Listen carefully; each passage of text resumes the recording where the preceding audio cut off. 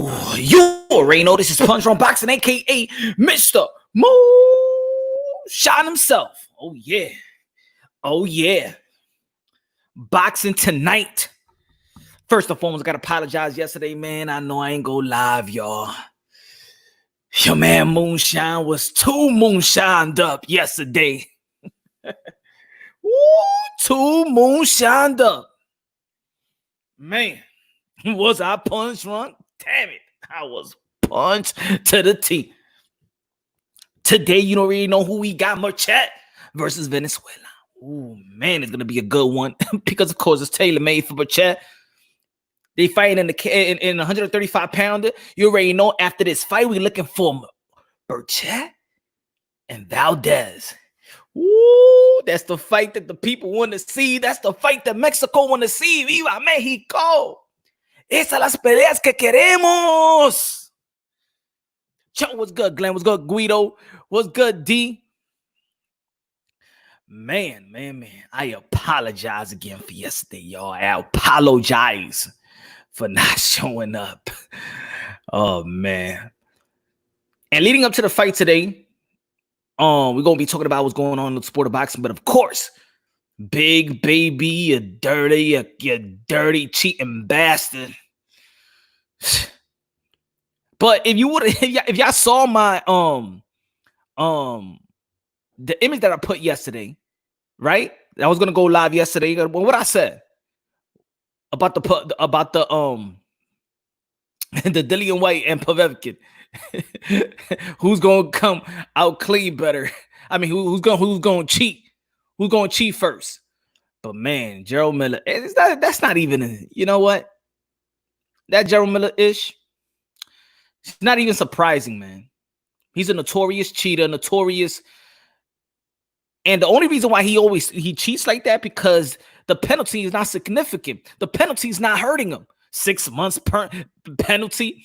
Most of the boxers, they get a 6 months layoff. They don't do nothing for 6 months after the fight. They don't care about no 6 months. He was going to get 6 months either way. What's good, bro? What's good, Muscle? Molly can't jab, right? But he could twerk with the impression. And man, nah, man, come on, man. Wilder could knock somebody out, and he looked like he could twerk good. He looked like he could twerk too good. It's one thing when you twerking and you being funny and acting like you could twerk, but he actually could twerk. That's what kills us. It's like Juliana Cesar Chavez. Juliana. You could see he was putting on stilettos for the first time and he's stumbling all over the place, but he's walking like he's been practicing, like he actually do it, like he actually wears this not on camera. Juliana Cesar Chavez. Man, boxing. This guy, man, lost every opportunity, bro. For what? I mean, dude is just addicted. He's addicted to this, to being dirty. The question is, has he always been clean? That's the question. And I dare Top Rank or any other promotional company gives this man he even got rewarded. The dude is, he could promote himself and all that. Hey, man, he lost a lot of millions. Watch when he get older. Watch when he get older. He's going to regret all this. He's going to regret it. What do you think about D. White now? D. White, I'm waiting on him. If he's going to come out dirty too. I'm waiting on him. I'm still waiting for the B sample. I'm still waiting for the B sample. More than ever, I'm waiting for the B sample.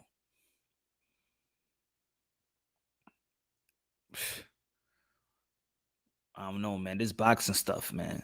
They're not taking it serious. You know why they're not taking it serious? Because I'm telling you, the penalty is not severe.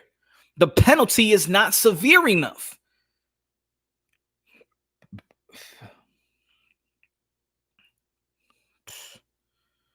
For real, man. I don't understand, man. To be honest, remember I did that video too. If y'all subscribe to the channel, smash the like button. We're gonna get this on and pop it. When I said, remember I had a video and I was saying, Miller had a video saying that why he's getting rewarded. He got rewarded. He got signed. He got rewarded for testing positive. He got rewarded to being a cheater. He got rewarded. I don't know what the hell Top Rank was doing signing him. I'm glad that Eddie Hearn was looking at him like, yo, I like the dude, but I don't want to do business with him. That's for real. You could like a dude. Hey, I like Jarrell Miller. I think he's a funny guy. But you know what? He's a funny, dirty mother effer. You can be cool all you want, but you a dirty, big, dirty.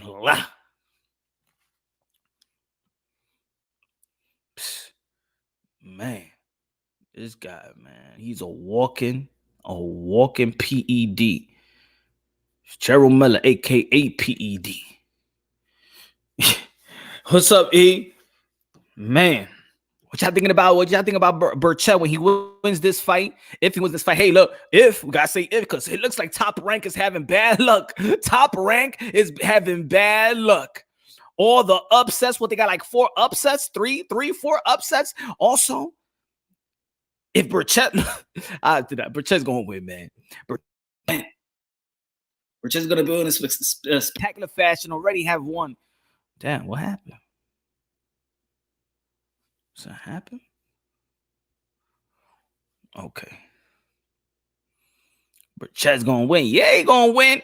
And then we want to see that Valdez fight right after that. And then, ooh, there's going to be a Mexican war right there. Mexican, una guerra. Guerra esa pelea. Valdez versus Berchelt. Ooh, baby. Can't wait for that one. I can't wait for that.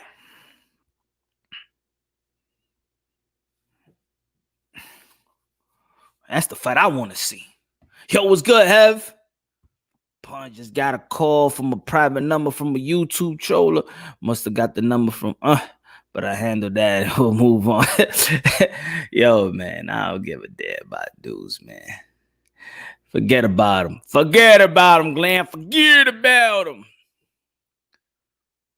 Just trolls, man. Sorry, man. We all need trolls in the world too, man. Just what you know what it is to just see where we at.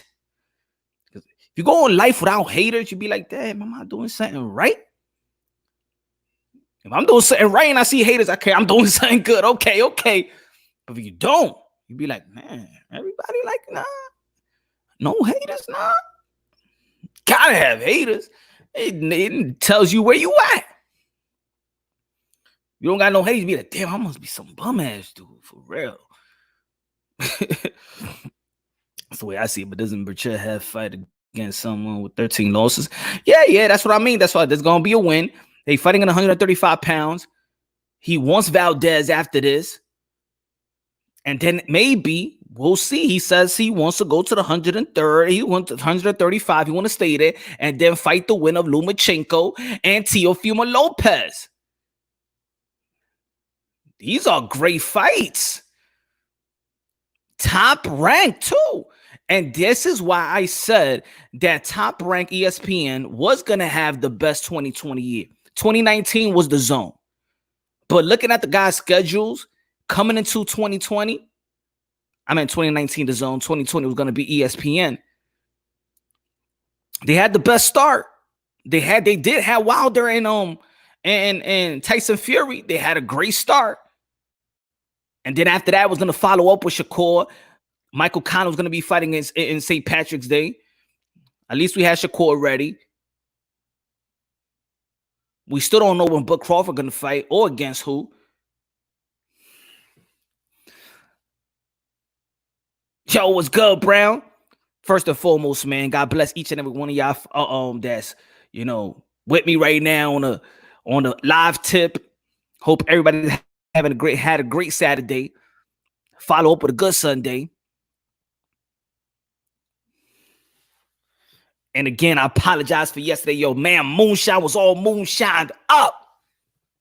I'm talking about punch drunk. El Babo, dime. ¿Quién es este el Babo? ¿Quién es ese? Dime. No me diga.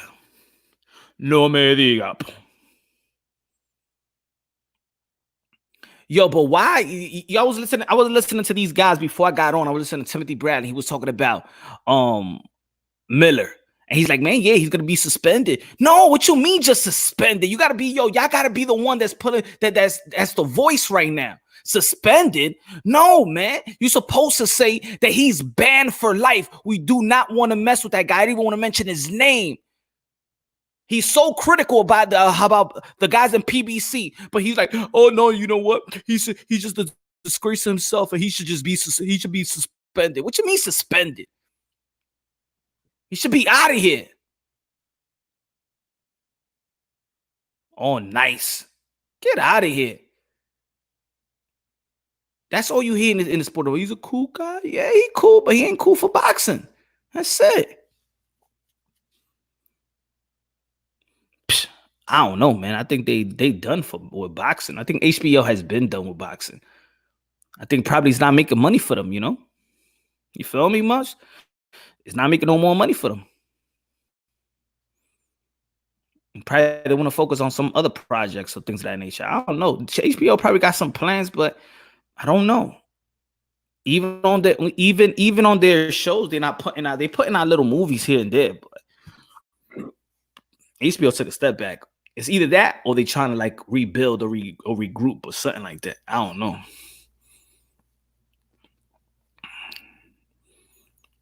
But I can't. I want to see that. I want to see that Oscar Valdez fight with Berchelt. Miguel Berchelt, el mexicano. Dudes that be fighting, bro. Hit me, not hit back. Take the risk. Oh, baby. I like it. 15 straight. What is it? 15 stoppages in the last 16 fights? I like it. Saludo de Mexico. That's what I'm talking about. Saludo, mi mexicano. Este tiene que ganar hoy. Pero él lo va a ganar, pero necesita esta pelea porque yo quiero ver Oscar Valdez con Miguel Berchelt. Aguilar. El pendejo is obsessed with your channel, bro. Déjalo a eso, déjalo quieto, déjalo. Que hablen boxeo. Talk boxing. If he's boxing, he's good. If he's not, he's Ponchi, are you Rican or Dominican? I'm from the world, brother. I'm from the world. I'm from the world. I'm everything. It doesn't matter, man. I'm just everything, man.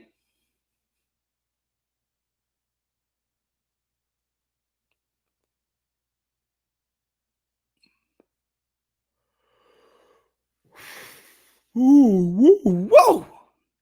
What else, man? What else is going on in sport of boxing? What's all the stories right now? That's what it is. It's more stories than anything. It's more people talking and fighting, of course. Acra will be Valdez. Okay. B Valdez, 7 rounds. Diablo, man. Así como están ustedes. Now, I got to see this fight first, though. I got to see this fight first. Before anybody gets knocked out, I got to see this fight first.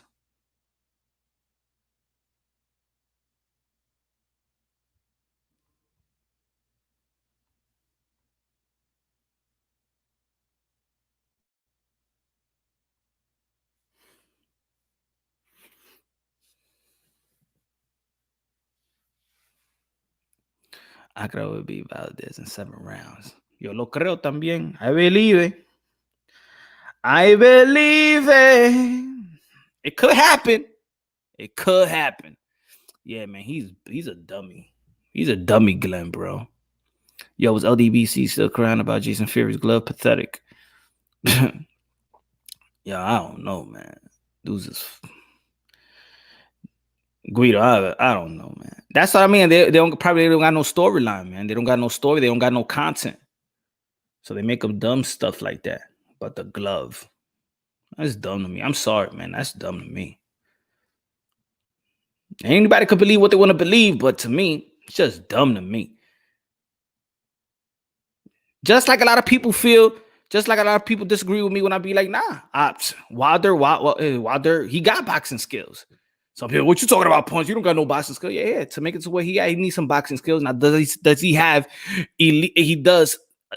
Does he have boxing skills like Tyson Fury? Hell no. Anybody can see that from a naked eye.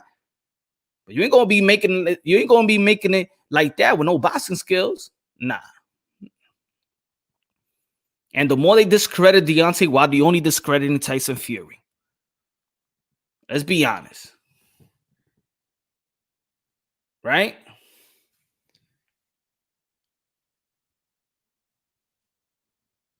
Oh, man. I'm reading this right now. Damn. I don't sound good, man.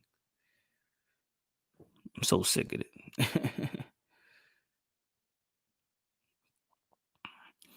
To be honest, man, I don't even listen to the dudes. I just go by what people be saying. Like, yo, you heard about this? You heard about this? Yeah, you heard about this? But nah, man. I mean, they don't got no, in my opinion, they don't got no content. They wasn't having no content. That's why I even started, man. I just wasn't rocking a lot of boxing channels. And I feel like they have a good enough audience to be unbiased, but they was just too unbiased. It just became channels of Wilder, Earl Spence, and then one race. That's it. That's their content. They're not even a boxing content to me. Feel me, Guido? They're not even a boxing content to me. It's all about Spence, Wilder, and one race to them. So how other race in the world is gonna tune into, and they just going, yeah, they say it. He said it. Beauty, you know who I'm talking about, right, Guido? Beauty, you came up with that. Too many belts need to be at least 203. Yep. Yeah.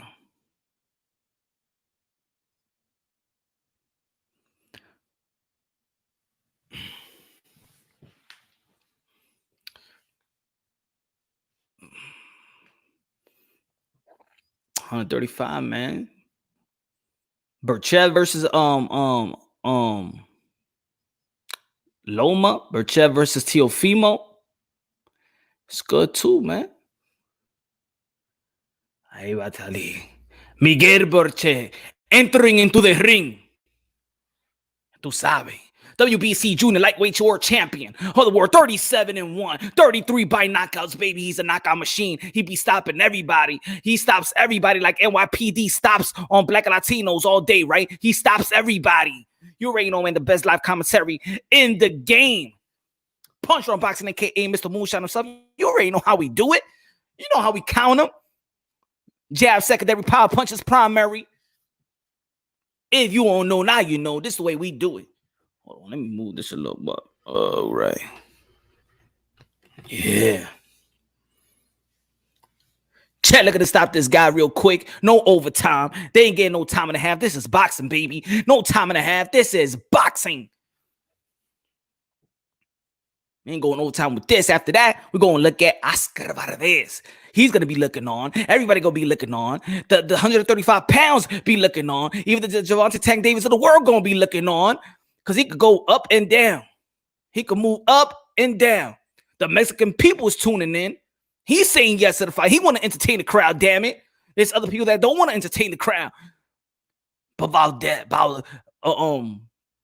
Berchelt's here for us to entertain us. You already know all these dudes is on modern day wars, modern day gladiators. They put their life on the line for a pure entertainment. You know how I feel about these warriors. We got to give them all respect. I'm talking about the guys that's ranked number 1 to the guy that's ranked number 10,000. They all get respect because it takes a pair of balls to get inside that ring. And I'm not talking about no weak pair of balls, but you know you got to have the statistical fortitude to step inside that ring and lay it all out.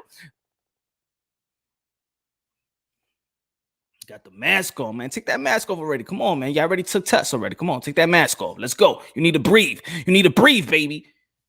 Oh. Here we go. You know I count every shot. That's the way I do it. I count every shot. That's why my scorecard be looking solid. Looking great. Be looking accurate. Well, round now is going to start right now. Our league is going to start right now. The ref is giving them instructions. This is going to be Berchelt, this is going to be Venezuela. Venezuela, are you ready? Are you ready? Dime si tú estás ready. Antes que te va a dar un par de galletas ahora. ¿Tú estás ready?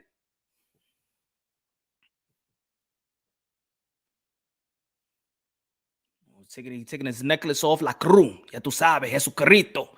Está con Jesucristo. Not talking about Jesús, the delivery boy, pero Jesucristo. Yo estoy hablando de el hombre,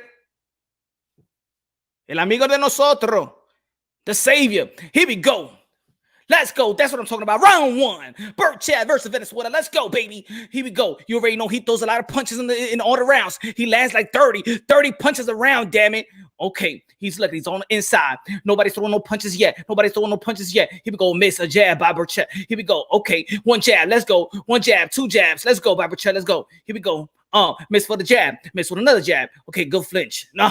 Nothing. Pawn in the jab, nothing. Another jab, nothing. Let's go, baby. It's 2-0, 2-0. Here we go. Nothing. Miss. Oh, good right hand, Berchelt. Good right hand. Here we go. Nothing. Here we go. Both landing on the jab. Another jab by Berchelt. Let's go. Okay. Jab. Here we go. 6-1. You already know I count the punches.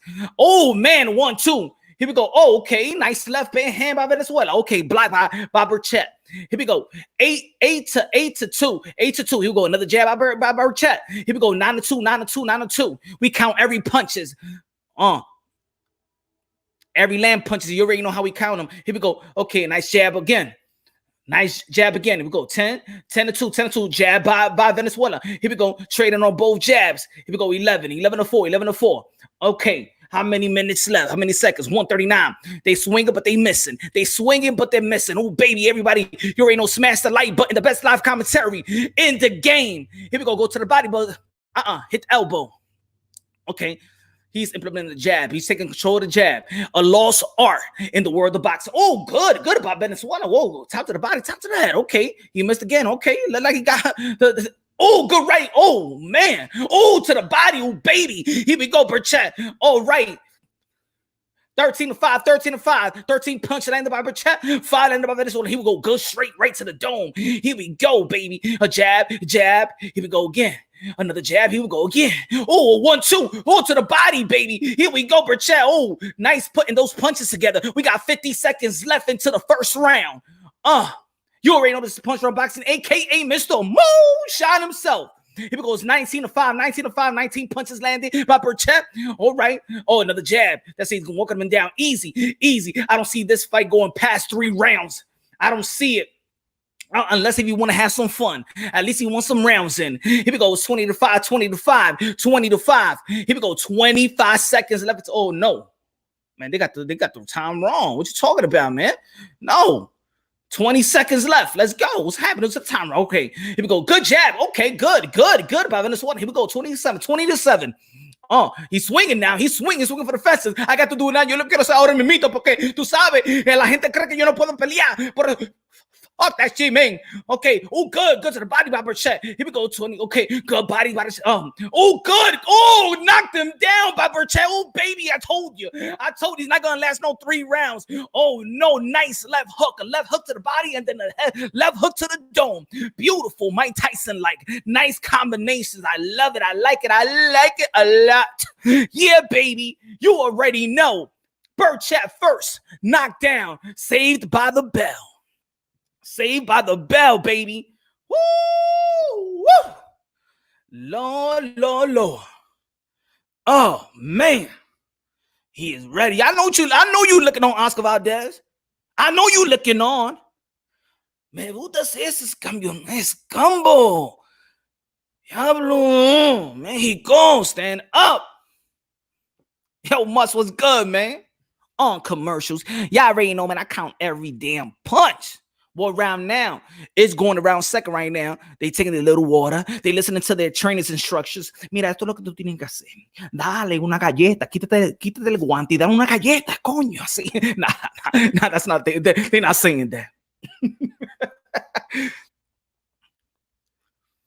Miras, vamos a terminar. Termínalo. Y después ahí, vamos para un party. Here we go, second round coming up. That was a 10-8 round with a knockdown. Here we go, baby. It's not gonna last. Let's go, Berchelt. Here we go. They trading on some jabs. Here we go, jab by Berchelt. This is Berchelt. This is Venezuela. Let's go. Okay, jabs. Nothing. Left hook, nothing. Ducked by Berchelt. Here we go. Nice jab by Berchelt. Here we go. Nice left hook by Venezuela. But that was kind of like blocked that, but it landed a little bit. Here we go. Got some glove in it. Here we go. Nice jab to the body. Here we go. Nice jab by Berchelt. 4-3. Here we go. Nice combination to the body again. A nice left hook. No. Oh my God. Oh no. He gonna kill him right now. Oh baby. Let's go, Berchelt. Diablo. Mátalo ese tipo. Ahora mismo, coño. Mira, coño. Ya los a contar. Ya. Let's go, baby. Oh my God. Let's go. Oh, Venezuela's coming back. I want to fight. I don't care. It's not going to last. I ain't even counting because this ain't going to last after this round, baby. It's not going to last. Somebody going to throw in the towel. Here we go. He's throwing the left hook from left field. From left, he's cocking that left hook. Let's go. He's on the inside. I don't want to go overtime. I'm not trying to get paid time and a half. Y'all ain't paying me no time and a half. Here we go. Nice uppercut by Berchelt. Here we go. Now he's swinging for the fences. Everything is with purpose. Everything punches that he's throwing is with whoa. Venezuela caught him with a left hook on Berchelt. Oh, slowed him down. But he got a chin. He is Mexican. You already know Mexico got a chin. You already. Oh, my God. Oh, man. Oh, Lord. Damn, it's hurting me watching this. Oh, baby. Nice uppercut. Here we go. Nice 2-1-2 punches. But the other guy got a chin, it looks like. Damn. He got a chin. Remember, he got down with a body shot. Oh, another body shot. You already know. Look at the side of that body shot. It's red. It's all painted. Oh, good. Like. Oh, to the body, Venezuela. He said, F it, I'm going down, but I'm going down swinging. Good left hook. Oh, good right by Venezuela. This is a good round. Good look. Sneaky left hook by Venezuela. Okay. Oh, good. Oh, Lord. Good double. Oh, man, he's doubling it up. He's tripling it up right now, Berchelt. Here we go, 50 seconds left. Oh, man. But Berchelt is leaving himself open, too. He's getting cracked, too. But he got a chin. Ooh, to the body again. I want you to look at this guy's rib right now. It is painted red right now, bro. You can see it. Oh, Lord, another left hook. Go get him, Berchelt. Go get him. Come on, baby. Here we go, another left hook. Here we go. He wants that left hook. He would have hit him with the same combination with the left hook to the body. Oh, man, double the hook. He doubled the hook. Here we go, man. The dude got a chin, though. He got a chin. He could take it. Knock me down. Bang, dame lo que quieras. Dame, coño, that's a massage to me. Oh my God, he doubled it with the 1-2. Here we go in the 2-3. Here we go. Oh no, Berchelt looked wild on that one. Don't do that. Oh man, they both connected. Oh, another left hook by Berchelt. Oh man, that was a good scrap. This is Mexican, baby. This is Mexican. This is how they fight. Oh Lord, the end of the second round, baby. I like it. Berchelt destroying that body. Yes. He is destroying that body. Prime fighting champion. You already know, smash the like button. This is Punch Run Boxing, a.k.a. Mr. Moonshine himself. I ain't even need a count on that one. Berchelt got that, but I'm telling you like this. Venezuela did hold his own. Punch, you see Eagle new video? Nah, Seth. Nah, I ain't see it. What they saying? The LDB saying Fury had no padding in his gloves, but I thought the narrative was that his hands were not in the gloves. yo, Seth, man, they crazy, man. That's it, man. That's it. They not even what's the word? What's the word that I'm looking for, man? Man, they lost credibility. Put it that way. They lost credibility. That's it. And a lot of people are seeing it right now. They losing credibility. They got to stay unbiasedly, logically, and objectively. Here we go. This is round 3, baby. This is Berchelt, and this is Venezuela. Let's go, baby. Oh, my God. Man, the body shots that he was laying on Venezuela. Here we go. Left hook, blocked by Berchelt. Here we go, but Berchelt got to do a better thing on defense. Remember, this is the year of the upsets, though. Bob Aaron, I can't take it no more. No more upsets, okay? All right, Berchelt, okay? Here we go, baby. Here we go. They throwing, but no punches. Here we go. Left hook. Here we go. Left uppercut by Berchelt. This guy's moving forward. Venezuela said, man, F that. I ain't coming for you. I don't care. You have to knock me down because everybody think I'm going to lose. Knock me. Bing, coño. Bing. Dame lo que seas. No, mira, me dicen las bolas. ¿Por qué? Timeout. Got hit in the balls, but it didn't look like he got hit in the balls. But You could give him 5 minutes. I wonder why fighters don't take the 5 minutes. Anyway, here we go. It's 2-1, 2-1. Oh, okay. Here we go with a straight right by Berchelt. 2-2. Let's go. Third round. Oh, we went to the body shot by Valenzuela. He went to the body shot with Berchelt. What you gonna do, Berchelt? Now he's pushing Berchelt back. He's pushing. In the first 2 rounds, he was just, Berchelt was in the inside. Here we go. Oh, nice left hook by Berchelt. Here we go. The other guy. Oh, missed left hook by Berchelt. He going to the body. Here we go. Block with elbow. 3-3 still. They just punch him, but it's missing. Here we go. Nice body shot. Oh, 2-2. Oh, man, baby. 6-3. Here we go. Another body shot. Oh, man, that's hurting. Yeah, he felt that one. Oh, yeah. He tried to block that. Here we go. Go to the body, baby. Go to the paint that red. My favorite color is red. That's a sneak. Ay, Dios. 83. Here we go. Boom. Right. Here we go. Oh, good body shot by Venezuela. Okay. Here we go. Good jab by Venezuela. Oh, another bad jab by Venezuela. You already know jab is the secondary. Power punch is the primary. Here we go. Good, nice 1-2. So, boom. Ay, Dios mío. Coño, bro. Y esta. Ay. 11-6. 12-6. I'm sorry. 12-6. Here we go. Boom. Another left. Oh, boom. Another left. Oh, man. Oh, I'm sorry. Boom. Here we go. Oh, man. Let's get him. I said not going to pass 3. Come on, man, Berchelt. Make me look good. Oh, my God. Uppercut. Yo, this guy got a chin, though, man. This guy got a chin, bro. Yo, he hit him with 3 straight uppercuts and follow with the left hook and then to the body. Damn. Boom again.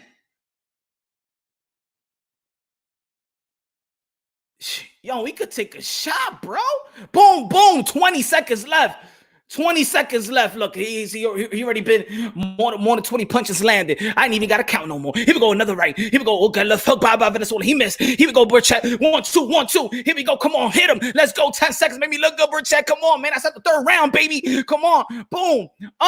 Yo. Oh, good left. Boom. Another one, man. This guy's taking too many punches. Here we go. Get him. To the body again. To the body. Oh, baby. Lord. Damn. Whew. Oh, Lord. Man. End of the 3rd round. Damn it. I ain't Nostradamus today. Man. I'm not. Yo, but I'm telling you like this, man. This guy's going to have a headache. Venezuela's going to have a masterful headache. Yeah, I don't know, man. I think when the trainer sees that, I mean, they warriors, man, but it becomes to a point where, man, you're getting too much headshots to my liking, man. And he's not even blocking. He's like this. He me. I don't care. I don't care, I say.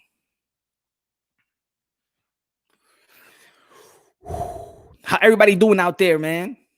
How's everybody doing out there?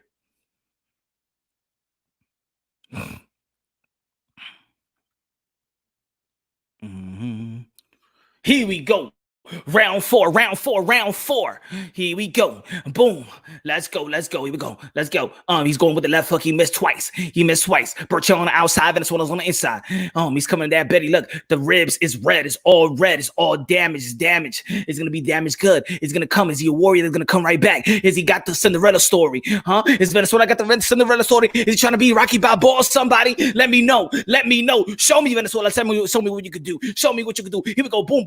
Oh, we go. Good jab in the track. Stopping him in the track. Here we go. He's trying to go with an uppercut. He's fighting on the inside too. Fuck it. Just hit me. Come on. I'm coming. I'm going down. I don't give a damn. Boom by Berchelt. Here we go, man. He's just throwing any combination. Oh my God. Right. Oh my God. That one good. That was a good one. Come on. This is 9-1. Now 1-2 again. Here we go. Nice body shot by Venezuela. 1-2. Oh man. 13-2. Berchelt. Jab, but that's pawn jabs. We don't like to count the weak one. 1-2 again. 1-2, 1-3. Man. 1-2. Yo, he's not gonna be doing that. If he's gonna get hit with headshots like that, it doesn't make any sense for him to even put him on a fight like this now. No more. Come on, referee. I'm not ref, but train to do something, man. This is target practice right now. That's too many headshots, bro. Oh my God, too many headshots. Super chats are not working.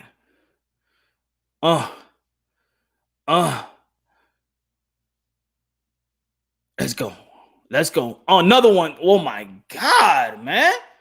Go at him. Go at him. Come on, Berchelt. Come on, man. Come on. Damn. This guy Valenzuela, what he's doing? He's doing the same thing that Jarrell Miller's doing. How the hell is he still up? Yo, I'm telling you, this guy's getting hit with every shot in the book, and this ain't no soft touch. These are power shots, bro. Look. Get him. Get him. Let's go. This target practice, yo. This target practice. Come on, man. This guy just getting hit with every punch in the book, bro. And he keeps coming forward. That's what it is. He's keep coming forward. I don't even need to count the punches no more. He's landing like 30 punches. He's doing his average. Oh, that's a good 1-2 by Valenzuela right there. That's a good 1-2 of Venezuela. But you're right. Body, that one hurt. That hurt him. He's coming back, though. He's coming back. He got heart. I like it, man. He got heart. He got the will to win. He got the grit. And you already know one shot could do it. Maybe. Look, he's throwing them left hooks. He hit Berchelt on the right hook. Whoa. Man. Top 3 titles you think you should be in boxing. Top 3 titles you think should be in boxing. Like what you mean? The belt federations or what? WBC, WBO, IBF. I like WBO, IBF, and WBA right now. The WBC, I'm not. For this year, I'm not respecting the WBC right now. To be honest, I'm not. They're doing too much craziness. It's very like you don't know who's mandatory. Franchise belt. People are just gifted belts. It's all discombobulated right now with the WBC. I like the WBC, of course, as a prestige. I'm just mad at the WBC this year, Jay. I'm just mad at them. I don't like the way they've been doing business. If you really think about it.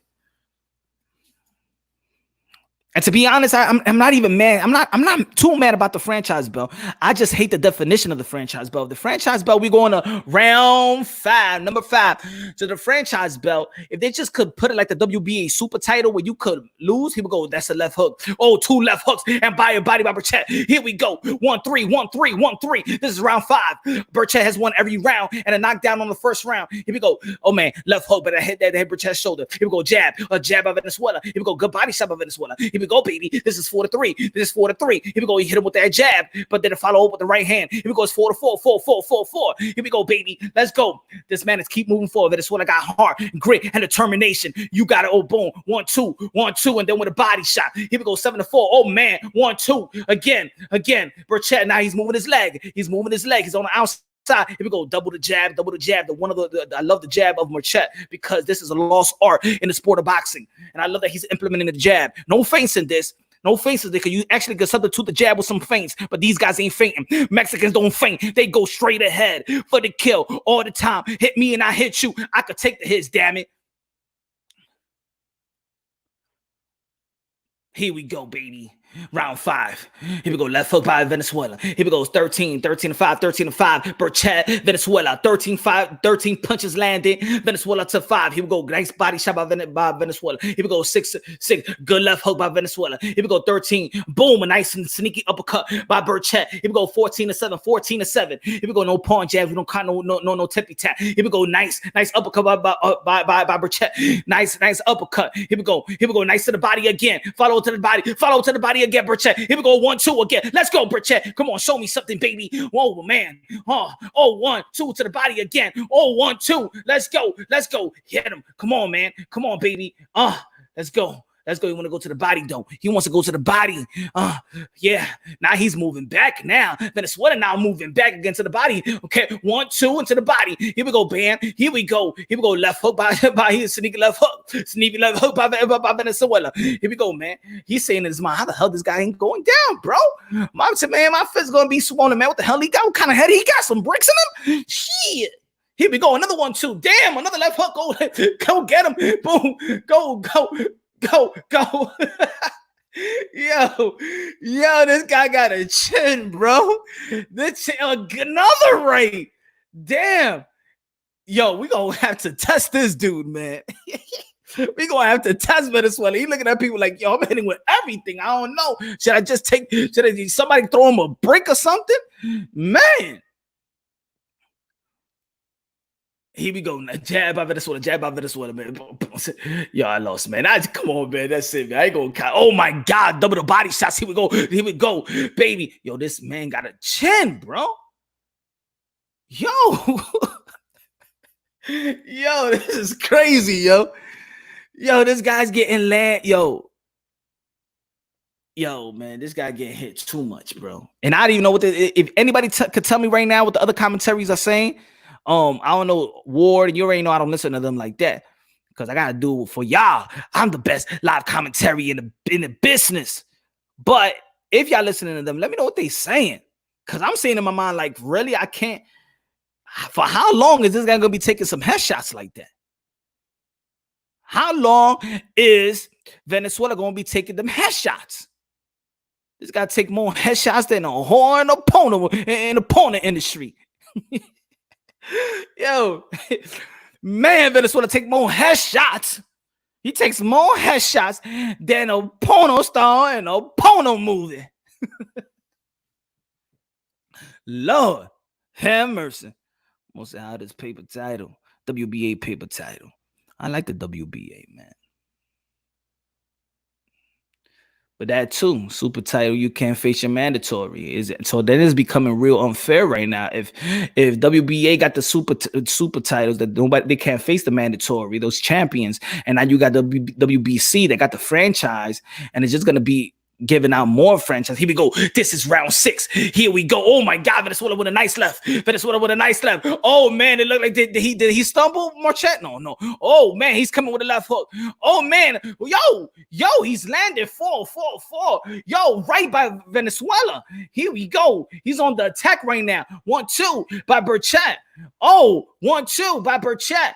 Here we go. He's coming on strong. Oh, good left to the body. Oh, 1-2. Another one to the body. Here we go, man. It's not hurting him. It's not hurting him. Double the hook. Double the hook. 1-2. 12-5. Let's go, man. This guy got a chin. He ain't going nowhere. He is not going nowhere, man. He's going to have a massive headache, though. I say that. A massive one.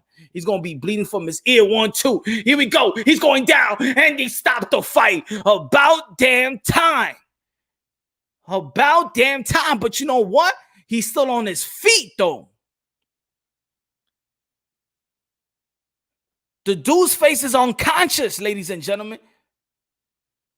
This guy could take punches. They stopped the fight because I felt they needed to, just because all the punches he was getting hit with up to this point. But guys like that, though, you see guys like that, like Venezuela, that's the guy that you really need to really take care of him, like really.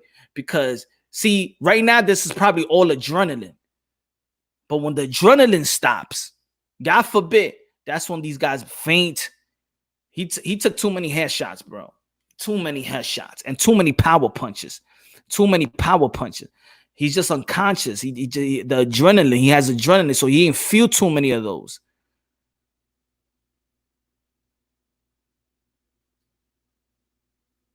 I think they could, for me, in my opinion, I think they could take him straight to the hospital, bro. Just quick, just forget about all this. Ain't nobody looking. Just take him straight to the hospital. He's on his feet, but yo, trust me. In the sport of boxing, the adrenaline is pumping. He goes back to the locker room, and something can happen. Whatever. I just feel like he took too many headshots. Too many headshots. That was good stoppage, Prime. That was a good stoppage. Look at that. You know what? He went out on his feet. He took a lot of punches. And I don't want to say, man, a guy that takes a lot of punches should be like commended also. Berchelt in 7. Nah, that's it. It was in 6. Sacramento. It was in 6.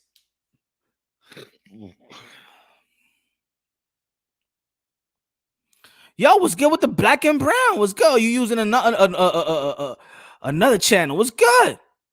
You went back? You went back to your old self, son? That was a good stoppage, though, man. That was a good stoppage, yo. Because, man, the headshots he was getting. Yo, it was giving me a headache, y'all. It was giving me a headache.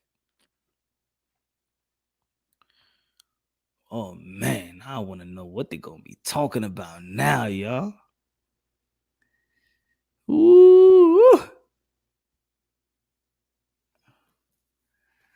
Valdez next. Valdez. I know Valdez got to fight next. When Valdez fight? Don't he fight next month? Oscar Valdez. Let me see when he fights. I know he got a fight coming up. No name. Let me see. July 21st. I'm late again. Nah, you early. You know what's the beauty about it, Evil? You know what's the beauty about it? That you can actually press rewind. You can actually press rewind if you ain't catch the live commentary. But Berchelt won. Another stoppage. What is this? 17 out of 16 of his last fight. 16 out of the last 17. My fault. I'm backwards. 16 out of the last 17 fights he has stopped his opponent. Berchelt versus Russell. Ooh, man. Yo, that would be a good fight, bro. That would be a lot of punches thrown, but I don't think that Russell will get hit as much as this guy got hit like that. But I'm gonna tell you like this: even though as much as Russell throws,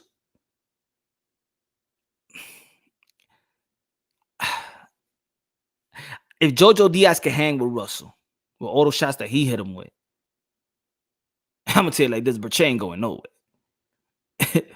Berchelt is not going nowhere versus Gary Russell. His hand's gonna be hurting that night because he's gonna be taking them punches. Could Gary Russell take the punches of Berchelt though right now? And both of them are, for me, is two stationary fighter. For me, Gary Russell Jr., in my opinion, I wish he was. That's the only critique I used to have with Gary Russell Jr., that he's fast enough. But I wish that he was using, I hope that he was using his legs more. He uses in angles and pivots. Great.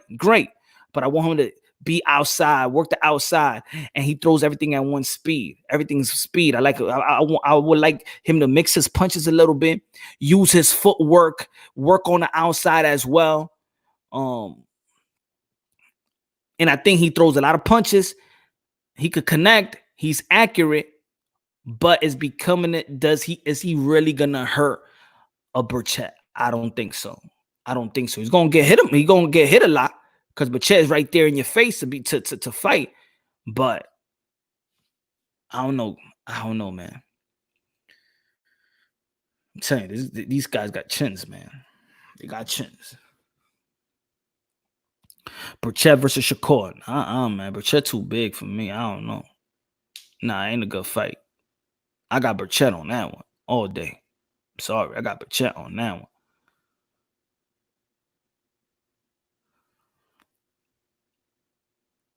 Yeah, Black and Brown was good. Damn, you on the money. Yeah, man. I want to see the Valdez fight, and he's already fighting on 135. So Shakur and Berchelt right now, nah, man. And remember, to me, even though that's what I wanted to see from Shakur Stevenson was a stoppage. I want to see the power. I wanted to see the power. I'm still not convinced with his power, but I do think that he is getting stronger. Of course, it's inevitable. But right now, Berchelt's in its prime. Is Berchelt 27, 28 years old right now? He's in his prime right now, bro. And he's not going to go down by none of the shots of Shakur Stevenson. That's my opinion. He's not going to go down. You got to get it. You got to put him in the ring with another power puncher. And I'm going to tell you like this. Shakur Stevenson is not going to sit down with Berchelt. He's not going to sit down and throw down with Berchelt. So you're not sitting down on your punches. Trust me, you're not going to hurt him. You can outbox him, but you're not going to hurt him. Also, Berchelt throws a lot of punches as well. So the punch count is going to be up there. If it goes to a decision with his punch count, it's going to be in Berchelt's side. So Berchelt got the power and the punch counts and the accuracy, body punches, everything. Could he do good in outmaneuvering them? Technically wise, yes, Shakur Stevenson does got better footwork, but Berchelt just too big, in my opinion. Farmer versus Shakur. I got Shakur all day. Farmer don't got enough power to keep nobody off of him. That's why. Farmer got good skills, but he just don't got enough power to keep nobody off of him. So when you in the ring enough with Farmer, then it's gonna be like, you know what? Some people might, you could get overwhelmed by getting, stinged by Farmer, but you already know you're going to a decision. I mean, you gotta not go into a decision, but he ain't going. I don't think the Farmer going to knock anybody out.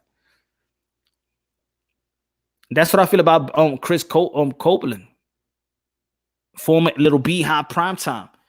Great boxing skills, fast, but if he gets in there with a guy that could take the punches and is willing to take the punches, I don't know, man.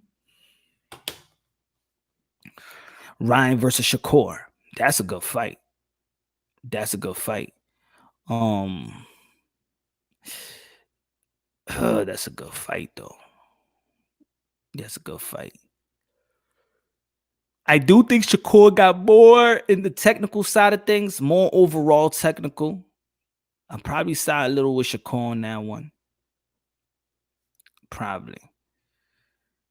Punch, I think Miguel Berchelt beat Oscar Valdez. I don't want to get him hurt because I like all that. I got Berchelt on that fight too, but that's a fight. That's good money fight. Mexico, man, that's a big fight.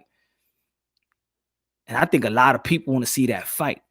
Russell has a video saying he's going to 135. I know. I saw that. So I saw that prime, but I don't know either, man. It's not about him going to 135. It's if nobody wants to fight, if he's not getting the type of fights, who on 135 is going to fight him? He's not going to get that Lomachenko fight. He's desperate for that fight. That fight is not going to happen for him. It's not going to happen for him. And when it comes to negotiations, think about it. Gary Russell Jr., even though that we know him in the boxing world, but I don't believe he's an A-side versus any of the top guys. I don't even think that he's an A-side if he goes in the ring with Tank. I don't think he's an A-side if he goes in the ring with Devin Haney. Maybe. I'm talking about A-side where lucrative will get in the purse. Maybe go half. But I just don't see Gary Russell Jr. with the other names. Like, guys, they don't need Gary Russell Jr. If they would, then they would have fought him already. Inoue versus Rigo. I got Inoue on that one. Rigo for me that's another problem for Rigo too. The power. Great footwork. He got everything. Rigo got everything. But when you got somebody else that got everything too, with pop, you already know, man. Yeah, hit the like button. Yeah. I rock with that. That's a good one. Smash the like button.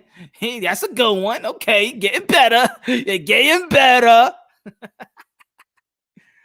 Shakur better skills, but Ryan a lot of bigger good fight. Yeah, that's what I'm saying. I agree 100% with you, Seth, on that one. Shakur better skills, but Ryan a lot bigger. Yep. Murray's going Jarrell PEDs, man. I want to see what the other channels is talking about. Jarrell Miller. They're probably gonna have an excuse and say, "But the girl that had it by having sex, why they don't treat her the way they treat him? It's because he's fill in the blank. Fill in the blank. I'm telling you, watch one of them channels gonna be like, well, Jarrell Miller, but what do they do to that girl? Why they don't suspend her and kick her out of the boxing? And why give her a license? Huh? Maybe Jarrell Miller, that's gonna be his excuse now that he was piping. Ain't nobody trying to pipe that dude. Pipe that girl, but that girl, if she calls something, you already know, a little nasty. Doing it now, kind of a little nasty girl. Yeah, he is. I think he is. Good chance. Yeah, he is.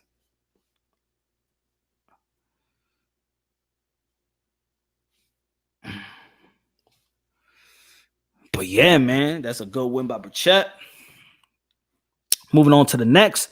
You know what it is about this year, man? This year is the It's a letdown. This year is the tune-up. Is the tune-up year. It's tune-up 2020. And I really thought 2020 was gonna be across the board. We're gonna see some big fights. And you know what I was thinking about too earlier? We were still gonna have these type of fights even with coronavirus. They're gonna blame everything on coronavirus. That these are the fights that we're watching. Oh, because coronavirus put a dent on what's happening on boxing, on schedules. Nah, all the fight that was gonna happen before coronavirus, those are the fights that was gonna be happening with it or without it. With or without, these are the fights that we're going to see. 2020 is the year of the tune-ups for all the elite fighters. And that's why I'm so happy about Teofimo Lopez versus Vasyl Lomachenko. See, that fight was going to be done before coronavirus, right? That fight is still happening. They haven't canceled that fight. With Casimero, that's why I'm so happy about it. But what other fights was going to be out there before coronavirus? What fight? Shakur was going to fight his type of opponent, right? He was going to fight that type of opponent regardless if it was coronavirus or not. So I didn't want to hear nobody. I don't want to hear the PBC. I don't want to hear the Zone. I don't want to hear ESPN. I don't want to hear that, oh my God, it's because of coronavirus, these fights are not going to happen or whatever. Nah, these are the fights that was going to happen even if coronavirus ain't show up on our front door, these fights were still going to be happening. Oh, it keeps clocking? Oh, I don't know, man. It's all right, Glenn, man. Another day, another time. You feel me? Another day, another time. But also, I got the Cash App. You already know the Cash App. $ Punch Drunk. $ PUNSHDRUNK. You know I ain't Floyd Mayweather. You know how to spell. I know how to spell. Stop playing with me. Prograis versus Broner. I like that fight. That's a good fight. But Prograis, I got Prograis on that one. Broner been out for too long. It's good if you out, but still working out. But out and not doing much. I wish, we'll moved up and fought some of the bigger guys. After this one, we'll see. After this one, he would need to if he wants the names. Feel me? He would need to if he wants the names.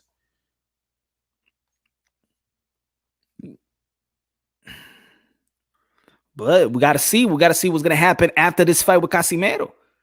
We're going to see. I do feel a lot of people feel that this is just going to be an easy fight for Inoue. I feel like a lot of people feel like this is just a ESPN feel the same way. They're not really trying to hear Casimero. They don't care. I could tell. It's too bad what happened to my friend Jermaine Taylor. I knew him when he was normal. Man. Bad, man.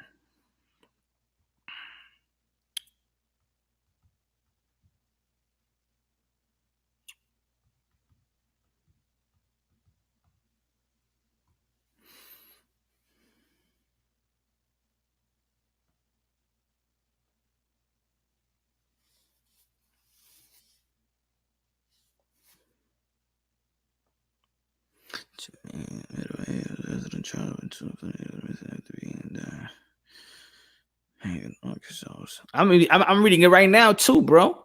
The Jermaine Taylor stuff. Former undisputed middleweight champion Jermaine Taylor was arrested Wednesday and charged with 2 felonies and 1 misdemeanor after being indicted. Taylor was charged with a felony aggravated assault, felony terroristic threats, and misdemeanors domestic battery stemming from an allegation of domestic violence in August. Damn.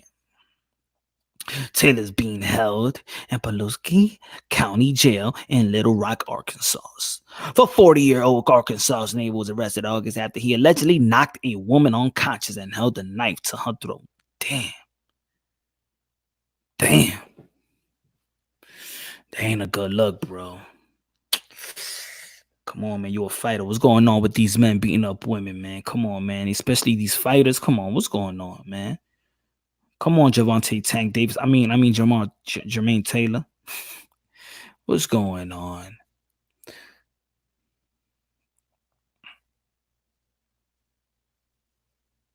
Yeah, thoughts on Greer law supply. My thoughts is the year the upsets. The year the upsets, Malone, because it's the year of the tune-ups. Thoughts on Joshua Greer? Hey, it happens. It happens. Filipino this year is going strong, man. They got momentum right now. The Filipino fighters got momentum. They got momentum. Linea. See, Casimero had a great year.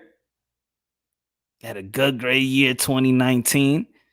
You got Manny Pacquiao had a great year 2019. Great year for the Philippine people. Great year. I want to know who's going to be it's of course, when we're talking about culture in the sport of boxing, when we're talking about culture in the, that's a good pick. And Joshua Greer, we're going to put Joshua Greer to fight Casimero. If the Inoue fight wasn't going to take place. If Casimero was going to be fighting, he was going to end that dude. And you know what? Paulini, he's not even known for power too. He's not even known for the for power.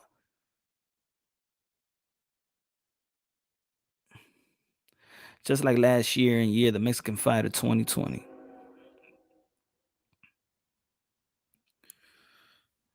Yeah, man. But at least it's at least boxing, and at least that's what I'm gonna say though. At least Top Rank and ESPN is putting up some fights. Because think about it. I said it even before this whole happened. I said that ESPN was gonna take over for this 2020 year. 2019 for me was fully the zone. The zone for me did great for boxing. And I said, looking at the schedule and looking at the fighters that was going to be fighting, I said, yo, ESPN is going to be 2020. It's going to take over 2020. And you know what? PBC ain't giving us no fights. What the zone is doing.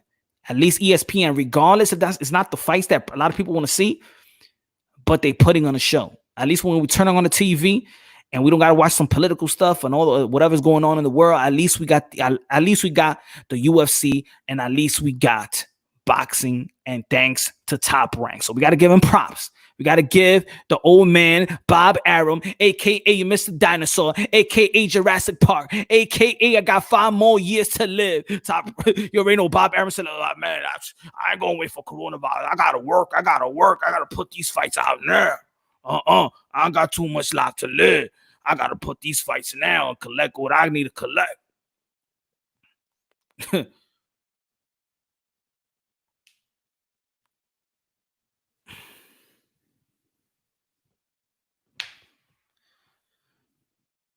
Let's set up the fade. What you think?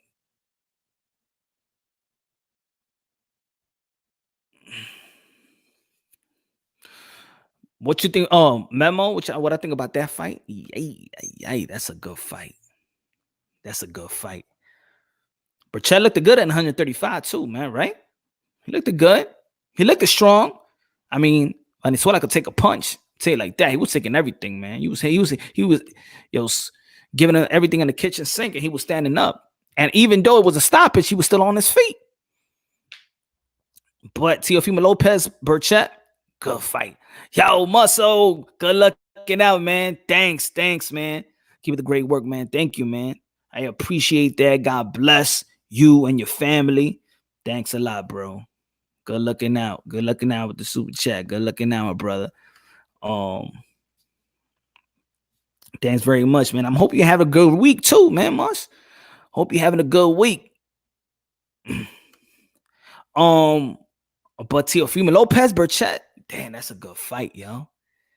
And the thing about Berchelt is that he's a power hitter and he throws a lot of punches. You feel me? There's not a lot of guys like that in the sport of boxing.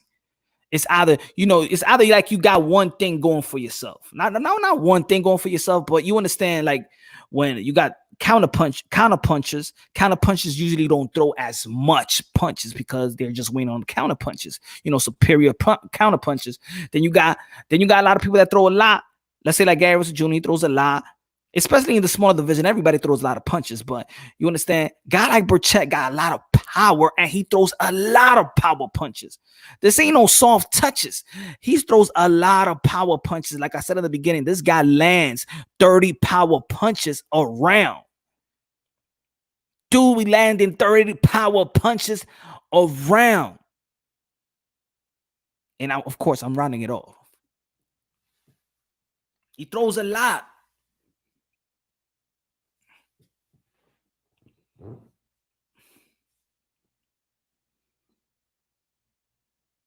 I know, right?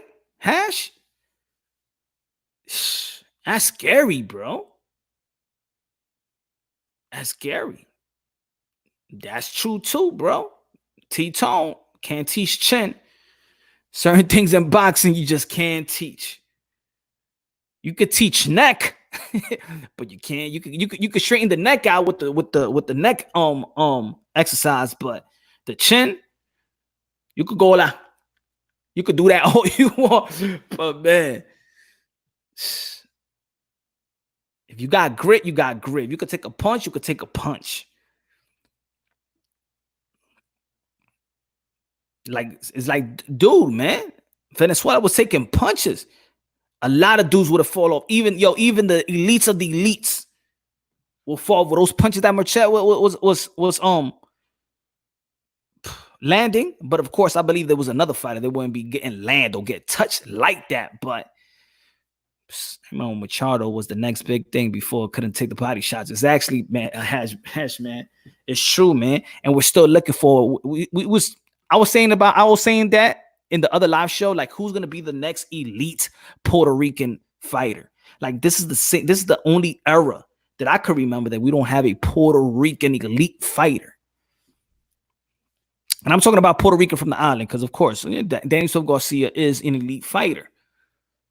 But I'm talking about Puerto Rican, you know what I'm saying? Danny Silva Garcia can't even speak Spanish, man. I know more African Americans that know how to speak more Spanish than Danny Silva Garcia. I know more black people that know how to speak more Spanish. I know more Chinese people from the Chinese store, from the Chinese restaurant. They know how to speak more Spanish than Danny Silva Garcia. You go to Chinatown, New York, I know a lot of Chinese that speak better Spanish than Danny Silva Garcia. Subriel Matias, Edgar Berlanga, the next one. We'll see, man. We'll see. At least they gotta be in contentions. You know why? You know what I stopped doing though? You know what I stopped doing? I actually stopped not looking, but like really trying to analyze the prospects that come up. Because especially now today in boxing, it's always been like that, but all these guys are tailor-made to look good. So it's not that it's a waste, because I still want to show them love, but I could show them love just talking about them and their upbringings or their amateur records and things of that nature. But it's hard to do content and critique them, because the opponents that they put in front of them, these young dudes that's coming up, the opponent they put in front of them is tailor-made for them to destroy. So that's why I was starting it off and talking about the young dudes and things of that nature. But you know what? I want to wait until they close to contentions and at least gotten into those 10-round fights, those good 8 rounds to 10-round fights. And then we really, really start talking and really giving them the shine. But right now, these guys, we want to know them, but everything is tailor-made for these young guys to do what they're supposed to be doing. So I didn't want to touch like too much emphasis on that. But I don't see the wave. That's what I mean. Like, for the next Puerto Rican fight, I don't see the wave.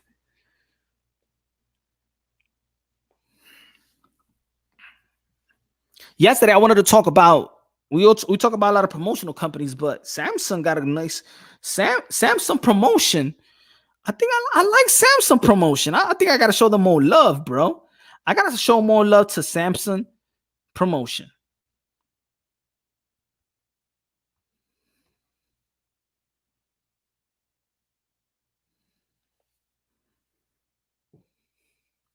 Berchelt said he wants the win of Teofimo Lopez and Lomachenko. Yeah, Memo. Yep.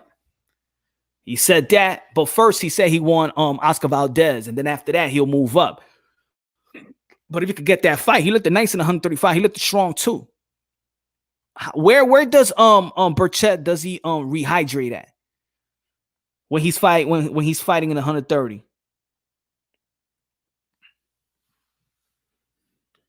Where he rehydrates at?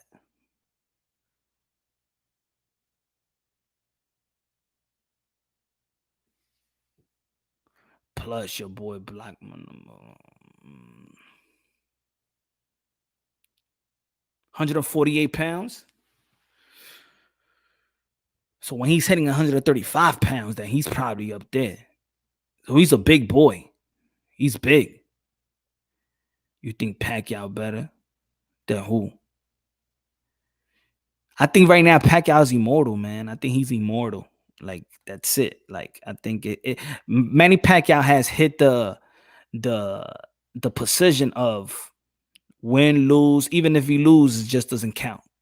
I think so. Like he's hit that status. Like even if he loses, well, he's 41 years old. As Manny Pacquiao, he done it. He really got to cement the legacy, and that's why it's even. What more can Manny Pacquiao do?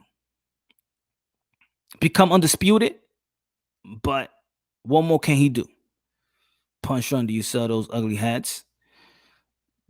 Not yet, though. Not yet, though. But I hope you can buy the ugly hats, though. Putting them on sale real soon. Talk boxing, or you're gonna get. I'm gonna do you the ego. Talk boxing right quick.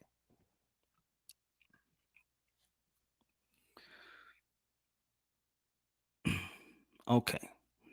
That's what I want to hear. Just buy it. I don't care if it's ugly, nice, cute, or whatever. If you buy it, you're good. 2.5 more weeks. Less than 3 weeks. The hats.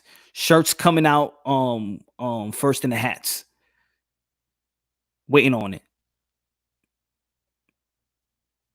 Good. As long as you buy, I don't care. I don't care. I want you to burn and make a video about it. Go ahead, man. Just make sure you get a lot of views when you do it. Promote it, and it'll be good. If you buy it, I'm good with you, my brother.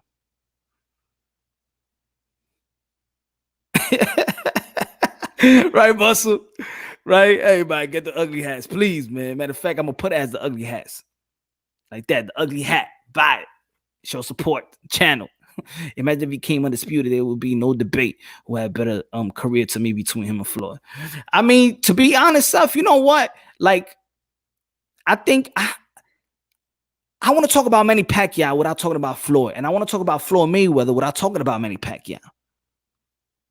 I think in these conversations, I think it's hard to not, their names always got to be. They only fought one time. Feel me? I think that I want to see people analyze these fights. I think that's a challenge. What do you think, Seth? You think it's a challenge to people to talk about Manny Pacquiao without talking about Floyd and the other way around? That's what I'm talking about, Brown. Free promotion. You already know. Just burn it, make a video about it. I'm good. I love it. He lost the biggest fight in his career. Man, he can't drop 20 pounds to win. Bantamweight belt for the champ. He skipped that way going up, man. Nah, man, he can't go back down. Man, and you know what it is? A lot of people, you know what it is? A lot of people say that, oh, Manny Pacquiao is not a true welterweight. If he's been a welterweight for 10 years, he's a true welterweight. Like, Manny Pacquiao's not gonna go back down to 135 or nothing like that. He's old, he's older, he's 41 years old, He's that he's a welterweight. He's a welterweight. Could he make 140? Yeah. When was the last time Manny Pacquiao fought 140? At this stage, to go back down, remember, go back down, that's getting weaker and stuff like that. So no.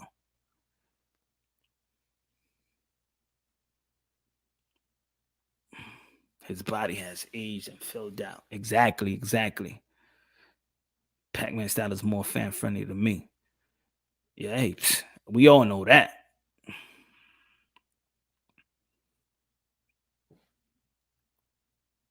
Floyd and Manny's like Roberto Duran and Sugar Ray Leonard. And I'm not gonna say that because they ain't fighting their prime. You feel me? I think it was just a longer wait and it was a boring. Come on, we at least we love the Roberto Duran Sugar Ray Leonard fight. That fight, who said they loved that fight? Not even Floyd Mayweather fans love that fight. The only reason if they do love that fight, Floyd Mayweather fans love the Manny Pacquiao versus Floyd Mayweather is because Manny Pacquiao took the L. But as far as entertainment, nobody was happy for that fight. The only one that was happy was Floyd and his camp. And probably half of the people in his camp wasn't happy. It was just for bragging rights that he beat Manny Pacquiao. Golovkin will murder Manny Pacquiao. I don't think so. Could he hurt him? Yes, we see Manny Pacquiao get hurt. Manny Pacquiao was great. He's not invincible. So yes, he could get hurt.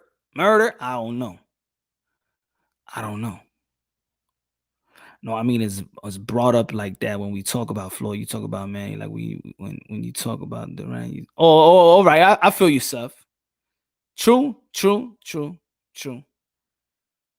But you think, I mean, with them at least they had their rematches, right? Did they fight? What, they fought two times, right? So at least there's some type of rival there. Like Manny Pacquiao and Floyd Mayweather is not even a rival. That's the thing. They're not even a rival. They fought one time.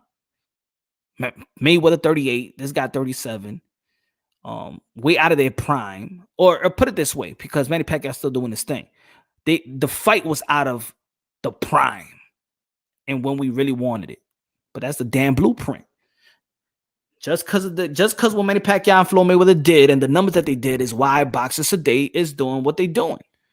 You gotta blame them. Brown, cocoa and bubble lovers. Maybe. You gotta ask them. Ask them, Brown. As they gonna get you. He said Sacramento said yes. Yeah. Oh man. Let's be real. Come on, guys. The Triple G went. I don't even want to see that fight, the Triple G and Manny Pacquiao fight. That's not a fight that anybody. I don't think it's gonna happen. I don't think it's fair.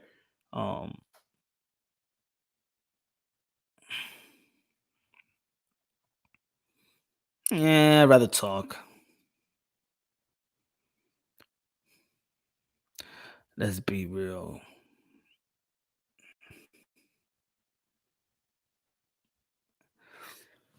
So yeah, man. Question. Everybody answer. Question. Should Jarrell Miller be banned from boxing? I'm not talking about suspended. I'm not talking about 2 years. I'm not talking about that he's got his license suspended in New York and Vegas and he can still fight somebody else. Should he be banned? Should he be the first boxer? Not, I don't know if he's the first boxer banned, but I'm gonna say just banned from boxing. I mean, everywhere. He can't get a license to box. Should he be banned? Yes, for life. For life. Yes. Another yes.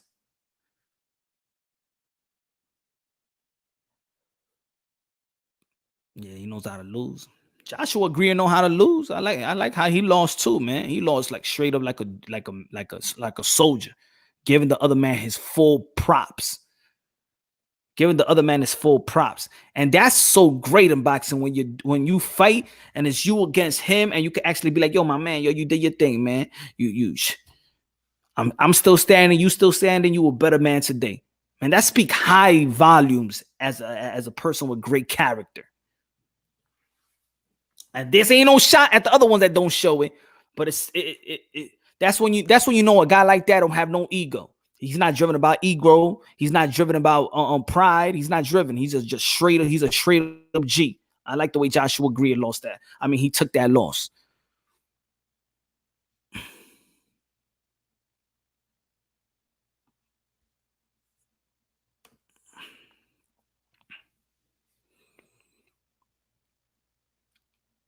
He fell 4 times, man. And think about it. If he fell 4 times, can you imagine the other times then they probably didn't catch him? Can you imagine the times when they didn't catch him? That's crazy. That's crazy, man. This guy's a fool. He just threw away millions. Threw away millions. Damn. Yo, at least put it this way though. Like, you know, people that use performance enhancing drugs or whatever, steroids or whatever, right? They do it. Some of them is they get addicted because that's how they make them look. But this dude don't even look like he's using anything, and he's addicted to it.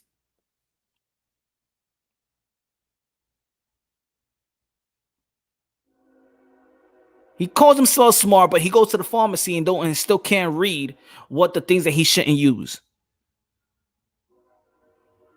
Yo, I take that loss like a man if I'm getting paid millions. Why even dirty myself? I'll do what the dude did versus Mike Tyson. What's his name?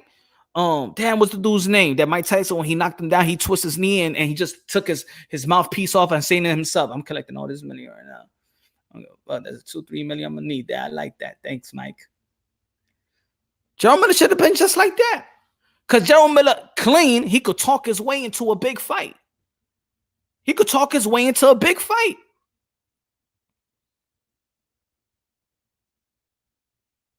One of the biggest fights, New York City, in his hometown, bro. In his hometown, could have been fighting Anthony Joshua. Blew it. This guy got a second chance, get a multi-million-dollar deal. Multi-million-dollar deal with Top Rank. And you blow it again? You ain't even get to fight one time with the deal. Not even one time with the deal. Yeah, yeah, Cliff, yeah, him. Jarrell Miller he should have done that easily.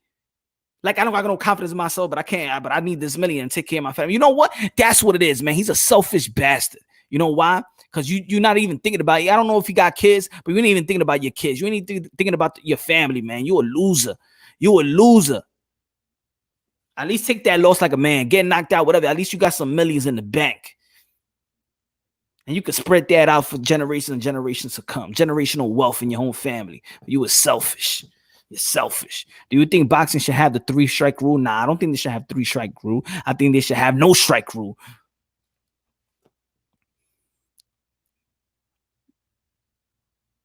Nah, 3-strike rule, I get 2 strikes. Put it that way. 2 strikes. 1 chance. If it's 3 strikes, well, it depends if it's a bad substance and it's not really like trying to be stronger than somebody else or those type of ish.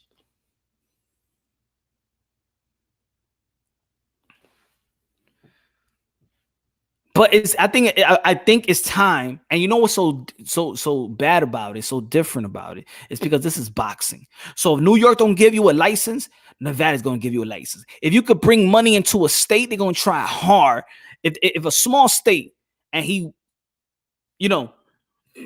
talk his way into a fight, you know what type of fight I want to see?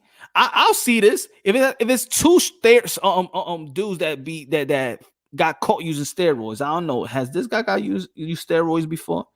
I think so too. Briggs, Shannon Briggs. You put Shannon Briggs and you put Miller talk ish in a promo and then fight each other. I'll watch that fight. I'll watch a fight like that.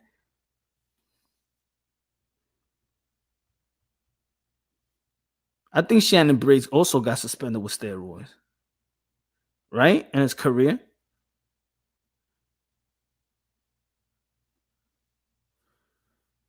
Yeah, Shannon Briggs hit with 6-month suspension over PEDs. You put Shannon Briggs and you put Jarrell Miller in a fight. I'll watch it.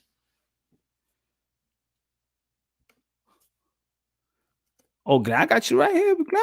Oh, you ain't got to ask me twice, my bro.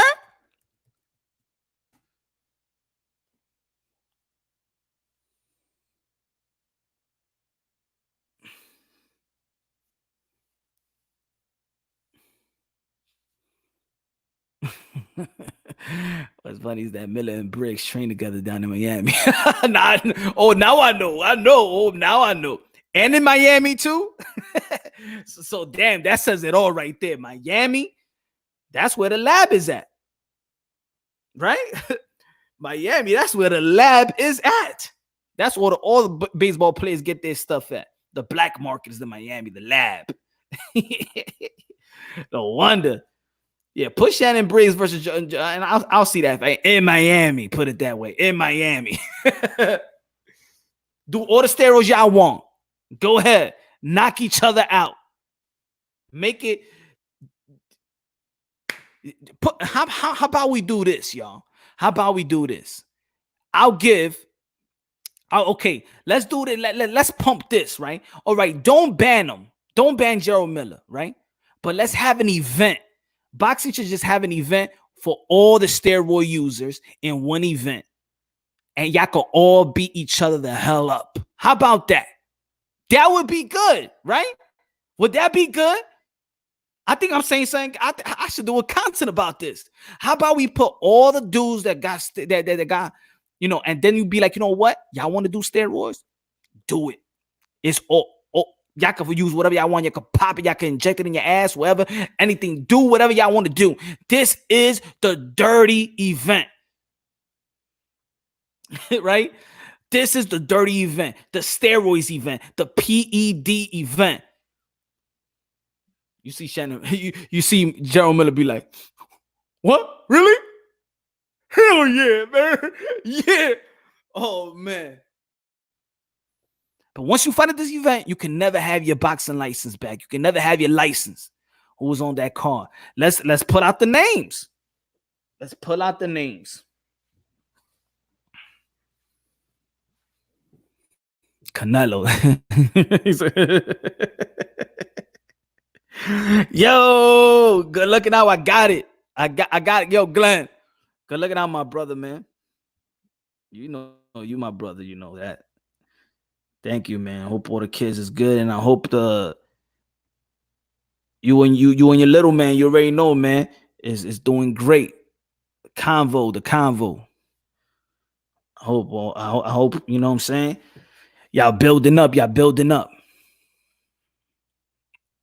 Thanks, man. Thanks. I got it, bro. Shay G.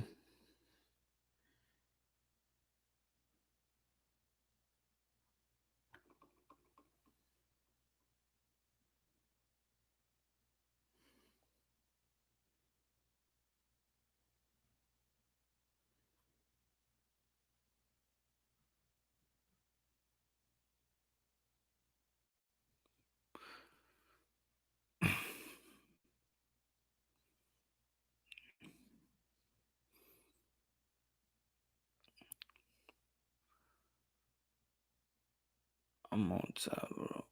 Hey, yo. He said I'm on top. Hey, yo. You heard? Yo, really, Coco? Yo, not him, man. I know.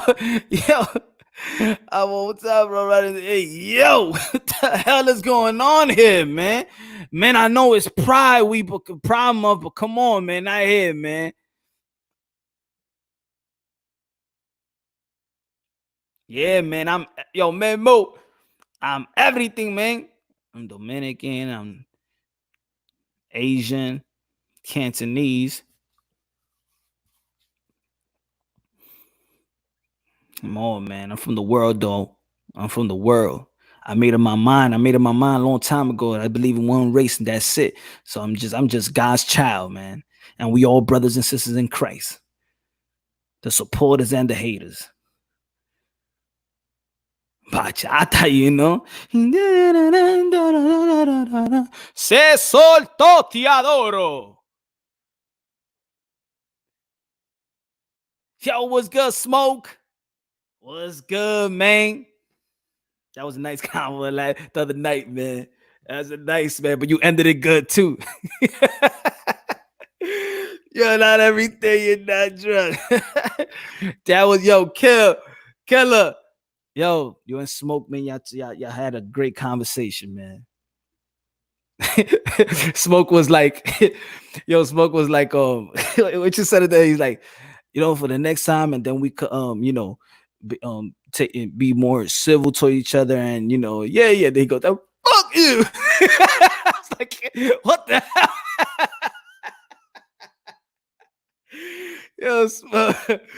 Yo, but killer. Yo, both of y'all had great conversations, man. Great points, man. We ain't gonna go there tonight, all right? We ain't gonna go there, man. Another night. Please, we gonna keep it boxing, straight boxing. Straight boxing. Yo, Muscle, good looking out, man. Thank you, man. Thank you for tuning in, man. God bless you. Good night, my brother. God, man, the pet got long lost, daddy.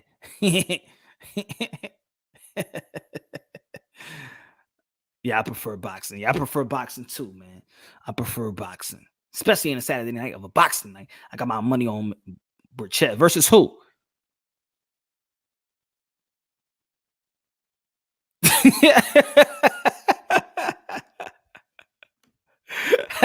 That's a good one. Yo, Coco, drop the link for your mom's Facebook. I prefer boxing. No, I see that. That was I ain't seeing it. Hold on. Better. Hold on.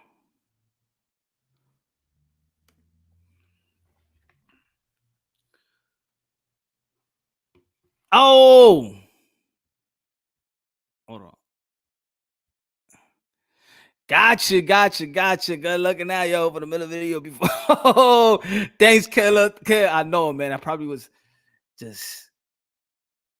Thanks a lot, my brother, man. Always looking out, my brother. Always looking out. That's love. Yo, for the Miller video, you fed.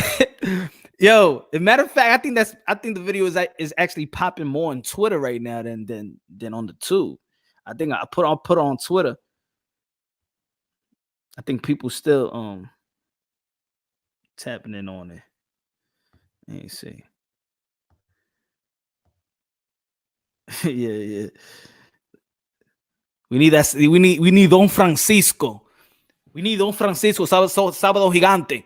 Y fuera, dice. Y fuera.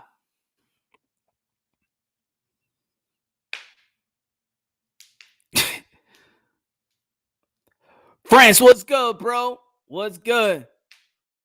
Carlo, my friend, what's good? You seen Roy Jones saying Teofimo remind himself? I seen the interview when Roy Jones said that Teofimo Lopez, if he beats Vasily Lomachenko, he's gonna be pound for pound top 5. People disagreeing with me. People said that he wouldn't even crack the top 5. I said, hell yeah. Teofimo Lopez beats Vasily Lomachenko. Yes, he is top 5. The thing what people don't want to hear is that I ain't putting no Bud Crawford top 5. By the end of the year, if Bud Crawford don't fight nobody, and Teofimo Lopez or Vasily Lomachenko, because already Vasily Lomachenko is already in the top 5 in a lot of people's pound for pound, but Teofimo Lopez is going to be top 5. What beats Casimero, he's going to be top 5. He's already in the top, but going to be top 5. Canelo Alvarez is number 1. We could slip in them 4. We could slip in the 4, but I think he's dead just 2000. Well, when he won the 140, 2017. I mean, we in 2020, man. You got to be fighting somebody. All these dudes, and it's not about putting Crawford down, but it's about elevating the other guys that's going out there and doing their thing. Called me the N-word. El Babos, come on, stop it, man. They get the N-word. Well, all the stuff, all the derogatory things y'all be saying, and y'all get crying about. Come on, man. Come on, Jefe. Really? You sounding like somebody else right now. Come on, man. Really?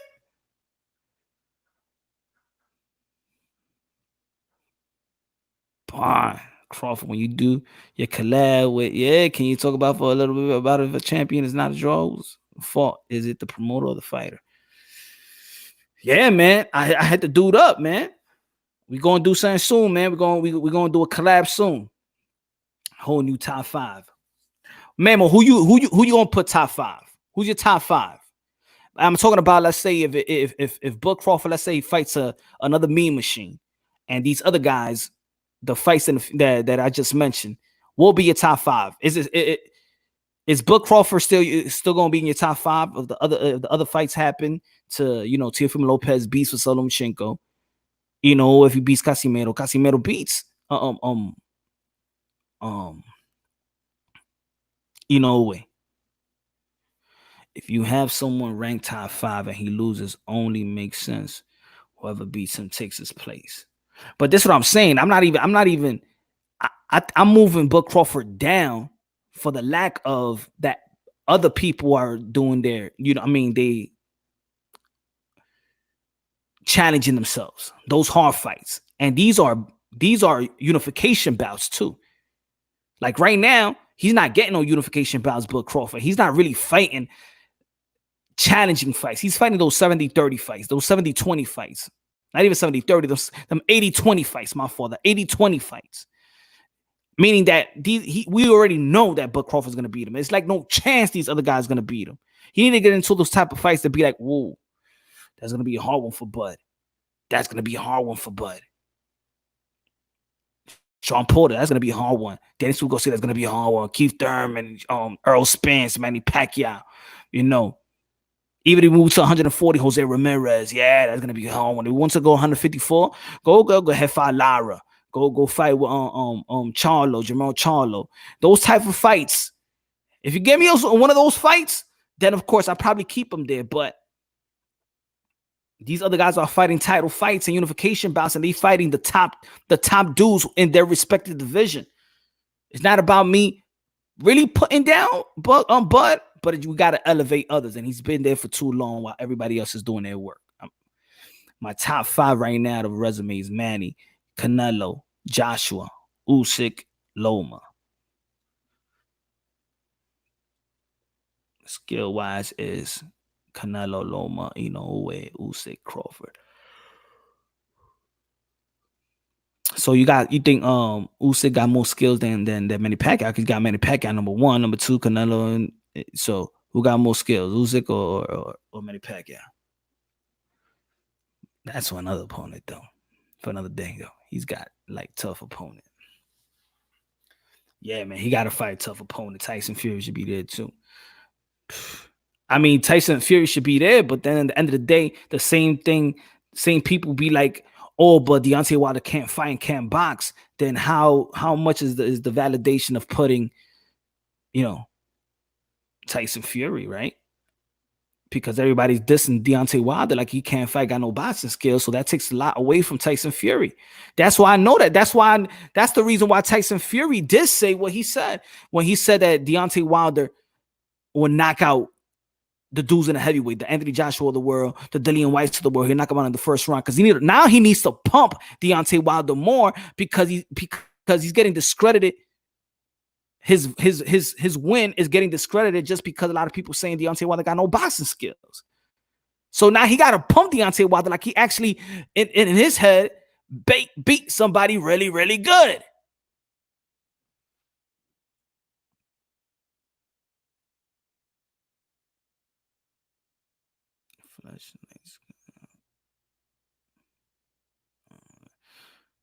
If I was maybe for Manny, would it be pound for pound? I think for me, Manny Pacquiao, for me, he's not even on the. It's not even supposed to be. He's not even on the list. He's just in another. He's in another league on his own. He's immortal already. You feel me? I'll take Manny Pacquiao and slip somebody in there just to get a chance to get in the pound for pound list. Manny Pacquiao, he's in a league of his own already. That's it. Like, you know, when it comes to certain fighters, when they're just bigger than belts and bigger than. That's it. He's done it all, man. I mean, he hasn't done, of course, the undisputed, but 8th division world champion is enough, right? But Wilder has no skills, most overhyped boxer in history. I wouldn't say that either. Killer, I don't know. You already know how I feel about that, man. I'm going to disagree with you on that, Kill. I'm going to disagree with you on that. Because if you say, because to be honest, I don't even think that Deontay Wilder was ever hyped. Because if Deontay Wilder was truly hyped with the things that he was doing and knocking out people like that, if he was truly hyped, meaning the machine is backing him, he would be up there with the LeBron James as One of the celebrities that everybody and their mama know if he was hyped. So I don't even think he was properly hyped. Because if the machine had Deontay Wilder hyping him, and they would have put all his highlight reel and they make him as the most dangerous fighter that we ever seen and blah, blah, blah, blah. But I don't think he was that truly hyped. Maybe he could have been. He probably would have stayed with Golden Boy promotion, would have had that machine, and it would have had the Canelo, that stablemate with Wilder. But he stood with Al Heyman and Shelly Finkel, and then he has no promoter. He has no promoter. That means that he has no machine working for his name and his brand. Top 5 resumes: Pacquiao, Canelo, Povetkin, Kovalev. How about Sean Porter?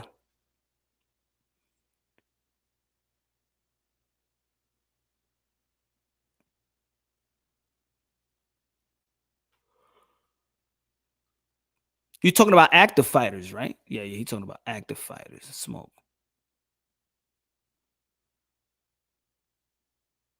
Who else? Smoke? You mentioned 4.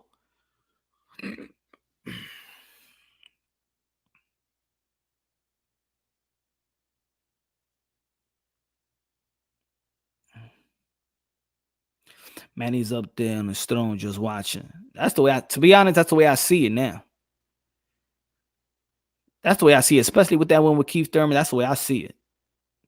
Because I considered, people could say I consider at that time, well, even though people felt like, oh, he got injured, whatever, but for me, nobody in the welterweight division did anything significantly more. While Thurman was out, nobody in the 147 did more than Thurman still.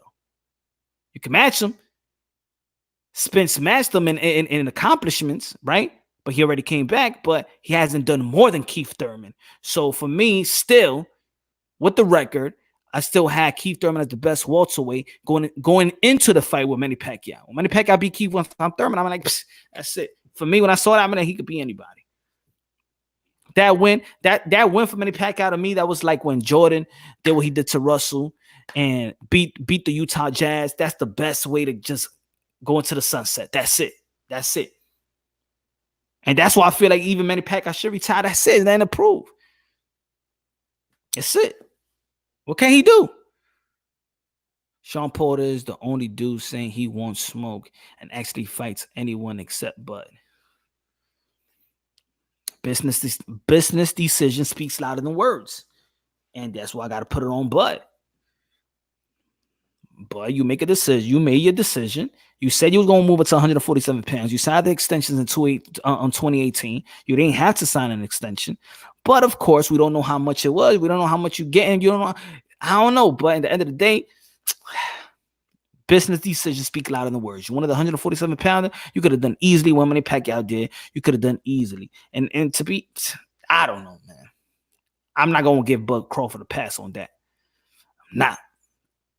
I'm not, and I can't, and I won't. What y'all think about that fight? Javier Fortuna versus Jorge Linares. What y'all think about that fight? Porter has no Hall of Famers on it. Well,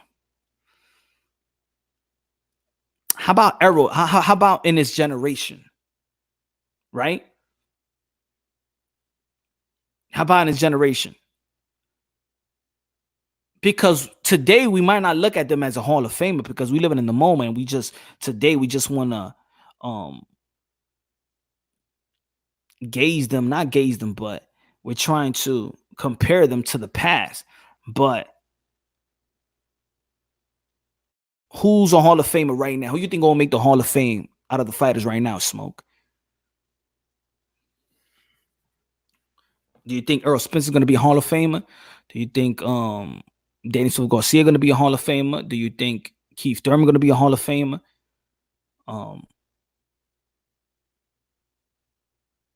You become a unified champion. You become probably if this how I see it, Smoke. If Fernando Vargas became a Hall of Famer, I think now I could. If that's the way they seeing it, and I like Fernando Vargas, right? Young dude.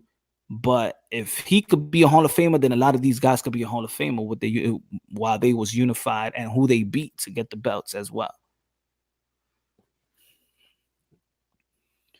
But ain't getting any fights until he drops that greedy arrow. Let me put that up. But then it's his fault though.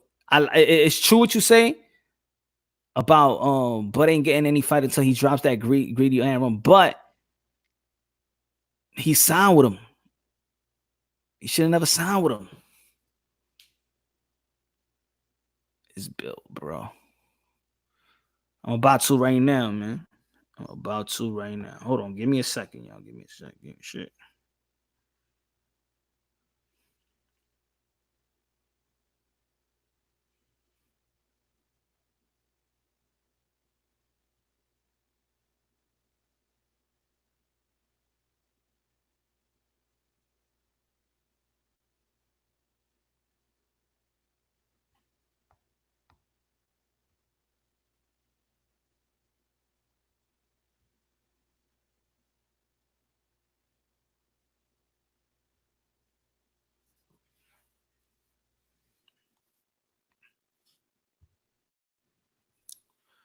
Again, Glenn, good looking out on that, brother. Kind of the issue is Pac is his age. You could tell he's catching up. It was not would have been had a close fight with a Keith reason, and Keith got back into the fight is because Pac got tired.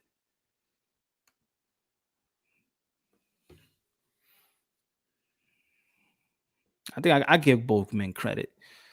I don't punish already talking about the topic I want. I'm gonna send the link right now, yeah.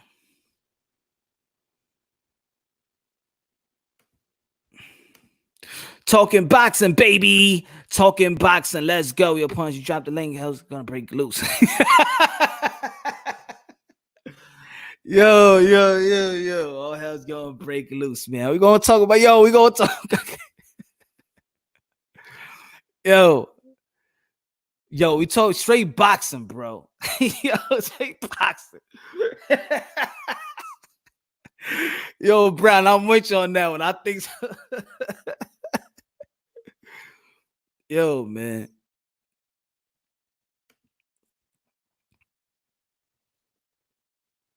If it was true, all Bud had to do was go to Showtime, then explain Ugas.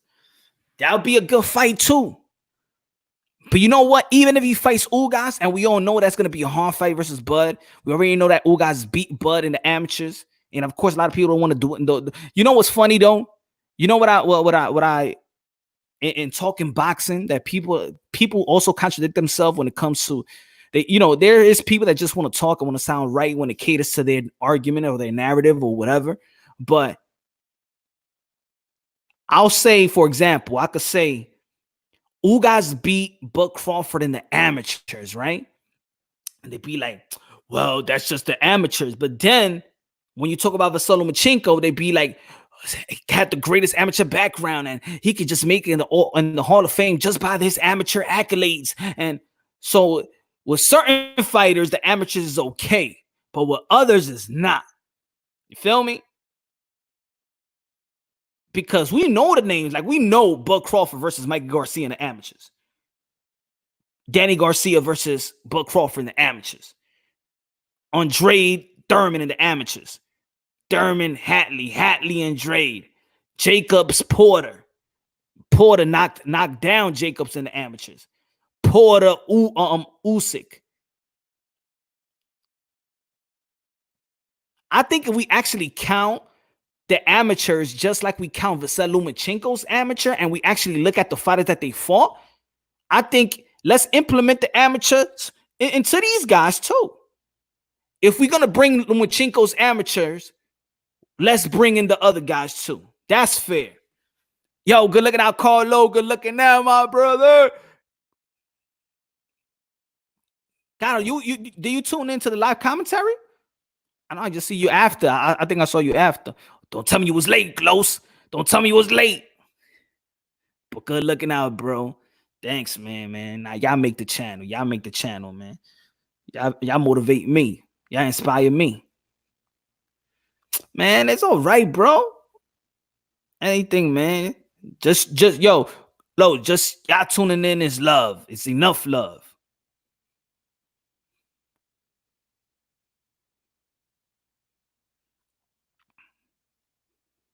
Enough love. Yes, sir. Yes, sir. Buzz Chin, I'm not sold at all. Little man Gamboa hurt him for the second there, and Bud got his clean. Okay, okay, okay. But he got a chin because he still he still beat Gamboa. For me, getting hurt in boxing is inevitable to me. Like I don't look at it like like oh, like he got exposed. You know how people say look at it when a guy got hurt, oh, he got exposed. No, I just look at it, man. The other, you know why? Because it's the other guy that trained 8 to 10 weeks to prepare to fight for you, dial in on you, spend money and sparring just for you, and that goes vice versa. So when you see a guy get hurt, man, he trained to hurt you. So I don't see boxers getting hurt. What I do like, and I do respect is when they do get hurt and they manage to adjust and still win the fight. That's what defines. That's when we look at things like warriors. That's why we like Mexican style fighting. It's not because one is just laying their hands on the at one guy and the other guy is not doing anything. It's because those guys, both of them, are getting chin checked after chin checked and after chin check. One of them is standing, one of them goes down, he gets back up, the other one goes down, and you know what? That gives a standing ovation, and the whole crowd is happy because we define it as warrior. Oh my God, these are gladiators. Wow. And everybody gives them a clap. Just like that Soto Carras fight. You feel me? So I think about it when you see a Mexican style fight, right? And they going at one another. You never hear, yo, this guy got exposed. What you hear is, damn, he got a chin. Damn. Yo, he could take a hit. Yo. But then with certain fighters, it's like, oh, yo, he's weak. Yo. It's like Machado, he weak to the body. Okay, he goes down and he get a body shot. He can't get back up. And then yes, we could define that as a weak body shots, right? Another guy get chin checked, right? And I always say this analogy when we're talking about being hurt, being exposed, and things like that. Look at Inoue fighting Nonito Donaire. Oh, see, he got exposed. Nah, he got hit. He got his licks in. He got licked too. You know what I'm trying to say? Pause.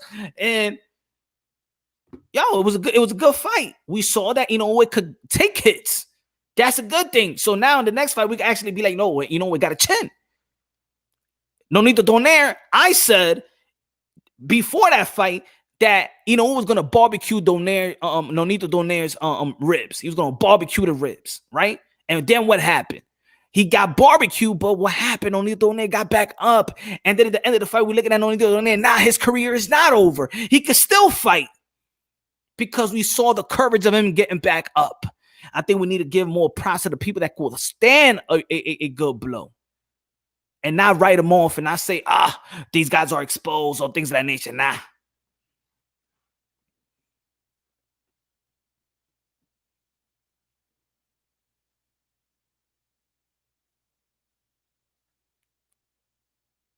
Okay.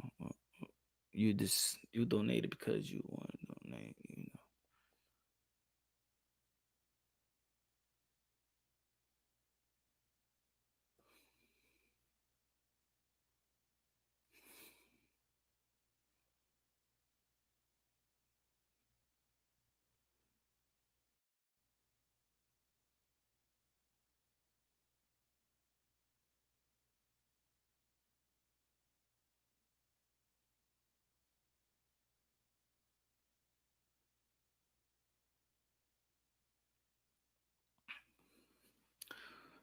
Man, everything is appreciated, man. Every donation, everything is appreciated, man. While y'all being here rocking with me I'm appreciated. Even the guys that's hating on me, I appreciate it. I appreciate. What's the hate is talking about?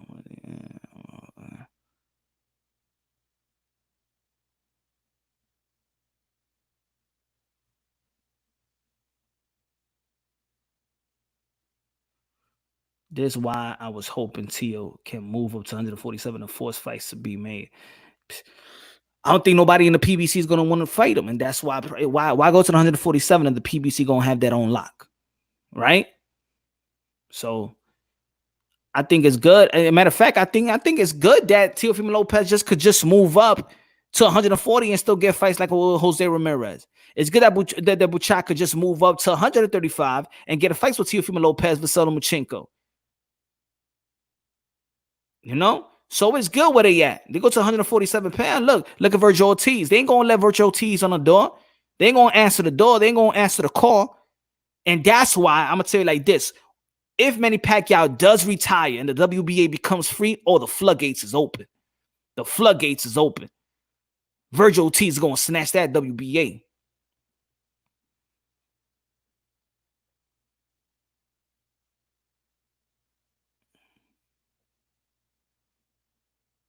Yes. Let me drop the link. I'm gonna take over for a minute. Yo, everybody talking like that, man. Here you go.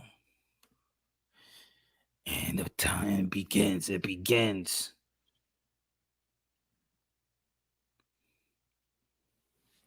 It begins. Yo, everybody, thank you for tuning in too, man. Yo, smash the like button, my people. Smash the like button and even share it with other people. We're talking about boxing right here, everybody. Open line. The line is open. Virgil beats anybody in 147 pounds down. Woo, baby, I like that. But Virgil Ortiz versus Bruce Ennis is the future mega fight that I can't wait to see. Virgil Ortiz, man, he got the eye of the tiger right now. Even when you're doing an interview, when they interviewing him and he's there, dude, they ain't even trying to pay attention to Ellie. I said, man, Ellie, get the hell out of here right now, man. I answered your question already, man. I already said who I want. You're going to keep asking me the same ass question every time you come to my damn gym? That's what Virgil Ortiz want to say, but I'll say it for him.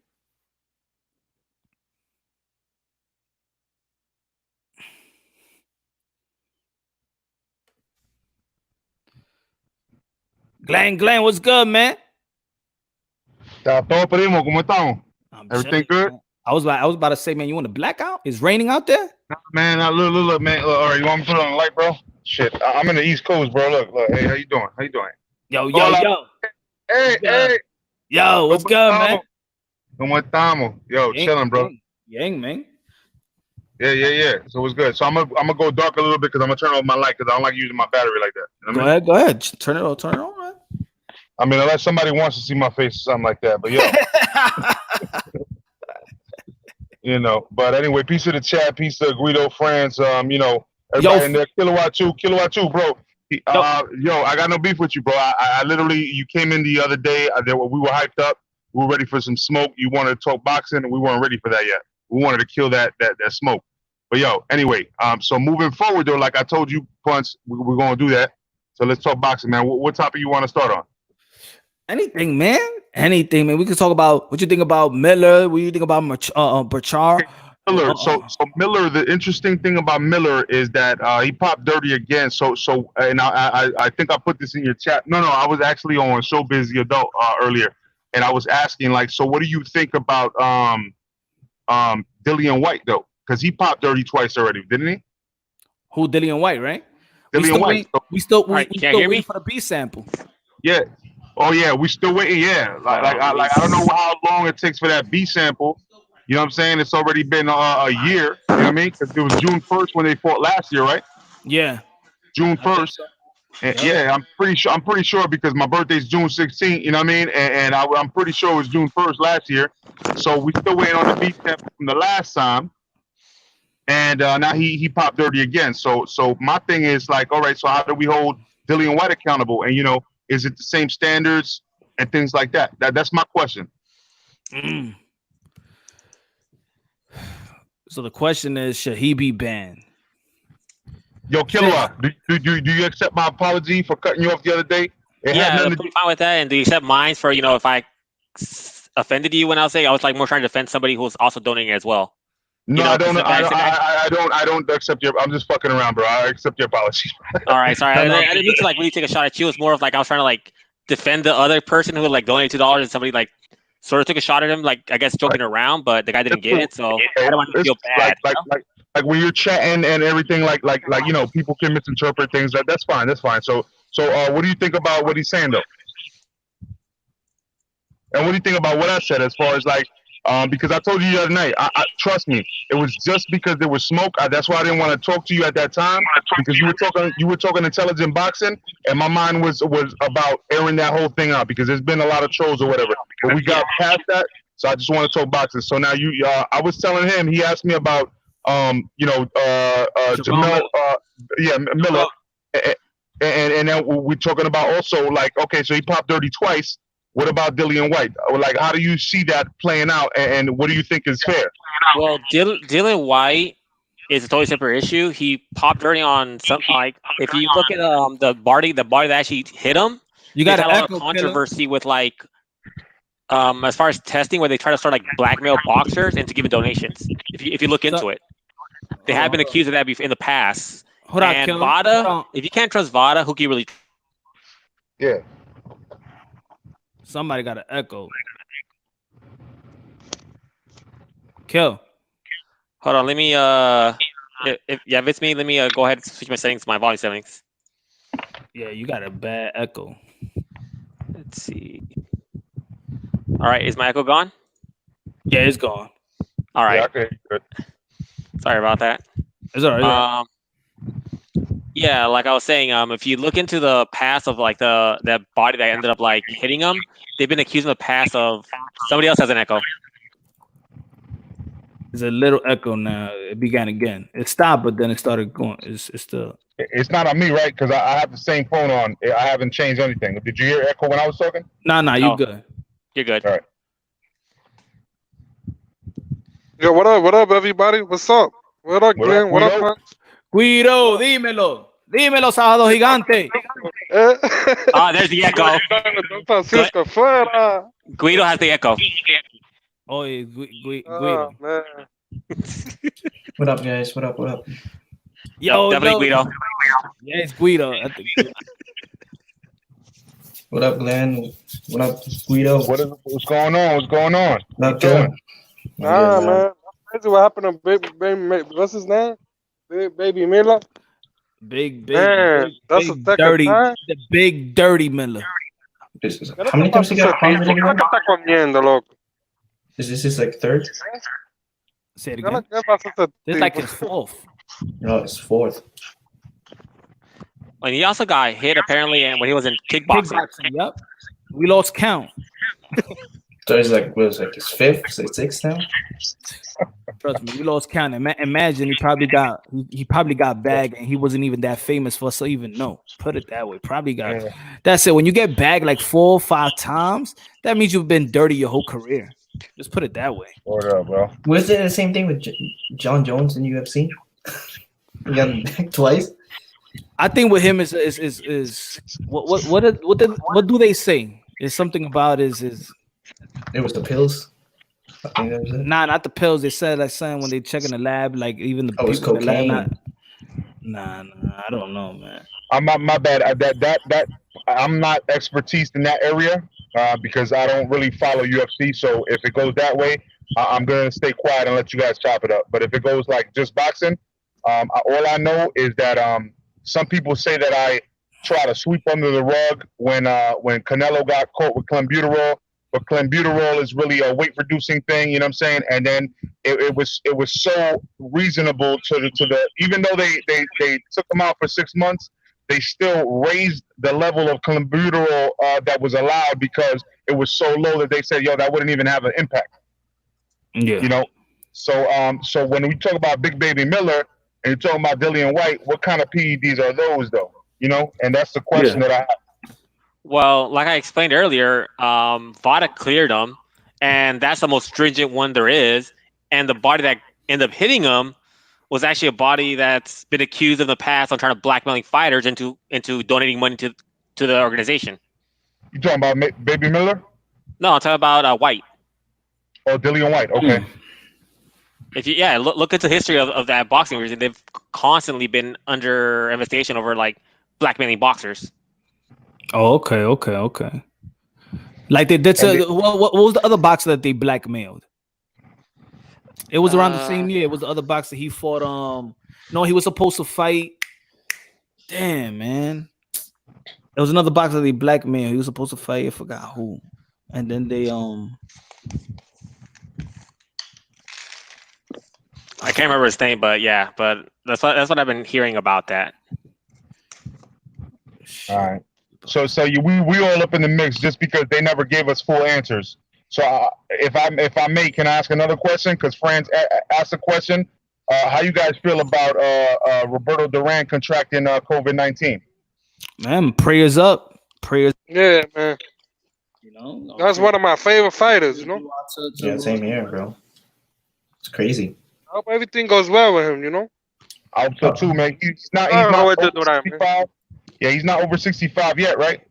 So I mean, he should be able to, hopefully, because of his healthy life, fighting and all that stuff. Even though he drank beers like everybody else does, but he wasn't really like fucking off like that. You know what I mean? Like, he wasn't out there doing what Chavez Sr. was doing, or Camacho, or Chavez Jr. or Chavez Jr. or Camacho, Hector Camacho, because Hector Camacho, man, it's a sad thing, but he got shot in a car where he was doing a drug deal. You know what I'm saying? He had like $100 worth of dimes, of cocaine. Puerto Rico, he got shot in the head in Puerto Rico. How that shit is. So I mean, it's a sad thing, but in this case, it's a legend in Roberto Duran getting something that is a virus, or whatever they want to call it, and that's a sad thing because he's a legend. He's probably in a lot of people's eyes, he's at least top 20. I don't care how you mix it up. Some people got him top 5, some people got him top 10, but he's at least top 20. He's actually 69. He's 69 years old, Roberto Duran. Yeah, because he was older than the rest. Yeah, he's June 16, 1951. I didn't say convincingly because I wasn't sure. I was like, I'm not really sure how old he is, but 69, man. So he's probably one of those people that are very, really, vulnerable to it. I want to ask all of y'all that question. What's your favorite Roberto Duran fight? Didn't watch any. Yeah, what fight is your favorite? Probably number 1. Ray Leonard and Duran 1. Yeah, that one was a classic. Yeah. That's a good fight. That shit was non-stop action. I like 15 rounds, and these guys went 15 rounds straight. Yeah, I like him versus Marvin Hagler. That's a good fight. That was a great fight. Him versus Marvin Hagler. That was a good fight. I mean, the thing about Roberto Duran, the good thing is that he always moved up. He's that's a smaller guy. And he's sort of the greatest lightweight of all time. That's what France just posted in the chat. He said, I think I read Roberto Duran is considered the greatest lightweight. Yeah, he's right. Yeah, he's right. Yeah. Yeah, he's right. I agree with him. Yeah, man. Anybody who knows boxing would say that. Because what's my favorite? When he fought Ivan Barkley. That shit was crazy. Oh yeah, that was a good fight. You know what I'm saying, Glenn? How many people had great fights with Ivan Barkley though, bro? Like it was like Ivan Barkley was one of those dudes that you knew that he's like a Sean Porter. You know what I'm saying? It's like you already know when you're going in there, you're going for war, bro. Yeah. What y'all feel about with Fred Benitez? Great fighter. Where y'all rank him? That's tough. Who wants to go first? Like, you let me know, because I mean, as far as like Hispanic fighters, or just overall. Now, I mean, where he flourished at? What way that he actually flourished in? Welterweight, right? Okay, so So I'm gonna say, look, man, you want to talk about just welterweights or Hispanic fighters or just overall boxers? Not overall. We already know that he was the youngest champion ever. Overall boxers, bro. People gonna hate me for saying this, bro, because I got a list already, but I'm gonna probably say like 10 or 11. And it's for a reason. It's for a reason. I got, there were some strong fighters early on that we don't have really a lot of video footage. Glenn, you a hoe. Shut the fuck up, Glenn. You a hoe, bro. And why don't you want to fight me, bro? Stop being a bitch. Why are these people on my dick, Punch? Why are they on my dick, bro? I called you today, bro. You got all shook. You a little bitch, bro. You won't fight me, bro. I called Guido right after, homie. I told my girl right before you called that somebody from your fucking camp was calling me because it was you had a private number. If you was a real nigga, then he would show your number. What's wrong with you, bro? Stop being a bitch, nigga. Bro. Like, I already told you you got my number from H. That's the only person that had my number was H Money. You want to call me? Just fucking call me. Call me and talk, bro. Act like you some suspicious nigga that I gotta be scared of, bro. Nobody, but you flatter me. All right, I'm gonna give you my number. I'm gonna give you my number. Write it down. 262. 262. I'm gonna put it on live, bro. 262. Yo, can somebody write that down and text it to me? If not, I gotta rewind this video. 262 960 3222. Hit me up, bro. We're gonna set up this fade, man. I really do want to fight you, bro. I want to fuck you up. I want to fuck you up, bro, because you a snitch. At the end of this conversation, I will call you. Black and brown cannot protect you. Black and brown cannot protect you. What is going on, bro? You a bitch, bro. I'm a jack you, bro. I'm a jack you on site, bro. You a bitch, bro. H Money dick rider. He doesn't even like. Don't ever disrespect H Money, bro. Don't ever disrespect H Money, bro. Don't ever disrespect H Money, bro. H Money's a real one, bro. H Money put me on, bro. Don't ever disrespect. Don't ever disrespect H Money, bro. Don't ever disrespect H Money, bro. H Money's a real one, bro. H Money. Hey yo. I got a 21-year-old son. Hey yo. Hey Jefe. Promote yourself. Get the fuck out of here, man. Promote yourself. If that other person want to come out here, talk, so the line is open. Promote. All right, my bad. Punch. I ain't got no problem with you, bro. Get off my dick. You're bro. You just admitted that you called me on a private number, bro. That's how hoe you are. You a hoe, bro. You a hoe, bro. You won't fight me, bro. You won't fight me, bro. You a hoe. You a hoe. You a hoe. You a hoe. You a hoe, bro. You a hoe, bro. You won't fight me, bro. You a hoe. You a hoe, bro. You a hoe. You a hoe. You a hoe. You a hoe. You a hoe, bro. Find your cojones, bro. You a bitch. You a bitch. You're not even in your grown man skeleton yet, bro. You're not even in your grown man skeleton because you're 21. You need to wait another year. I'll feel you, Memo. I'll feel you, Memo. Little bitch ass motherfucker. Get off my dick. You a bitch, bro. I'm gonna knock you out outside, bro. I'm gonna jack you, bro. I'm gonna jack your shit, bro. And I'm gonna take your hoe, bro. That's how much of a bitch you is, bro. You can't come to my hood, bro. You can't come to my hood, bro. You know what I'm saying, bro? I gave you my number, bro. You're gonna end up in Albuquerque after I blow your ass off. Like fucking Bugs Bunny, nigga. You're gonna be blow up in fucking Albuquerque. You ain't gonna know where the fuck you at. You a bitch, bro. Let's set up that fade, bro. Stop being a little bitch, let me know. Let me know. We're gonna talk. Whole ass nigga. Throw a super chat, motherfucker. Y'all acting like y'all bowling. Y'all ain't bowling. Throw a super chat. El Jefe, the boss. That's what that translates to. The boss. What the fuck are you the boss of? I'm fighting a case right now, bro. I'm fighting 25, bro. I'm fighting a 25, bro. You ain't never been to the pen, bro. You ain't never been to the pen, bro. You ain't never been to the pen, bro. You ain't never did 20 years, bro. You ain't never did even 5 years, bro. You a bitch. You a bitch. You a bitch, bro. You a bitch, bro. You know he's snitching. H Money's not a snitch, bro. Punch already said we can't speak on that, bro. Out of California. Do your paperwork. Do your paperwork. You say you do paperwork. And Black and Brown called me the N-word, bro. Black and Brown called me the N-word, bro. Punch ass nigga. Tell him I'm knocking his big head out. What the fuck are you talking about? Black and Brown called me the N-word, bro. The fuck out of here, nigga. Hey, bro. Glenn's a racist, bro. You can't say the N-word, bro. Get off my dick, bro. Get off my dick. You follow me everywhere. You follow me everywhere. You got nothing because you don't have a girlfriend.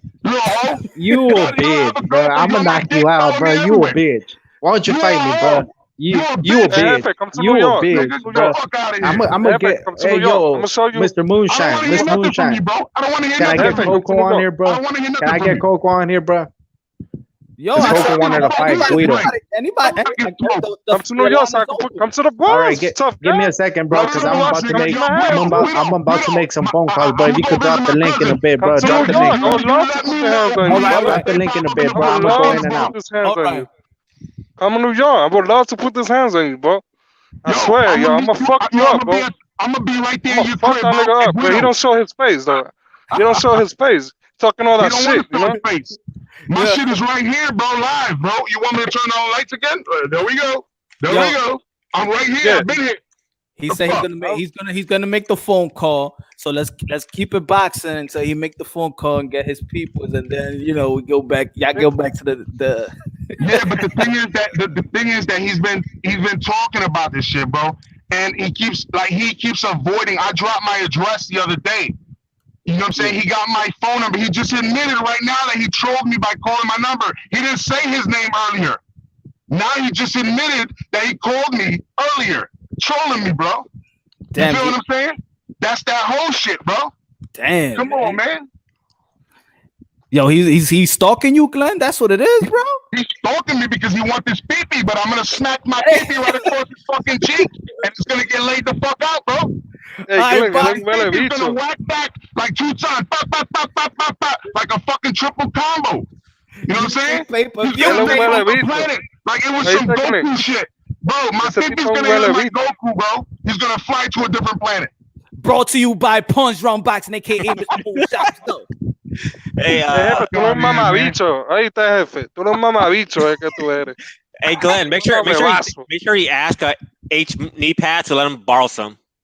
Yo, this is what I was trying to tell you the other day. You see what I'm saying? Like, I apologize that again we have to stop boxing, but this is why we had to smoke it out the other day. This is what I was trying to tell you.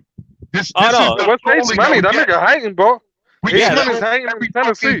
That soft ass boy, country boy ass nigga. Yeah, it's pretty good. Hey, you guys. Okay. Looks like the drama already calmed down. So, what do you guys think about today's fight, like the main event? You think that should be allowed when you have a professional fighting an amateur in a fight that people could actually die in a sport? Come on, how is that even allowed? Say it again. Say it again. Kill. My fault. Say it again. You know how today the final was one of the best lightweights in the world versus some nobody. Should that kind of fight even be allowed? Because these guys could die, and this guy was taking a lot of punishment in this fight. He took a lot. I was saying that throughout the whole fight. I said it's just too much. Too much. Yeah, but should they even be sanctioned at all?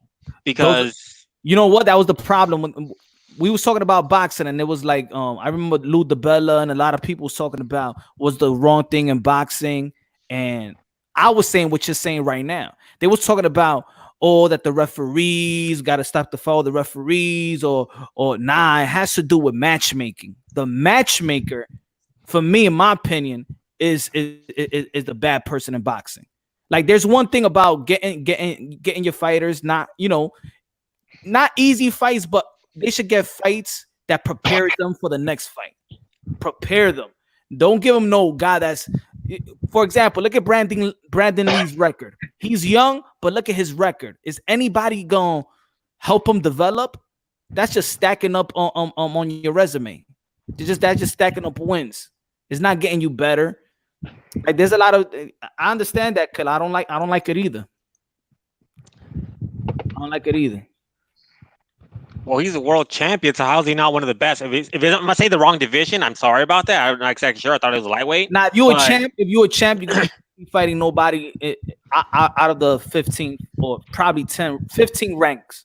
You can't be fighting nobody like that. Unless if you're coming out from a straight injury, surgery, and you want your tune-up, cool. But for me, a real tune-up is like, I'm gonna give you an example. A real tune-up in boxing for me is if Teofimo Lopez, let's say he needs a tune-up for a Vasily Lomachenko. Teofimo Lopez should be fighting a southpaw because his next fight is gonna be fighting a southpaw like Lomachenko. Not some just, regular person that's not even a southpaw, because that's a tune-up fight to me. Tune-up. What I think a tune-up for me, personally, like what I think a tune-up is like me going to fuck a Hefe's mother before I actually go to a strip club. You know what I'm saying? That's a fucking that's like a tune-up. That's a tune-up for me, bro. You know what I'm saying? Yo, this is too much. This is too much. Sorry, bro. Sorry. I apologize again. Yo. I'm gonna put you back on one more boxing question before it goes left field again. Any boxing somebody hit me with a boxing question right quick. Yo, hold on. Let's talk about remember you was talking about Wilfredo Benitez and Roberto Duran. Let's go back to that. What we were talking about. Yeah, that's what we were talking about before he came in talking shit. That's what we're talking about. So I'm gonna ask you, one of my favorite was Salvador Sanchez. And what y'all think about him, you know? For me also top 20. I mean, but we gotta talk about like Sugar Ray Robinson, Willie Pep, you know what I'm saying? Like Jack, you know what I'm saying? Like Joe Louis. There's a bunch of people before I get to him, but he's definitely, and I can understand if he's in top 5 for some people. Hey, Punch, can you just ban Adolf Hitler? Who? Adolf Hitler. What about him? He's gonna create problems. So can you just like ban him already? Nah, let's do it today. So tomorrow we won't have to do it. How about that, right? I'm talking about in chat. No, I'm saying, and everybody, Hefe, you want to come, call the peoples? Let's do it now today, because tomorrow on another live show, I don't want to hear it. This ain't going to be going. But Punch, honestly speaking, we're trying to remember that night that H Money first came on, and me and Guido was going at him, and you started going at him, and we were like, yo, drop him off, take him off, and you were like, nah, let's hear what he has to say. You know, and I felt the brunt of that too, because I try to like help him build his channel. You see what I'm saying? And then he wanted to come at me, and so I feel like sometimes don't even engage these people, man. Like they're just not worth it, man. They're just trash, like fuck them. Like let them go with it. Let them troll some other channels. So that's over. All right, Glenn. So that's on you, because it looks like that's your heat right there. He's going at you. So you want me to give you? I give you the platform. You want me to put him on you and just have. Let's just cook him for let's have a barbecue with this guy, bro. You want to barbecue the shit out of him? Hey, Punch, I got an idea for your channel. What we should do is like set up a super chat. Like if they donate $2, they could kick anybody out, and somebody else could pay dollars to bring them back on. I like that. Oh, dude, I did that. But they never drop super chats, Kilowatt. That's the problem. Hey, if he advertises like. I'll let you rock what happened. I've literally dropped hundreds of dollars on Punch's channel already, and they get mad at me. They talk shit about it on other channels. This is all Glenn's dropping super chats on a racist channel. Yo, Punch is not racist. He believes Trump, and that's fine. We disagree with that, but that's fine.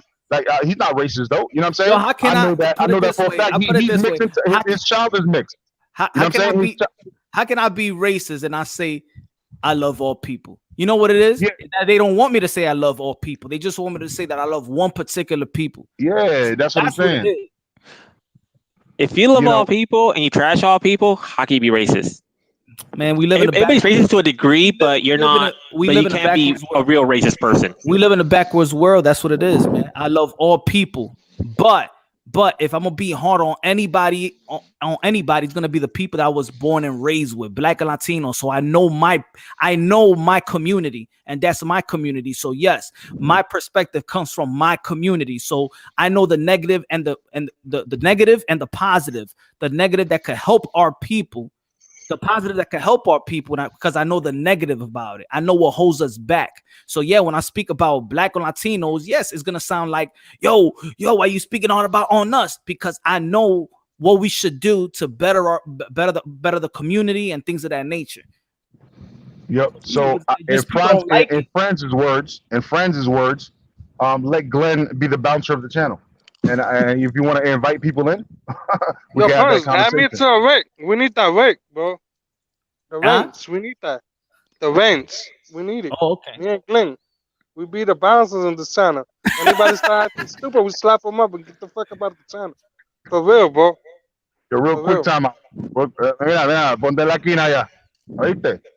You a hoe, bro. Shut the fuck up. You a bitch, Glenn. I'm gonna knock you the fuck out, bro. You a bitch. Here we go. I fucked your bitch, bro. I fucked your bitch, bro. I fucked your bitch. That's why you mad, bro. I fucked your bitch, bro. You know I fucked your bitch, bro. And I'll fuck your daughter, bro. You a bitch, bro. I'll knock you the fuck out, bro. I'll knock you the fuck out. You a bitch, bro. Don't ever speak to me, bro. You a bitch. Hey, how does an HD pad Shut the fuck up, man. You don't know shit about boxing. You a dick sucker, bro. You can't come to my hood, man. You a bitch, bro. I'm gonna knock you the fuck out, man. Shut the fuck up, motherfucker. You a bitch, bro. You a bitch, bro. You a bitch. You a bitch. Right? That's Where does sound my like H, bro. You a bitch, bro. I'm gonna knock you the fuck out. You a bitch, bro. Shut the fuck up, man. I'm gonna knock you the fuck out, bro. I'll fucking cut your throat up, bro. Shut the fuck up, man. I'll fucking break your neck, bro. I'll throw you in the fucking trash. Shut the fuck up, little bitch. Shut the fuck up, man. I hope you get fucked in the ass, bro, because you a bitch, bro. Fucking Trump supporting ass motherfucker, bro. Shut the fuck up, bro. Come fight me, bitch. Come fight me, bitch. Come fight me, bitch. You a bitch. You a bitch. You a bitch. You a bitch. You a bitch. You a bitch. You a bitch. You a bitch. You a bitch. You a bitch. You a bitch. You call me the N-word, bro. You call me the N-word, bro. You call me the N-word, bro.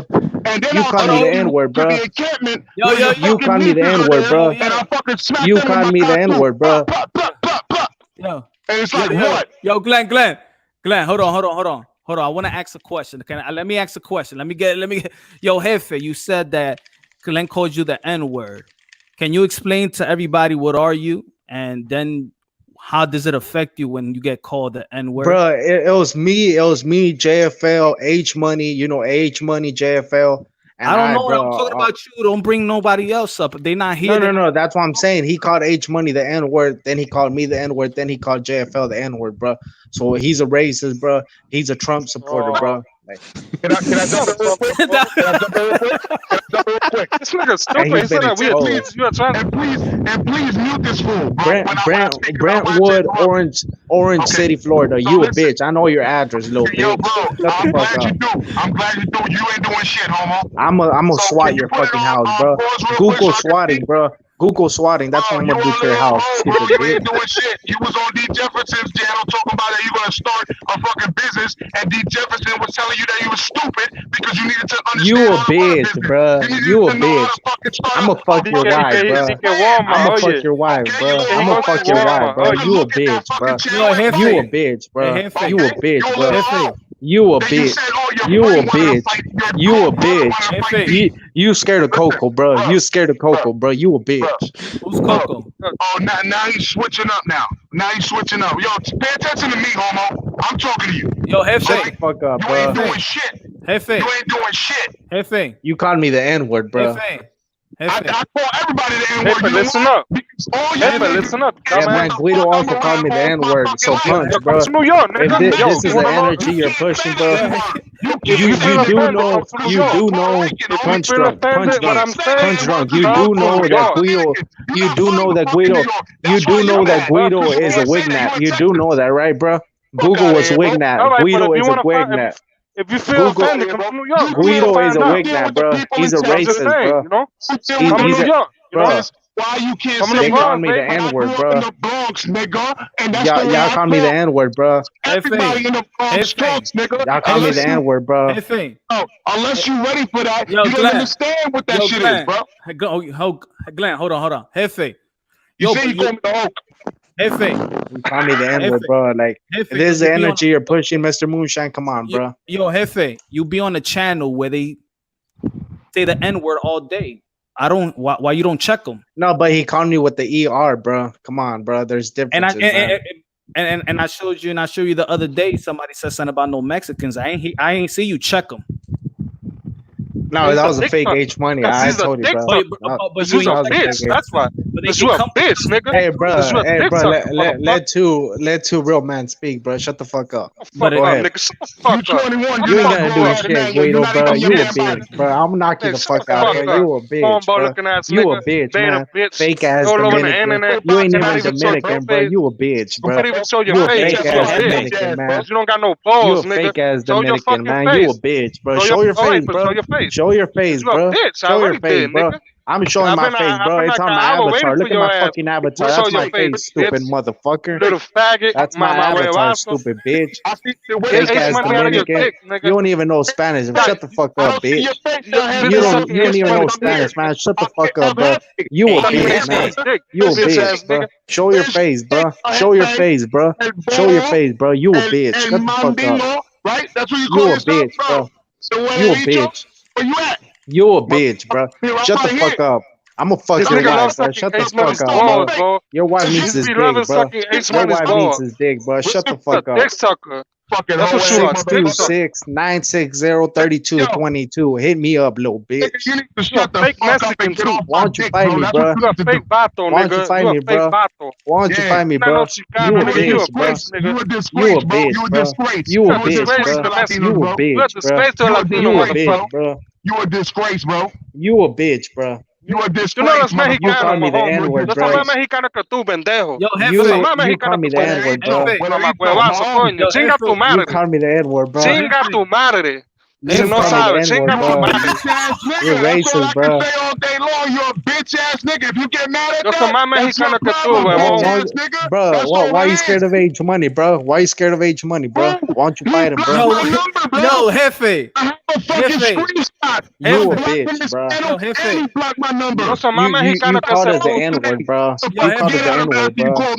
Yo, it's crazy, Mr. Moonshine, because you let people say the N-word with the hard ER, bro, at the end, bro. That's fucked up, bro. Man, stop, bro. Jefe. You fucking niggers. Jefe. Who so fucked that? I said, yo, you're a bitch ass nigga. That's what I said. You heard that, bro? Nah, he said with the ER, bro. Jefe, chinga tu madre. You do know that this is being recorded, bro. And I'm gonna expose you, bro. Because you allow people to say the N-word with the hard ER, bro. I allow you to have the platform. I allow you to say anything you say, right? You just said, yeah, bro. But I never said that. You dissing another being man's racist, bro. You dissing another man's. You got a dirty ass mouth, Jefe. You got a dirty ass he was talking about my mother, bro. Don't tell me how to talk. How to tell another man how to talk. Hey, yo, punchy. Calm down, bro. Calm down, bro. So don't tell me now. I'm letting you talk, bro. Cállate, mamá huevazo. Cállate. Cállate, pendejo. My beef is with Glenn, bro, not with you, bro. Is that and you let him set the end with the hard ER, bro? But say, you gotta understand. You have a lot of black followers on here, people of color, bro. What the fuck is wrong with you, dummy? You over there on H Money's dick. H Money is not racist, bro. H Money is not racist, bro. H Money is not racist, bro. Oh, you just a dummy. That's all it is. Yo, I have for real shit. You know why H Money's mad? He cannot accept a white boy beat the fuck out of Wilder. That's what the fuck it is. Yeah, and he's still not showing his face. He's talking shit. Nah, bro, but he never said anything bad about You're still not showing your face because you're old, man. You're still not showing your face. Show me where H Money said something bad about Hispanics, bro. Show me. H Money to come over here and talk about you. Look at his he know he'll get smoked last night. Tell H Money stop ducking up. Private chat, homie. What the fuck is wrong with you? H Money told you right there and you saw it. You acknowledged that you saw it. You said, oh, I'm going to go talk to him afterwards. Hold on. Yo, Jefe. Yo, why you keep promoting a dude that he could show up if he wants to? Are you his like messenger? Why you let H Money use you? No, he ain't using me. It's because we're from the same hood. He actually lived close to me. He's actually a real close homie. I talk to him every day, bro. You know. But he is a grown man, right? He could hold his own, right? Yeah, bro. But he said that you guys have him blocked, so he can't jump on. He could jump on whatever. He could jump off. He's never been got us black. He got us black. The whole issue, bro, started, bro. The whole issue started, bro, because Galen started to come at me sideways when I don't even know Galen, bro. That's how it started, bro. Fuck out of here, and bro. I told you the whole story. You, I told you the whole story punch drunk like 3 days ago, bro. This dude took it to a whole nother level. He said he was gonna shoot me. He said all these type of things, bro. But as soon as I talk about something about his kids, he feels some type of way, bro. So he's a bitch, bro, because he can't keep the same energy, man. Bro, you're trying to create drama to flatter yourself to create a name, because at the end of the day, that's the same thing boxing champ did, and he's 12 years old, and I kept asking him, what did I say about you? Because I didn't say anything about you, but at the end of the day, you did say something about me, so now we got drama, right? But if you want to talk about beef, that's not beef. You're a fucking 20-year-old jit all the way in Texas, bro. You come to drop my fucking address, you want to come here and fucking create some drama, you're going to get blown back to Texas. It's simple as that. We don't need to speak anymore. You don't need to troll me anymore. You don't need to troll me anymore. That's it. I told him, bro. I was trying to wait. Let's speak like grown man, bro. Stop being all emotional. Well, I've been speaking like a fucking grown man, 21-year-old fucking jet. You're being all emotional. Yo, Jefe. All right, look what Jefe said. He said, "Let's speak like a grown man." All right, so right now, everybody speak like a grown man. Let's start talking like they're not. Oh yeah, man. Because I want to come to like. The beef gotta end somehow. Either we shake hands on it or we throw hands. Simple as that, bro. That's the only way I know how to live life, bro. Throw hands. So I called out. Host the pay-per-view, bro. People will pay. We'll pay to watch you guys fight. Let me speak, bro. We let you speak for the past 30 minutes. I called Glenn today, bro, and I told him, hey, let's set up that fade. And you know what Glenn did? He spoke for a little bit, and then he didn't answer, bro. So go through your promoter, go through your promoter, a punch boxing, go through him, go through your promoter, he'll set up the fight, promote it, and then stream it. That lets me know that Glenn don't really want the smoke. The big guy. It's like if you call me, bro. Get punched involved in this. You're calling my punch. Hold on, bro. Let me finish what I'm saying. It's like if you call me punch and you tell me let's set up this fade, I'll set up the fade gladly, bro. I gave you my number. You could hit me up, bro. We could set up the fade. But with Glenn, he bitched out, bro. And then he comes on here and he starts talking reckless, bro. So how am I supposed to feel, bro? I want to throw these hands. Glenn just wants to talk, bro. That's facts. So if y'all both got each other, if you got each other's numbers and y'all planning to shoot the fade, boy, leave it like that until y'all shoot the fade. Now let's talk about. No, but he don't want to shoot the fade. He already said he does. He says he wants to shoot me. Like actually shoot me with a gun. Glenn. I think Glenn froze. Hey, you got shook, bro. No. Don't talk like a grown man. Don't diss him when he's not available. When he's here, he said he's gonna hop on right back. Hey, they're all tough now because he left. Serious. No, serious. Don't get your balls tied up now, nigga. Jefe, serious. I'm gonna tell you like I told your boy the last time he was on. I'm gonna tell you that and you want to talk grown man stuff, right? Right, Jefe? Yeah, bro, for sure. I said, yo, when you talk boxing and when people talk boxing, you know what you're talking about in boxing. You could talk boxing, right? If you're on that tip that you want to be roddy to get that notoriety, then be roddy when it comes to talking boxing. But if you want to go on want to fight somebody or things of that nature, want to disrespect somebody or they disrespect you, then just shoot numbers. Go ahead, shoot the fade whenever you want to see them. Set a date, live stream it, and it will be a good for everybody. Come on, man. We live in the coronavirus. We don't got a lot of boxing, so we might want to see you at Jefe. Yeah, I agree with that, bro. But it's coming to the point where I don't want to bully this dude. I want to fight. I guess he doesn't, so I don't want to continue bullying the dude, bro. Like I don't want to, I ain't no bully, bro. I always keep it boxing. But you got to be real though on this one, because I've seen the live, and they be talking a lot. They say a lot of the N-word, and you don't say nothing. Why you don't call them out the N-word, bro? Because you're from the hood, bro. I'm sure you are.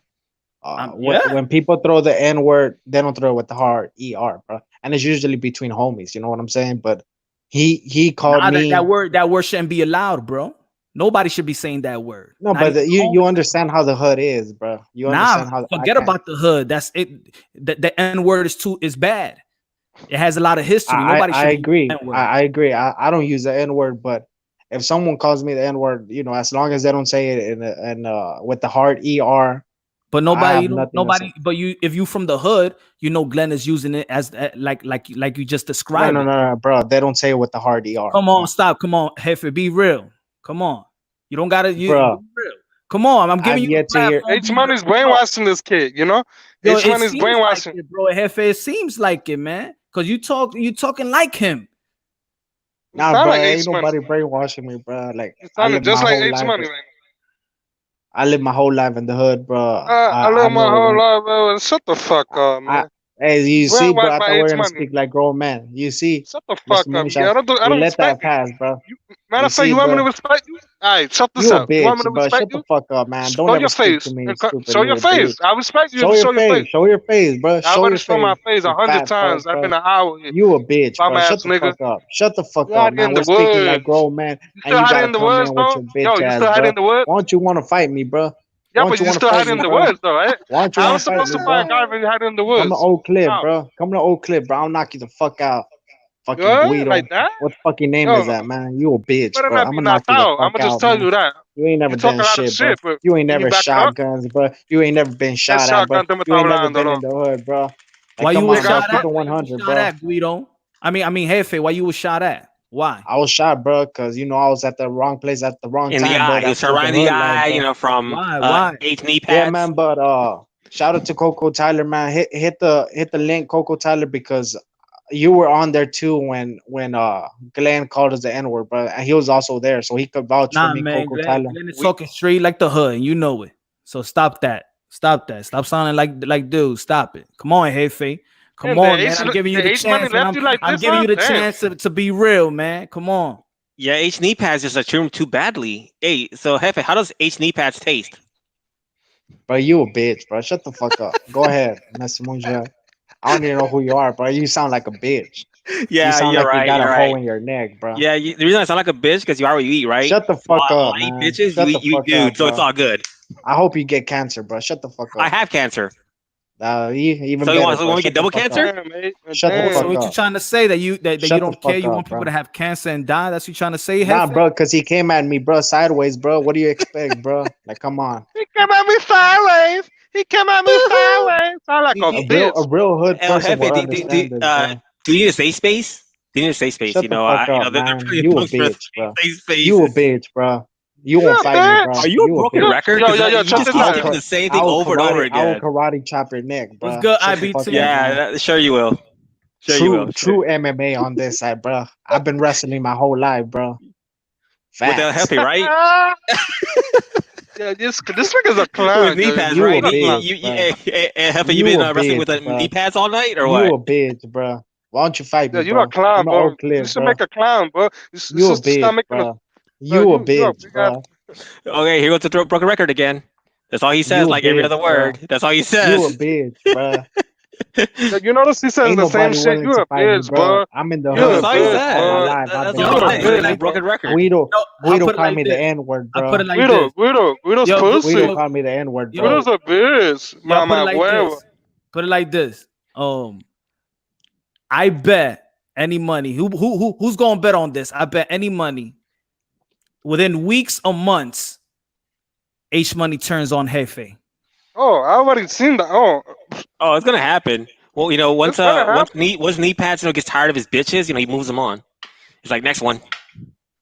H Money. You know what you're gonna do, Jefe? You're gonna be talking because you Latino, right? And then you're gonna be talking, and then he's gonna be trying to hit you where you're trying to hit Glenn with.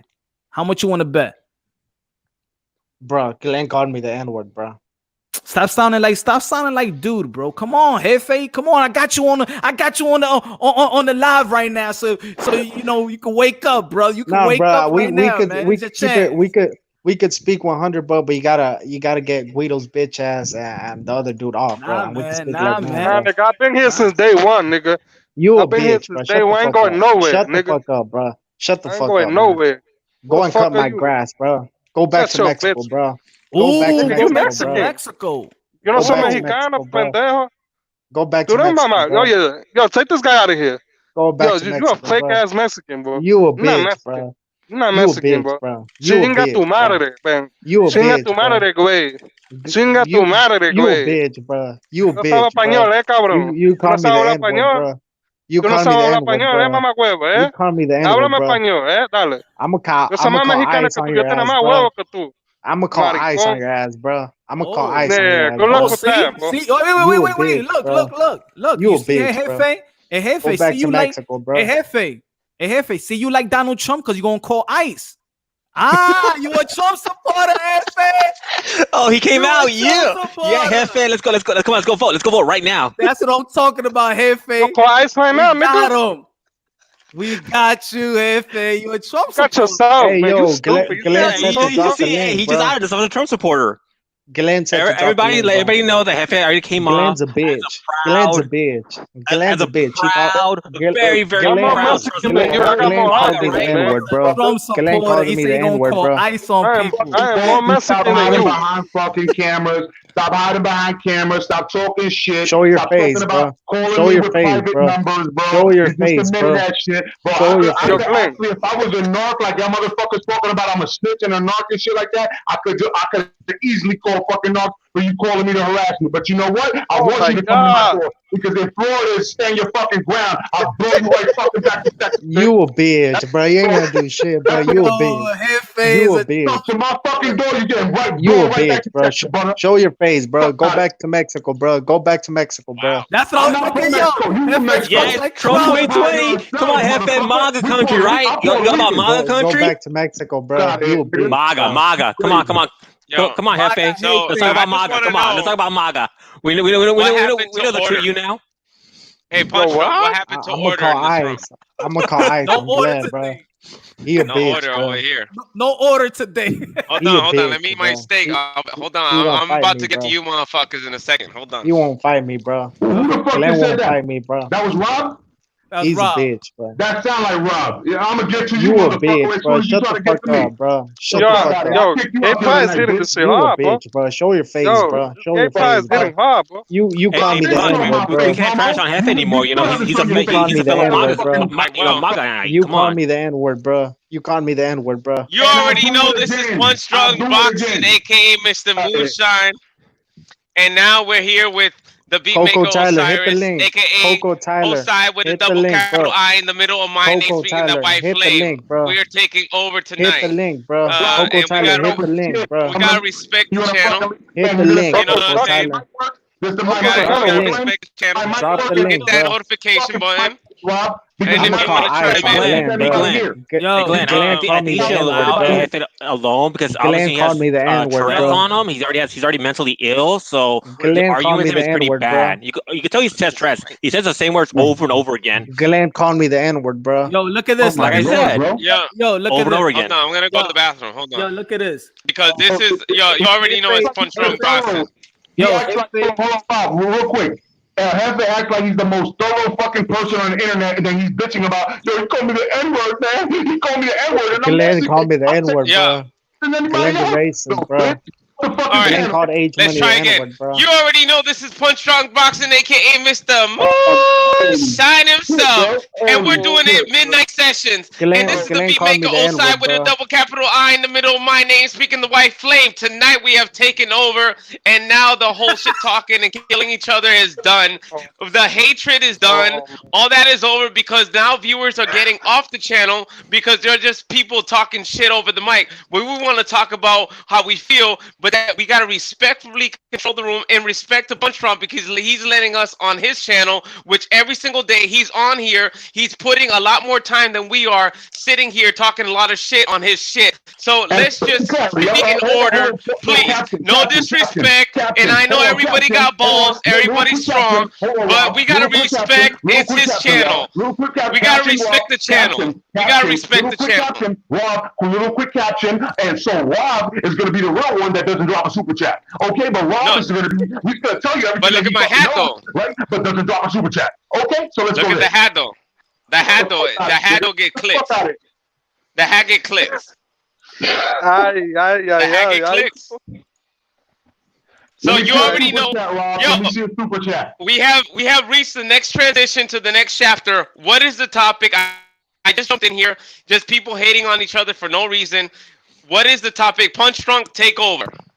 Yo, the first time that you came here, you said that that everything was Punch Drunk's fault because he was drinking and he was going against the name of Jesus. So you thought you had an angle. So let's hear your point of view now. But I had my moment too. I had my moment too, and we're not perfect. The last week when you were drunk and shit, like a week ago when you were drunk and shit, talking about that who you thought was sexy or something like that. What was it, Terrence Crawford? I don't remember who you called sexy, but you called somebody sexy. Yo, are you that angry in your life? Is your life that angry? Do you have that much hatred in your heart? No. I don't feel like you're full of. I feel like you're full of hate, and right now you're actually projecting all your hate towards anybody around you. Therefore, you want to take over the mic and actually express yourself. So technically, what you're emotionally feeling, you want to project towards me, and you want to go against me. But it's the same way I'm dissecting you with my psychology, and I'm over your mind state. So right now, you already know this is Punch Rock Boxing, aka Mr. Shine himself. Take over. That's what it looks like. It looks like you're fucking this dude. Shut the fuck up, Glenn. You a bitch. Shut the fuck up, man. All right, that's you fine. a bitch, man. You always be talking, man. Shout out to Rob, man. What's going on, Rob? What's going on, Rob? What's going on, homie? What's going on? All right, well, I can't see myself. I don't know if I can't see myself. I'm not on video. But ain't nobody want to see that gay ass wig, bro. Stay here. Yo, I love my gay ass wig, nigga. Don't be hating on my gay ass wig. Shut the fuck up, bro. There we go. It's actually my woman's hat. Sideways, bro. Don't ever come at me sideways, bro. He said, AKA Mr. Moonshine himself. Shut the fuck up, Glenn. All right, so check it out. So, Mr. Moonshine, what is the topic? Glenn called me the N-word, bro. Glenn called me the N-word, bro. Glenn called me the N-word, bro.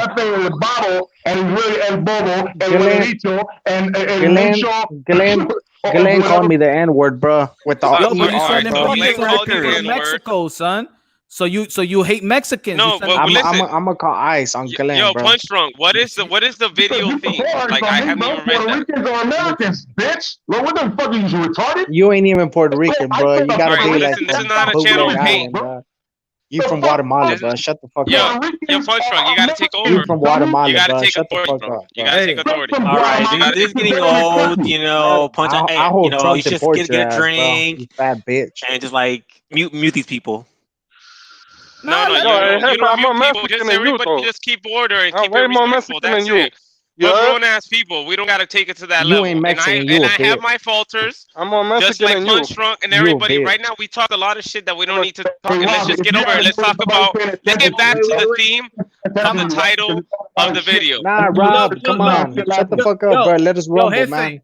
Jefe. Yo, Coco, shut the fuck up, Coco. You bitch ass nigga. Look at my hat, though. Jefe. I got eyeballs right here. Jefe. What's going on, man?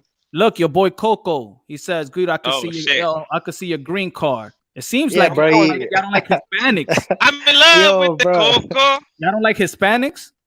No, bro, it's good. Guido don't got papers, but it's just funny, man. No, but also it's funny when it's with Hispanics, like you say you're gonna call you're a sellout. That's why you bitch. No. A lot of hatred going on tonight. He's talking about green cards. You talking about ICE. It seems like you hate Latino. Fuck you and your motherfucking mama. Nah, bro, it's because they gentrified my hood, bro.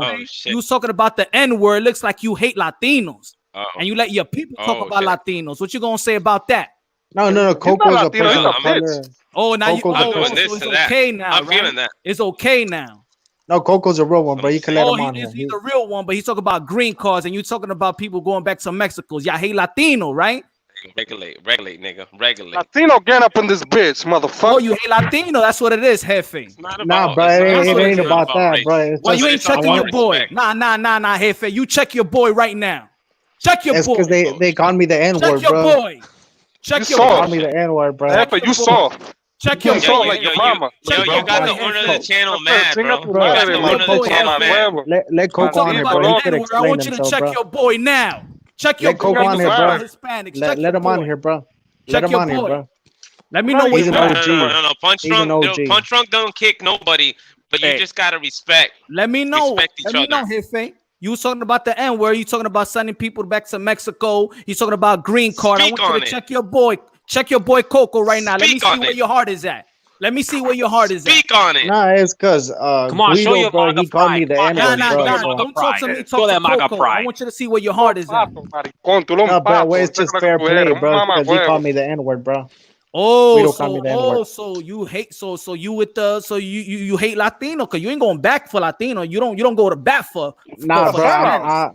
I'm voting for a Latino candidate, bro. Like, don't get it twisted, bro. So, but you want to send people to Mexico though? Not only Glenn, bro. You know what? How about you? I put it this way: you're so adamant. You're so adamant to send people to Mexico, Latinos. But I dare you to say send people to Africa. I dare you to say that. Oh, got him! You got body. You just got body, sucker. Yo, you just got body. Yo, listen, I'm sorry. It's his channel, and I gotta back him up. You got body in this channel, nigga. You got called me the N-word, bro. Glenn called me the N-word, bro. He got you. Oh, Glenn called me the N-word, bro. You're racist to Hispanic. You can't live behind an excuse a whole life. You let Coco come here. Look, Guido, you send ICE and all that. And then y'all want to talk about Trump, ICE. And y'all want to talk about that Trump. Y'all more Trump supporters than I am. Y'all more Trump supporters than anybody out here. No, let Coco on, bro. I'll jump off. Let Coco on. I'll jump off. Yeah, I'll jump off so you both be on the same time. It's not about jumping off, but let's be respectful. Nah, go ahead. If you're gonna just talk shit for anybody, if you're gonna talk shit on the channel, you better off jump off so you have other people that are gonna jump on here and have a good conversation. I don't like you know what I'm saying? Don't jump on here to talk shit because there's people that want to talk to Punch Drunk. He got like 16,000 subscribers that want to get on here, get on the chat. So if you're gonna get on the chat to talk shit, give other people a chance because we can only have so many people at one time. You're a piece of shit. You're a piece of shit. You're a disgrace to Latino. You're a piece of shit. Fuck you and your mama, nigga. Rob. If we let Coco in, I also want to let Franz in because Franz be talking his mind and he be speaking facts. So if Franz and Coco come in, yo, Rob, can you just like chill and let them talk real quick? I haven't even talked the whole night. If anything, I've been trying to help out Punch Drunk to regulate y'all motherfuckers that are taking over the room talking shit. You didn't need to regulate me, brother, because I regulate you. What the fuck are you talking about? All right, there you go. No, but right now you're actually doing the opposite of when I came in. You were sitting in the background, you were taking the light, and here we go. You already know this is Punch Drunk Boxing, aka Mr. Moonshine himself with the beatnik co-side, Mr. Beatnik co-side with the double capital I in the middle of my name, speaking the white flame, woo, like Ric Flair, all up in your hair. Go ahead, my friend. Like on that movie with the 13 different fucking mental characters, bro. I think you got like mad fucking characters in your mind, bro.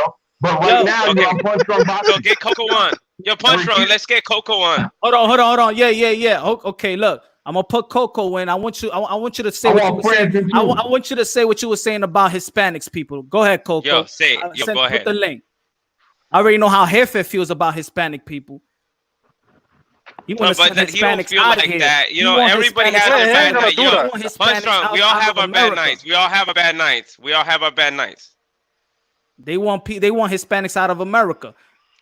Coco, get in. Oh shit, yo, he's on a mission right now. Get in. No excuse this time, bitch. And show your face too. Yo, but you gotta have a nice hat like Punch Drunk and me. Who's gonna beat us in the hat competition? Rob. This is why you talking. Yo, why is it about me? This is not my channel. That's his channel. We want to hear. I'm a guest. Shut the fuck up, man. Shut the fuck up, Rob. I'm a guest star. Shut the fuck up. We don't got time for your ass, nigga. Shut up, nigga. Oh shit. More hate. All right, so Coco, come in and actually have a conversation. The poor Glenn. See, he's a Trump supporter. Yo, Glenn, well, that's what happens when Negan puts a bat to your head. So listen, check it out. This is what happens. Listen, they could deport me back to America if they want. And then I'll fucking call ICE because he just said he needed a green card and I'll deport him. So who the fuck is he talking? Everybody's fucking angry tonight. Yo, Punch Drunk. Everybody loves tacos. Hey, Jefe, what are you talking about? Angry tonight. Jefe went. He don't go Everybody's for that angry for tonight. Latinos. Hey, Punch. Yo, everybody's angry tonight. On mute, bro. When we talking like no, I love yo, Punch Drunk. I love your fishing right now, though. I love how you're fishing. I love that you did that. I know what you're doing. I love that. Go ahead. He said, "Go ahead," like if he's directing the shit. France. Out of here, bro. No, he knows what he's doing. Hold on, Rob. Shut the fuck up, Rob. Shut up. I want to hear France. France was good. Yes, absolutely. France was good. Absolutely. Nah, just right here. What's good? What up, France? What's up, Glenn? How you doing, brother? Mi hermano, fans, ¿cómo tú estás? Yo, Black. Mira, ¿cómo tú sientes que este mamagüevo de jefe hablando mierda a los mexicanos, los latinos? ¿Cómo sientes eso? Yo, what you call they say a black guy that wants to be like a white guy, a coon. What you call a Hispanic that hate who he is? A coconut. Coconut. That's technically called an Uncle Tom, but we'll continue. Coconut. Uncle Tom's a hero, though. Hey, Jefe is Conan. No, you don't even know who Uncle Tom actually is. Hold on. Yo, Rob, hold on. We're not going to go that way. I want to listen to this. Hold on. Coco, beware. I just got my tonsils out. Hey, yo.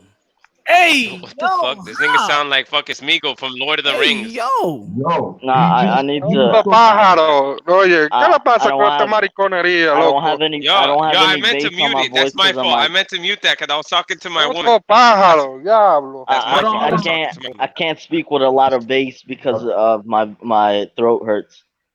Why your throat hurt? You had something in there? I just got my tonsils out. He got clout. You got ace money in your dick. That's why your throat hurts, huh? You got ace money in your dick. I just can you show us your green card? My green card? Hey. What a retard. I was born here, Papa. I was born right here, motherfucker. But even shit. Show your face. You want my green card? Show your face. Show your face. Wait, Guido. But Coco, even if he wasn't born here, why you want him to show the green card? I want him out of my. You like Donald Trump that he wants you to want to see Obama's certificate? I want him out of my country. Oh, okay. You're racist. Hold on. Yo, so wait. You a racist, Coco? I'm all for diversity, just not Latinos. Oh, so you're racist. Oh, and so El Babo look at this. Look at yo. Check this out, Glenn. So Jefe talking shit about Latinos. Coco's talking shit about Latinos, and they all here coming in the defense of one man, and we already know who's that. No, look, bitch ass H money can't even talk for himself. Racist. Latinos are not race. What a fucking retard. Racist. Get out of here, man. Get out of here. He said it right there. Bro. You can't be more racist than that. He said, I hate Latinos. And yo, put it this way, and that's Jefe's people. He said, yo, put Coco in. He just say he hate Latino. Jefe's Latino, and he don't say nothing about it. Jefe, what you want to say about that? Jefe also just said he was on a green card, and yet basically that means him getting deported. Jefe, get back in and tell me what you feel about that. El pendejo, el mamagüevo, el mamagüevazo. Jefe, get back. We want to ask you about that one, Jefe. I want to see. What's up, bro? Was you good? Racist? Yo, can you see me? Yo, hey, Jefe, he say he Latino and you rocking with yo. That's I lost all respect for you, Jefe. That's it. I was trying to give some respect to you. Come to the channel, talk whatever you hate or whatever. But you know what? You completely rocking with people that hate your people. Shit. He could look at your mother and want to spit at her because he hate Latinos. And you rocking with that. Yeah, hey, Jefe, you soft, bro. You soft like tissue. You soft, bro. Yeah. You chilling with people that hate Latinos, and you Latino, and you promoting them. You soft, bro. What happened to you, man? Who broke your heart? Who didn't give you a hug? Smoke your bitch ass. I hope the Chicanos in Texas find out about your ass. You piece of shit. Oh man, what happened? Hey, Jefe. Hey, Jefe, what happened? No, I think you guys misconstrued what Coco was saying. He said it, bro. He said he hate Latinos. That's no, bro. It's just because there's too many trash. How can you misconstrued about that, bro? Can I say talk it? Like you're making sense, bro. All right, let me explain myself. No, there's too many, bro. Fuck you. Fuck your mama, nigga. Explain what your boy said. Explain that. Don't explain what your boy said. He said he hates Latinos. I'm gonna explain what he said. Ever since people like Guido came in, you know, man, come on, man. He said Latino. He didn't say he hates Guido. Bro, he didn't say he hates dirty, bro. There's too many taco stands, bro. Yo, Jefe, he didn't say he hates Guido. He said he hates Latinos. That means he hates you. That's what I'm saying. People like Guido, bro. Like we gotta deport people like Guido, bro. He hates you. There's too many taco stands, bro. There's too many taco stands. There's too many dirt in the streets, bro. Too many kids out of wedlock, bro. Nigga, you a bird to your own race. You a piece of shit. I said, I'm more Mexican than you. People like Guido call me the N-word, bro. They call me the N-word, bro. Huele bicho, cállate la boca, huele bicho. Cállate la boca. Cállate la boca, mojón. Yo soy más mexicano que tú. Tú no eres una güengüenza para todos los latinos, mojón. Yeah, man. They need to deport your ass out of here. That's what they gotta do. They gotta deport your bitch ass. They gotta deport your bitch ass. You fake ass nigga. Bro. You a fake Latino, nigga. You a sellout, nigga. The fuck out the channel, you nigga. You a bitch, bro. Shut the fuck up, bro. Don't ever come at me, bro. You a bitch, man. I'll knock you the fuck out, bro. You call me the N-word, bro. You call me the N-word, bro. You call me Jefe, you should have said you knock somebody out when Coco said that. You should have shown nobody out, fuck. Y'all didn't even let Coco speak, bro. Y'all didn't even let Coco speak, bro. Yo, let him on. Let him explain himself, bro. If he explain himself, he already said it. I gave him the time. He said he hates. No, bro, because he has a story. Why? Come on, Jefe. Hey, Jefe, you a Jefe, right? Stop bitching out, bro. Check your boy. No, that's what I'm saying. Check your boy, you gotta hear his whole story, bro. Check your boy, bro. Check your boy. His whole story, my ass, nigga. Check your boy.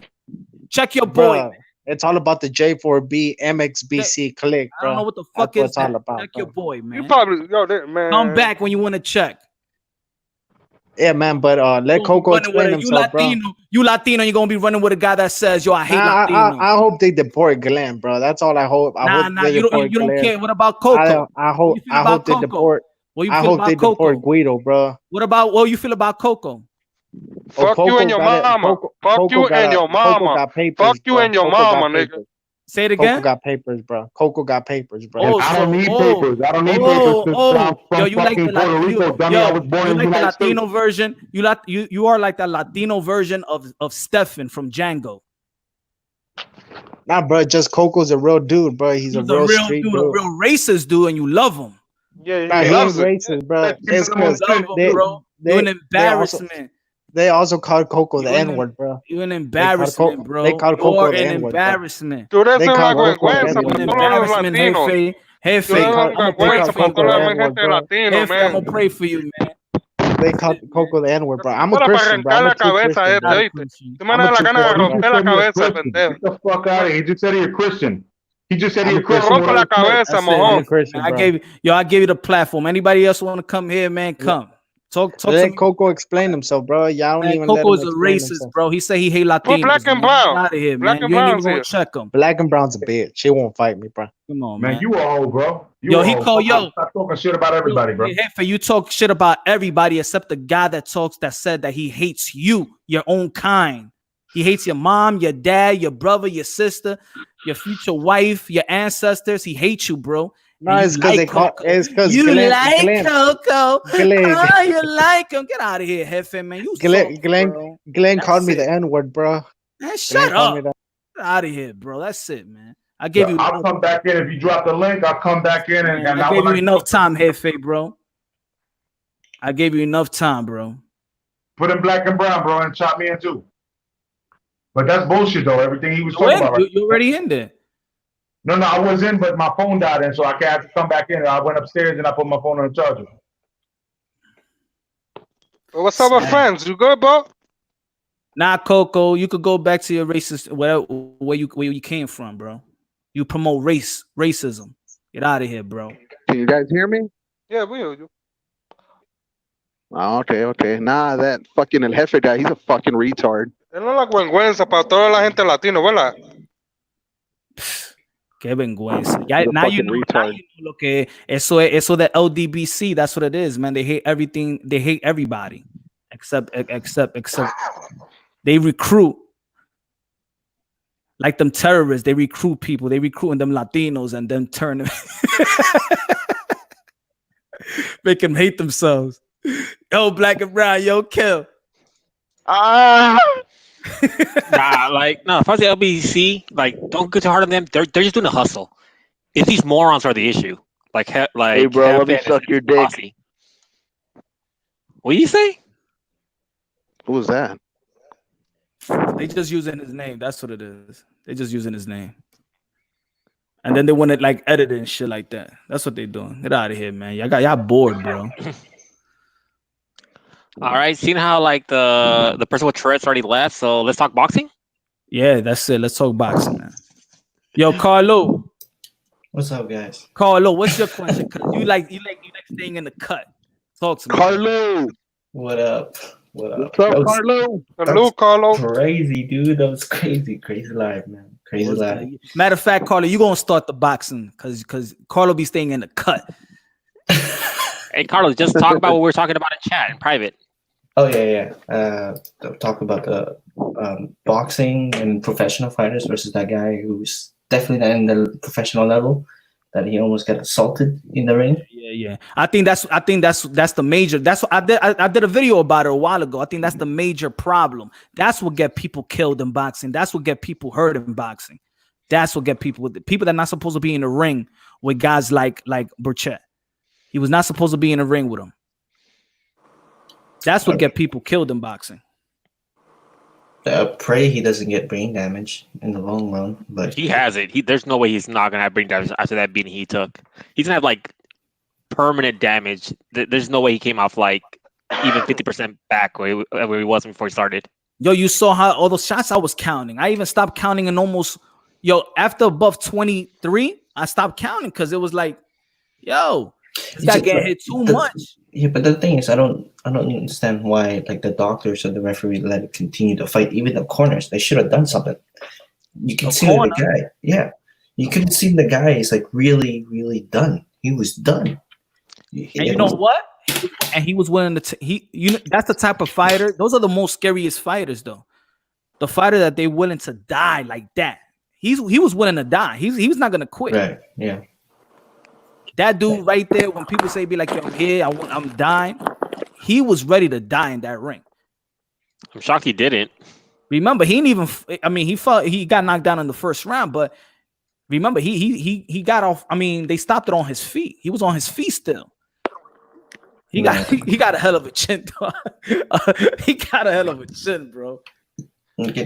Boxing is no joke, dude. People die from boxing. Even amateur boxers, they die from it too, right? A lot of people get a lot of people die like every year. Like we've had 7 deaths this year. The most, like literally, there's been between 5 to 7 boxing deaths this year, and they allow a fight like this to happen. How is that even possible? Especially when boxing is just coming back. It was the most deaths in boxing history. So let me ask you guys a question then. What can we do to protect fighters from being like? What do you guys think? How can we fix this? Let them wear the headgear. Nah, not really. It's just there has to be the commission has to be responsible for sanctioning these type of fights. The promoters and the matchmakers, they the one that we should call them out. Because commissions is different commissions all over the world. Nevada is different from New York, from New Orleans, whatever.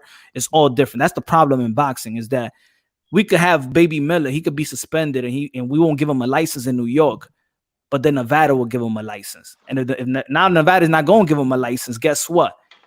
Cali could give him a license. That's the problem in boxing.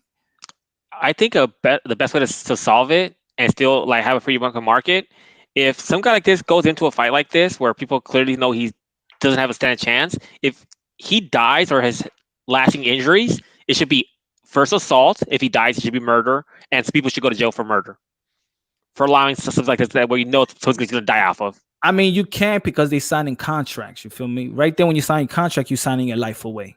No, you're not. You can't legally sign a contract that's that's a contract, because like let's say you can't sign away, say that you're my slave. You can't sign that away. There's certain stuff you can't sign away. You can't sign away your right to life. You can't sign away a bunch of stuff. So this, like, they can sign the contracts, but the ones who's going to be responsible are going to be the promoters. And I guarantee you, if they know they have a possibility of going to jail, they will stop even offering these contracts. They'll be like, no, I'm not taking this fight. But if they want to take the fight, then they know the consequences if something really bad happens. But then I think the sanction, the commission should regulate it. Like, yeah, the promoters could be like, yo, I'm gonna put up this fight, but then the commission sees it and be like, nah, that fight can't rock.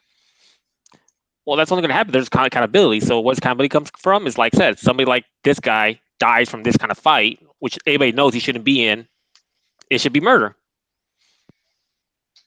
And that would also force the doctors to as well to have to jump in earlier. I don't know about all murder. You're speaking a little bit too much. What, third-degree murder? Nah, no murder. You can't. This is a fight, and they sign contracts to fight. I signed a contract to fight you. You signed a contract to fight me. You're in agreement to let your life go, bro. Yeah, that's the way boxing is.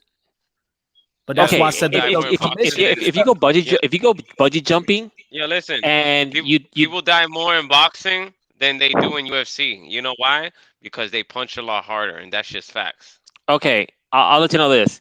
If you go bungee jumping, you die and it malfunctions, you can't really sue. No, but depending on the malfunction, you can't really sue, right? This is not but if there's negligence and you die, they're 100% responsible, and people go to jail for that. But even when you how is there negligence when you already understand? So right now you're actually preaching to the choir because you're actually speaking within your own cadaver.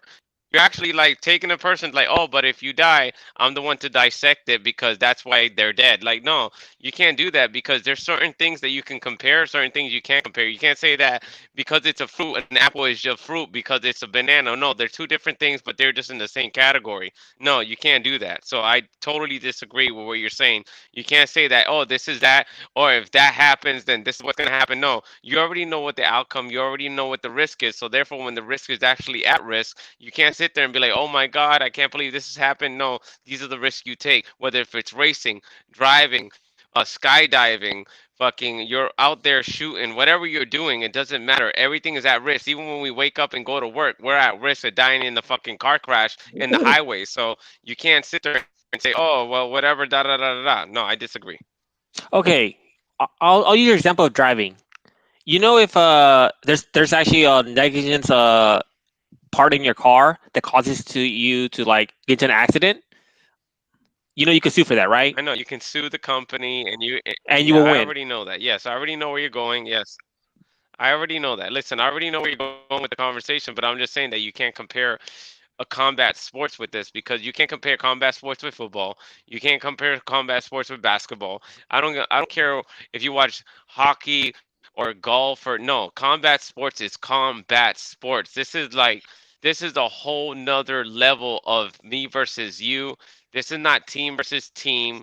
This is not I'm cheering for my coach that has that managed team. No, when these two people are in there, this is me versus you, and we're willing to die because we believe our skills. Okay, how about the lawsuit against the NFL for CTE? They were still held responsible for negligence? About the NFL because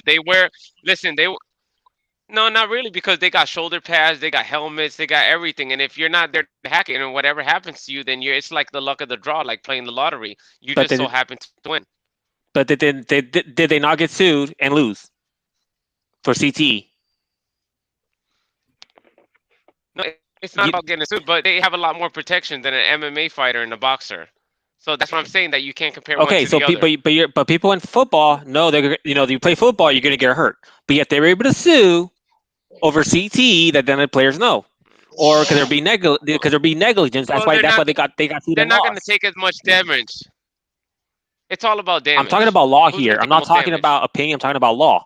In law, no, they're still the NFL was still held liability, responsible for CTE. When was boxing? Or when was UFC responsible ever in history? Name me one occasion. Before then, when was football? No. Forget about every There's sport. No. There's no forget about everything else. Because the way the courts work is presidents. Well, if a rule happens, like laws, any loss going forward reflects on that. That's the way that works. Where you fall. When has boxing or UFC been at fault for a death? When there's negligence, it can be. Has it been challenged in court yet? No. When has it happened? Has it been challenged in court yet? Don't speak. Ask you a specific question. Ask you a specific question. Have There have been a lawsuit over I'm it. asking you the So, question list to the your case. question, and I'm answering your question, but you don't want to answer the question because you don't have an answer. But I'm asking you a question. When has UFC or boxing been at fault for somebody's death ever in history? Have there been a lawsuit filed for it? Exactly. That's all I got to say. Guess what? Before the CT lawsuit? Exactly. That's all I got to say. No. That's First it. off, Move no. on. No. That's not gonna fly. You gotta let me finish. First off, It already flew, before that and lawsuit I with don't the need to NFL fly because I happened, live on they the hadn't ground. lost a lawsuit before that. Then they lost. Know your laws. I'm not talking know about your the laws. NFL. I don't Know watch your the laws NFL. or I stop think talking. watching football is boring. Yeah, but You know what I'm saying? So before you talk about, you're on a boxing channel, you're on a combat channel. So before you talk about boxing, basketball, anything, it doesn't matter because at the end of the day, when has this sport been at fault?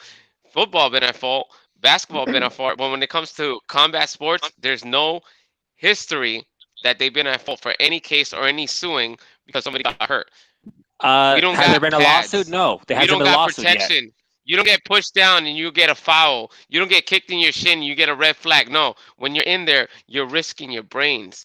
You're risking your 5 years after you fight. You're risking everything that you were before then. Your personality. You're risking everything when you're in combat sport and you get kicked in your head and get your shit clocked in. This is not football where you get tackled and you get knocked out. No, this is not basketball. You get pushed down like LeBron James without getting touched. This is nothing like that. This is combat sports, baby. This is the Combat Sport channel.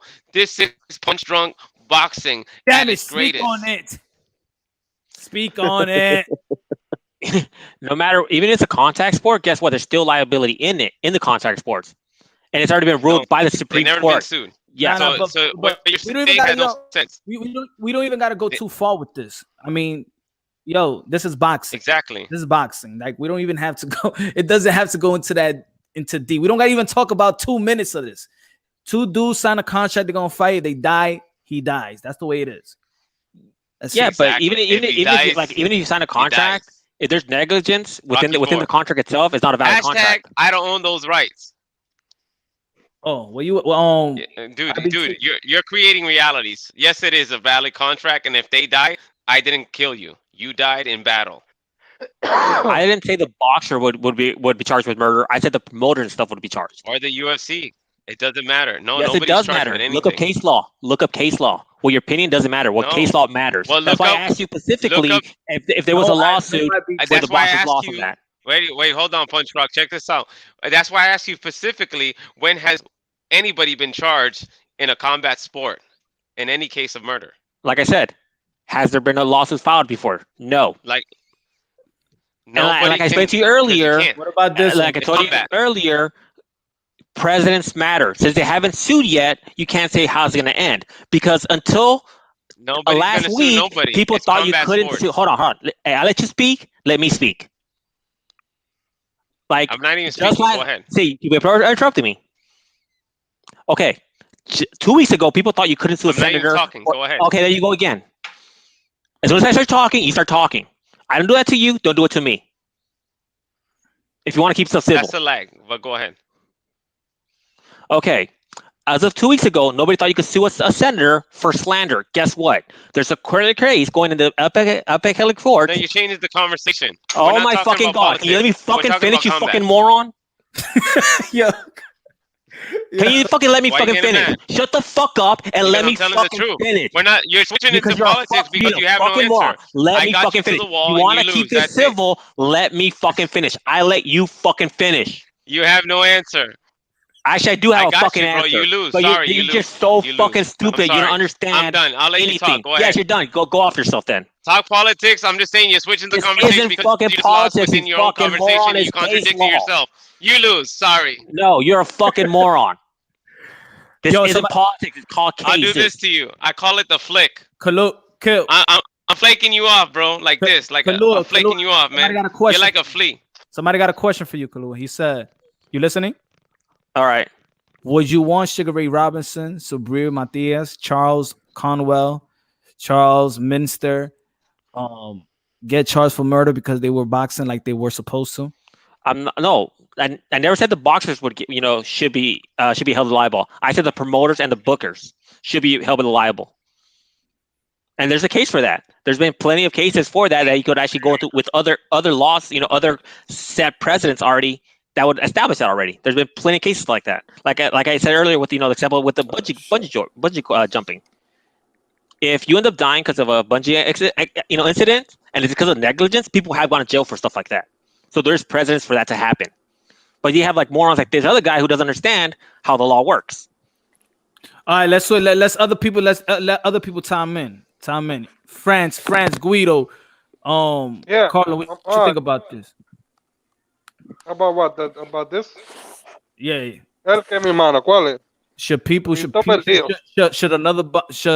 Who should take accountability if a boxer dies in the ring?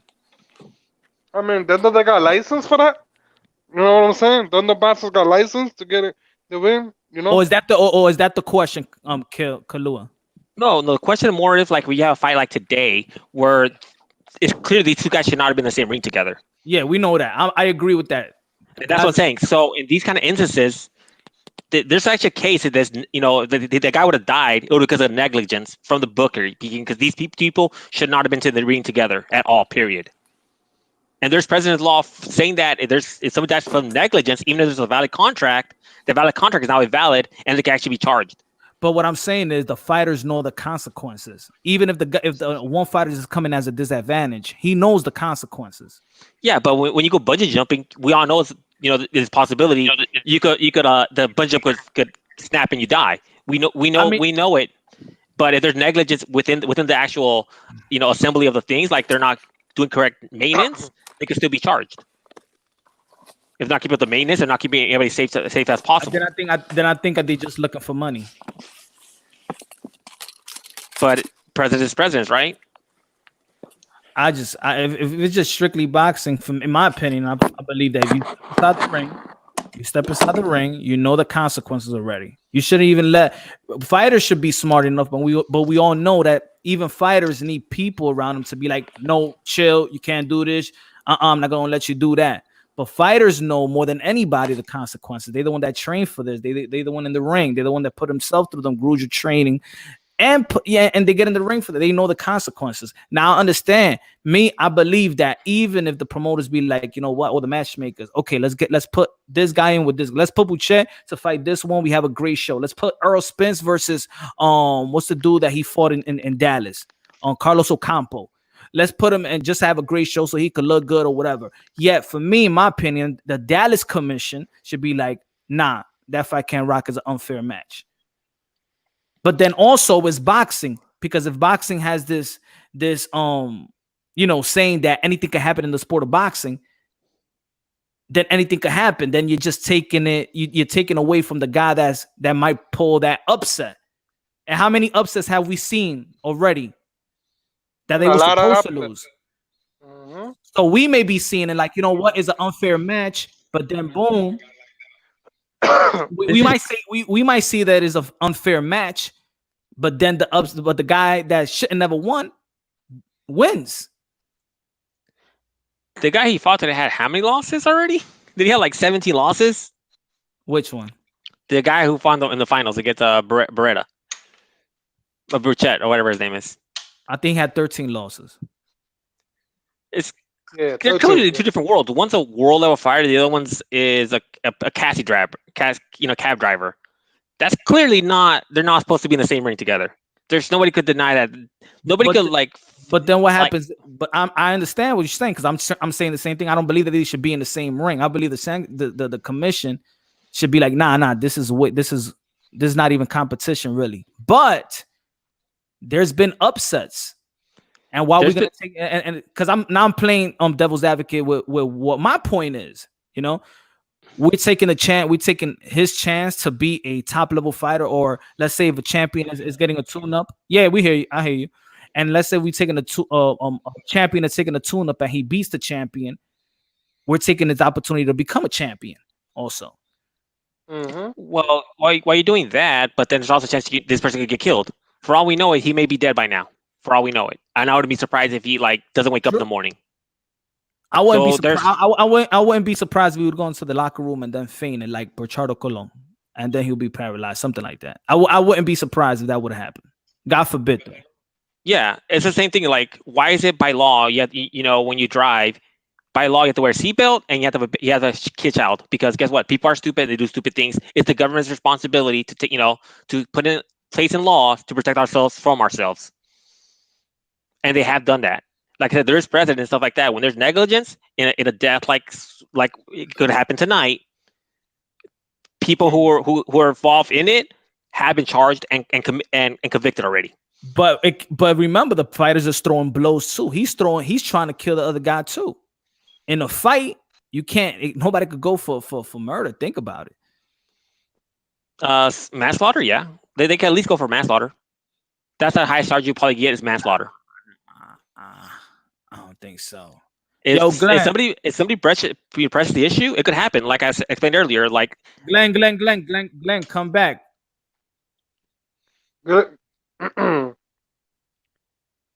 Send the link for Glenn. Oh, hold on. Yeah, I hear you. Oh, hold on. Y'all hear Rob? Yeah, I don't hear Rob. I actually punch. Something funny. Your topic today that you actually have on your site sort of proves what I'm talking about. The reason there's such a big deal about that the bodies are so adamant about steroids is because if they willingly let a fighter who's on steroids fight someone who's not on steroids, that person doesn't know, and the bodies do know, they could get sued and lose big time in that as well. That's a good example of. But he cheated though. He cheated.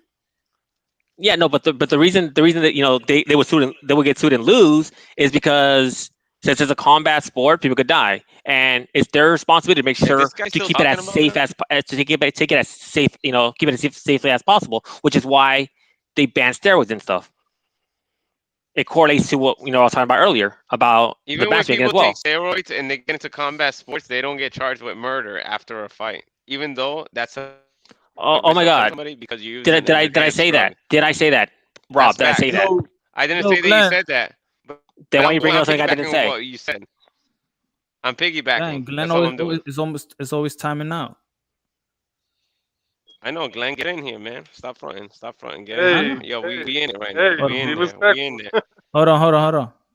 Glenn, we doing it. This guy's talking about people go to jail after fights. Hermano, estoy aquí.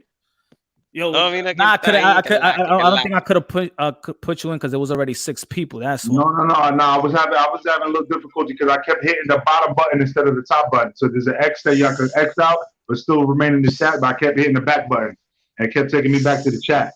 Yeah, that's my fault. You already know this is Punch Drunk. All right, go ahead. Yeah.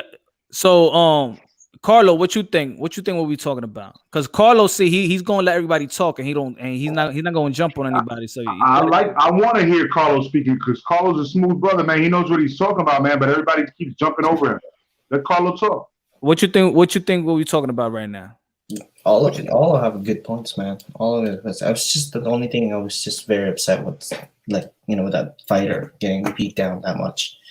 Because of the competition level. That's what I was saying, right? I get what you guys are saying. Is there any way to protect fighters who's maybe they're putting life on the line too much? But you all have great points. I think once you get in the ring, you sign the it's not, for me, it's not about the fighters, because fighters always gonna feel like they could win. They training to that's what they do. They fight. After Manny Pacquiao got clocked in that day, I really thought Manny Pacquiao died that night. For real, I'm not even lying to you. Everybody thought that nigga was dead. I really thought that he excuse my language, I really thought he died that night. Like when I saw that, it crushed my heart. It broke my heart, and I will never forget that knockout. But I really thought I saw somebody actually die instantly in the ring. My icon, the greatest of all times, as you say, die in the ring. You know what I'm saying? Like I really thought Manny Pacquiao died that night. And the thing is, that's the risk you take, and that's what you sign up for. Yeah. But what I feel is that people should commit. But if anybody, if we see a fight that is wrong, that we know, like, come on, man, this is gonna be an easy win. For me, that's the promoters, that's the matchmakers. So if we get mad at anybody, hold them at fault. No, you can't hold them at fault. But I could be upset that we watching. Like, come on, really? We watching. We're seeing an elite fighter fighting a guy that's not supposed to be in the ring with him. But we watching. No, yeah. We can do. It's like politics. We can talk everything about politics, but it doesn't matter because we don't control nothing in this world. No, that's what I'm saying. So once they're in the ring, that's it. It's all good. That's it. It's not a contract. But if we talking about preventing, like when Patrick Day died, the whole boxing world, Bob Arum had to answer some questions. All the promoters had to answer questions about how can we prevent this from boxing, and they wasn't saying what we're saying right now. You gotta protect your fighter. Yo, that's the whole point of a coach. Protect your fighter. What do you think about Maurice Hooker versus Jaron Ennis? Oh, I love that. You see how they were announcing it yesterday? Yeah, that's a great step up. Yeah, I remember, Glenn. You told me about that one. That was a great matchup. It's showing that they're trying to bring him into the ranks right away. That shows that they're trying to bring him up real quick. Maurice is gonna fight who? Maurice Hooker. Yeah, he's fighting who? Boots Ennis. Oh, Ennis. Oh my God. So Ennis is probably gonna have a show me fight finally. Yep. That'll be his best win. If he beats Maurice Hooker, that's his best win. That's his best fight. Because Maurice Hooker only lost one time against Jose Ramirez. Yeah, Maurice Hooker's not a slouch. So you beat Maurice Hooker, you're gonna get some respect. So this is gonna be a great fight if it really happens. If it happens, because we don't know. Yo, I'm gonna get a cup of water right quick. Yeah, go talk. I think it's gonna happen because the way that they were promoted. Because remember, there's really after this coronavirus, there's some people that were already training. There's some people that weren't training. There's some people that are better conditioned. There's some people that pop dirty. So all in all, I think they're trying to make the best fights that they can make happen based on everything else. When are they scheduling it for? When are they? What month are you talking about? For Boots Ennis, I think it's somewhere in August, if I'm not mistaken. I can't remember. It was yesterday that I looked at it. And I'm not the type to just look stuff up when we're talking. I'm talking off the top of my head, Oh, if it's in August, it's fine. But if it's like they're trying to schedule for September, you don't even know if the fight's even happen because it could be another breakout. I mean, listen, boxing is in a decline anyways. No, it's not, man. Stop saying that. You said that the other day, bro. Yo, wow, why is you always gotta come up with that bullshit? Why? Why is you doing the same shit? People been telling me that shit. Why you guys getting mad at me for having an opinion? Why you getting mad at me? Because we weren't talking about that. We were talking boxing, and now you're talking about other shit. And team up on me because of the hat? Is it the fucking hat? Is it the hat? No, actually, you could follow a UFC channel. If you want to follow a UFC channel, go there. Don't come here. We're talking boxing. We're not talking about anything else. Just saying that boxing is in decline from the 80s, bro. Why do you think HBO everything's in decline from the 80s? So what's your point? Everything's in decline. Everything's in decline. Wow. Listen, HBO. Not an MMA has a pay-per-view record like boxing. Wow. I'm not listening. I'm saying that don't worry. I'm over here to compare MMA to Punch getting some water, but go ahead. MMA does not even have a record pay-per-view records. What are you talking about, dog? What are you saying? How are you saying MMA is better than boxing? What's wrong with you, dude?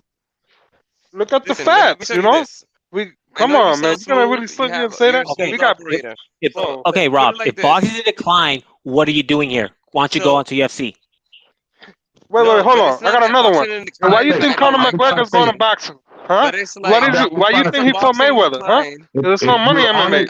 If you're on a boxing channel and you don't like the boxing talk and you think that UFC's better, get off our dick and go to the UFC channel. We'll be more than happy to chop it up with each other because we're talking boxing. Hey, bro, take that record, bro. He's looking real stupid with that shit. Take it off. So check it out. I'm on a combat sport level, and right now boxing is not out there. UFC is out there. And what boxing is doing, they're murdering themselves. They're shooting themselves in the foot with these bad decisions. Yeah, with you looking like Julio Cesar Chavez Jr. with a fucking wig on it. I'll let you guys talk. Let me talk. All right? Bad matchups. Julio Cesar Chavez Jr. Actually, you did it because you actually cut off Glenn when he was speaking. If you were actually letting people talk, you wouldn't have cut off Glenn in the middle of when he was talking.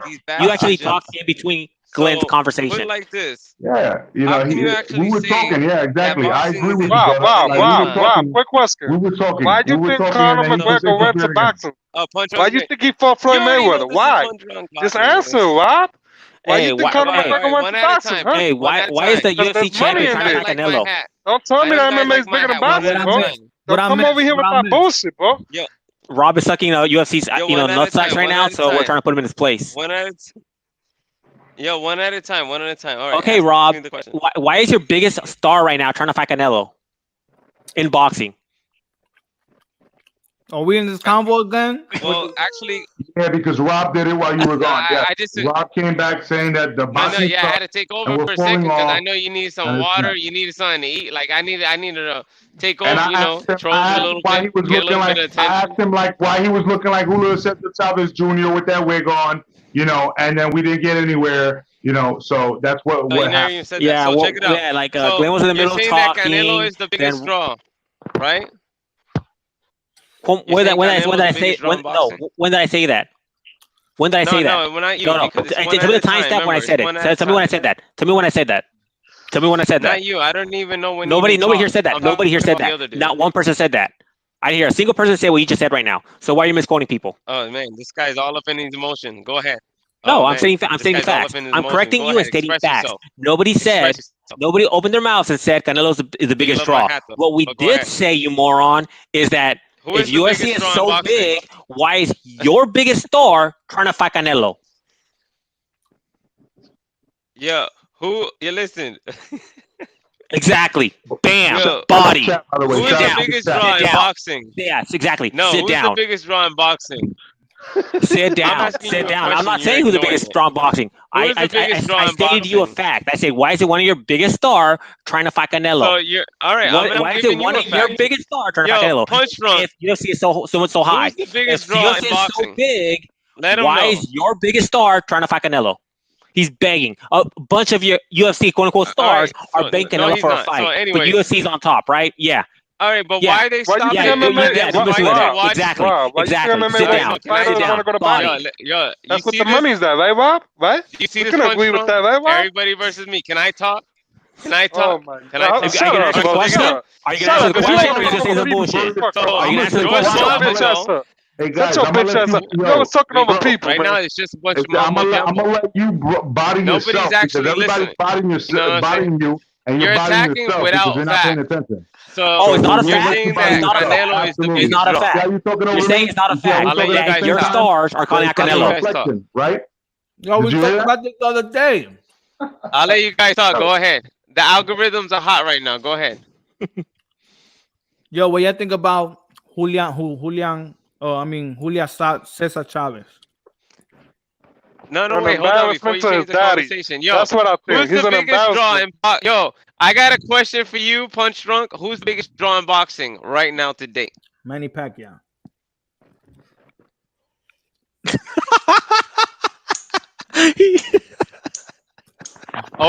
So you got Manny Pacquiao over Canelo? The biggest draw in boxing? I'll say Manny Pacquiao still. Boxing right now. So Manny Pacquiao got more sales pay-per-view than Canelo in their last two fights? Yes, because Canelo's not a pay-per-view, you moron. And the last two fights, don't even hesitate because you're right. I mean, I feel like the zone numbers. The zone really never, Canelo's not a pay-per-view. The zone really never came out with the numbers, so we could the zone don't come out with numbers.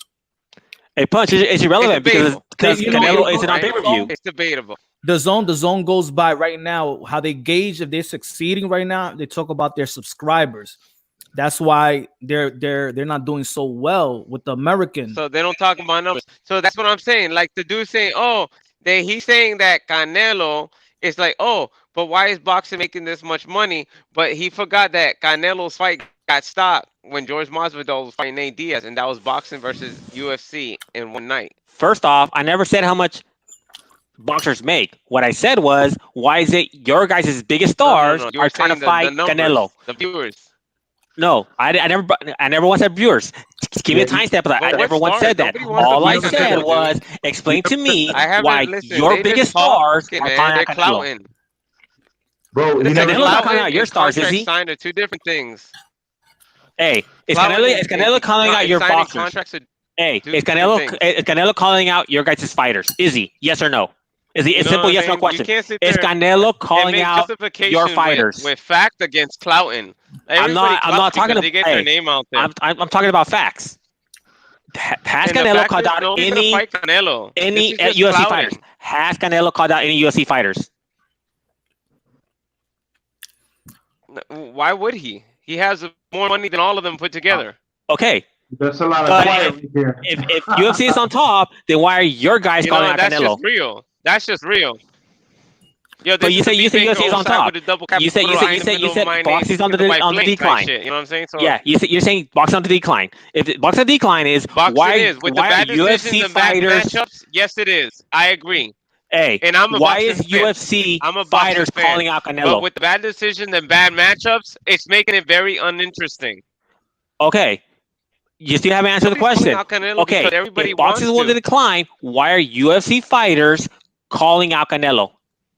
Yo, what's good, Smoke? Because he said, "Oh, why doesn't Canelo call people out?" But then you say, "Why don't people call out Canelo?" You just flipped your own question backwards. You know why I did that? Because your case is that boxing on decline. No, I'm not contradicting myself. I'm being very consistent with this. If boxing on decline, okay. If they continue to keep going the way that they're going, here's the facts. Lower and lower, and UFC will take the momentum. Hold on, let's smoke time in. What you think? What you think about? Oh, we're gonna smoke. Hey, what's up? What's up, Punch? What's up, panel? What's up, chat? Peace to everybody. What's up? Broadcasting live from Oakland, California. This is the politics guy. I remember the politics guy. No, man, I'm just me. We just got into. I remember. I'm about to get that white boy on here so he can own you again on politics. But go ahead. Okay, own me on politics. I'm not owned at all. You tripping? Boxing, come whatever. On, come on, we're talking boxing tonight. I don't know how to talk politics. I want to talk boxing. I seen the stream. It doesn't matter. It doesn't matter. Yeah, like listen, really, let's get over that. What you have to contribute to this conversation. Stay on topic. Stay on topic. Yeah, whatever. I'm gonna do me. You do you. I didn't even hear what you're saying. Everybody's talking at the same time. I'm trying to say like peace to Punch. I'm not sure. I'm not sure what he's eating. I don't know why you need to talk when I'm talking. But hey, Punch, what you got going on in your bowl? What's on your fork? What's up? Is that a spoon? That's yesterday's Chinese food. That's what's up. Multi-culti out here. Punch going back to college. Yeah. That's what's happening. College is microwave. Yeah. What was day old Chinese food? Isn't that microwave? Nah. I like heating up my food. Oh, like you heat it up? You don't touch the microwave? I'm old school. It doesn't taste the same way. How do you heat it? Do you grill it or you bake it? No, in the pan. In the pan? Oh, so you grill it. Yeah, Bunch Truck, you look like you mad nice though. I'm not gonna lie. Nah, I'm like that natural. Oh, shit. You know what? Yes, I just realized something, Punch. You got you got the snap back over your eyebrows. Yeah, what's up with the fitted first off? There you go. That's a better visual. And you know, no homo. I'm just saying. That was kind of homo though. I'm not gonna lie. I know you're very afraid of emotions and like your feminine side and all kinds of stuff. But you know what? I'm a father of 3. I'm 49 years old. I don't give a damn what you think, for real. But anyway, I'm just saying, like that's a much better look. What you got? I switch it up. You don't smoke. I switch it up. You know. You already know this is wait a minute. No, wait. Are you gonna go to what's the misdemeanor versus the hell? Put that hat back on. Put that shit back on. Your shit look like a sucked on milk dud right now. Put that thing back. Yo, you better put that hat back on. Hey, listen, every king needs a crown. That's a bullet that scratched my head. Yo, I see you. That's God. That touched his toe. Yeah, I see why you're adiplomatic and also too hype for most people. He goes, pay attention. Pay attention. I'm trying to tell you something, son. He went, blah. I'm just letting you know. Yo, Glenna's dead, brother. Bro, Glenna. Yo, Punch Drunk. Do you think boxing is in a decline? Yes or no? Oh, good. In decline. Boxing in decline? No. I think in decline in the sense, and for me, in my opinion, and I don't think it. I think it could come back. I just think that boxing right now doesn't have one star. I'm talking about that could just do what Oscar De La Hoya did with the stadiums and stuff like that when he was young. I think that right now boxing is about the dancing partner. If you have a great fight, it overexceeds any sport. The people from other sports is gonna come to a boxing event. So if you're gonna have Joshua versus Wilder or Joshua versus Fury, that's gonna stop every sport. Well, I disagree with you. Boxing's always been that way. Yeah, that's what I'm saying. But no, not always. It depends the matchup. That's the point.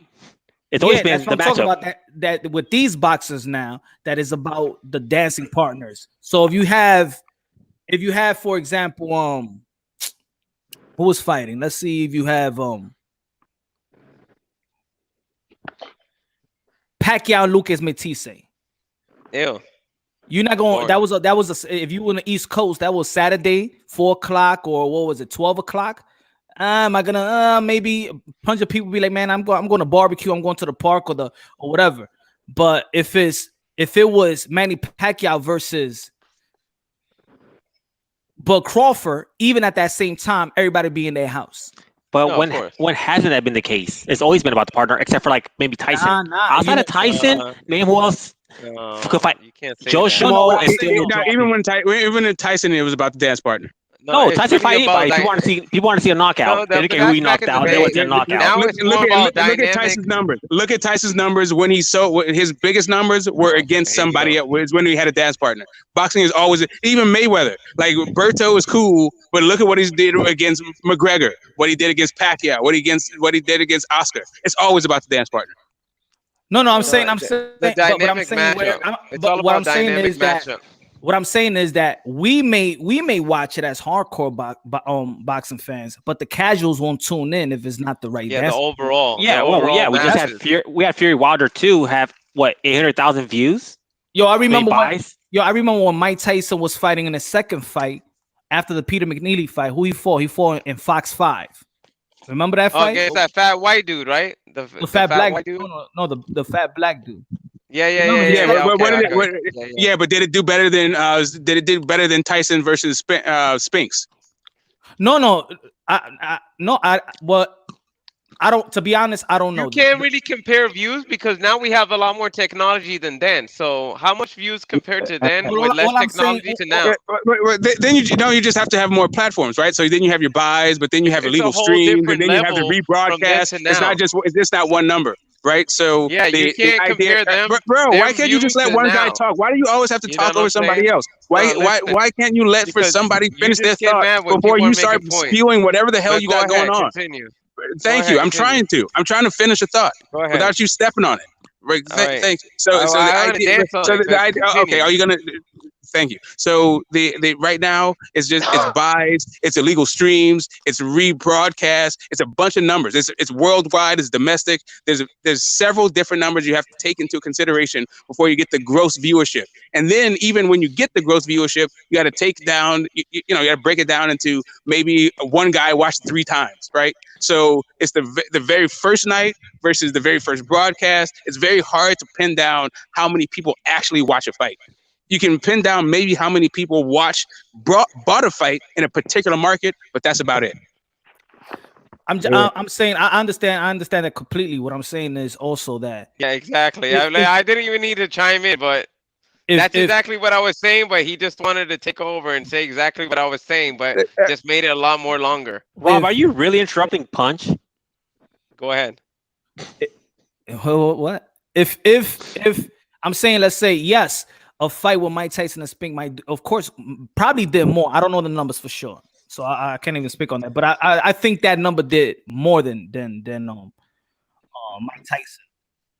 I mean, Mike Tyson and Spinks did more than Mike Tyson and I forgot the dude's name. But that's really all I'm saying. Is that a dance partner matters always because that's just the American market, right? We're not UK. Like where you can just it's about one guy. But it was still great numbers to the point where even casuals are tuning into his fight. And so, listen, casuals are tuning in to watch Mike Tyson pick up his mail, right? Like people like Mike Tyson. Now we don't have that today. Well, but outside of Mike Tyson, who else has that? Yeah, Glenn, time on that. All right. So my thing is that when it came back, he came out of jail. He fought Peter McNeely. that was like a welcome fight. Like it was like everybody got it. You know what I mean? Like in the Bronx, in New York City, back in those days, they had the bullet. You had like an illegal cable box, and if you got the bullet, yeah, the black box, Yeah, exactly. Everybody was there, and everybody was like, dancing salsa and enjoying their night until it got to that point. And then, damn, if the bullet came through, you lost your damn fight. But we had good bullets or good, black boxes, and so we were able to watch it, man. And McNeely even got sponsorships after that with the pizza. I don't remember. I don't know if you guys remember the stuffed crust pizza knocking him out with the jaw because he was making fun of his own self for being knocked out so quickly. And that's what I'm saying. Like that era with Mike Tyson and all that, that was completely different. Right now I get what you guys are saying, but with that era it was a little different. I don't know. The feeling was different. you got to calculate the numbers differently. No, but what I'm saying, even though if the numbers go up and down, but at a whole, it's still up there. It's still great numbers as an attraction. As one guy can pull those numbers. I don't think one guy, even if he's an elite fighter, can pull a great number without another elite fighter. That's what I'm saying. But Oscar De La Hoya, he can pull great numbers with just Oscar De La Hoya. Depending on what your needs are. Type if of you fighter. feel like you're about to face him pending. Yeah, but Canelo always, Hoya always had superstar fights. He always went after mega fights. He always fought the best, which is why he's a little different. But outside of what the hell? What's the thing just running? Okay, so outside of like Mike Tyson, nobody else has really had a thing where no matter who he fights, it's gonna be a sell. Like I won't be having you for 20, 30, 40 years. And then? It means that I would make Are we watching an interview now? He's having a private conversation. Let's hear. I would make every fucking moment of your 2 months worth fucking Oh, what the fuck was that? Why? He's having a private conversation. He doesn't know his mic's on. It's gonna be like one of those people, the voyeurs and shit. Voyeurism. If you treat me different, if you would treat me different, like I would also treat you different if you fucking treated me different. You don't need to pretend like you have a terminal disease. Yo, Rob is using this psychology right now. Glenn, shut up. I know shut it's up. not. It's fucking nonsense what you're asking. Like, this is what. Darn it! You see, Glenn? Why you gotta keep talking? He heard you, and when he turned off the mic, we're enjoying that, Glenn. You killed it for us. My bad, yo. I mean, he was a psychologist, though, and he just got in trouble. I know, but we wanted to hear. It was entertaining, and you killed it for us. My bad, bro. So the viewership is there where MMA kills boxing. That was pretty damn funny. Want to see most boxing fights are champions fighting buns. So what you feel, Seth? Seth, you feel what Rob feels about it? You feel like the UFC is on the come up and boxing is my fault, Cam. Yo, Camar, what's good? So who you agree with, Seth? You agree with what Rob is saying or what? You should be treating her right, dude. Like, yeah. Should have treated her right. Trying to smoke. Everything goes here. Everything goes, man. Yo, it's always new everything here. Goes. Hey, everything goes. So why can't we put on? Kelmer's asking to get by. Kelmer. So I'm just catching up. From H Money channel. He's from H Money's channel. Kelmer Vasquez or whatever the hell. Hello. You got himself under now. Go ahead, He's in the private chat. Oh, I'm catching up. Let's see what you guys are talking about. Kelmar. Yeah. What's good, man? All right, here, just kicking it. Just trying to hear you guys talk to see. I was into the conversation. I'm sorry. What you think about the conversation we're having now? The UFC and boxing. What do you feel about that? Where are we at right now? What are we talking about? Oh man, you come home. You daydreaming, brother. You daydreaming like. Know, my bad. What you think about Julio Cesar Chavez Jr.? What you think about him? I mean, I think it's it. Well, You think this is really him? You think Oscar De La Hoya was like that too, though. You think? So I don't know. Okay, so you think that he was just joking around, or this is who he really is and wanted to be. He was just living under his father's shadow and never could express himself the way he wanted to. Now he's free. Why don't you hop on? Or maybe he's bisexual. Who knows? You know. Mira, es el perico lo que está haciendo eso. El perico, ¿oíste? El perico, ¿verdad? Está metiendo demasiado perico, Nah, I say like he's having fun. I mean, I did a video, but it was fun. But I just said what I said. But I think they have. Chávez, you're just looking crazy though. He's doing shit that's not normal, you know. No, but you know what it is. I really feel what Chavez is doing is actually he's doing something different. He's doing something that is like, even if it's joking around or grabbing the attention, I think what he's doing is finding his own identity. Do you know how hard? I believe that, if you ask him the right questions and you be like, yo, how is it hard that you have to live under your father's shadow? Like, I know that Julio Cesar Chavez, people don't see him because they want to see him. They want to see him because he's the son of Julio Cesar Chavez. And even if he fails or whatever, they're always going to gauge what he does to his father. That's a hard life if you really think about it. The Mexicans are very loyal to the father, though, not to him. So when his father was so great, they want him to do good too, you know? Yeah, but that is not legacy. That's almost like Michael Jordan and his kids his son played in Division III basketball. Can you imagine? That's why Canelo whooped his ass. But do you think he's gay though, or like you feel me? Like when Canelo whooped his ass, it was on some serious shit. I was surprised when I saw the video. To be honest, I was like, you know what? If somebody has boxed before, I think we should give them a break as far as stuff they do crazy afterward. Because don't forget, you're being beat down the head all the time. So after you're done, are you really still there? CT is a thing, and yeah, and it really messes with your brain and stuff like that. I think that's why Oscar started doing all those crazy stuff, with the pantyhose and stuff. Chavez is doing what he's doing because these guys literally have brain damage. There's no way they're gonna have brain damage after every single fight they're getting pounded for the face. Is it crazy or they just actually having fun? Are they trying to be funny? Or put it this way, is Martin Lawrence crazy when he's doing a movie dressing like a girl and trying to be funny so we could all laugh? Is he's Tyler a comedian though, you know? But yeah, he's a comedian. He's a comedian, while these boxers, I think they have brain damage and they're doing stuff because they have brain damage. But then La leyenda continua. Then we putting them on a hold, and that means that just because you're a fighter, you don't have a sense of humor. You can't have a sense of humor on your own time. We're not saying that, but you know. No, I'm just putting out a little overboard and shit. Then you're gonna be like, damn, you know. Yeah, but I'm not saying that either. But it's like we have to give them more of a leash because they could have brain damage. It's sort of like if you see, somebody's retarded, are you going to make fun of them because they dropped their glass of water? No. You're going to feel bad for the kid because it's not his fault. It's the same with these boxers. All these boxers, you say they're your modern gladiators. You also look after their mental health too, because all these boxers have brain damage after creating boxing. So I can make fun of a boxer who has brain damage. No, I mean, we could say all of that. 2020. Can I get one point in, man? Because I'm trying to talk, man. Y los tiempos cambiado, So, when it comes down to it, it feels like to me 2020 that time has changed, bro. Okay. Is somebody else talking now?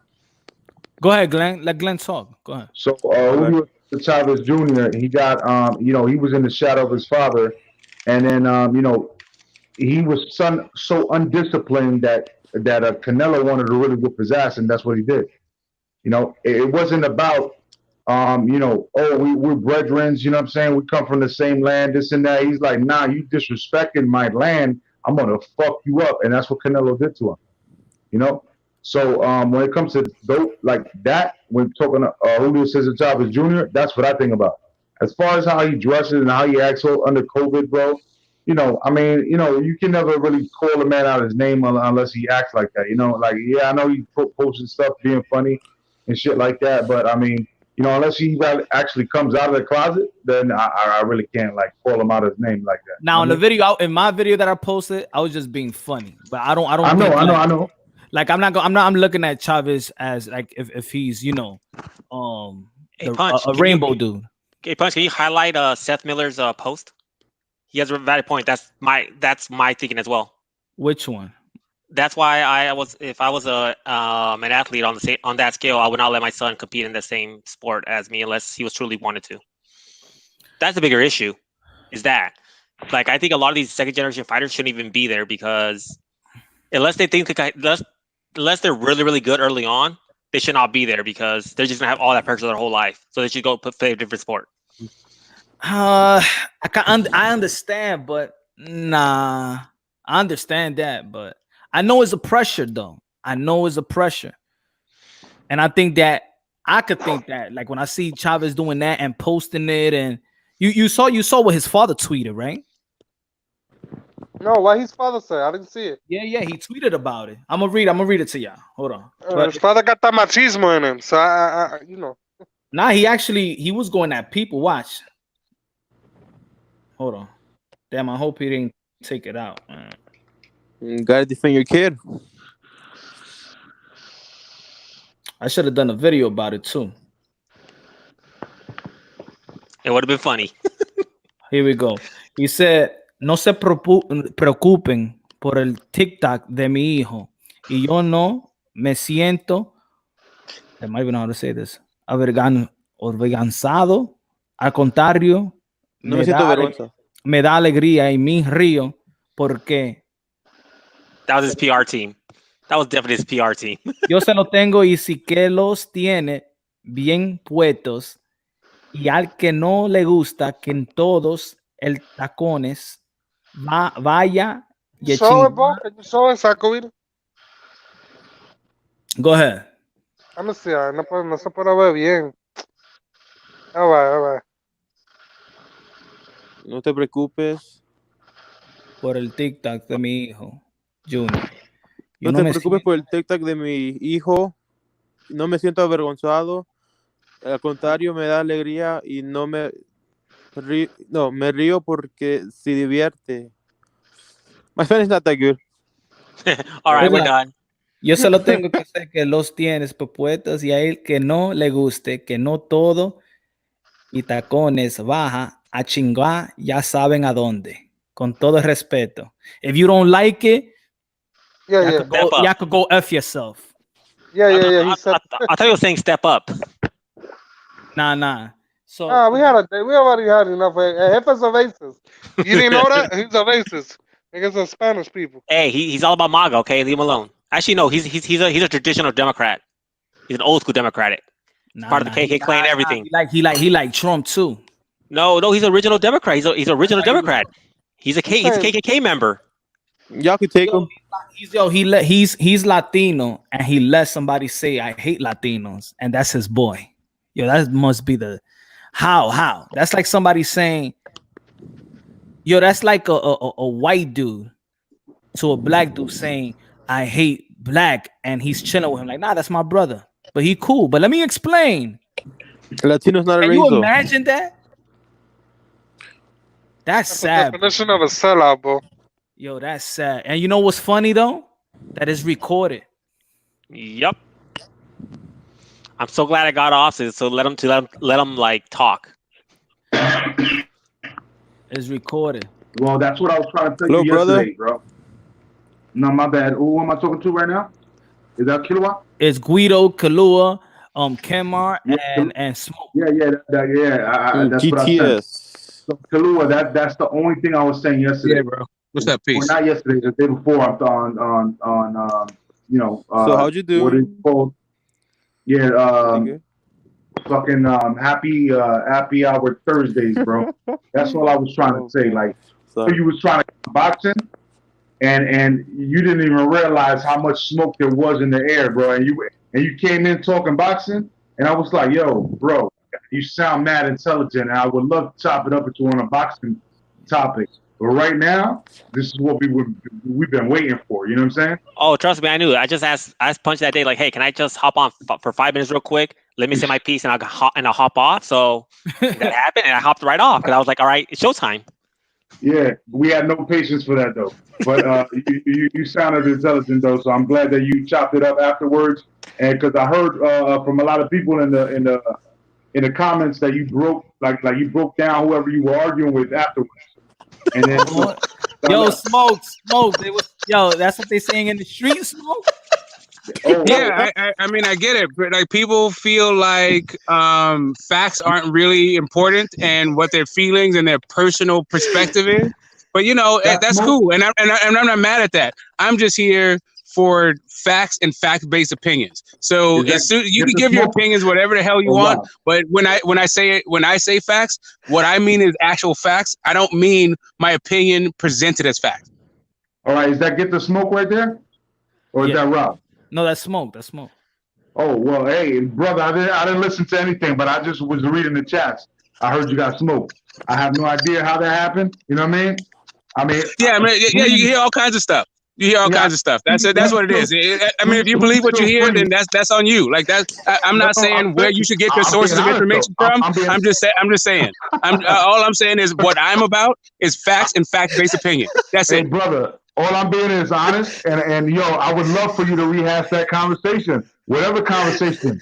Oh no! It already got squashed. It already got squashed. We already see the thing is, it happened on D's channel. It happened on D's channel that we squashed all of that. Like the manufacturing jobs have not come back. Okay. NAFTA is still there, and I'm not raised by a single mom. It already happened. It's already been squashed. Like I said, for real. When it comes down to let me just finish.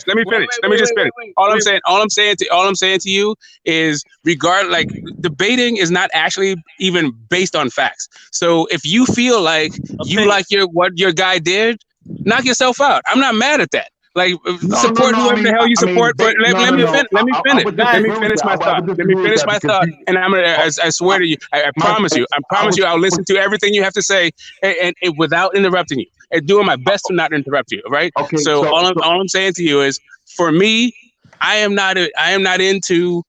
It's not a popularity contest for me. I am just into facts and fact-based opinion. So when you say something and I say that either this is a fact or that's not a fact, that's all I'm into, right? So if you tell me something that I said is not factual, I'll bow down to it. And if I say something that's not factual to you, if you want to deflect and go on into all of these other things, that's on you. And if that's what you like, then knock yourself out. Oh, no, we don't want deflection. I was asking for that same kind of commentary because I'm interested in hearing that, because I wasn't present. And you see, what I'm trying to say is that I heard that that happened. I wasn't there, so I brought it up. And now you just defending yourself, which is great. Hey, you know what? Because it's not about opinion, that it's about fact, like you said. It's not about opinion, but even if you have an opinion, it should be based on fact. Right? So you can have an opinion because some things are left up in the air like, hey, you know what? We don't really know how that's going to go down. It's a 50-50 situation. But based on facts, based on paper, based on an educated person, we might have an educated opinion, a hypothesis. Hold on. I got a works. You know what I'm saying? So that's what I'm trying to say. So, I got a question. If you guys have a debate, then I would love to hear that. I got a question. Smoke. Smoke. Yeah. What's up, man? You know I got to ask you. I mean, you feel you don't want to answer, but how was the conversation with the wife? How was the conversation with the wife? You was having like a conversation, like you was arguing.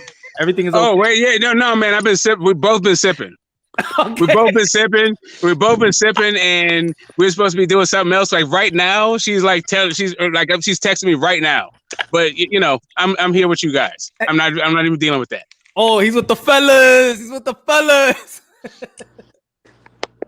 Okay. Saturday night, Sunday morning. Yeah, France. By the way, boxing right now is like crazy. I'll get back and deal with that when you know how that is. 12 years, baby. Dang. Yeah, my neighbors are clapping hands. To your friends, I wasn't like really trying to jump on him. I was trying to clarify that I wanted to hear that kind of debate. Like, they got a debate going on, because who am I to jump in the middle of the shit? It's all good. Like, listen, like the issue is some things need a formal setting.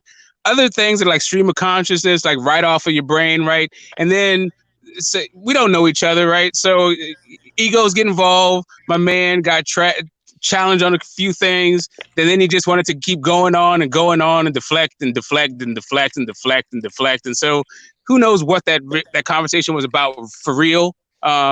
You know, I think it was just egos clashing and some alcohol at the bottom line, the bottom line of it, right? But if you want to actually get into the substance of what we're talking about, I think he has I think he's confused between what is an opinion and what's a fact. That's all. No, I think you're confused. I stated facts. Or is it the alcohol? Or is it the alcohol? Or is it the alcohol? I stated facts. Okay, so I stated facts. So let me read. Okay, so the fact is, the manufacturing sector has not come back to America. Yes, it has. I was not raised by a single parent, and NAFTA hasn't been renamed, replaced. It hasn't been renamed, repealed, or replaced. Even the left has admitted. I got it. So here's the thing: it's not for the left to admit. Are saying it hasn't it's not the left to admit. A fact is not for the left to admit. Only you. Only me? Only you. If you go to the government website, go prove it. Prove it. Only you. Only you are saying they have not came back. Only you have. Only you have. I'm a moron. Nobody else agree with you. And the left wing is the determining factor on whether or not what you're saying is a fact. I hear what you're saying. It's a lot of bullshit. Even the left agrees. The left hates Trump. It's all good. There's no way they would say it unless it was true. It's all good. After you're done talking, NAFTA's still going to be there. I got you. After you're done talking, NAFTA's still going to be there, and the manufacturing sector still won't come back. I know you're a moron. Right? Yes, you're a moron. Yeah, you're a moron. You're a moron. You're the same moron who still thinks Flint's in jail. You know what a moron is? Do you actually know what a moron is? I know what a moron is.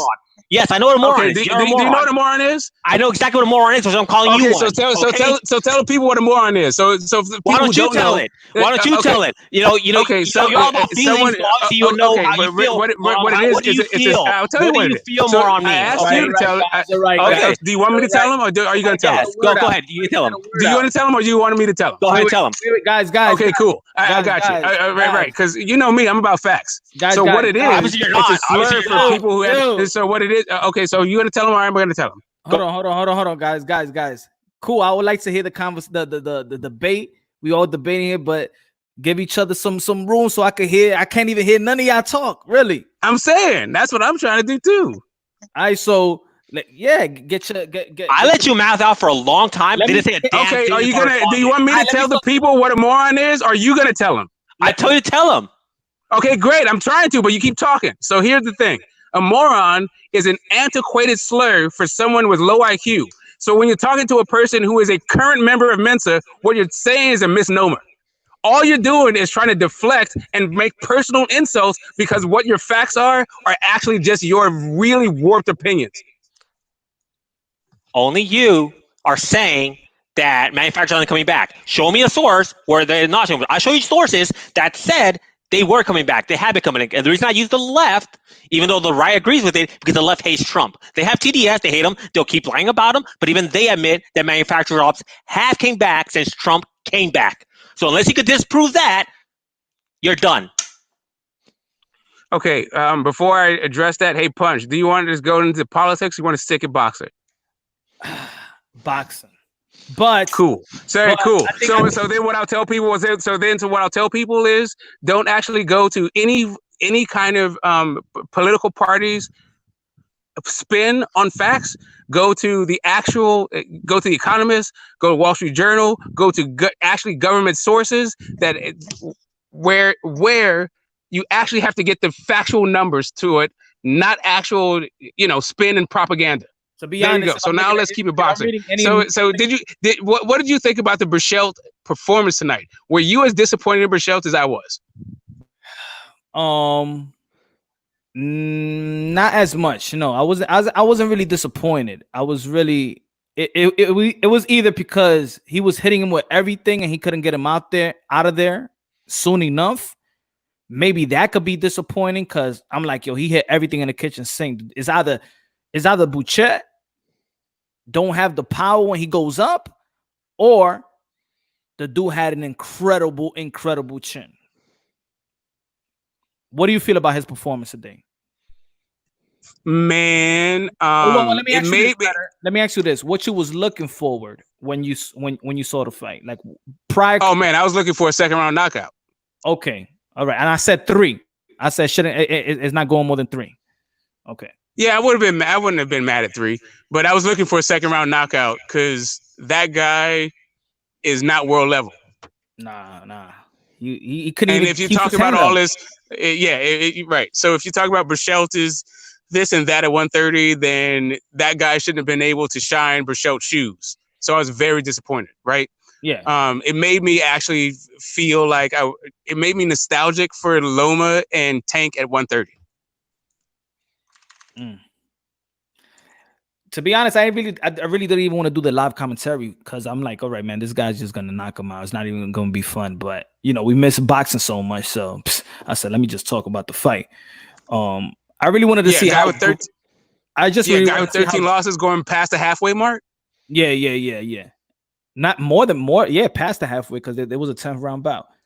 I just wanted to see how he, how fresh he looked because I really want to see that Valdez and him get it on. Yeah, man. I'm not looking to nothing in boxing right now. I'm just going to take it as it comes. I'm appreciative that the fight happened, and I'm not looking for nothing. I don't expect nothing because I'm not into being disappointed, right? We are the most disappointed fans of all of sports. No, man. Listen, it depends on how long you've been doing the sport. Like, for me, Rumble in the Jungle got me into it. How long I've been like, I'm over it. Like I said, I have a more sanguine approach to it, right? I appreciate what I get. I'm not trying to put my particular preferences on these current boxers. It is what it is. I'm more in hating the game than hating the player, and I don't even really hate the game. It is what it is. Did you ever fall out of love with the sport and then regain it back?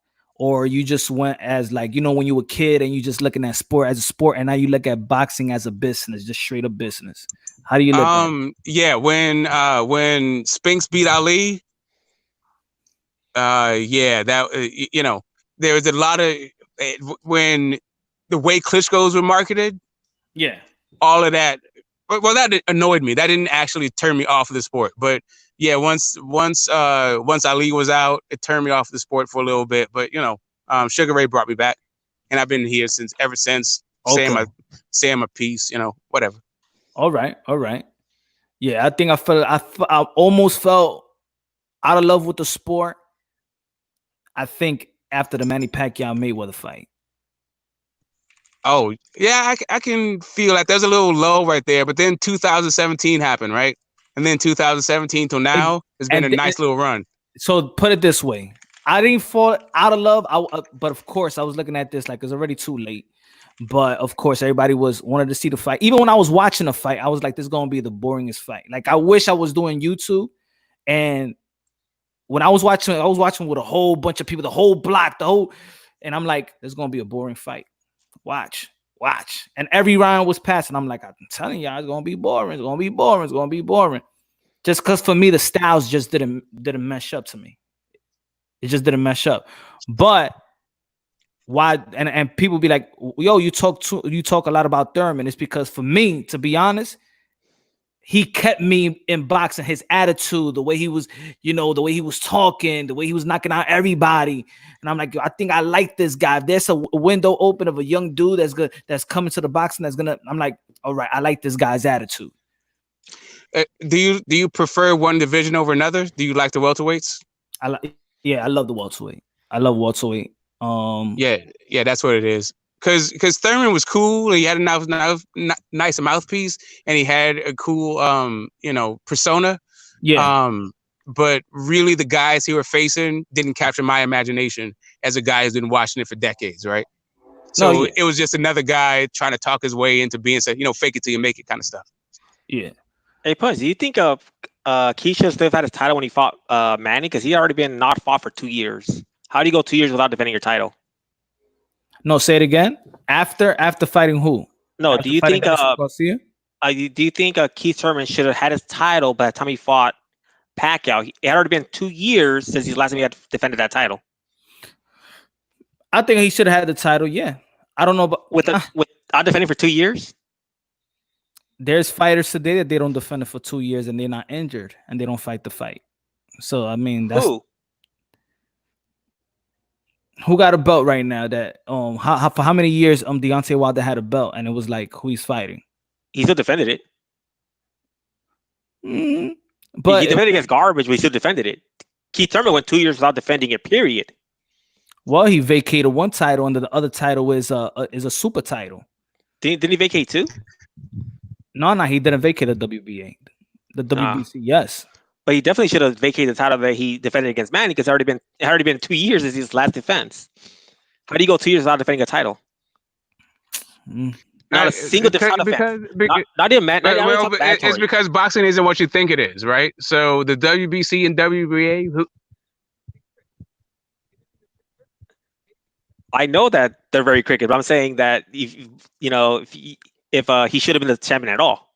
I'm not saying how it should be. I'm not saying how it is. I'm saying how it should be. And that's what I'm asking for. Because we all know boxing's corrupt. Like, there's no way Dillian White should have to wait over 1,000 years to get his title defense, his title shot. That's ridiculous. So we know boxing's corrupt, but should Keith still have been the champion? So was he really a legitimate champion by the time he fought Manny? I think he was a legitimate champion because he was undefeated. And he had gone 2 years without a title. There's the way I see it. Okay, let's say if Keith Thurman would have dropped the belts, right? Both of them. In my opinion, yes, I like the fight with Porter versus Danny Swift Garcia. But even whoever won that fight, for me, they wasn't the real champion because Keith Thurman beat Porter and Danny Swift Garcia. So yeah, he got a belt, but we all know who's the real champion. Because then what about when a champion retires as champion? That means there's no more legitimate champions by your own accord. No, but that's okay. But that's what I mean. They retired. They're not coming back. But so Keith Thurman is back out of retirement, but Porter has the belt and he beat Danny Swift Garcia. But yet Keith Thurman just beat back-to-back Porter and Danny Swift Garcia. But he's so in your mind, once he's back, your mind, whether he has a belt or not, is better than Porter and Danny Swift Garcia. So AJ was not a legitimate champion? Who? AJ. When? He's always been a legitimate champion. Well, didn't Fury retire, and that's why the belts got scattered? So those people weren't, by your own accord, those people were legitimate champions. No, but I'm not saying that they not. I'm not saying that Danny Swift Garcia or Porter, put it that way, wasn't a champion. But we know in boxing, we know who had the belt. Just like, okay, when Tyson Fury came back and then be like, he's the real champion. What does Tyson Fury says? Oh, I'm the real champion because you never got to beat me. I handed the title. So he has a legitimate opinion. And then us as hardcore boxing fans, we'd be like, it's true. I mean, he didn't lose. If it wasn't Anthony Joshua that beat Fury, in the back of our minds, we still be like, okay, that's Tyson Fury. No, but he never got beaten. Yeah, they got the belts, and yeah, they won it. However, they won it, but we still like Tyson. He got to beat Tyson Fury. Just like for me, in my opinion, before Keith Thurman lost to Manny Pacquiao, I'm like, Errol Spence has to beat Keith Thurman so he could be, in my opinion, he has the upper whatever on Keith Thurman. For me, Keith Thurman was the best welterweight before he lost to Manny Pacquiao, because nobody did anything significant more than Keith Thurman while he was out for 2 years. Well, I think he was the best before his 2-year layoff. When he came back, he wasn't the best. Jose Lopez rocked him quite a few times. And then he lost to a 41-year-old guy. Rocked him, and Luis Collazo rocked him, and Errol Spence got rocked by Emmanuel Lardy. I don't care about people getting rocked. That's boxing. You should get hurt. Yeah, Maidana rocked Mayweather. Sugar Shane rocked Mayweather. Like, guys get rocked. Okay.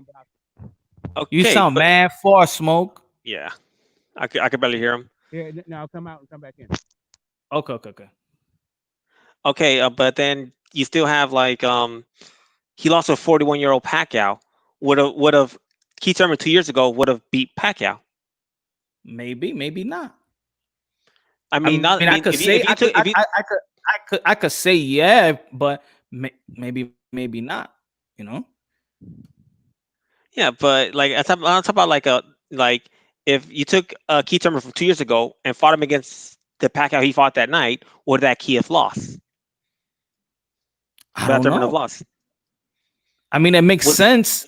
yes, it makes sense that, you know, if he was younger and he was on that run, those back to back, and yes, he would have probably beat. But that's just if, you know. But he came back from injury, so was he the same person anymore? He's been injured ever since the Sean Porter fight, though. So he hasn't been. So he's not the same person anymore. He wasn't even the same versus Denisov Garcia. He still has had hand problems during the Denisov Garcia fight. Yeah, and it's getting worse. People ain't know it like that. That's why he did the surgery after the Denisov Garcia fight. Yeah, but you're saying that he was the best when he came back. No, the best during that time when he came back. I said he's the best because nobody did nothing significantly better than Keith Thurman while he was out for 2 years. Tell me, what did Bud Crawford did? In the 2 years that Keith Thurman, as soon as Keith Thurman was out, what did Bud Crawford did that was better than Keith Thurman at welterweight? He won a title. Versus who? Was it Jeff Horn? No, Jeff not Horn. Jeff. Yeah. Yeah, was it Jeff Horn? What did Earl Spence do? By the time he came back, he beat Kell Brook 2 months after. Did he was his fight with Porter before or after the Pacquiao fight? No, the Pacquiao fought first. Pacquiao and Keith fought before Porter Spence? Yeah. They fought in September. Yeah, that's right. Because afterwards Pacquiao was in the ring with the title. So yeah, so you're right.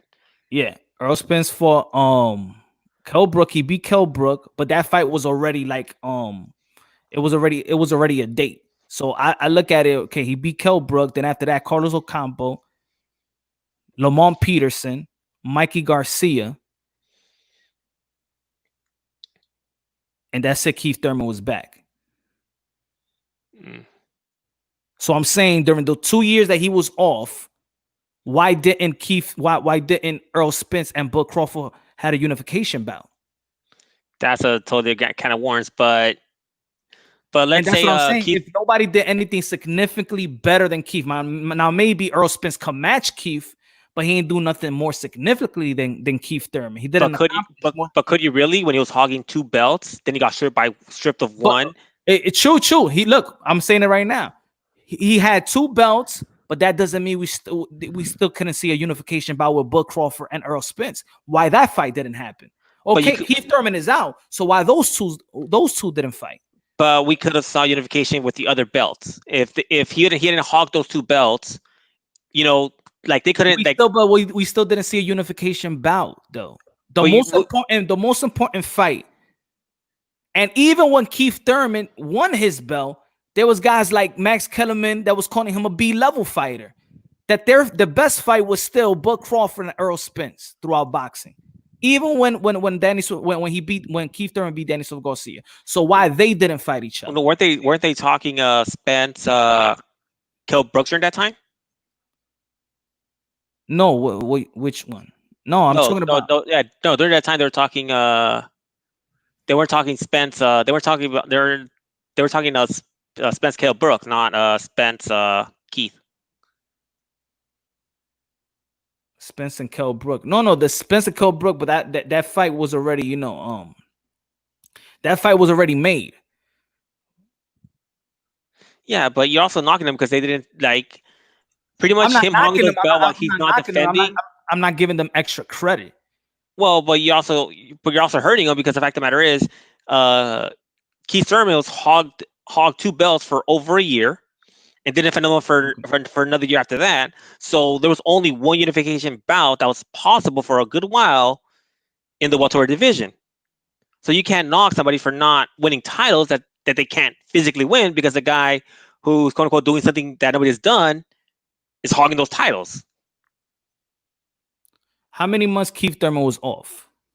He was off for 2 years. Okay, he came back 2019. Or 2018? What was it? I think it was early 2019. Let me check. He came back in January. Let's see.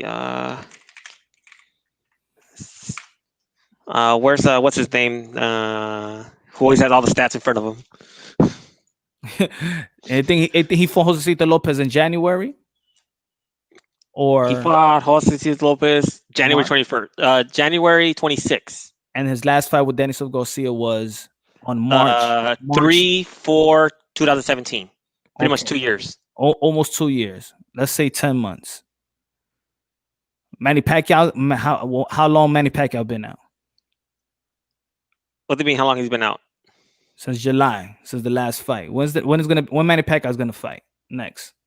I know he's fighting next, but it's not the same. It's not the same instance. The reason he's not fighting is because of COVID.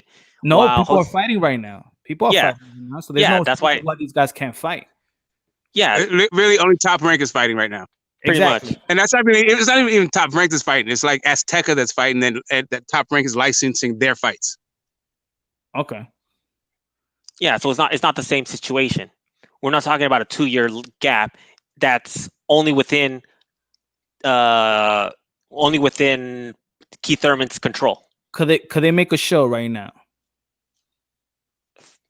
Boxers could make shows, but you just had a bunch of boxers with huge layouts that were unexpected because they had fights in between schedules this time. So now they're rusty, so they need tune-up fights. No, everybody's on the same page. Yeah, but you're not going to schedule huge fights without a crowd.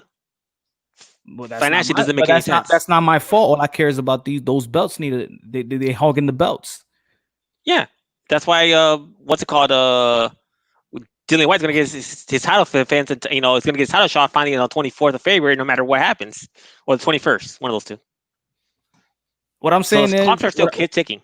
What I'm saying is that yes, they Keith Thurman was injured. It wasn't like he didn't want to fight and he was just hogging the belt, just sitting on the sidelines. So he's not gonna get stripped because he's injured. Just like Earl Spence is not gonna get stripped because he was injured. Haney got stripped. Who? Haney. Haney, now you already know what kind of belt he got. Hey, he still got stripped, right? And he got it back. And guess what? Keith Thurman did get stripped from one of his titles.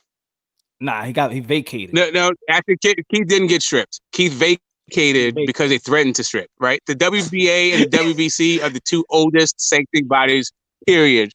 And I can't remember when they stripped anybody. Right? Okay. They always give you an extra body. Like IBF is the sanctioning body that strips you.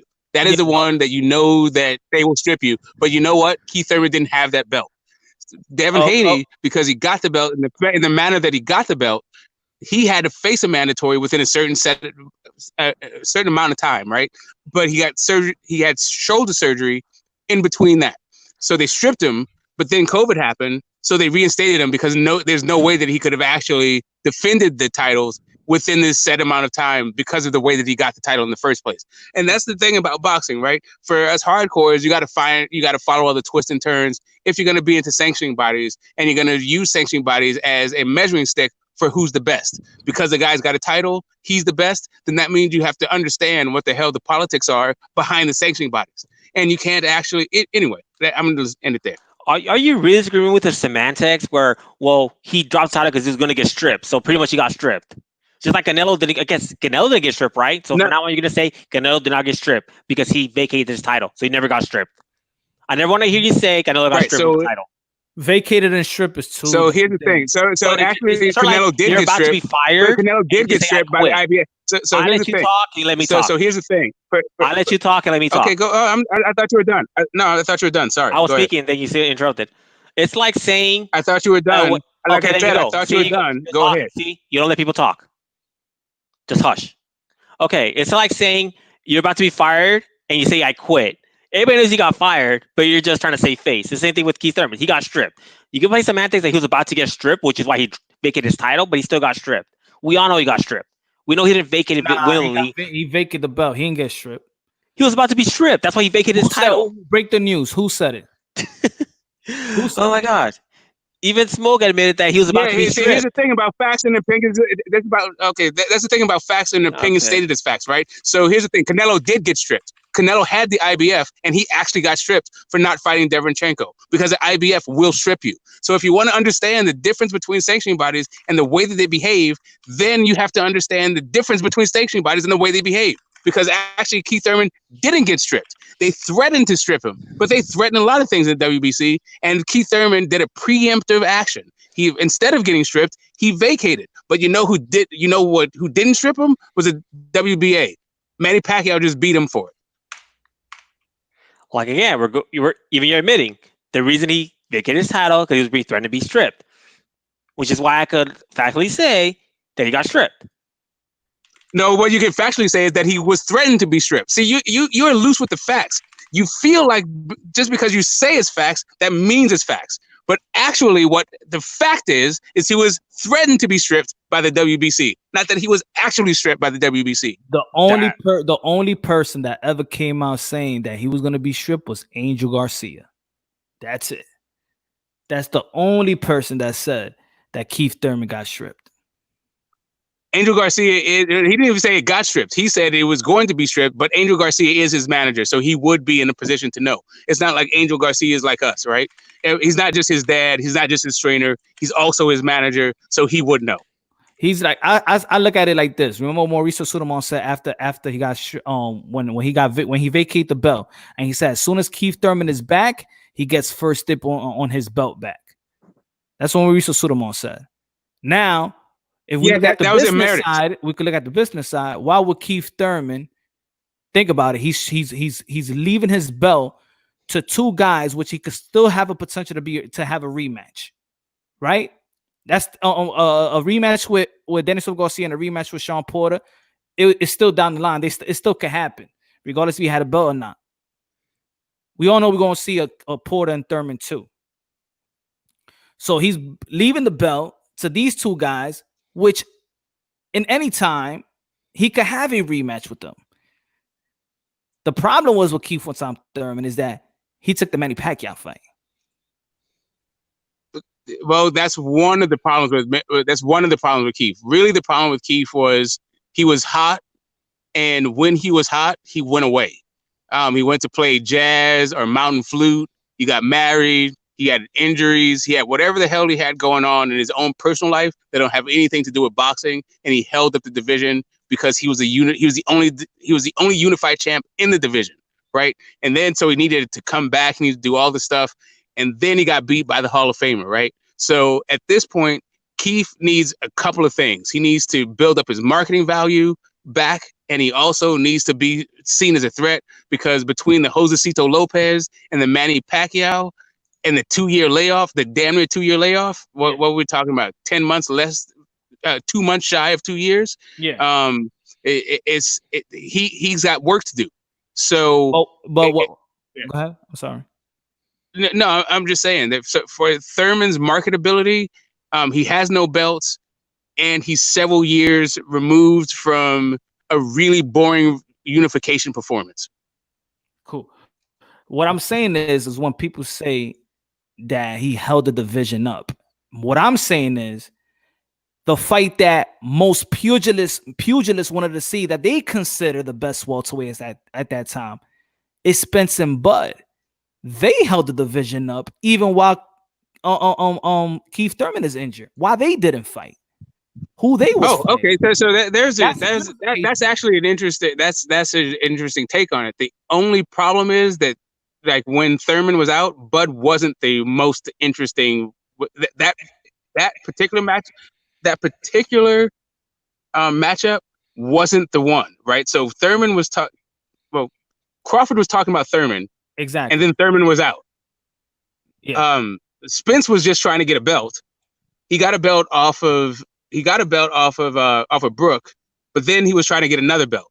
But that whole thing with Keith, was he going to get stripped? Was he going to vacate? Then who's going to fight for the vacant? All of that stuff. Meanwhile, Bud, I mean, listen, I love Bud Crawford. For me, he's the most complete fighter in boxing. Yeah. But Bud was coming up from a division. Like, the reason why he got a belt was because of the WBE's political rules, right? Because he was a super champ. He was able to jump the line and become a champ himself.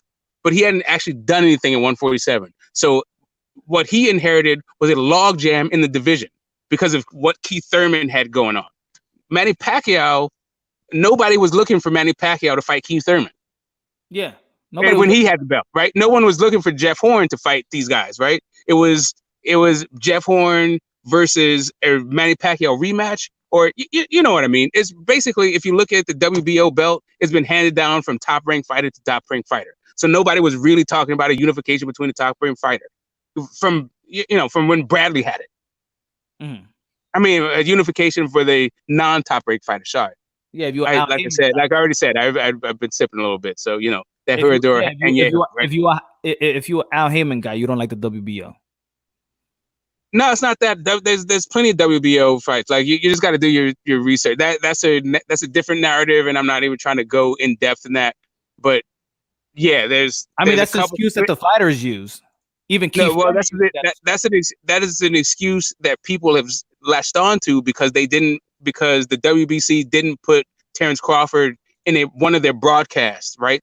And so now it's none of the PBC cares about the WBO, but there's plenty of guys in the WBC, in the PBC, who actually went out of their way to get the WBO championship. But whatever, that's a different discussion. Just do your research on it. It's not like Al Heyman is an advisor to individual fighters, and not all fighters have the same circumstance. Spence is not in the same circumstance as other guys, so some guys pursue the WBO and the PBC, other guys don't. That's all it is. So for Errol Spence, he wants to. His stated goal so far, and I don't think he's deviated that far from it or at all from it, was that he wanted to be undisputed at 147 before moving up.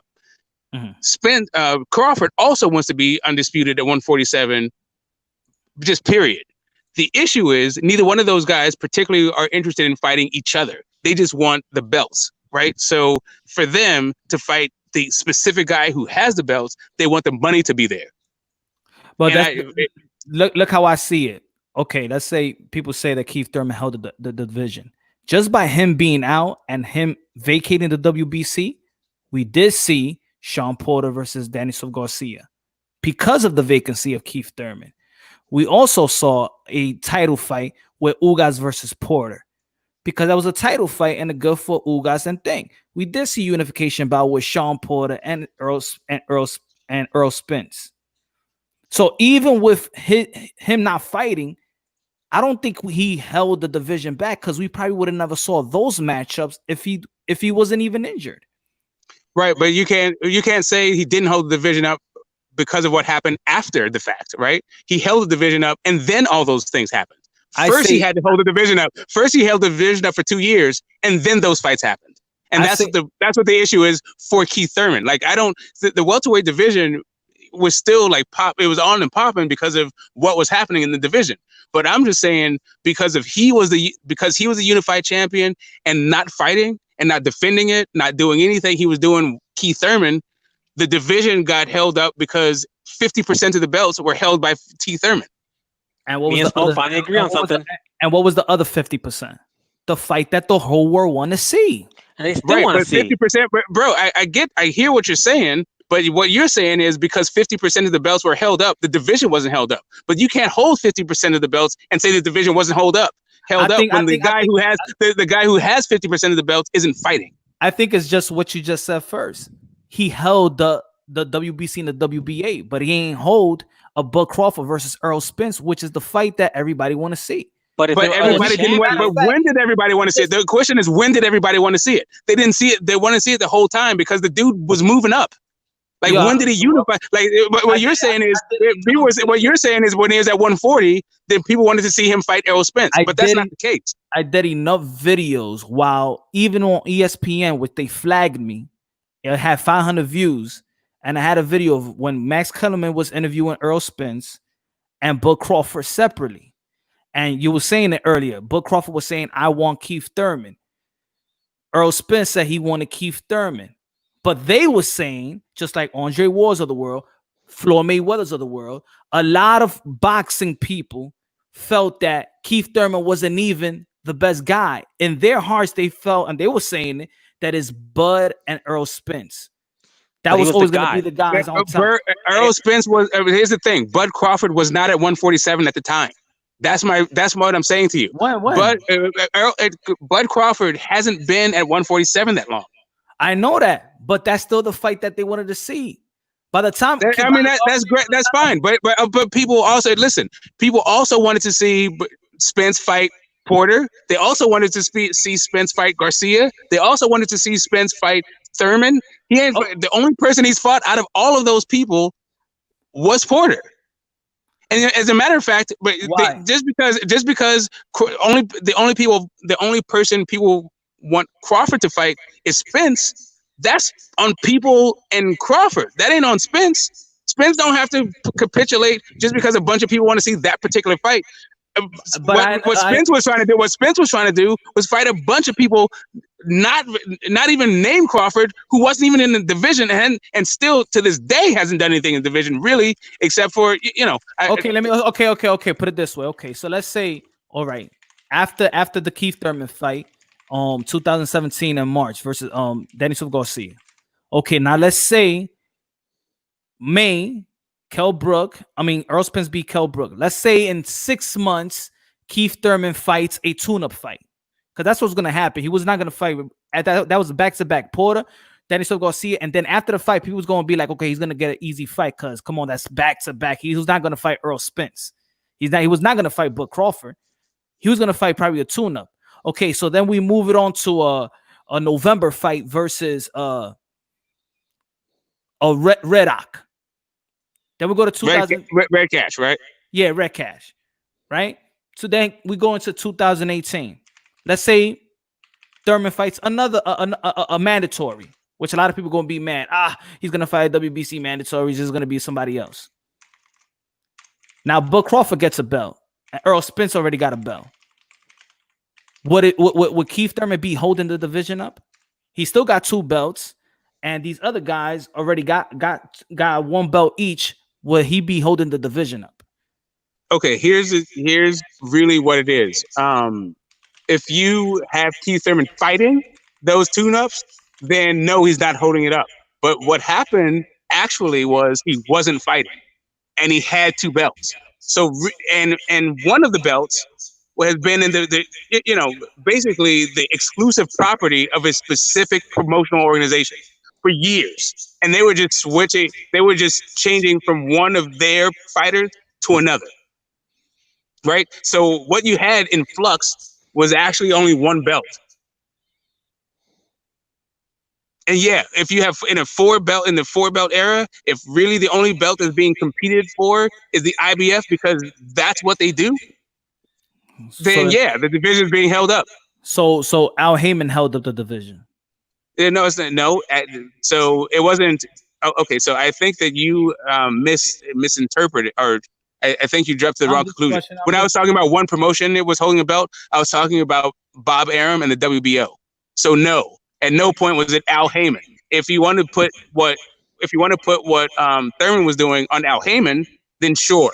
Then you can say Al Heyman was holding it up. Then you can say Al Heyman was holding up. But no, everything these guys do, Spence or Thurman, is Al Heyman that calls the shots. Oh, really? So it was Al Heyman that told him to take up the flute and get married and not fight?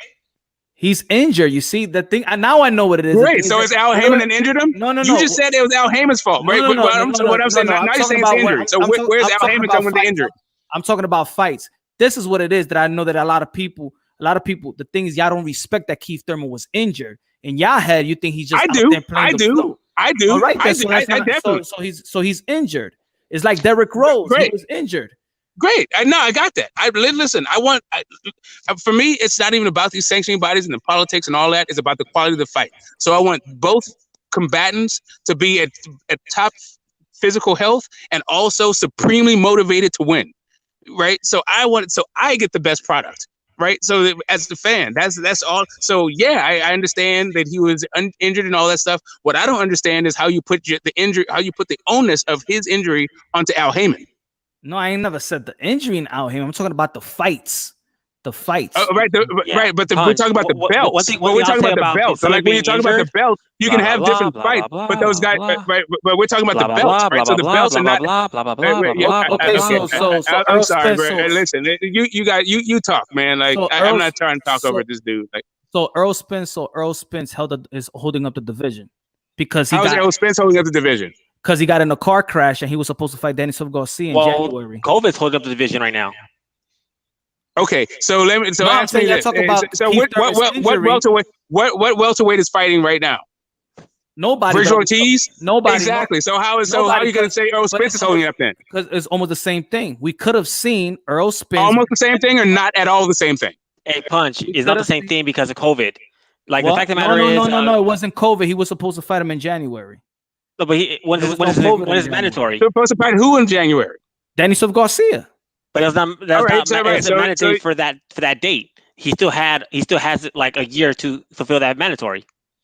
Also now, so who's holding everything up then? Nobody is, because there's no fights going on. Period. They were gonna fight. Virgil but Ortiz is the welterweight fighting. Like what welterweight fight? Like the welterweight fights that we're getting are out of Mexico and like Nicaragua and like Russia. Like, dude, that they don't have any bearing on really what's happening at the top of the division when it comes to the 16 bodies and their belts. Right. Right now, when it comes to the championship boxing at the welterweight division, there is no action because of the worldwide pandemic. I'm not gonna give him a pass on that because I'm seeing a fight. We just saw a fight today. I know you saw a fight today. You know what you saw? You know what you saw? You saw a couple of Mexicans getting their.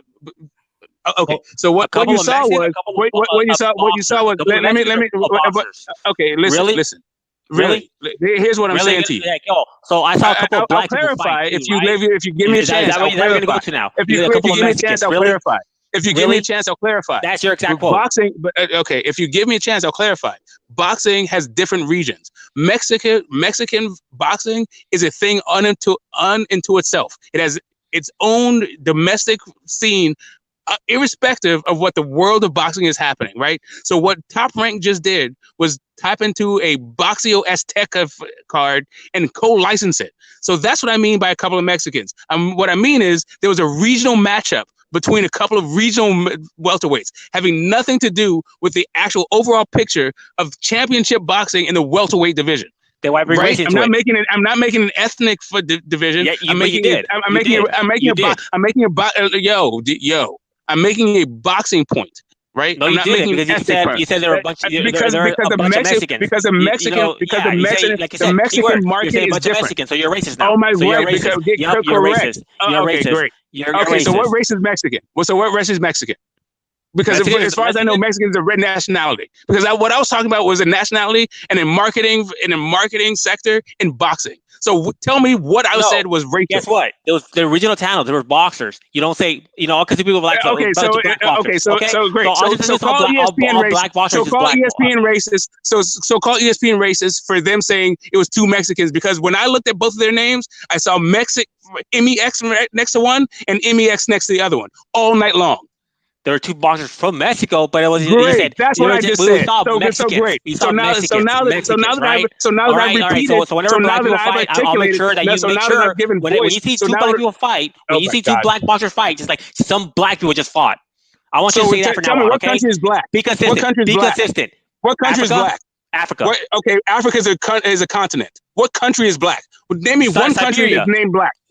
Nigeria. Nigeria is black. Nigeria is called Nigeria. It ain't called black. They're black. Now if I can finish my point without they're black. Okay, they're black. They're black. Okay, great. So the country is black. They're black. They're black. They're black. They're black. They're black. They're black. They're black. Really? They're black. Yes, they're black. What if they're not? What if they're Indian? So you see two black people fight. What if they're Chinese? Point out it's just two people. What if they're Indian? What if they're Indian? Nigeria's a country, you idiot. Nigeria's a country, not an ethnicity. Okay. Nigeria's a country, not an ethnicity. So now if I can finish my point. Okay.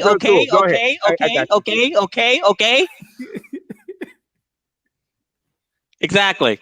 So whenever you see two black people fight, just say there's two black people fighting. Just like you're saying with the Mexican cards, just like a bunch of Mexicans. So just make sure you say that from now on. Be consistent. I don't say that when I see two black boxers fight. I don't say two, black people fighting. I say there's two boxers fighting. That's what people are supposed to do. When you want to bring race into it, don't get shocked that you called racist. No, you brought race into it. Actually, I brought nationality to it. Don't be upset when people start doing it to you. Okay, please tell me what race Mexican is. Mexican. That's a race? Apparently. They're Hispanics. Okay, they're Hispanics. According to Hispanics. Did I say Hispanic or did I say Mexican? You said Mexicans. Doesn't matter. Exactly. So I said Mexican, right? Is Mexico a nationality or is it an ethnicity? quite a few of the country doesn't understand that Mexico is not a race. So guess what? Racist people. You are quite a few countries that don't understand. You just Yes, talk I about do. yourself. Blah, blah, blah, blah, can you blah, stop blah, interrupting me and blah, let me finish my point? They're black. Oh my God, dude. Okay, cool. That's what you do all day like too. Saying black? Do you like saying black? Yes, I do. It's a beautiful word. I love it. It's my favorite color. Oh, awesome. Cool. Exactly. Now, can I make my point? Black. Do you ever let people finish their point? How many countries do you ever are let in people black? How many ethnicities are there in Africa? How many countries are there in Africa? How many ethnicities? How many languages? Black. Oh, come on. Let's get back to. Exactly, man. Like, can I finish my point? You don't let people finish their points. So why should we ever let you finish your point? I can't finish my point. You have to ever let people. Yeah, exactly. I'm doing it to you exactly what you do to everybody else. But you don't like when they do it to you, right? You don't like it, but yeah, you do it to everybody else. Listen, you can ask anybody, you do it to everybody. You're this is something you do to everybody. You're like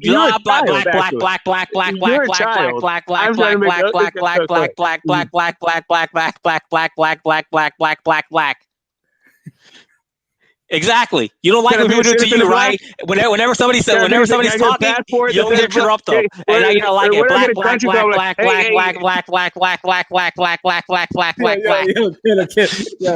Yeah, what's the official language of black? You tell me. You're the one saying it over and over. Ebonics? Okay, that sounds American. Carolyn Getridge. Black. The point.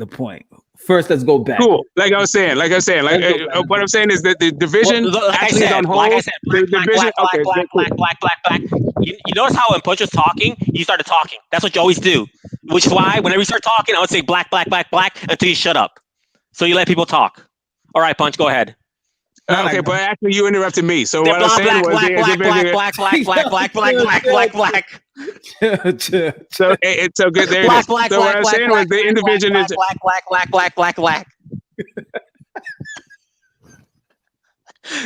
Go ahead, Punch. You can talk now. Okay, so what I was saying black. Come on. All right. Put it this way. What? All right, Kill. What's your point? What's your point in this? Go ahead, and then let and smoke go because go ahead, Kill. No, you don't have a point. Huh? You don't have a point. Black. I'd like to finish what I was saying. Come on, Kill. You messing the convo. You're gonna mess up the convo like that. Come on. Well, you asked me a question. To finish my point, he called me, trying to call me racist, and now he's just saying a bunch of nonsense. Black. So I'd like to finish my point if it's okay. Black. Come on, Kill, because you're going to tune people out. People's listening. You asked me a direct question. Let me finish my point. I'd like to finish my point. I'd like to finish my point. Let Smoke finish his point, and then you go right after. Okay. Great.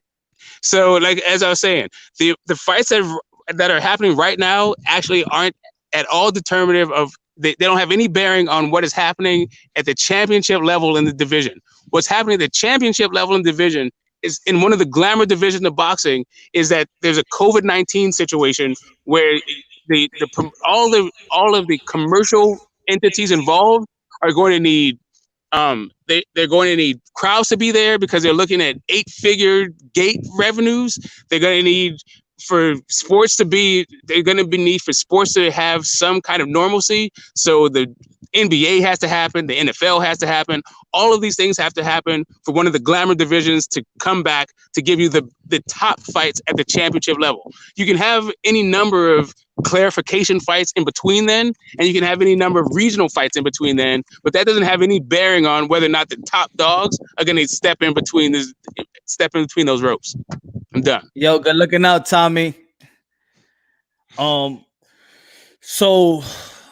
all right, so you're saying so okay, so COVID-19, the pandemic is holding boxing down. I just want to it's holding boxing, right? Well, it's definitely boxing, but specifically the glamour division, boxing in general, but specifically the glamour divisions are going to need, especially the glamour divisions generally also, but specifically the champions in those glamour divisions are going to need for a lot of things to shake out before you see those fights. So their greed is holding it back. Well, it's not really greed per se because the fighters also want to get paid. And this isn't like Keith where you're talking about 2-year layoff where only he's in control. This is like nobody could do anything. The government themselves saying you can't have fights. They're just starting to let that happen. But if people are legally not allowing you to have fights, how can you have a fight? You just can't. So you can't really pin it. I would love to pin, say that Spence is holding up the division, but he's really not because he just happened to get hurt at the right time. Sort of like with the email champion. He just got hurt at the right time. That's why he got his belt back, because he got hurt at the right time. He just a lucky break. But the mandatories are still going to be in place, which is why Dylan White's still going to get his title shot no matter what in February. So nobody's actually holding anybody up right now because mandatories are still going to have to be met. I get the point, but I'm always going back to the original point about Keith Thurman holding the division. He held it up for 2 years. That's two mandatories. All right. He held up his side of the WBC, WBA. That's what I'm saying. Okay, he held those two belts, but that doesn't mean if these other guys would have fought a unification bout. If there were other belts to be won during that time, Keith Thurman was just fighting a bunch of tune-ups, people still going to be mad, and people's going to be like, "Oh man, he's holding it up. Oh, he don't want to fight the fight." That's what people's going to say. Just like Deontay Wilder and Dillian White. Oh, why he's not fighting Dillian White? Why he's fighting all these bums? But he still would have had mandatories. He would have had 2 mandatories. What I'm saying is that even if a champion is fighting those fights that the fans don't want to see, in their eyes, he's holding the strap ups.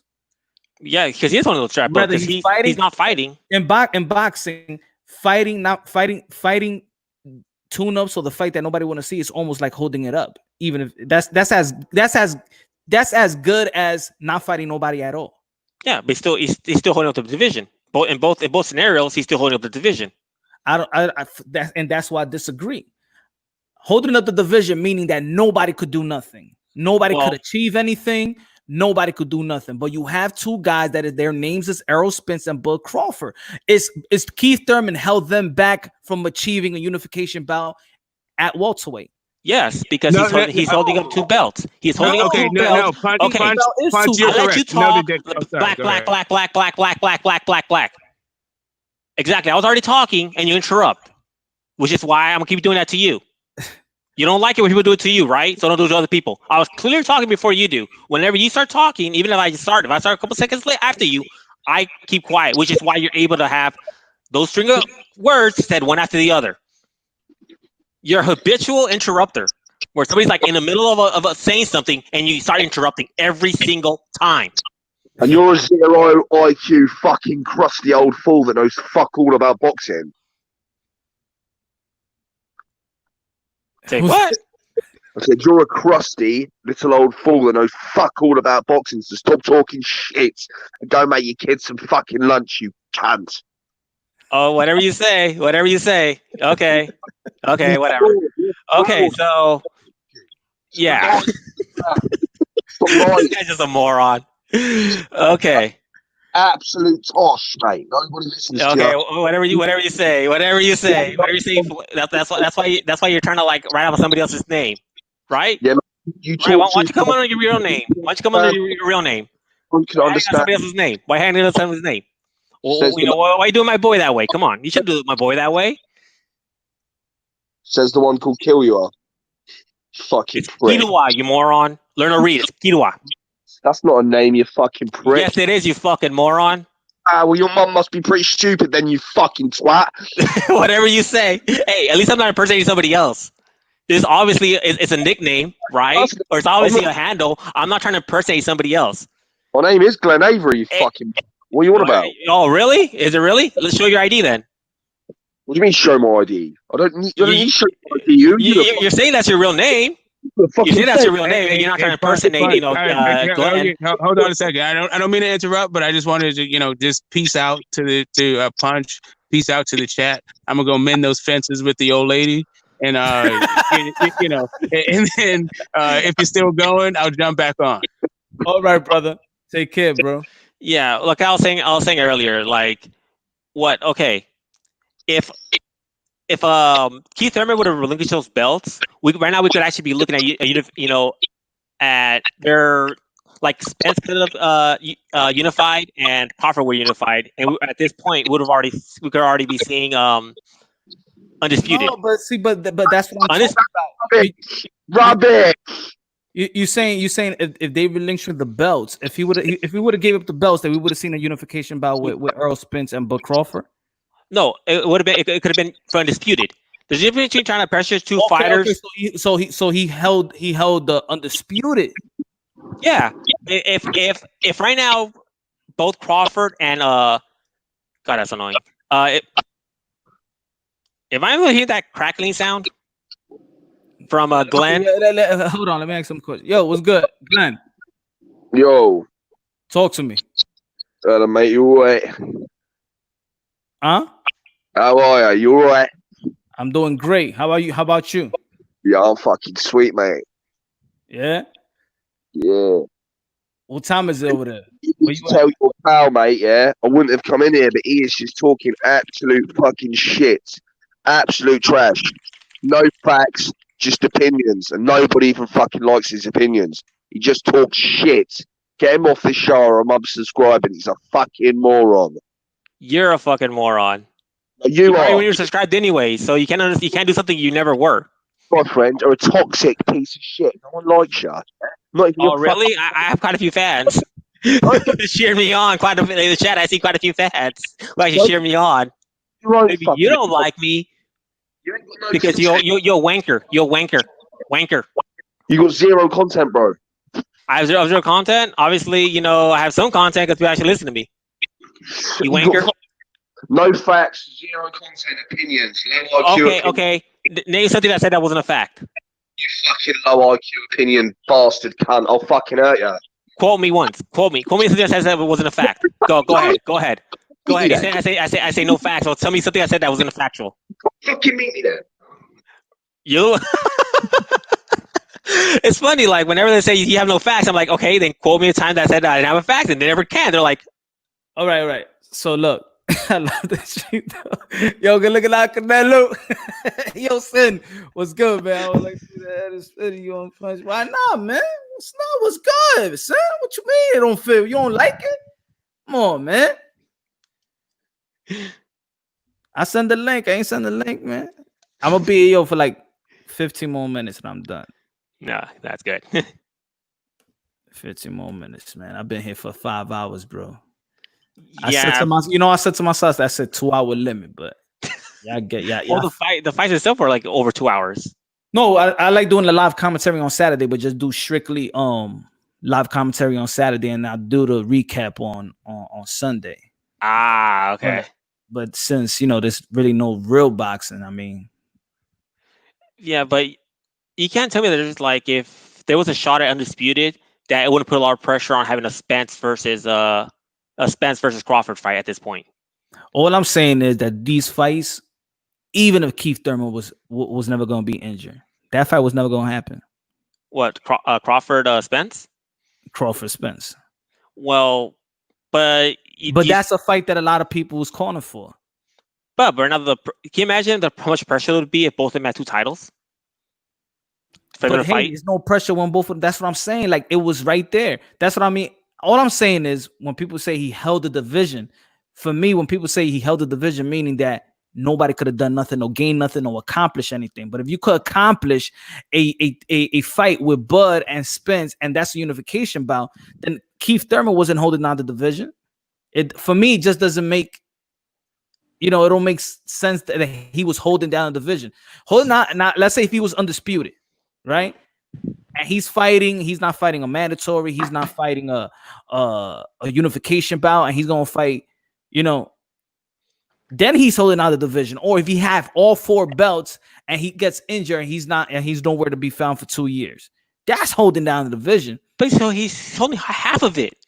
And that happens a lot because a lot of fights that would be, if you... Okay. So what was the fight? Tell me the fight then.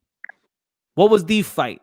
Okay, if it's not Keith Thurman at the welterweight division before Manny Pacquiao, what was the major fight at welterweight? What was the biggest fight at welterweight in your eyes? Well, first off, there's always a champion. There should be a champion.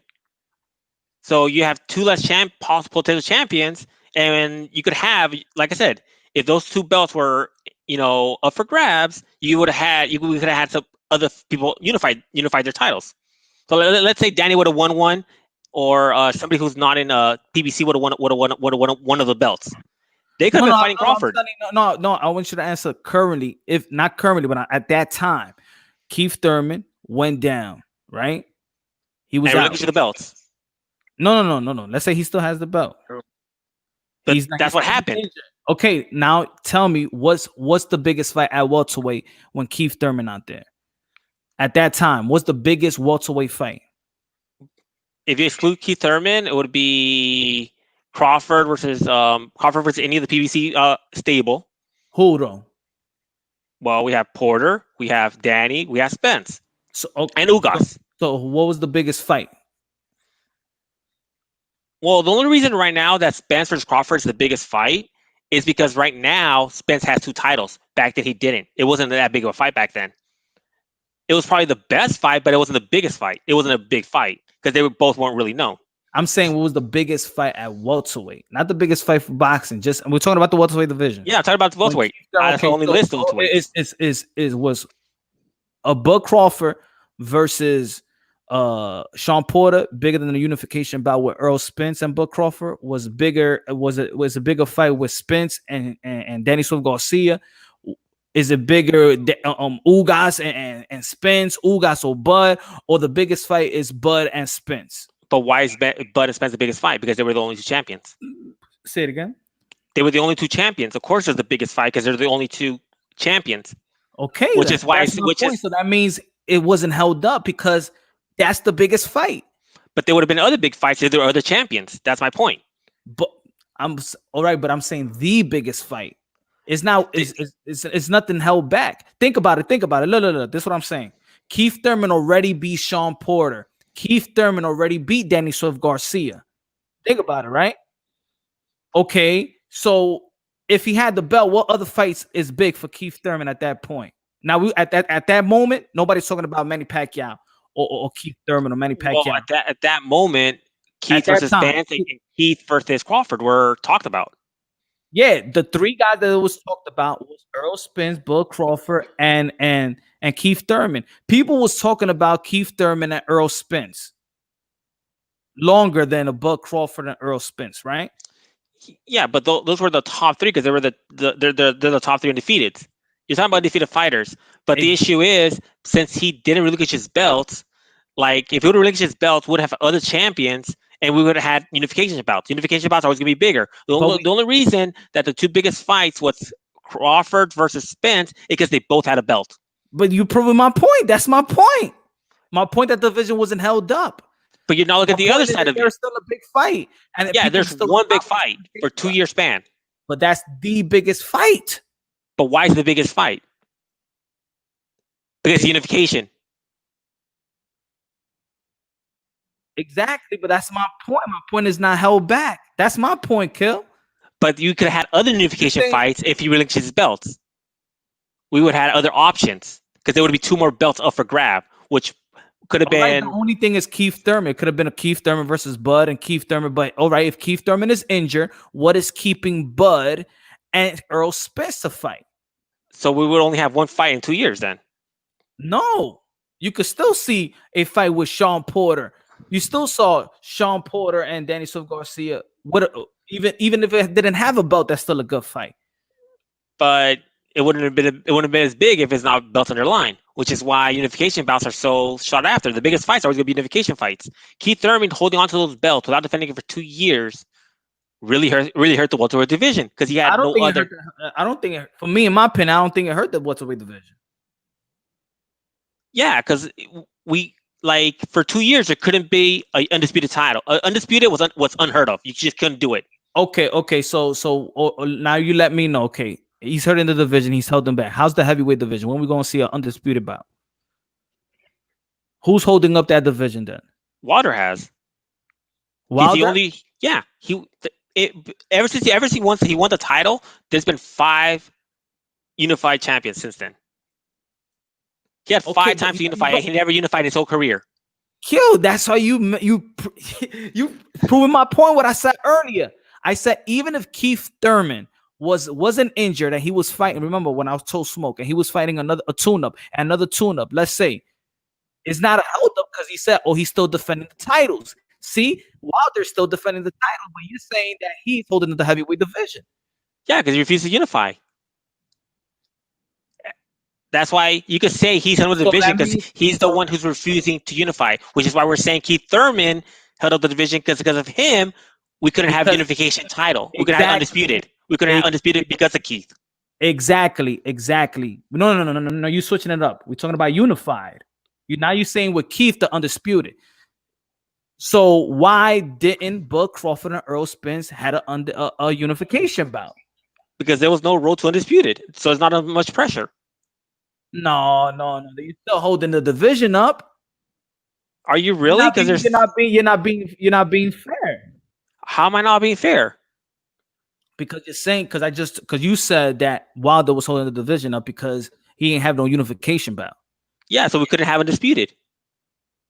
Without Wilder having unification bout, there's no road to undisputed. What Keith Thurman did also prevented us from undisputed. It's just physically impossible. So say that he held a unification bout, but somebody who when they was nobody's gonna fight Keith Thurman at that time because if we don't see Bud Crawford fighting Earl Spence when they had the green light or the chance to fight, there was never going to be no undisputed. Keith Thurman was not going to fight no Bud Crawford. So he sold up the division. I'm saying that promoters hold up the division. Promoters hold up boxing. Promoters. Okay, not that goes fighters. The fighters can't boss everybody around. Not in boxing. They do what they're told. Really?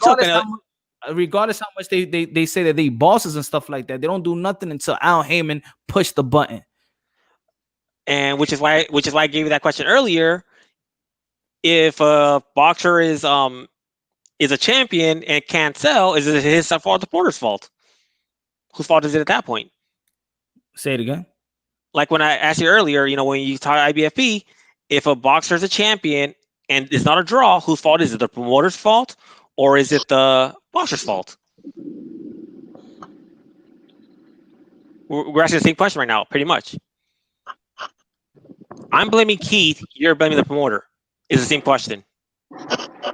I'm not. To be honest, I'm not blaming anybody. But if somebody to be blamed, I'm not gonna say that Keith Thurman was because he was injured was holding. If there was more fights, now let's say if Keith Thurman had all the belts, then it would be like, okay, man, he's holding the division. Nobody could accomplish anything until Keith Thurman comes back. Well, but during that 2-year span, we could only accomplish one thing, which was one unification fight. After that, what's anybody else going to accomplish? So he's holding back the division because there's no road to undisputed. As long as the boxer's trying to unify titles, there's a road to undisputed. Once a guy does not want to unify any belts, that person is holding the division because he refuses to unify. So there's no road to undisputed. The whole point is to get to undisputed. That's the ultimate goal. Is undisputed. So, but injure or not, then everybody is holding up boxing then. Because tell me how many undisputed fights that we see.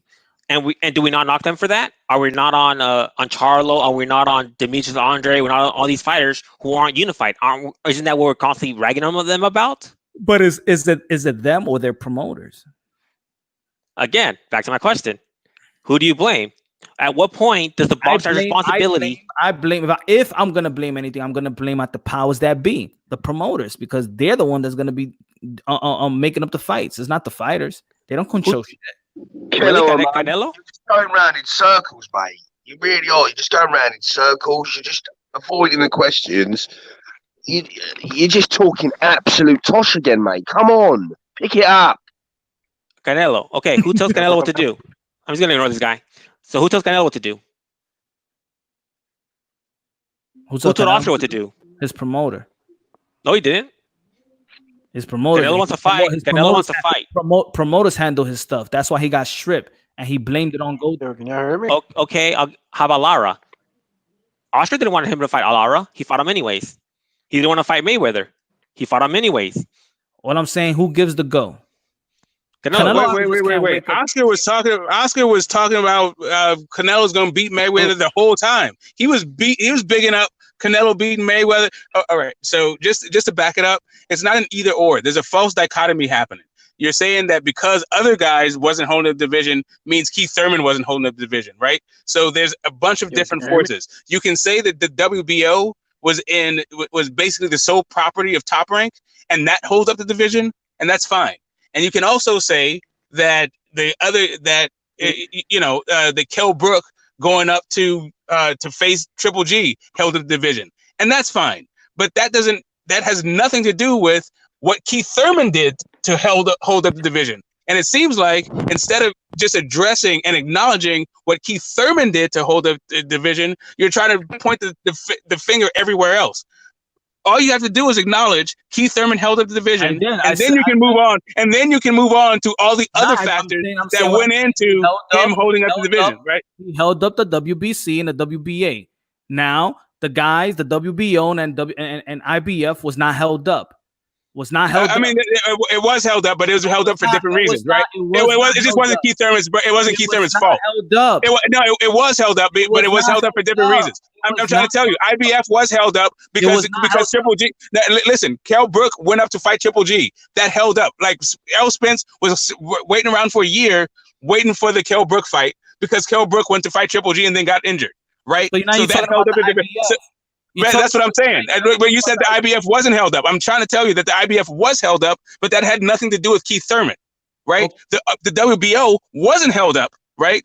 And that had nothing. And the reason why the WBO wasn't held up had nothing to do with what was going on with the IBF, the WBA, or the WBC. So really, out of the 4 belts, you had a quarter of the belts being actually competed for. That's the issue, right? So you can say a quarter of the division was actually being competed for.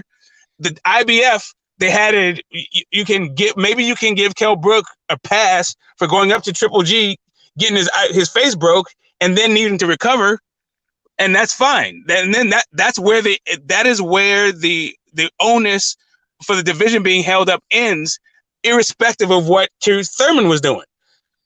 Now you got to get to what Keith Thurman was doing. Keith Thurman, he was a unified champ and then didn't actually compete for a couple of years, like 2 months short of a couple of years. And that's what held up the division. And that also is what helped up the division. That's what I mean. Okay. I'm not gonna agree with holding up the division. I'm gonna agree on he held up the WBC and the WBA. Let's have the division. Oh, okay. Okay, he held up half of the division. Okay, and the other guys held up the division as well. Oh, and about the border stuff. How about Teofimo Lopez? No, actually, the WBO didn't hold up the division, right? So they actually were competing. Just because no. But you just timed in. You wasn't. I'm going back also what Khalil was saying. He was saying that Wilder was holding up the division. Okay, I jumped out. Sorry, I had to go talk to the. You know what I was doing. So I missed the Wilder holding up the division part. I jumped in. Well, before you timed out, remember I was saying that. Let's say if Keith Thurman wasn't injured and he was just fighting a bunch of tune-ups, right? Was that holding up the division? I said that. I mean, in this alternate universe, maybe, but we're talking about what happened really. Okay, so let's talk about what happened really then. That's what I'm saying. Okay, really is that Keith Thurman held the WBC and the WBA, and these guys didn't want to unify. In the IBF and WBO, Bud Crawford and Errol Spence did not want to unify. Yeah, but okay, so wait. That's not what happened though. First, during this time, Pacquiao was champ. Then Pacquiao lost it to Jeff Horn, and then Jeff Horn lost it to Crawford. It's not the entire time Keith was out that Spence didn't unify with Bud because Spence needed to because Kell Brook had the title, right? I think what you're doing is not taking into account the timeline and what was happening in each governing body. Let's go by the timeline. Okay, March 2017, Keith Thurman won. May, Kell Brook, Spence, 2 months after, Spence won. Then when 2018, that's when Bud Crawford won, right? Along the lines, we saw 2 voluntary fights by the IBF that gave Earl Spence. Carlos Ocampo and, no, matter of fact, Lamont Peterson was a voluntary fight. And Mikey Garcia, who was never ranked in as a welterweight, was a voluntary fight. Why did Earl Spence fight Mikey Garcia and not fight Bud Crawford? Okay, so now we're talking about where in the timeline are we? We're in 2019 when you talk about that fight. That is 2 years after the point we're talking about holding up the division. In 2019, we're not talking about Keith Thurman. In 2019, the issue is in 2019, Thurman had already held up the division for 2 years. That's when he stopped holding up the division. So to say why didn't he fight him? If you would have had a different point, if your point would have made more sense if Spence fought Garcia in 2017 or 2018, but that's not what happened. He fought him in 2019. Hold on. I mean, I can tell you because Fox got into boxing in 2019. There's a Fox pay-per-view. It's very simple.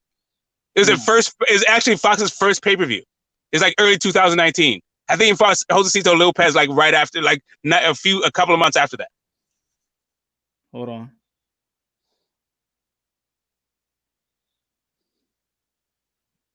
2018, he fought Carlos Ocampo.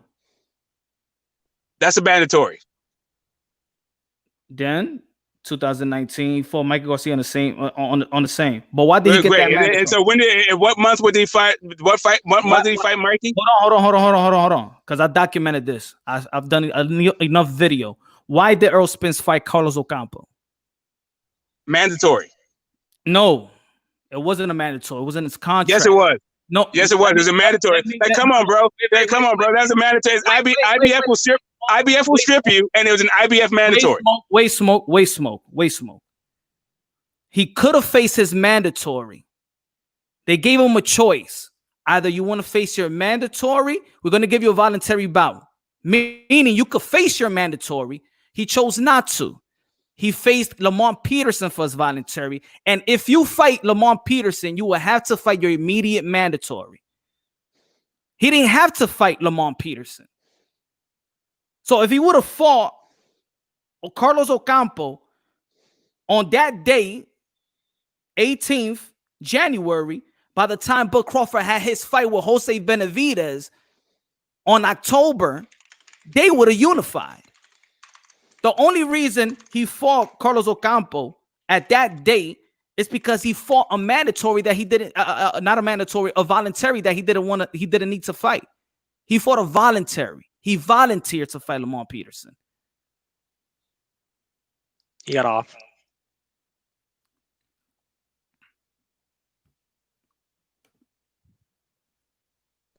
Yes, voluntary. Lamont Peterson was a voluntary.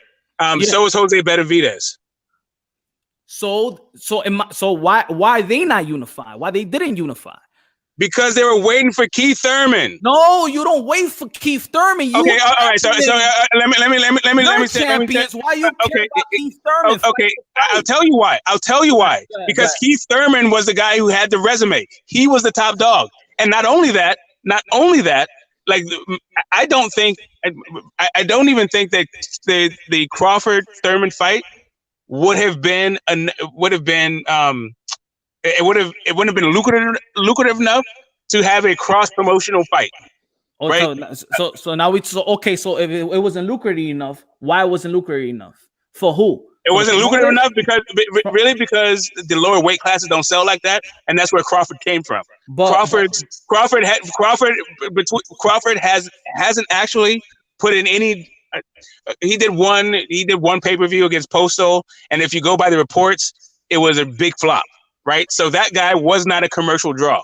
Not only that, he was coming up in weight, right? So the idea that someone was going to be looking for Crawford and it's some sort of cross promotional deal wasn't going to happen. And just to backtrack, right? So before, PBC had their deal with Fox. I mean, not with Fox, but with Showtime to put on a championship fights, right? But Top Rank had its own it had its own contract, and they were in contract negotiations, and also Terrence Crawford was too. If you remember, going into the Horn fight, Crawford was in negotiations. He was going to maybe go to Top Rank, maybe go to PBC. What he actually did, which is you know a little bit off topic, but what he actually did was use Spence's name. He used the PBC fights in order to negotiate a more favorable contract for him at Top Rank. Like he's like, basically leveraged he leveraged PBC to get a better deal with Top Rank. And now at this point, you know, in the point of this conversation, Bud got the belt from Horn, but he had just defended with David Benavidez. If you listen to what Bomac was saying, what Horn's team was saying before he actually got, I'm sorry, not with Bomac. If you listen to Crawford's team, before he got the Horn fight, they were talking about, you know, 2+ years before unifying with Spence, and they're hoping to have 2 belts by then. So this idea that, you know, Spence and Crawford were going to fight before then, that wasn't going to happen because of those 2 guys, and that had nothing to do with Keith Thurman. So if you to make your point about those 2 guys could have unified, I don't think the money is there for those 2 guys to unify even today, right? So the idea that was going to happen in 2018, when those 2 guys are the ravings drivers for their respective promotional companies who are different networks, I think that doesn't actually that doesn't speak to the realities of what you see in boxing. So the promoters held it back. No, it's the realities of boxing. So boxing is a sport, but it's also a business. No, right? So the promotional companies have their own contractual obligations that they have to fulfill. Top Rank has so many X amount of championship fights that they have to put on in order to fulfill their budget, right? That's what their budget comes from. And same thing with PBC. So their 2 champions are actually obligated to fight those fights for their irrespective contracts. The only time you do this cross-promotional thing is when the money makes sense. And at that point, Bud hadn't built up his profile, and neither had Spence. Neither one of those guys were pay-per-view. Well, actually, Crawford had a pay-per-view, but by all reports, it flopped. And Spence had never done a pay-per-view at all. Okay, so tell me, who has done the pay-per-view before anybody in the welterweight other than Manny Pacquiao? That is a current welterweight champ. The current welterweight. The only guys who've done pay-per-view at welterweight is as the A side, I would say, is Pacquiao, Spence, and Crawford. How about Oscar? Didn't Oscar do it at welterweight? Oscar is a promoter. He is not currently a fighter. No. He said before. He said before, not after. He said before. Like in the history of the division? Yeah, that's what he said. He said that. What he said. Is that what you're asking me, Punch? No, I wasn't talking about the history. I was talking about the guys that we're talking about. Who's the active fighters, right? You're talking about active fighters, right? That's what I thought.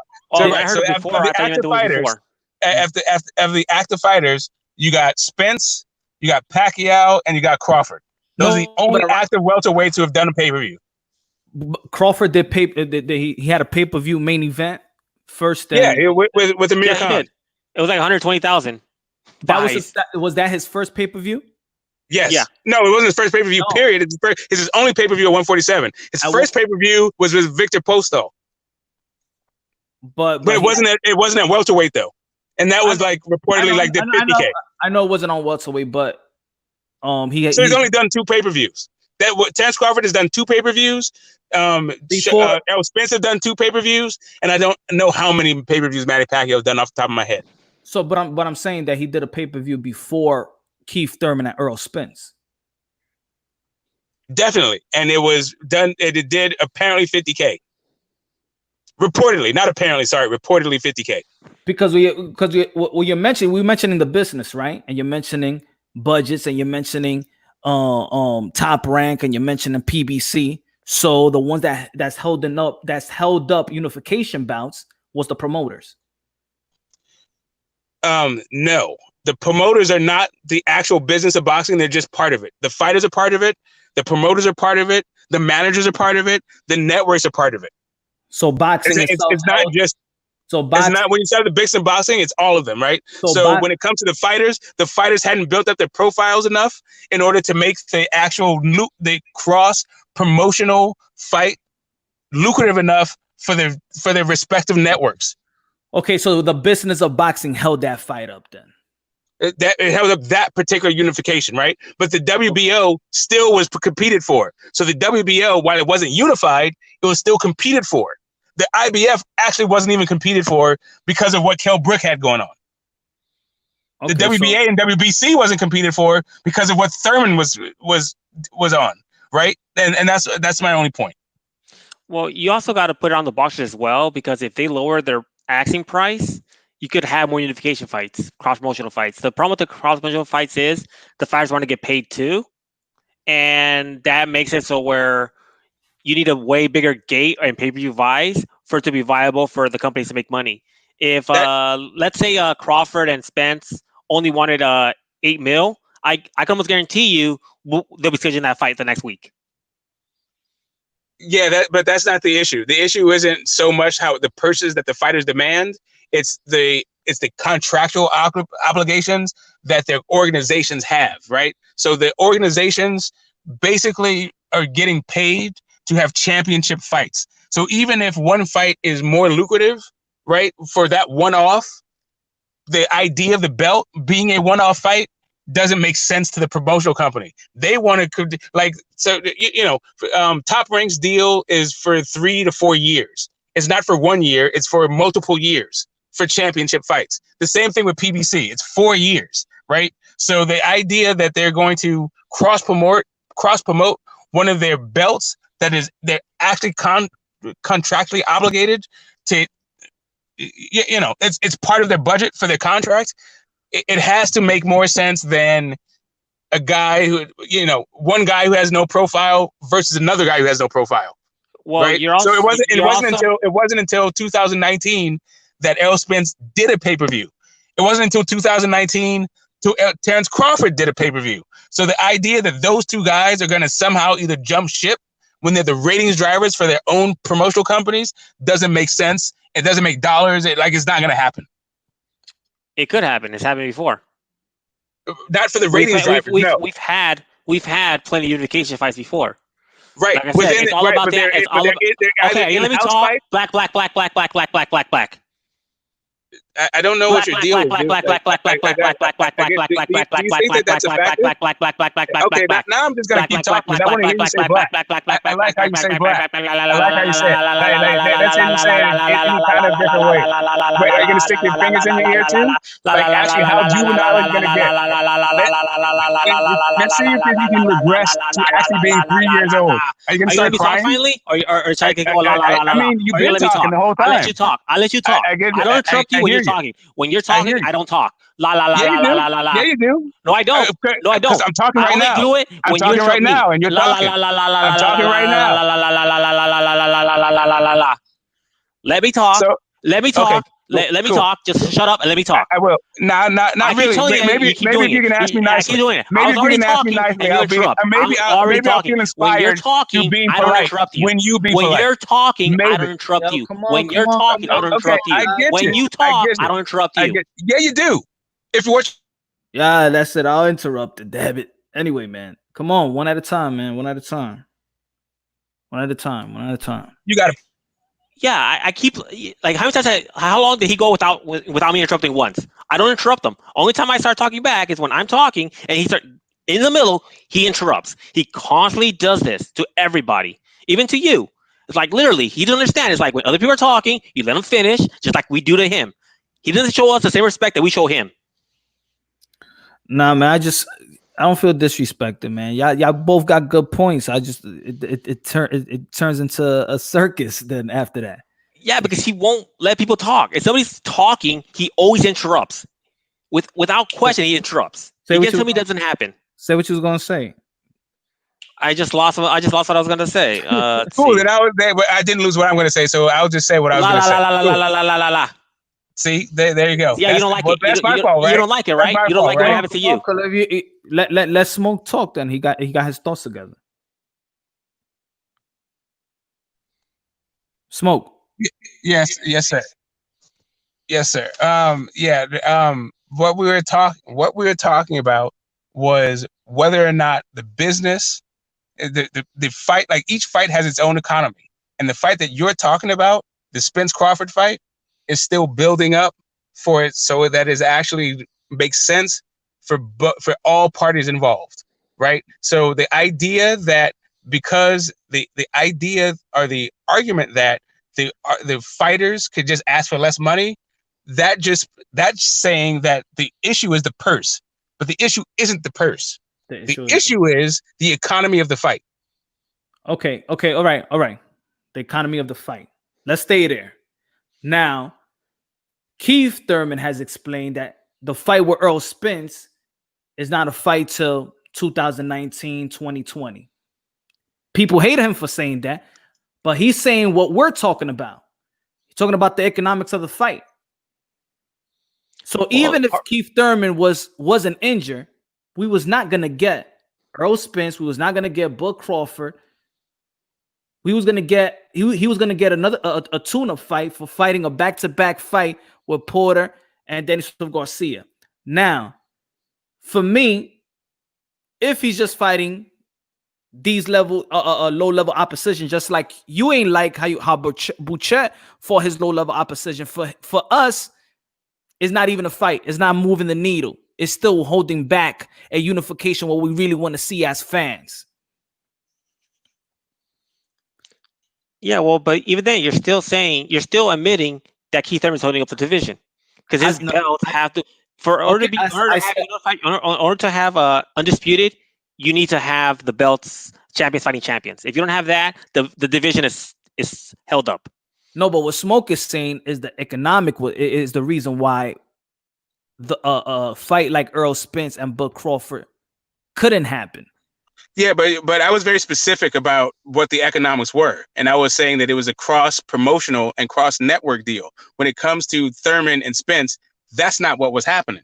That is an in-house within the same promotional company. Now, Fox wasn't involved in that, so I can understand that maybe the Showtime money wasn't there for it, right? Both of those guys got their budgets bumped up in 2008, late 2018 for the 2019 season. So so I get your overall point that maybe that fight was still also premature, and I'm not hating on Keith Thurman for saying he's not going to fight Spence specifically, but Keith Thurman didn't fight anybody. It wasn't just about Spence. He fought nobody because he didn't fight at all. The idea with Berchelt, the issue with Berchelt wasn't the fact that his level of opposition.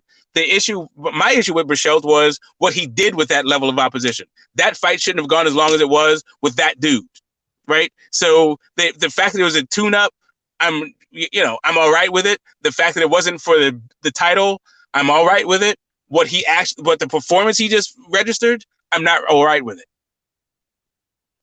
And all right with it means that for you is what? All right with it that it doesn't matter. It don't count. No, all right with it is I am no longer checking for Miguel Berchelt like that at 130. I thought he should have shown that a guy with 13 losses shouldn't have been in the ring with him in the first place. That it was just a tune-up fight and it was COVID-19, and that dude should have been the hell up out of there. That's it. Okay, even when we're talking about financials, you still have to look at the purses as well. That makes a big thing about it, because when one of the things the extras care about is how much they're going to make off of a fight. Like a good example is like Fury Wilder 2. Their combined purses what 60 mil, so that's why they had to do a 1.2 mil, break-even point, because such a high amount of money went to the boxes themselves. So if Spence and Crawford really wanted to have that fight happen, they could lower their asking bid, but no, they each want 10 mil. So that's 20 mil. At 20 mil, how many pay-per-view fights do they need for a break-even point?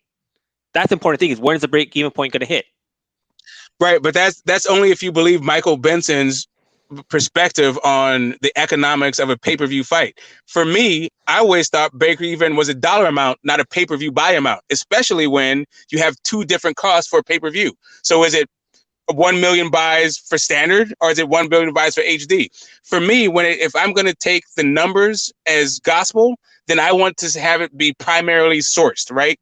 But we know that these pay-per-view events are not going to be primary sourced. They're going to be hearsay and unnamed sources. So for me, I take all that stuff with a grain of salt. If he would have told me that it was, that the fight took 800,000 to break even, then I would be a lot more comfortable with taking that number, even though I know that they're pulling out of their ass, versus a pay-per-view buy number, which just sounds stupid. Like, outside of Michael Benson, nobody describes pay-per-views in this manner, and he's never sources these numbers.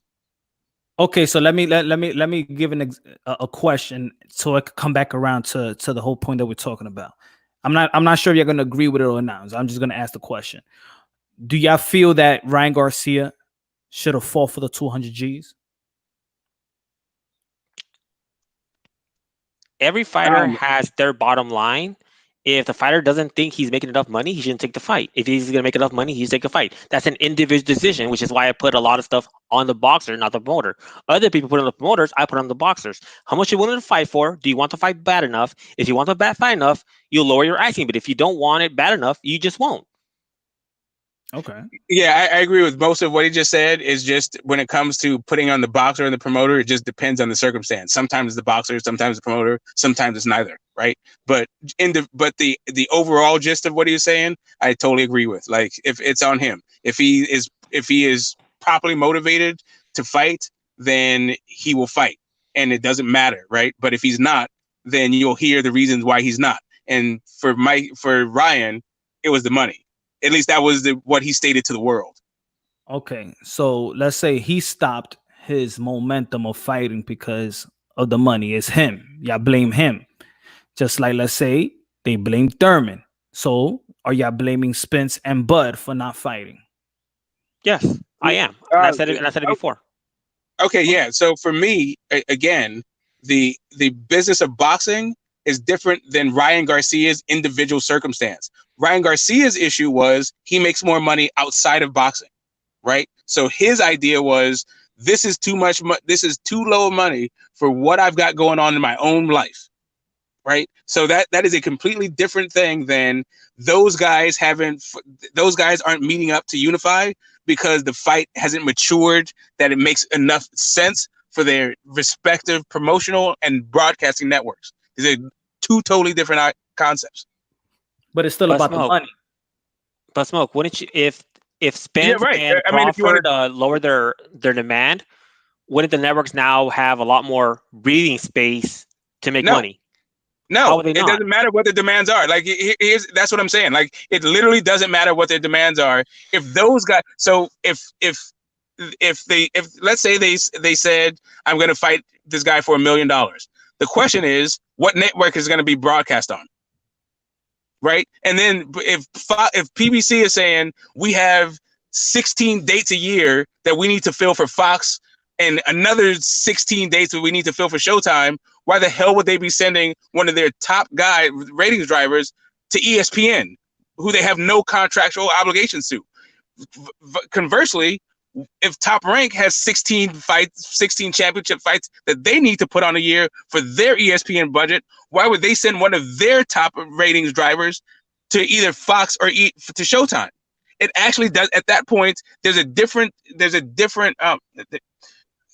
metrics involved for making that particular fight because of those two guys' situations, right? And Keith Thurman, his situation was he had plenty of fights within his own promotional company. And at that, when he was out, Fox wasn't in it. So it was really just Showtime. So you didn't have to involve Bob Arum. You didn't have to involve ESPN. All you had to involve was, were you able to fight? But he wasn't able to fight.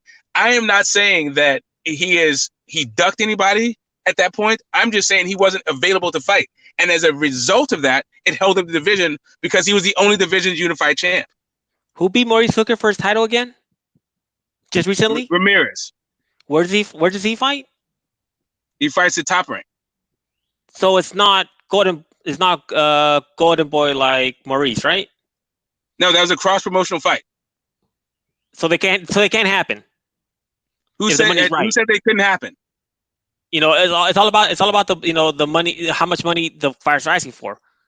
There's enough profit in it. You just admitted it with the Maurice Hooker. With the Maurice Hooker, you just said that it just happened. Why? Because the money was okay. And part of the money layout, it's gonna be the purses. Right. So what I was agreeing with you that Ryan Garcia's situation was an individual situation. So is Parker. I mean, so is Porter. I mean, so is Spence. So is Crawford. Those are individual circumstances. So is Ramirez. So is Hooker. Like you can try to make this blanket generalization, but these are individual circumstances. Not every fighter has the same circumstance. So if you want to ask a question about why Ramirez Hooker happened, but Crawford Spence didn't, we can get into that. And I'm totally down for that conversation because there is a reason behind that. And, it's also about the business of boxing. There are glamour divisions and they're not glamour divisions. Some fights are easier to make because they're not glamour divisions, and you make those unifications in order to create buzz and to create a career for yourself because you're outside of the 147s, 160s, and heavyweight division. Okay, well, these Canelo's like who doesn't want to like what organization not gonna let Canelo fight? Whoever. If the guy has a chance to fight Canelo, they're gonna take it, except for the PBC. Right, but Canelo is not a division. Canelo is an individual. Like I think you keep glossing over the point that not every fighter is in the same circumstance. But you can still have fighters if they lower their purse. They could be more promotional fights. That's my point. All I think is the money to be right, and a big part of it. As a general point, maybe like not. Said, I think it's still talking. You always interrupt. Yeah, go ahead, dude. So go ahead. Okay. Fighters can still have unification fights as long as the purse is not high enough because it gives enough breathing space to the promoters. No matter what division it is, no matter who the fighter is, fighters do have agency within their own careers. If they say they want to fight, the promoters will make it happen. If they don't, the promoters know they could lose their top talent. That's what being having a name and having belts do for you. If the promoters do work for the fighters, a good example is going to be Teofimo Lopez.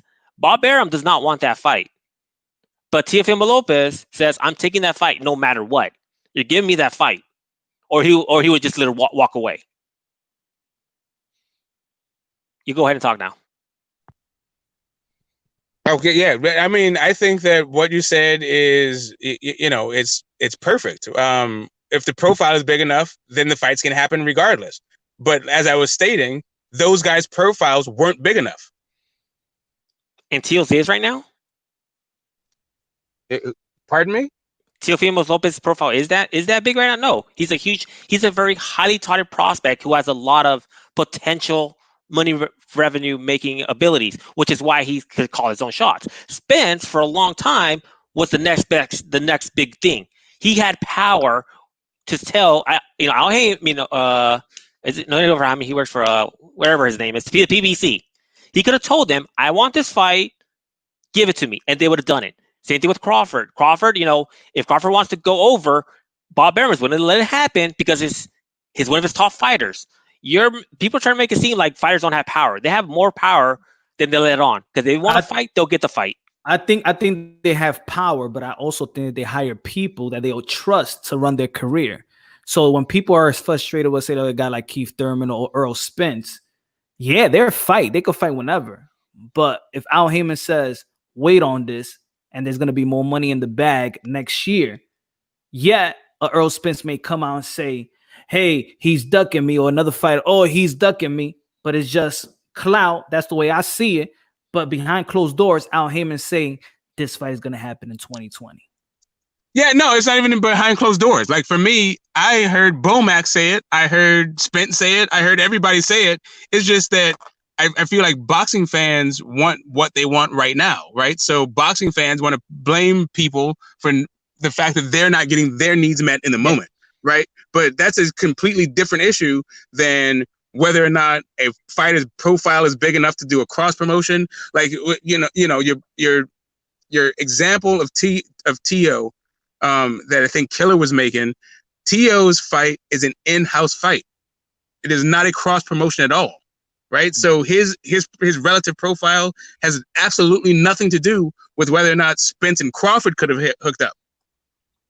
Well, you also understand, how a fight, let's say, like Daniel Jacobs versus Canelo Alvarez. So on that end, right? So you had Matchroom and Golden. So you have in that for that you have one of the more recent market interrupters, right? In the zone, right? They were trying to insert a new way for people to experience sports, and they were buying their way into a market. You had Eddie Hearn, who was the original face and spokesperson and promoter for the zone, versus Golden Boy, who's the most established organization that the zone has, right? So there was a link up between those two things, and that was a fight that everybody wanted. Like, both guys were champs. They were both on the same platform. Yeah, they had different promotional organizations, but at least they were both on the same networks. They weren't in the same org. He signed up for the zone just to get that fight, and his promoter allowed him to do it. Danny Jacobs is part of Matchroom USA. Matchroom USA has a deal with the zone. Daniel Jacobs fights on the zone, regardless of who he's fighting regardless of fighting Canelo or not. The same thing is true for Canelo. Golden Boy has a deal with the zone. Canelo fights on the zone, whether or not he's fighting Daniel Jacobs or not. No, he signed with Matchroom for that fight. He was signed before. I got it. He signed. He's still okay. So he just fought Julio Cesar Chavez Jr. for Matchroom USA on the zone because he re-signed a deal in order to get the Canelo fight. But the deal wasn't for just the Canelo fight. It was a multi-fight deal because his other multi-fight deal expired. It was a re-signing for another multi-fight deal, and he used his position to leverage a Canelo fight. But the reason why he could do that was because both of them were signed to the same platform. So can you show me where you have a link to where he first signed his deal with Matchroom? Why would that be pertinent? Why would that be pertinent? Because he's saying he was already the reason he signed with the zone because he was already with Matchroom. No, like didn't he sign with Matchroom? No, I didn't say that at all. I didn't say that at all. But so let me just to clarify, he was already signed to Matchroom USA. What Daniel Jacobs used to be a PBC fighter, right? Yeah. And then he's still advised by Al Heyman. But he's actually signed, but he's signed to Matchroom to Matchroom, and then his contract that he originally signed expired, and in order to re-sign, he said, "I wanted the Canelo fight." So he got the Canelo fight, and he re-signed to another multi-fight deal. I'm only seeing him signing with Matchroom, like right for the Canelo fight. I don't see anything that before that contract. Oh yeah, that fight that it was. I think it was Selecki, that last HBO fight. He did a card with Big Baby Miller and with him and Big Baby Miller in Brooklyn before Barclays became exclusive to PBC. They had a hometown fight right there, which is a Matchroom USA card. They both came in on some Wakandan wearing masks and shit. It was a ridiculous fight. It wasn't. I believe it was Selecki that he fought. But you can't, and I believe it was Selecki and Duhaupas, but I don't quote me on it. I'd have to look at BoxRec. But it was HBO before there was any DAZN. Daniel Jacobs was already fighting for Matchroom, and so was Jared Miller.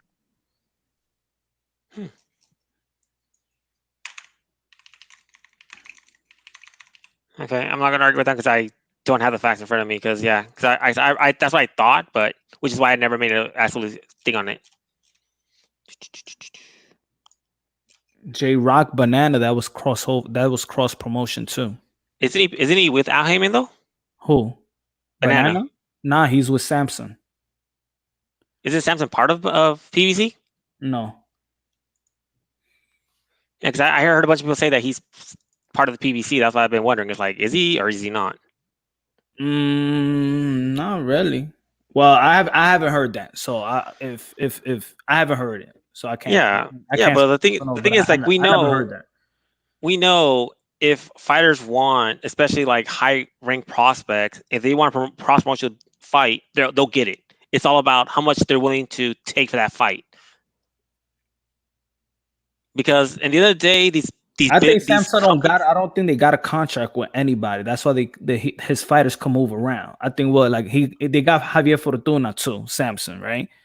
Okay. And they They got Castillo. They signed this kid Castillo. I don't know who else they got, but I think he's in a promotional that where they could just move around. I think, Let's see. The guy like Lou DeBella, he was working with PBC, and then he don't work with PBC. And then he started working with Eddie Hearn and Matchroom in the Zone. It's all about. In the end of the day, for me, it's all about business. That's why, yes, you could look at a fighter and blame them, but injured or not injured, everything is business. And if it's not a manager and advisor holding up fights, then why they getting paid? They got to do some work. Or they could also be the shield for the fighters, because people like blame the promoters when fighters don't want to fight, and the promoters are willing to take that bullet for the fighters because they don't want to hurt their fighters' marquee value. See, okay, now there's promoters that take the bullets for the fighters. See, in PBC, the fighters take the bullet for Al Heyman. They go to fight for Al Heyman. I disagree with that, because everybody says that PBC is holding up boxing, not the fighters, but they say PBC. No, but tell me in general. When was the last time you heard Al Heyman? You don't, but that's the beauty of it. Okay, so he takes all the heat. The brand itself takes the heat. Nah, the fighters back up Al Heyman. When I hear the fighters, they back up. You don't hear fighters backing up Oscar De La Hoya and Golden Boy. You don't hear fighters back. Oh no, that's Bob Arum. He's the man, and don't talk bad about him. You talk bad about Al Heyman, the fighters fight for Al Heyman. Yeah, they do. I agree with that. But the thing is, like when people when fights aren't happening, they're saying, "Oh, it's because he's with the PBC," because they all have the same narrative. They have the same narrative. They have the same scripts. So people started blaming the PBC on the reason why the fights aren't happening, and not really the fighters themselves, because they're all like they quote unquote slaves for Al Heyman. I think they love the opportunity that he has given them, or the money that they given them, that he has presented to them, the opportunity to gain the type of money that they wasn't making when they was in another promotional company. I do think they love him dearly. Like, I don't think they like him. I think they love him, like on some godly worshiping. I think they worship Al Heyman. Yeah, there's an issue. There's a difference between, for me, if you're just looking as a boxer, there's a different makeup to each promotional company depending on where you are in your career. If you are a young guy, trying to make it in boxing, Top Rank is probably the place for you, right? But if you're a guy who has an idea about what they want to do and you've already established yourself, then maybe PBC is a place for you. If you're a guy that isn't particularly outgoing, maybe Matchroom is a place for you, right? So you have, with all of these different organizations and all these different platforms, it gives fighters a greater opportunity to be themselves and to craft their own careers the way they want to do it, right? So it's not just one side. It's not that guys got to do it just the one way. They have multiple opportunities now, and we as fans have to adjust to the new reality. That's just what it is.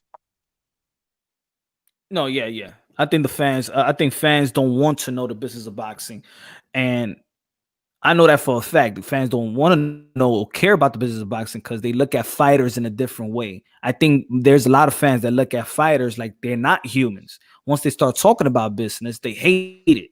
They don't want to hear boxers talk about business. They just want them to fight.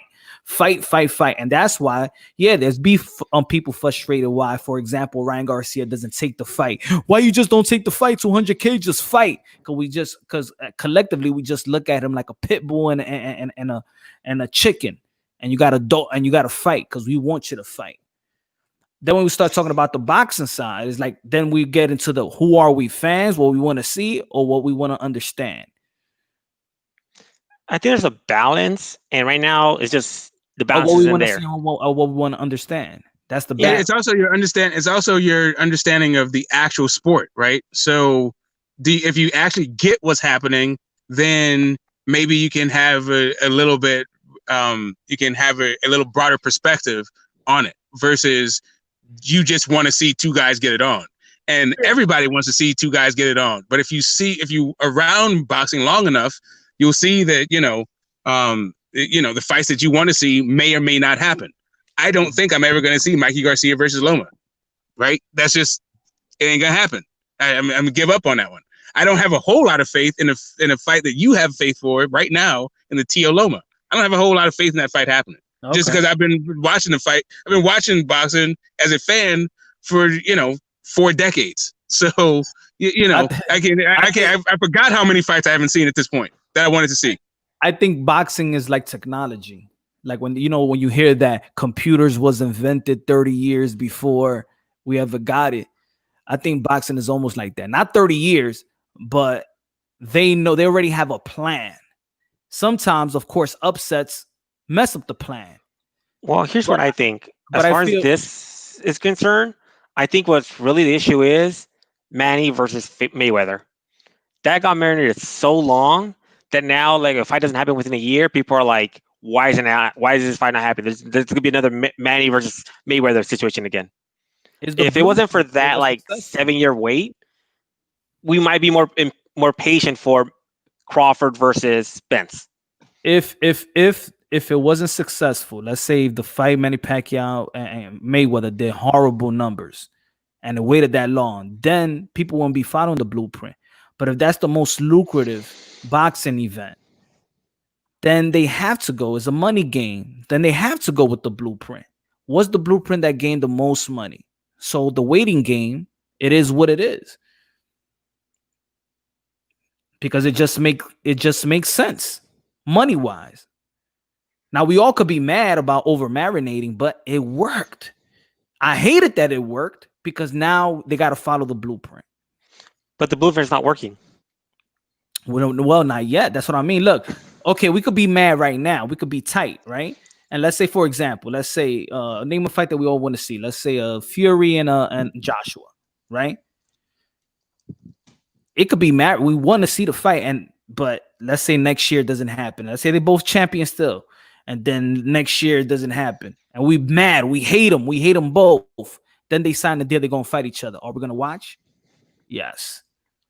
But you don't even have to go to a fight that would frustrate you that you want to see. You can just go to buy the fights that actually happen, right? So Wilder Fury had a fight and then the rematch was supposed to happen, right? Do you think if there was an immediate rematch that it would have got the same numbers that it did instead of having a couple of fights in between and the WBE and the WWE? Like, the blueprint is still there regardless, right? Even for the fights that we do get, it just takes time for the return on investment. Even if boxing came back right now, you're still not going to see Wilder Fury rematch until next year because you need for the entire entertainment market to come back before you even get to that fight to get the proper return on investment.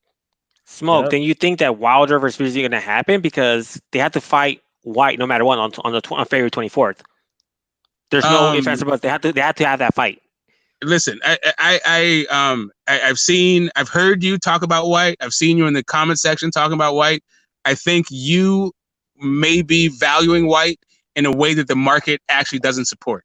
I'm not talking about the market. I'm talking about that he has a mandatory, title shot on February 24th. Right, and what I'm saying is next year because first that fight has to happen on February 24th. He must get his title defense.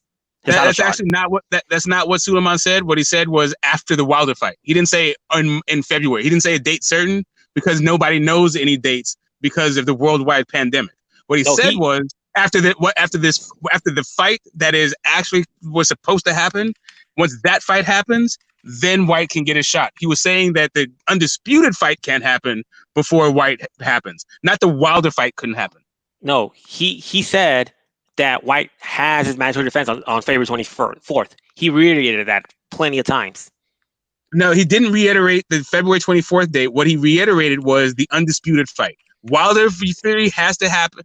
White has to have a shot. What he just came out and said, White has to have a shot before Fury fights AJ for undisputed. So what for Fury to get undisputed at this point, according to Mauricio Suleiman, Fury has to beat Wilder and also beat White. And then he can talk about undisputed. Oh, France asked you a question. He said, what you ask? Teofimo Lopez versus Loma. Who wins? Tio. Smoke. Yeah, I'm rooting for Tio. Definitely, I think he has the tools to win. But and I definitely am getting swayed by his father's passion and what I see and some of the points that he's made about it. Because what I haven't seen is how Tio's going to react in the bright lights. But I do see that in the biggest fights that he has stepped up to the plate. So maybe this one also would be the same thing. But I don't think Loma is a Kome or the Japanese dude or whatever. Like, I think this is a different animal. So I need to see how Teofimo performs under those bright lights. But that's really that's my reservation, right? I think he has all the tools to win. You know what got me more confident? I don't know. I can't find the link. It was an interview. Maybe one of y'all saw it, but I saw it. But then I'm desperately trying to find that interview again. But it was in a Ukraine interview. Probably the last interview. I think it was on. It was early April. It was like a month after the pandemic. He had an interview with Lomachenko. He was saying that they was asking him questions about the fight. And for me, the answer that he gave was like, I'm really for sure that Fimo is gonna get him. Like he was saying. What you don't hear is what Loma's saying though. Yeah, what Loma was saying. He was saying that he's never been in the weight that he's been. He never been outside. He never been out of boxing or not boxing as long as he has. That he will if it was really up to him, that he will be happy to fight at a tune-up, but this is the fight that needs to happen. So in his mind, he's saying, I would rather get a tune-up, because he said in that interview too that I do not want to go a year without fighting and going into a fight with a dangerous guy like Teofimo Lopez. So and taking what Loma said, taking those words, you still feel like the fight's gonna happen. I understand what you're saying. What you feel about the fight not happening? Yeah. I'm saying the longer this goes, that's what I remember on the last live show. I said, the longer it goes, then yes, I'm on that 50-50 where I don't think it might not happen. Yeah. Loma, like Tio's a growing boy, right? He's a young man. He's not in his natural weight. His dad is talking about he's going to end up at 160, and from his projection for what he understands. So the idea that he's going to be hanging around lightweight, waiting for COVID and waiting for Loma to feel good about the fight doesn't make a lot of sense to me. But hope springs eternal. I think if he beats Loma, I really don't think that's just me looking from the outside, and I don't think he's gonna stay at 135. I think he probably will go for Jose Ramirez. I don't think his father's lying about that. I think he wants Jose Ramirez after the. I'm saying like the idea that Loma. See, here's the thing: Loma doesn't need to be on Teofimo's schedule. Teofimo needs to stay at 135 long enough. But we all know that Teofimo is limited time at 135. So Loma can wait a couple fights and still become undisputed 135 before he goes back down to 130 and feels more comfortable at the weight. Right? But it's Teofimo where the time is of the essence and you got to strike while the iron is hot. Yeah. That was France. He asked that question. Let me see. Anybody else? Who knows Duran's mother was Mexican? I didn't know that. Was he? I didn't know that. Oh, wrong parent. Yeah, when it comes to the business of boxing, I really think it's just the business. And I think all the call outs that we see, or the fighters talking back and forth, is all clout. That's just a way of, that's like commercial. That's just a way of advertising. That's the beginning of building when fighters call each other out, but they know they're not fighting each other. Like it's hard to believe that you got your fighters that they signed to a promotional company and they got their managers that to a side. Meaning, for example, Mikey Garcia is with Al Heyman, but he's managed by somebody else. See, Earl Spence. And let's say Sean Porter, he's managed by his father.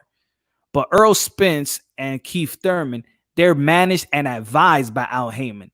So to think that both of them don't know what's going on and when they're going to fight, It's hard to believe. That's like me and you living in the same house with the same parents, and we don't know what the hell is going on. Yeah, I mean, listen, whether or not you like what's happening with what Errol Spence saying, I feel like Errol Spence said, this is what I'm going to do. Right. Keith Thurman, you may not like who he was talking about, but I feel like he also said what he was interested in. Right. It's for me, even if you listen to some of the guys in Terrence Crawford's camp, you understand what the path they're on also. It's only the promoters get involved in order to whip up fans' emotions and have us at each other's throats talking about who ducked what. Meanwhile, if you understand what the hell you're looking at, then ain't nobody ducking. They're just building up the economy of a fight. And if it happens, it happens. If not, they're fulfilling their network contracts, which are already bought and paid for anyway, regardless of these pay-per-views and regardless of what fans want. Hey, Punch, when you get a chance, look at that video I just linked to you. He explains why White might get his, why Fury / Wilder might not happen if they try to push back to next year.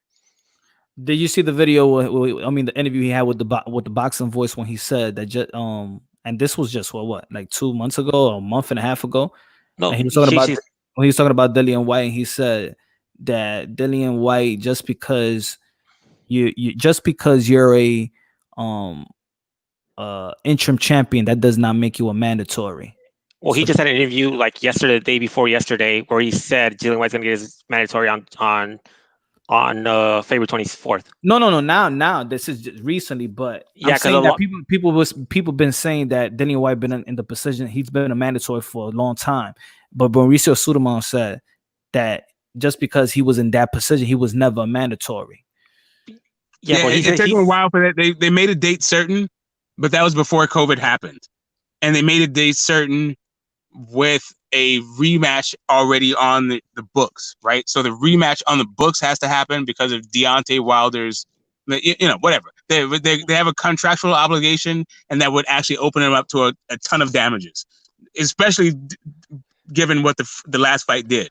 So the WBC is not trying to have that kind of drama in their lives, right? So, and not only that, the Wilder Fury trilogy is way more lucrative than Fury White 1, right?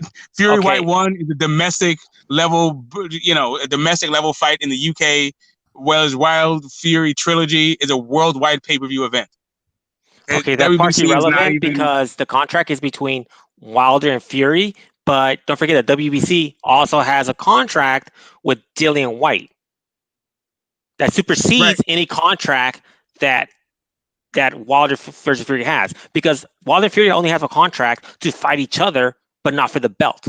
They can't contract in the belt. They could contract their fight or rematch clause where they fight each other, but if the belt's not there, that's not part of the contract. They can't put that in the contract. Right. The issue that I think you have with what you're presenting is it's a false dichotomy. It's either or, right? When in reality it's both. It's Fury and Wilder have a contract, and also both of them have a contract with the WBC for the title to be on the line. What is happening? Okay, I got you. I hear what you're saying. But that's actually the reality of the fact. That's why it's a WBC. That's why the belt's going to be on the line, and that's actually what was negotiated before Dillian White even got his date, right? So that is actually what's happening between all of the parties, and that's how you get a fight sanctioned. And that's why Suleiman said that Dillian White is going to get his shot after Wilder, but before Undisputed. No, actually, no, because legally, the contract, the sanctioning body has a contract with Dillian White that he will have his mandatory on February 24th. If they don't honor that, they'll be in trouble with the Ali Act. Right. The Ali Act has absolutely nothing to do with this. The issue that what you're bringing up is the date certain, and I understand what you're saying about the date certain, but the fact about the date certain has absolutely nothing to do with either Fury, the WBC, White, or Wilder. It is the worldwide pandemic and natural act that is actually pushing all of this stuff back. That part's irrelevant because there's a verbal contract and a written contract that White will get his title shot on February 24th. That's by law. The reason Suleiman changed his tune the past couple of days is because of the loss that's pending. And I just put a video on the last time they got sued and they lost for something like this, and they're not going to let that happen again. Yo, what's good, D? Right, but do you realize that the lawsuit was about the undisputed fight happening, not Wilder? The video I showed is about undisputed. It's not about an undisputed fight. It's about the WBC title, not an undisputed fighter. Listen, man, I'm not. I don't. Again, I'm not. Regardless of what your link says, I don't know what sources you have. But the reason why Dillian White sued was because Fury came out and said that they're going to fight AJ for undisputed, and they're not going to fight White. It had absolutely nothing to do with the Wilder trilogy. No, actually, you're wrong. He's fighting for his date on February 24th. That's the lawsuit's about. Irrelevant who's champion or anything like that, his lawsuit is about that date for February 24th. If he doesn't get his title shot on February 24th, he could bankrupt the WBC, which is why Suleiman has changed his tune. Yeah, bankrupt the WBC. Okay. You know where I agree. Well, I agree with Smoke though. What he said earlier. Nobody knows no dates. Nobody knows. So the 24th. That might be just a date that, after or before. It shouldn't. I think there's no real set date. There's no real concrete date for anybody right now. But if it goes to court, WBC is going to have to explain on why Fury got mandated to fight Wilder instead of White, who was the legitimate number one mandatory, and they will lose. They won't go to court. Dillian White's ready to go to court. He's fed up, which is why he's gonna put his heels down and he's gonna make sure he's gonna get his fight. He's already said he's not taking he's gonna get his fight, but I'm just saying it's not gonna have a date like February 24th because they don't even know when the trilogy is gonna happen. So let's say the trilogy happens in late December or something like that. You're gonna give is Wilder or Fury gonna go right back into camp to fight Dillian White? It's not gonna happen. That's them problem though at this point, because don't forget there's still a contract between the WBC and Dillian White that he will get his mandatory title shot by February 24th. They'll give us 60 days. They'll give us 60 days and wait on it. They're not gonna force an immediate 8-week fight to happen. It's not gonna happen. Guess what? Because if it goes to court, the court's gonna be able to say all these other fights are happening. Dillian, all because all of the contract says that there's gonna be automatic rematch, right? So what the court's gonna say if they try to fight it on late December is like, well, the pandemic's boxing started on this date. You had all this time before this date to have your fight. If you didn't think you would be ready by February 24th, and we'll win this lawsuit. It's clear cut because it's breach of contract and it goes against the Ali Act. The Ali Act is not that. Ali Act. Oh, sorry, D. Go ahead. Jump in this, man. What is the correlation, Killer, that you're trying to make with this situation and the Ali Act? That's what I'm trying to get. I understand what both of you saying, but what is the correlation that you're making with the Ali Act? Well, part of the Ali Act also regulates the actual bodies where they can't mess around with the rankings because they want this stuff to go, the rankings to keep moving on. And one of the ways that the rankings keep moving on is the number one contender gets his title shot, which is supposed to be mandatory. With White, he's already been passed over twice while already as the number one contender. So obviously they're discriminating against him himself, which is a violation of the Ali Act. They could have done it once and maybe gone away with it, but they've done it twice. And now he has a third mandatory on February 24th, where if he doesn't get that title shot on that day, because that day he's promised, he's going to be able to sue and win and bankrupt the WBC. So I'm not even sure Fury versus Wilder is going to happen at this point if they don't have it sooner, because they're going to have that mandatory on February 24th, or they're going to have to vacate that belt. I'm not sure that they'll be able to prove that though. Well, they can. But here's the thing. You can say they can, but this is the problem with the WBC and why. Now Suleiman probably don't want to waste time and go to court, but within their rulings, they have solely at the discretion of WBC. So I understand what you're saying about White feeling that he been treated unfairly, but when they moved those mandatories in front of him, they justified themselves by their ruling. So if they justify themselves by their ruling upon the Ali Act, which you're talking about, it states that the no organization within boxing can interfere with these things. Well, upon their ruling and upon their rules in the WBC, ending that with at their discretion actually protects them from any lawsuit. So I understand your sentiment. Hold on, let me finish, Killer. Okay. I haven't said anything. So I understand your sentiment, but you're still talking about a court of law here. This is why our legal system is so screwed. You can sit here and think morally it's right, but guess what? This is not, it doesn't work like that. It works off of rules. That's how the legal system works. It don't work off of ethics and morals. And if they have something that follows their guidelines and their regulations, which they do, they have reasons to move Brazil. They have reasons to move Fury. If they can prove that and they've not done anything outside of regulations, then they have not broken any rules concerning the Ali Act, because the Ali Act states interference. So if they can prove that they didn't interfere, that they were just conducting WBC business upon court ruling, not your moral feelings, then he won't win that. Okay, first off, you can't have rules in your contracts that violate federal law. Ali Act is a federal law, which supersedes any contract signed. I just told you how they're not violating, fam. You always go to that. I tell you stuff like you did this on my live. I will tell you something and explain something to you, and you just totally dismissed it. I just explained to you how they would not be violating upon their regulations, and it's written in.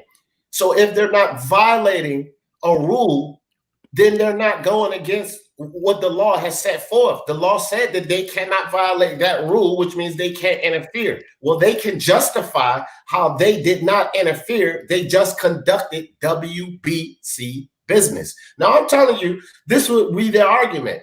And if they can prove that they didn't do anything to interfere with Dillian White's progress, they were only conducting WBC business, and upon their ruling, at our discretion, we can switch, we can do this, then they stay within the rulings, bro. So in a court of law, you have to prove beyond reasonable doubt of wrongdoing, fam.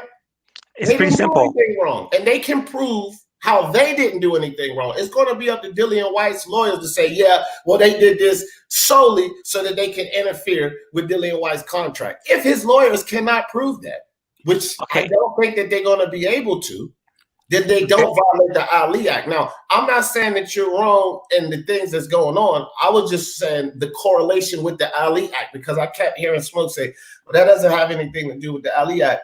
And to be honest, you haven't explained to me either how that has anything to do with the Ali Act. I don't get the correlation. I really don't. Okay, the Ali Act is to keep the statistical moving. One thing that you're also missing is in between this time. I know what it's for, bro. And I've read through it as well. So don't sit up here being condescending again like you usually do, like you're the only one that knows boxing. We're aware of the Ali Act, so you don't have to explain that to us, but go ahead and make your point. Well, seeing how you told me to explain how this has to do with the Ali Act, I have to start off with mentioning it because you specifically asked me to do this. All right, go ahead. Go ahead. Okay, in the Ali Act, the whole point of the Ali Act is to make sure that the rankings keep advancing, right? Dillian White has been the number one on the ranking for over 600 days, going on 3 years. Why one of the issues that the WBC is going to have is that they somehow was able to jump Fury. Hold on. Can you go a little bit back? What you said about the Dillian White was 300. Say it again. 600 some days, going on 1,000 before he gets his day as a number one contender. Almost 1,000 days. It's going to be over 1,000 days before he gets his number one contender, which is on February 24th. But how long has it been since Dillian White was the number one contender? He's no longer the number one contender. Yeah. He's ranked number one. No, he's not. Deontay Wilder's ranked number one. No, he's not. Okay. Let's see. WBC rankings. He's the interim champion. It's Dillian White. I'm looking at the boxing right now. It's Dillian White, so it's above. It's above Wilder. He is the interim champion. He is outside of the rankings. Deontay Wilder is number one. So I don't know what you're looking at. He's the official mandatory. He's the official mandatory already. He is not number one. Brazil was the mandatory before, while White was number one. This entire time, that whole 600 days, while he was saying he's number one, that entire time, Brazil was the mandatory. So Brazil could have been saying, I'm the mandatory for 600 days, and I'm not getting my fight. He just wasn't. It's just White talking shit. No, White was ranked number one for this long. He was ranked number one. Now I guess now he's interim, which is now the mandatory. So he's no longer one because he's the mandatory. No, okay, but that's the point that I was trying to make before. That Mauricio Sudamon said that just because you're interim, you're not a mandatory. No, but he already won his mandatory fight. No, he said just because you're number one, it means you're not mandatory. Okay, black. Let me talk. Do you have Tourette's? Let me talk. I was talking and you interrupt me. When you talk, I was talking. Everybody keep their mouth shut except for you. I was speaking. I was speaking. You could just do your point after I say speaking. Kalua. Go ahead. Smoke, because I wanted to hear what Smoke was gonna say. Right. What I was saying was you said that White was interim. He was not interim that time. He was just number one. That's all I was trying to say. Go ahead, Killer. Hold on right quick, Smoke. Killer, why are we arguing about this? It says WBC, White, interim champion, ranked number one, Deontay Wilder. Right there. Why the fuck are we sitting here arguing about this? Here's the facts. Here's the brass tacks. See, people tell you stuff, Killer, all the time, and you dismiss it. This is what I keep telling you. We sit up here and tell you shit, and you dismiss what we tell you as if we don't have a fucking clue of what's going on in boxing. You can say what you want. You can say what your feelings are, but you have to start going by the rules, fam. It says it right here. You have to start going by what these commissions say, what the law say, not your fucking feelings or your moral ethics. What it says right here is champion. Who's ranked number one? Hold up. Let me talk. What it says right here is Fury champion. What it says right under that, this is the WBC site, Killer, okay? What it says right under that, Dillian White, interim champion. What it says right under that, Killer, Wilder, number one fucking ranking, dude. So all of that bullshit you talking right now is fucking null and void, dog. Wilder is the fucking number one ranking. Let's not argue about that. Make your point and stop telling us what the fuck we don't know, because you're not the only one up here with boxing knowledge. That's the thing that gets me with you, Killer. We sit up here and we tell you things and you dismiss the shit as if we're ignorant of these things. I just told you I know the Ali Act, and you trust me. I understand that you read and you do your research. But bro, I'm an intelligent guy too. Smoke's an intelligent guy too. Punch is an intelligent guy too. So we read and do our research as well. Now you can sit up here and give us your moral aptitude, but let's go by what the fuck is written in. So I don't know what you're talking about, but the fucking WBC says interim champion, Dillian White, number one ranking, fucking Deontay Wilder. So make your point without telling us what we don't know. Please try that. Okay, you're gonna bring that up. Okay, before I'm just bringing up facts. How many days was before? Okay, I'm talking about facts. I'm talking about facts. Let me finish. I let you talk. Let me finish. Okay, before Wilder lost, how many days before that day was Dillian White ranked number one? No one argued that. He was ranked number one for a very long time. We all get that. But he was, when he became, hold on, but when I'm answering your question now. But when he became interim champion, the number one ranking stopped. And that is what Smoke stated. And once again, in traditional Killer fashion, you told him he was wrong. But no, he was exactly right. That's all he stated. And you started arguing. So argue that point. Make us believe that being interim champion, you're still ranked number one. Stick to that, because I don't think you can prove that. What I could prove Stick to that. Can you prove that? I am. Hold on. Why don't you let me finish? What I'm saying before you interrupt. If it's pretty, when you talk, I don't interrupt. I tend not to interrupt. So just let me finish what I'm saying before you interrupt, so you get the whole picture, not just part of it. All right. Okay. When he won that interim title, he instantly became the mandatory. It was already set in stone that he was a mandatory, and his mandatory set was also set to February 24th. Now, where I'm talking about the legal case about this is the fact of the matter is that was before the WBC ordered Wilder Fury or Fury as a mandatory. They're gonna have to explain after this case on why they gave Fury a mandatory title defense with their own words. The reason they had denied Dillian Whyte before was because he didn't want to take a mandatory fight against Rivas. That's why they denied him the first time. Because of that, because they said that he didn't take that mandatory. Then you had later on where Fury was ordered to fight Dillian Whyte for a mandatory. Fury refused. Fury refused that fight. And then when it came to but they still made Fury the mandatory afterwards.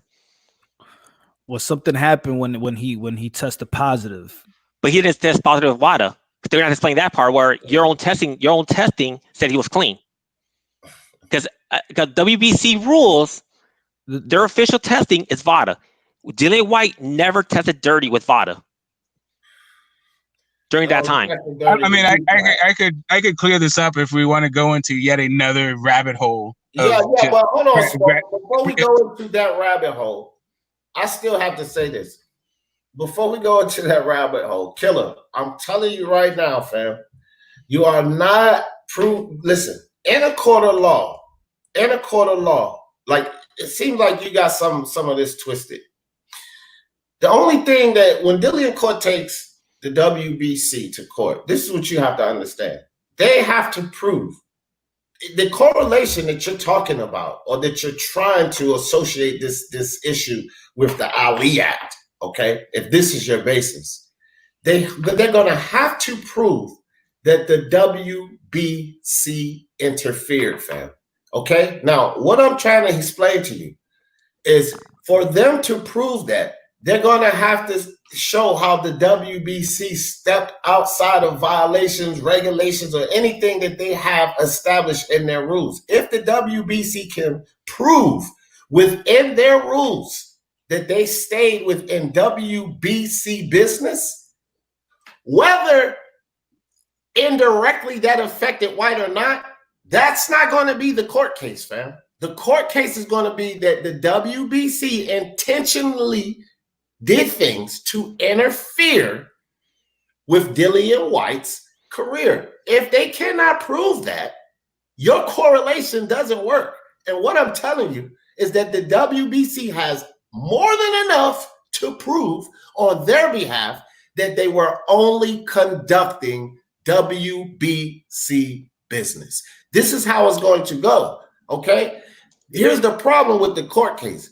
You can say, oh, Suleiman don't want to go to court. Fine. Who the fuck does? It costs money. And right now, paying money for any of them is not something that they're looking forward to, okay? But you cannot sit up here and say because they're reluctant to go to court that Dillian Whyte will go to court and he'll sue them and he'll win. I don't think so. I honestly don't think so, because you, sir, nor Dillian Whyte have any proof that the WBC stepped outside of their own regulations to interfere with Dillian Whyte's career. That is the only way that it will correlate with the Ali Act. And when you just said, again, condescended Smoke and told him what he didn't know, you still have not addressed the fact that you are dead fucking wrong about the rankings, okay? I'm not saying was he number one ranked for all of those days. No one argued that. What we sat up here and tried to tell you, and what you dismissed totally, was the fact that once he became interim champ, he was not ranked number one. Smoke told you that, you said, yes, he was. No, he wasn't, fam. So learn to say, okay, I misspoke about that, or I was wrong about that. But when you're making all of these points and you're fitting other little, if that don't fit, it kind of throws a wave in the fucking point you're making. If the fact that the WBC and Dillian White situation not violating the fucking Ali Act, that throws a wave in the point. So these are two things that's throwing a wave in the fucking point you're making, fam. And you cannot prove these things. You can't prove that Dillian White was number one while he was interim champ because he simply was not. You cannot prove the correlation. You cannot justify, you can't validate the correlation between the Ali Act and this lawsuit. So what I'm saying is the only thing it sounds to me is like you got a lot of waves in your point, bro. It ain't adding up, dog. 2 and 2 has to equal 4. Right now, 2 and 2 equaling 3.5 with you, dog, because some of your shit is not accurate. Most of my stuff is generally accurate. What I said was why. Okay, that's the 3.5. That's the 3.5. You said most, and I said it's not all accurate. So thank you for confirming what I just said, fam. Thank you. Okay, if you're gonna take victories in semantics, that's fine. I'll let that happen. Yes, it is. Yes, it is. Yes, it is. Yes, it is. Let me finish. I'll let you finish. The reason I say semantics because I said that Dillian White would be waiting over 1,000 years since he was ranked number 1. That was what I said. Is this semantics? Has he not been waiting 1,000 years since he was first ranked number 1? Right now, he's the mandatory. He's the mandatory. He is the mandatory. He is the okay. Is he not? Is he the mandatory? Yes or no? Is he the mandatory? Yes or no? Is he the mandatory? Yes or no? Is he the mandatory? Yes or no? I'm asking yes or no question. I'm asking you yes or no question. Is he the mandatory? Okay, I will answer that question if you answer this. Is this semantics or is this fucking facts, fam? It's semantics. Okay, and I'll explain to you why. I'm done with you. Is he ranked number 1? Is he the mandatory? Is he the mandatory right now? I'm done. Then be done. It's a fact. He's the mandatory. So you can. He was the first time he was ranked number 1 in WBC was over what 800 days ago. That was the first time he was ranked number 1. The reason I say semantic is because he became the mandatory. So since he became number 1, like I said, he's gonna by the time he gets his title shot, it's gonna be over 1,000 days since he first became ranked number 1 without a title shot. Well, and what the WBC is gonna have an issue with, as far as this lawsuit, is Fury's mandatory title defense, which they had no basis within their rules to have. Okay, well, I'll say this then. I wanted Punch to drop me that link because I was in the chat at first, just listening in, and it sounded like it was somewhat of a debate going on, and this is what I do. I have debates on my channel. I debate. So I came up here, and I was listening to what you two guys were saying. As far as I'm concerned, you lost this debate. Smoke won this debate because you said a couple of things that just not factual. And I'm telling you that they're not facts. I've showed you that they're not facts. I'm pretty sure everybody in the chat and on the panel see that things that you said was not facts, and you're calling them semantics. Therefore, my friend, we can talk for hours. You're going to be in denial because no matter what we show you, Killer's going to be right. I just fucking showed you. You cannot be number 1 ranked as a interim champion. You said that you could. You can't sit up here and admit that you're wrong. You're talking about it semantics. It's no fucking semantics, bro. This is called facts. But when you start saying that facts is semantics, you're fucking delusional. So Smoke won that debate as far as I'm concerned. And you look at things in your perspective however the fuck you want, bro. But your perspective can't provide this. The things that I came up here, I kept doing this. Here's something else. I can pull up the Ali Act. And the things that I'm telling you, since you think you're the only one fucking informed about everything, I can pull up the Ali Act and have Punch put this shit right on the screen. And I guarantee you that I can fucking validate what I'm saying. But I bet you won't be able to. I bet you any money. I will be able to validate exactly what I'm telling you. If we pull up the Ali Act, I don't even have to see it. You want to bet if White will win the lawsuit or not? If they go to court, you want to bet if White will win the lawsuit or not? If they go to court, you want to bet that? Now you're cutting me off, okay? Now you're cutting me off. You cry about that, but now you're doing the same thing. But the facts are this. We know things too, but you don't accept the things we tell you. Never. You switch them up. You change the goalposts. You call them semantics. Anything we tell you that's facts, you don't accept it. It's only what Killer says is correct. So Smoke won that debate, bro. You can cry all you want. Smoke won that debate because 2 things you say you could not validate or prove, period, and you still have it, period. All right, you want to talk about betting? You want to bet if it goes to court that White wins? I don't want to bet anything with you because you're the one to say you want to bet. You're the one to say want to bet. I'm so confident in this that I'm going to take your bet. Whatever, if it goes to court, I bet you Dillian White wins, and it's going to be for the reasons I stated. You want to bet? You're the type of person that won't pay because really? Proven wrong, really? You don't accept it. So really? I wouldn't bet you. I donated to you before. I donated to you before. I donate to Moonshine all the time. So what have I done to show that I won't pay? Whatever. I'll pay. Integrity. That's what your problem is. Hey, we could have Moonshine be escrow. We could have Moonshine escrow the bet. Hey, Mr. Moonshine, you want to escrow this bet? You say I won't pay. We'll both pay to Moonshine. You have no integrity. It's a bad bet. You don't bet people that have no integrity. If you can't hold yourself accountable, if you can't admit when you're wrong, what makes me think that you'll fess up and pay for a bet? No bet. I'm offering you to have. We send it to Moonshine. He holds the money and he pays the winner. Okay, well, check this out. If he's having integrity, let's give it to Moonshine. I don't do business with people that have no integrity, and you can't. Because you're scared. Because you know you're gonna lose. You're gonna lose. I'm not scared of anything. You haven't proven anything. You called me out to bet. You said you'll bet. Okay, I'll take your bet. I'll take your bet. Okay, well, I bet you if it goes to court, Dylan White wins the lawsuit. I bet you. What do you want to bet? That's what do you want to bet? Want to go 20? Simple 20. What do you want to bet? How about $20? On what? You fucking what the fuck? I've been telling you like 4 times already. If Dillian White goes and sues WBC. What Dillian White wins? Look. What does sues him for what though? Sues him in order to 24 Wilder. Hold on, Smoke. Let me answer the question. See, Killer. First off, again, and listen before you start going off on the rant because you don't do a lot of listening. That's part of your problem. I said I'm willing to bet you if we pull up the Ali Act that I can validate what I'm saying. I'm not betting you on no fucking court case. I never even said anything about betting you if Dillian White goes to court. You don't fucking listen, dude. I wouldn't have bet you anyway because, like I said, you have no integrity. Period. If you can't admit when you're wrong, that's a lack of integrity. I'm a businessman outside of this shit. I don't do business with people that don't have integrity, and you have none. I've admitted that I was wrong before. Smoke has said things to me. We debated. I'm like, okay, well, you're right about that. You can't do that, fam.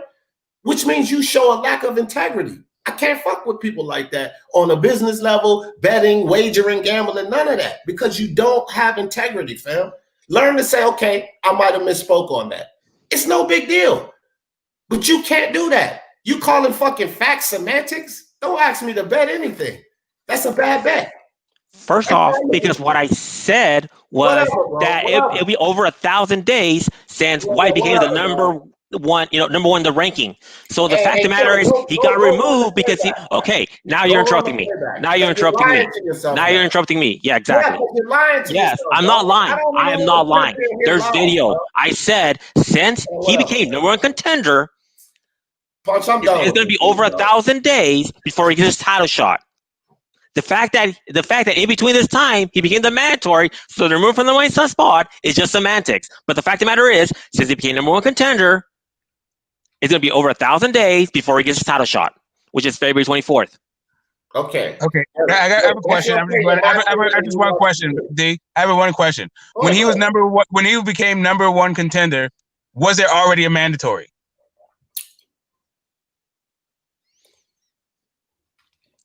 I don't think there was. I think he became mandatory. Once he became number one contender, I think the mandatory was already been done at that point. Which is why he became number one. Before,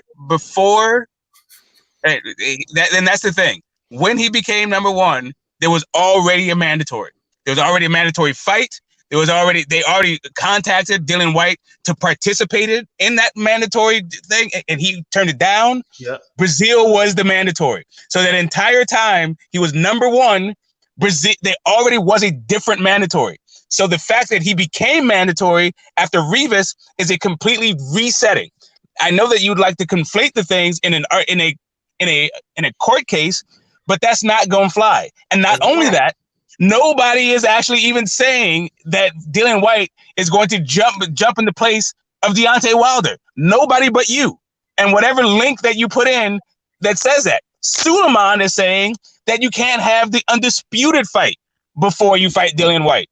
That is the only thing that is at issue because Tyson Fury said, I am going to either get franchised or vacate because I don't care about fighting a mandatory. I want to become undisputed.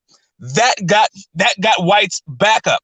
White did not care that Fury was going to rematch Wilder, whether or not it happened in February or not, or March or whatever, because everybody understands that there's a pandemic on. The issue was whether or not Fury could have the undisputed fight, not whether or not he could just do the trilogy with Wilder. And I don't understand why Mauricio Suleiman. I said this, man, a while ago. Smoke, you was on my live when we were talking about this, probably a couple of weeks ago. I said this. Mauricio Suleiman could put this whole court case and Dillian White straight to bed. The only thing he would have to do is push back all mandatories for a certain amount of time and utilize the COVID-19 restriction as an excuse. If he did that, Dillian White's court case and Killer Z's moral feelings will be right out the fucking window. But even if he didn't do that, they still have to prove that he was not just conducting WBC business, which Smoke just gave another valid example of how the mandatory was already in place, WBC business. So what that is tough luck on Dillian White? That's the nature of business. Business ain't always fair in every fucking business, but you're putting moral aptitude on law. It does not work that way. Yes, it's a bum deal. It's a bad situation. A lot of us have sympathy for Dillian White. I have sympathy for Dillian White. It's a bum situation. Legally, they did not break any laws. They did not violate. I would, but I want to see the beast out of here. Okay, here's one issue. What he said was part of the case I said earlier, that they're gonna have to, because the fact of the matter is, I even mentioned it, that they're gonna have to explain why is it when Dillian White refused to have the fight with Brazil, he was not given a mandatory spot for that same exact reason, and now, years later, like a couple years later, they, the WBC ordered Fury to fight Dillian White, and Fury rejected that. Just like the same reason, that they said with Dillian White, when he rejected back then, that he loses his mandatory, that's his precedence, that's the rules going forward. So they have to abide by those rules. Seeing how Dillian Fury, seeing how Dillian White rejected the first Brazil fight, which is why was the justification for WBC to give his mandatory to make Brazil the number one contender. Same thing, is the inverse in the other situation where Fury refused to fight White as a mandatory. That's going to be part of the case that they're going to present. It's going to be those points there as well. So it's going to be a big part of the case. Yeah, well, I hope Dillian White's lawyers are a lot sharper than you are, guy. Because if not, they're going to lose that case. That's all I'm saying. Man, they could be sharper than a blazer. That don't matter. That don't matter. Like what we're talking about, really what we're talking about is a bunch of stuff. We're talking about a private organization, the way that they handle their own properties that everybody signed up for before they actually were even ranked in the sanctioning bodies, number 1 through number 30. Like it doesn't even matter. Like all of this is just, you want to talk about it's a waste of time. Like Dillian White has a case to stop Fury from becoming undisputed. He does not have a case to stop the Wilder fight happening. That's all. Like nobody's even talking about that. Yes, he does have a case. He has a case if it interferes with his favorite 24. He's not even suing to make that happen. Okay, that's not even part of his case. I don't interrupt you when you're talking. Let it go, fam. Let me finish talking, then talk. Okay, he has a case for his favorite 24th title defense. On that date, he has he's already been told he's going to get that. He's already contractually obliged to get his fight during that date. If they have the fight before then, he can't stop it. Anytime that affects his date, he can, because on that date, he has to get his mandatory. And if the WBC tries to push that back, they'll add more evidence for his case.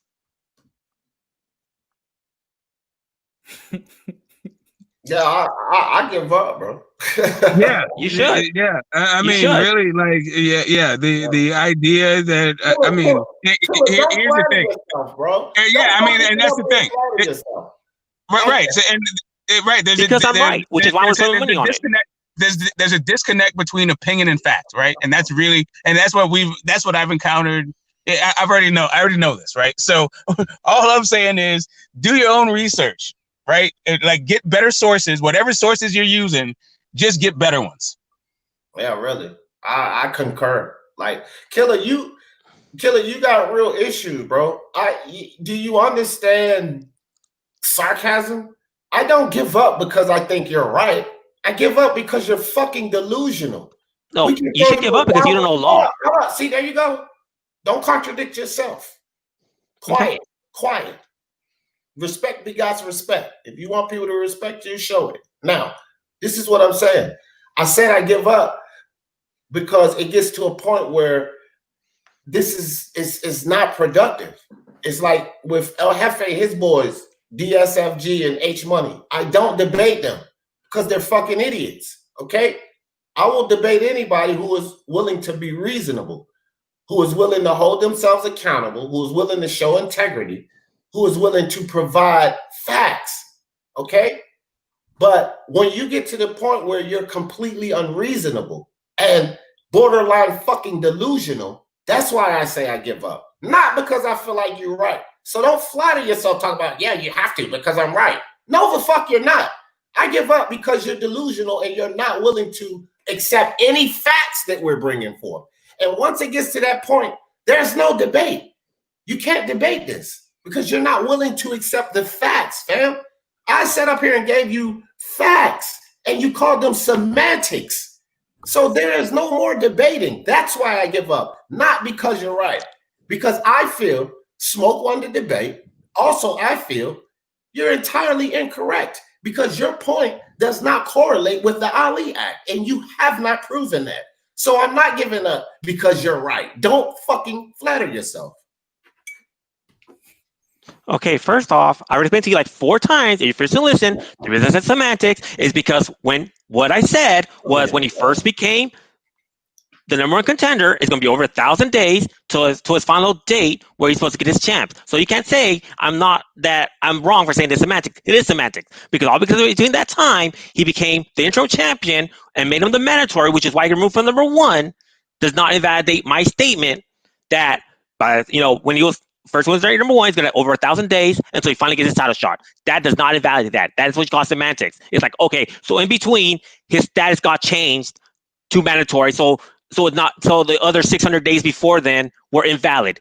That's why I call semantics. Okay, bro. All right. Well, like I said, I give up. Yeah, and you should give up because obviously you don't. Okay, there you go again. I was already talking, and then you're interrupting. Okay, but you just were talking, and then he said, "Can I have a go? Can I have a go?" And it just you and D. Can I have a go, please? Can I have a go, please? Go after I'm done. You gotta go after I'm done. Okay, wait. Actually, I'm actually not talking to you. Actually, I'm not talking to you. I wasn't asking you. I was asking Punch. Yeah, can but I get a chance to go? I was already talking, right? To you. I was already talking. But I was talking too. I was already talking. I was talking too. And now I'm asking for. I was talking too. Yes, I was. I was already talking. I was talking first. I was in the middle of speaking, and you interrupted. Exactly. Can I get a run in? Black. Can we get a moderator? Can we get a moderator? Yeah, a moderator will tell you should wait till I was finished speaking. A moderator will tell you to not you. Let me finish. Your name is a moderator will tell you the exact same thing because I was already talking. I'm addressing Punch, not you. So Punch. Smoke, let him talk. Just let him talk, fam. Let him talk. Okay, all right. Fine. Go ahead. You got it. Cool. I withdraw the question. Go ahead, Punch. Go ahead. Do what you got to do. Okay. And the second part is I'm talking about law. I've spoken about this exact case with my lawyer. And that's what she explained to me on how it's valid, with the stuff I'm saying. That's what we presented in case, and it has a high probability to win, which is why I'm willing to take a bet with anybody that if Dylan White takes it to the court, he will win. You can't say something's a fact or not when it comes to the law unless you know law. Unless you're going to tell me that you're a lawyer, you can't say I'm wrong with the law. You need to invite the lawyer to the show. Okay. Can I just interject just real quick for this latest deflection? When you had this conversation with your lawyer, did you have the contract in front of you? What, Dylan White's contract? Or which contract are you talking about? You can't just say contract. Which contract are you talking about? There's multiple contracts. Did you have any contract in front of you? Which contract are you talking about? That matters. Anyone at all? No, I have the contract. I don't need the contract. The contract that you said that you talked to your lawyer about, that she said that he was going to win. How the hell would your lawyer know if they didn't see the actual agreement? For the facts in the case. And the precedent that that video that I showed you, where how would they know the facts in the case without knowing the contract? Okay, there you go again. I'm talking and you interrupt. Okay, I asked you a simple question. When you went to your lawyer to get your lawyer's opinion, did you have with you the contract so your lawyer could actually render an opinion on what the situation was? I don't need the contract. I need the facts of the case. That's a bad answer. No, actually, it's not. It's not. Because that's why I'm asking him which contract he's talking about. I asked him. Simple. Okay. Was I speaking yes or no? Don't cut him off, Smoke. Don't cut him off. Go ahead, Killer. Okay. The reason I don't need the contract is because, what's it called? The facts of the case is what I need. Fuck, I just totally forgot what I was going to say. Shit. Okay, well, since you paused right now, and I'm not cutting you off, let me say this.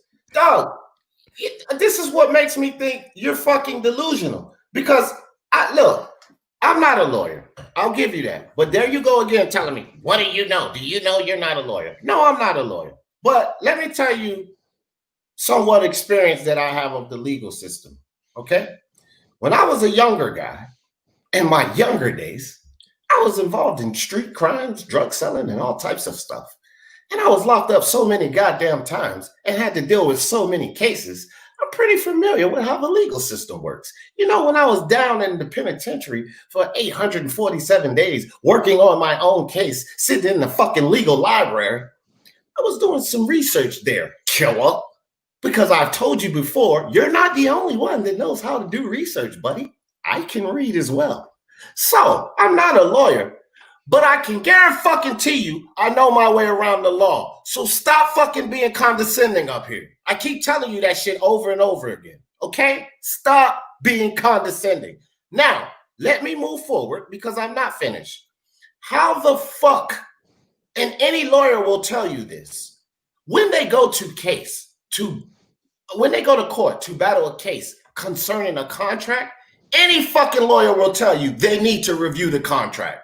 So stop with your bullshit. I don't care what your thought was, what you forgot about. It is nothing that you can say to validate some more bullshit again. Because any fucking lawyer, call your own fucking lawyer, the one you're using as a source. You call her up right now and tell her if she can work a fucking case without reviewing the contract. You sound silly up here. Get the fuck out of here with that, bro. Okay, I just remembered what was on my mind. Get out of here, dog. Okay, so now you're interrupting me. After I let you talk, now you're going to interrupt me. That's what After I let you talk, you're going to interrupt me. No, I'm not finished. So I thought you were. You stopped. You paused. I ain't you fucking paused. finished, so shut it, bro. You paused. You paused. So how do you expect me to not know that you were not finished? No, well, I'm telling you I'm not. So zip it. All right. So then be respectful. I'm trying to be respectful too. Then be respectful because I'm trying to be respectful. Be respectful. I'm trying to be respectful with you. That's your problem. You don't want to accept anything anybody tells you, but everybody's supposed to listen to all your points. There is no fucking way, and a lawyer will tell you this, Mr. Condescending. They can try a case concerning the contract, never viewing the contract. Get the fuck out of here. They can't even make an assessment without viewing the contract. You're full of shit, dude. You're not making sense up here. Get the fuck on with your dumb shit. Stop it. Are you done? Are you done? Yeah, now I'm done. Okay, good. Because last time it looked like you were done, and then you got mad that I started talking. So I just gotta make sure because I gave a pause after you stopped talking. I was trying to make sure you were done. No, why are you going on about that? I put myself on mute. Because you're cussing me out, being very disrespectful when I've been trying to be respectful, which is why I haven't talked over you. I'm trying to be respectful, which is why I'm not talking over you. How are you trying to be respectful? You being condescending to everyone up here. How is that respectful? Get the you fuck can take it out as of here. condescending. Man, You can get take it out as of here with some condescending. bullshit. Talk about like calling somebody delusional. When you take these personal insults, you can't get mad when somebody's trying to be quote unquote condescending. Mash the Call it, like. Rev. Call it. Mash It's the a like. bloodbath. But listen, Berchelt wasn't allowed to beat that dude for 12 to 10 for 10 straight rounds, right? At a certain point, the ref got to call it. Can somebody please call this? No, Come no, on, you're man. not gonna call this. Get your Okay. boy. Somebody come get your boy. No. To be honest, Kalua, even if when you're saying something, they ask you a question, and the thing the problem I think that I feel like now we all have like this this problem is when you know you're wrong, you just don't want to admit that you're wrong, even if it's just like a typo. It's a typo. Yes, every lawyer needs a contract. If you buy a house, you need a contract. You just need it. They need to see the contract. There's no lawyer gonna work like that. Yeah, we all grown fucking men, dude. We all did this shit before. It's obvious. It's Okay, the part that I forgot, I was gonna mention was that video I showed you. There was actually a case already with the WBC, which is one of the bases where I was using to show her on this case, and she said like this should apply as well. And the video I showed you that I'm not gonna take credit for, which was the what's her name, Boxing Bros, where they broke this down already with the previous lawsuit. Which is when I saw that video, I went to my lawyer and asked him about it because we talk about sports. Hearsay, she say would not land nowhere in the court of law. No. And you just said yourself, it should pass, which means there's no definite. See, you sitting up here willing to bet everything on somebody that says, oh, that should work. That's a maybe, dude. So you're willing to bet money on a maybe. When somebody tells you, well, I don't know, that should work, or yeah, that should work. Yeah, that should be suffice. They're not definite about that, which is why a competent lawyer would say, but before I go to court with this, let me review the contract. That's what a competent lawyer would say. I guarantee you before your own lawyer that you called and giving us all this information, I bet you before she tried that case, she would say, but let me see the contract. Because once again, ain't no fucking lawyer gonna make assessments and try a goddamn case off that should work. They don't go to court like that. I'm sorry. Not even a public defender.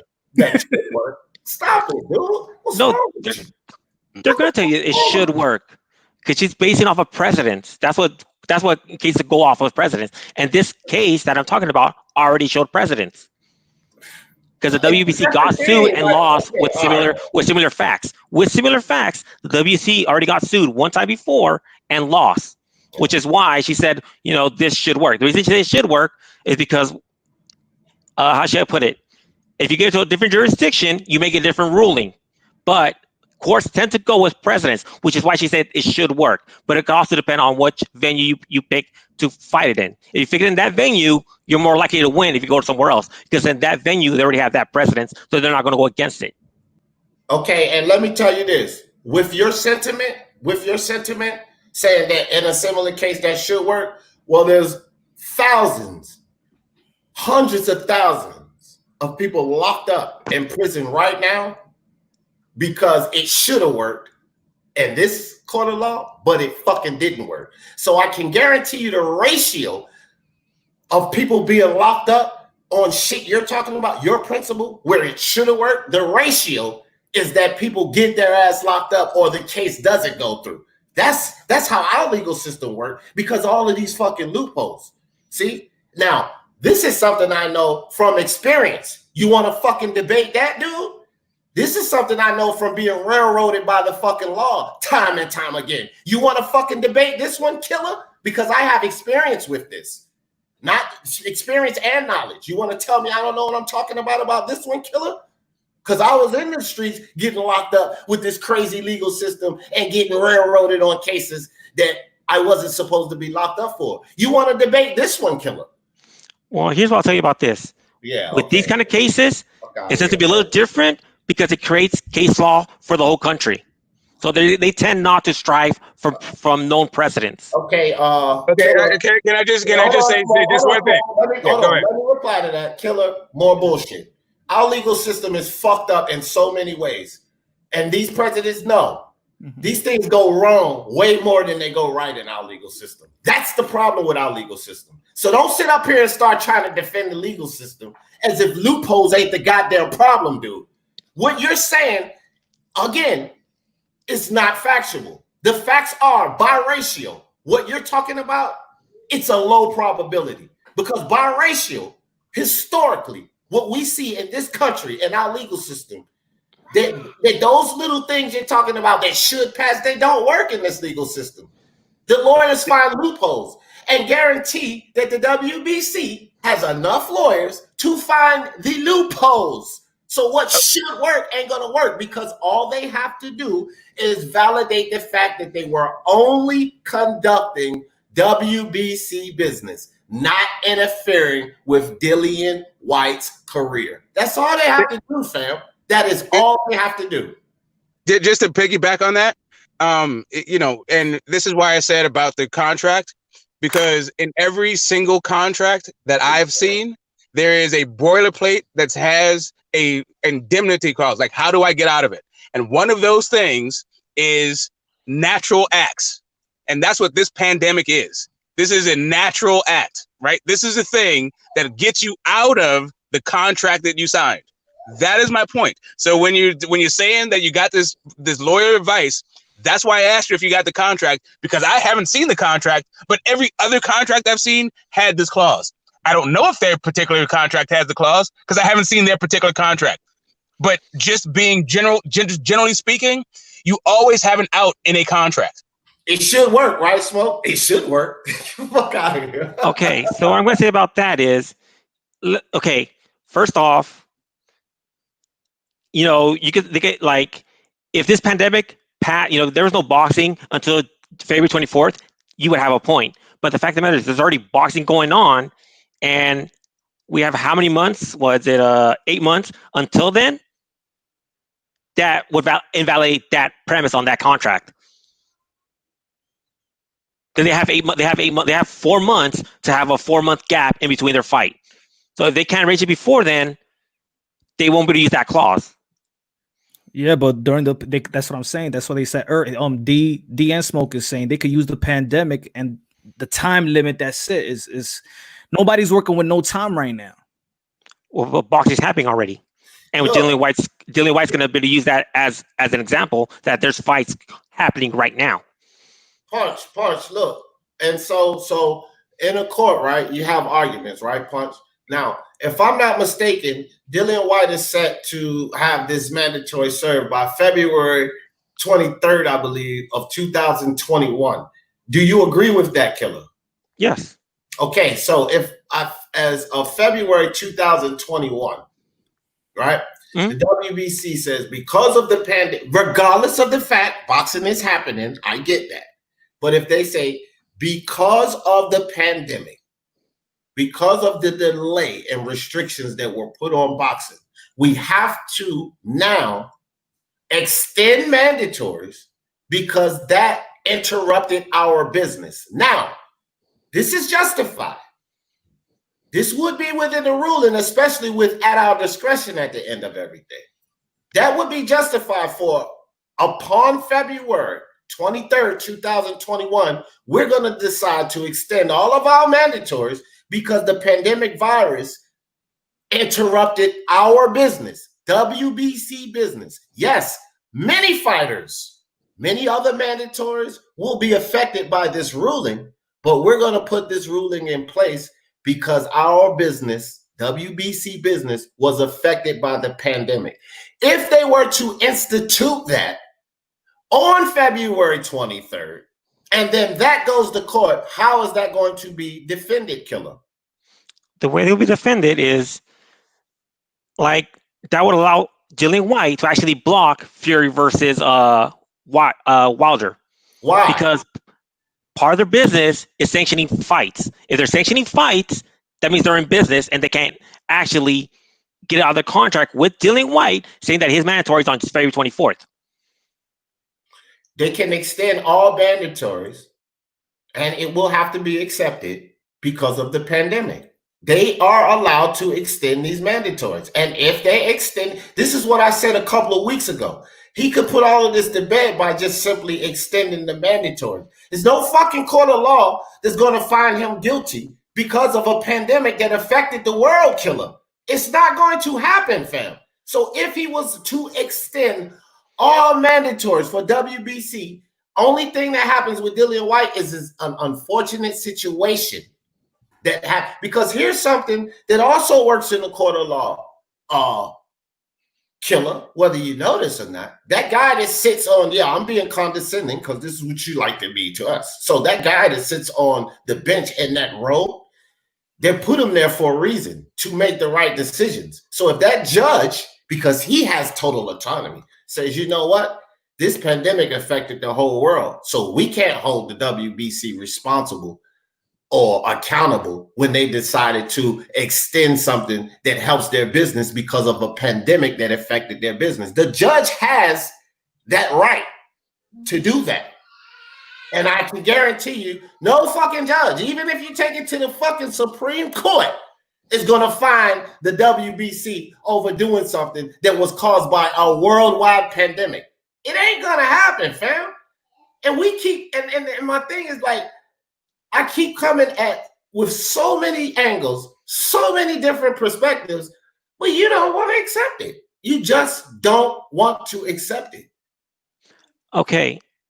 What Dillian White's team is going to respond with is, first off, if it's really affecting it, then how are they able to have a fight between Deontay Wilder and Fury? This is where the whole argument started, because you came in late. So the whole argument started because I said, I'm not sure if Wild Fury happens, if they push it back too long, because White has his 24 mandatory.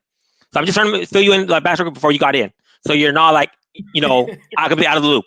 So this is how the whole argument started. So now, if they try to force in, they try to push back Dillian White's mandatory. They try to push back Dillian White's mandatory. They won't be able to have Wilder versus Fury, because they're going to go against their own judgment. So the judge is going to be looking at it like, wait, hold on. So you're able to have this business, but not this business, even though you're contractually obliged to Dillian White to give him his title shot on February 24th by your own admission. They won't be able to argue both cases like, well, we're able to have this fight for X reason, but our mandatory, we're not in business for. You can't have both. They won't be able to argue both things. They're going to concede one or the other. And either way, White wins. What does White want to win, though? Let's see. His title fight for February 24th. Because that's what he's contractually obliged to get his mandatory. That's what he's all fighting for, is that 24th. And if he receives, let's say Tyson Fury receives the franchise. That's why Sunamar is like saying he's not going to get it, is because he's scared of this lawsuit. Like I said, the Boxing Bros explained everything like already, and my lawyer looked it over and she agreed with it. And when I showed her all the actions, she said that she agrees with it too. With everything there. So like this case should pass. But she's managed to pass that Dillian White should win. This is boxing. Okay. You don't think I got power to do a corruption on the fight, and you ain't gonna win shit after? Okay. Can I just say, just to give an overview? 6 days ago, Mauricio Suleiman said that White must fight, that Fury must fight Dillian White before he unifies. He must fight first Wilder, and then I put the link in the behind stage. There's no wrenches, so I can't put it in the chat. So Punch, if you want to stick it in there, in the chat, so everybody can follow along. 6 days ago, Mauricio Suleiman said that the White will get a shot, and Fury will get a shot at Undisputed, but first he has to beat both Wilder and White. Well, I'm pretty sure he had another interview a couple of days ago where he actually mentioned February 24th. He's going to have to fight Dillian White on February 24th because of this pending lawsuit. They're too scared of losing this lawsuit again because they lost this lawsuit once already. Of course, they're going to lawyer up big time because they're trying not to lose a second lawsuit, but I'm sure they're not going to, if they think they have any chance to lose, since they already lost once and their order pay $32 million, they're not going to want to do that again. Okay, so you do realize that Dillian White had already threatened to sue when Suleiman said this. This was in response to Dillian White saying he's going to sue and presenting a thing. There is no reason for 6 days ago for him to do it. Like what is today? Saturday? Well, now it's Sunday, right? So, we're calling it Tuesday. There's no reason for him to say Tuesday is going to happen and then changes his mind again on Friday, since nothing happened between Tuesday and Friday. The whole Dylan White lawsuit was all last week. It wasn't even this week. It was a completely different week. It might have been 2 weeks ago, actually. You tell me he couldn't confer with his lawyers and the lawyers told him what's up? That couldn't change facts? Telling you that you can pull up whatever your imagination has the capacity to do. It's untethered to reality. It is just what your perspective is and your ability to come up with something. And that's fine. Keep coming up with something. I have children. I watch them come up with stuff all the time. It doesn't mean anything. It just means that they have an active imagination. You said 6 days ago. I'm talking about an interview 2 days ago. So you're using old facts and trying to be condescending. No, you are using. Nice try. Okay. I said plenty of times. It was 2 days ago, and you're talking about an article from 6 days ago. Right. So what happened between 6 days ago? What happened in the previous 4 days? What happened in the intervening 4 days? That Suleiman needed to make 2 separate announcements about the same issue. First off, we don't know. We can only speculate. And what I speculate is his lawyers told him something, which is why he would change his tone. Okay. I have another speculation. The same thing that you were, just like you said, the link you sent me about the political stuff that actually wasn't the link that you sent didn't actually support your argument. The same thing that you're talking about with 2 days ago isn't going to support your argument, because really, like literally, nothing that you say makes sense to anybody but you and some fictional lawyer that you're coming up with who haven't seen contracts and aren't involved in the situation at all. And I don't know any lawyer that's worth his salt that would actually give you this kind of advice. But I am not going to impugn your integrity right now by calling you a fucking liar. But it doesn't make sense. How am I even lying? Smoke, I see how he said he's not going to do that. He's not going to call you a liar. But no, he did call me a liar. I'm not going to call you a fucking liar. You're calling me a fucking liar. No, I said I'm not going to call you a fucking liar. I'm not going to impugn your integrity and call you a fucking liar. But what you're saying doesn't actually make sense. Literally, I am just trying to, since I don't really know you like that, I'm trying to be as diplomatic as possible and just tell you that what you're saying doesn't pass the sniff test. I'm not going to call you a fucking liar, but I am going to tell you that what you're saying doesn't pass the test. Yeah, I concur. That makes 2 of us. It doesn't. It's not valid. That's my whole point. The things you're saying have not been validated. The things you're saying, you have not backed up.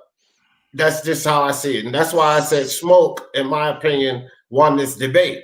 And I was saying that when I came in, I was just spitting my piece on how I feel like he was winning the debate, and I think he won the debate because there are a few things in your story that you have yet to validate. Period. So you're telling me? I'm still talking. There are a couple of times during your debate you were dead ass wrong and you skipped right past it. No, when you're debating someone and you say something when you're wrong, you have to address that. But you said a couple of things where you were dead ass wrong. Again, you can call the shit semantics or not. But when you say as an interim, you are number one, and that's exactly what you said. That has nothing to do with semantics. You said when you're interim, you are ranked number one. You were dead fucking wrong about that. So when you're debating and you're saying things you're dead fucking wrong about, and you try to gloss over them, when you skip past it, you change the goalposts, you're doing all of these things in the debate, you fucking lost, dude. And this debate, you clearly lost, regardless of what you think. Smoke, good job. First off, I could be wrong. Just to clarify what D said, what I said was Deontay Wilder is ranked number one, and he said no, he's not. Exactly. Okay. First off, I could say that I'm wrong about being interim means that you're ranked number one. I thought it was that way, but it didn't negate my overall point. Was since he became ranked number one, it'll be over 1,000 days until he finally got his shot. What does that have to do with being mandatory or being interim? Who cares? There was already a mandatory while he was number one, and there was no interim champion. The only time the interim belt came into play was when Brazil was going to fight White, and then Brazil got called up. So White's team petitioned the WBC to have Rivas be installed for mandatory and the interim. That is the only reason why the interim is involved in this at all. There was always a number one, and there's always a mandatory all the way up until the Rivas fight. One was Brazil, one was White. Hey, Smoke. No, there's actually been three. There was four actually. There's been four mandatories during that time. Brazil. Let's see. It was Brazil. Then after Brazil, we had Fury, and then Dillian White. There's been three. Unless I'm missing one. So what? Okay, what you're mistaken is fulfilling a mandatory obligation with being the mandatory. The same way that Pulev was a mandatory for AJ, but Takam took the fight and fulfilled the mandatory obligation. That did not make Takam the actual mandatory. The thing was, because Fury was ranked so high, and the WBC has within their rules at their discretion can change things to benefit, in their language, for the good of boxing. They can do things at their sole discretion. They said Tyson Fury was ranked high enough that he fulfilled the mandatory obligation, and they were going to extend it. They weren't going to order the mandatory. They did not strip Brazil of his mandatory rights, and they didn't make Tyson Fury the mandatory. What they did was didn't order the mandatory because that fight was enough for them to fulfill the mandatory obligation. Hey, if I remember correctly, they actually made. Didn't they actually make Fury the mandatory? Oh, what they did was they extended Brazil's fight. They did not order Brazil. The only time they ordered Brazil fight was when Tyson Fury said, "I am not going to fight this fight. I'm going to go over here." That's when they called the Brazil fight. No, I'm not talking about that one. I'm talking about the one where he just fought for Fury Wilder 2. That's where they're going to have issues in that one. He had already knocked Brazil the fuck out last May. That was the mandatory. You're not answering my question. I'm talking about when Fury Wilder 2, Fury wasn't he the mandatory for Fury Wilder 2? Wasn't he a mandatory challenger? No, there was no mandatory. Deontay Wilder had already fulfilled his mandatory obligation. In between that, there was no mandatory, right? As soon as he knocked Brazil out, there was no mandatory. He knocked Brazil out in May. Rivas' fight happened in June. Then he popped dirty. His mandatory status and his interim status got suspended to figure out the whole, his failed test situation.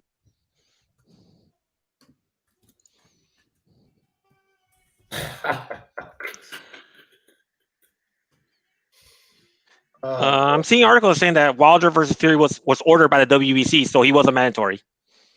Okay, Wilder was ordered, correct. And you're absolutely correct that Wilder Fury rematch was ordered. That fight didn't take place for another year. That's what the fight I'm talking about. That was a mandatory. So it was a mandatory. No, it was not a mandatory. It was just ordered. That entire time, Brazil was still the mandatory. Brazil had already been knocked out. Does not make you the mandatory. Number one does not make you the mandatory. Interim championship does not make you the mandatory. No. The only thing that makes you the mandatory is fighting an eliminator and them saying that you're a mandatory.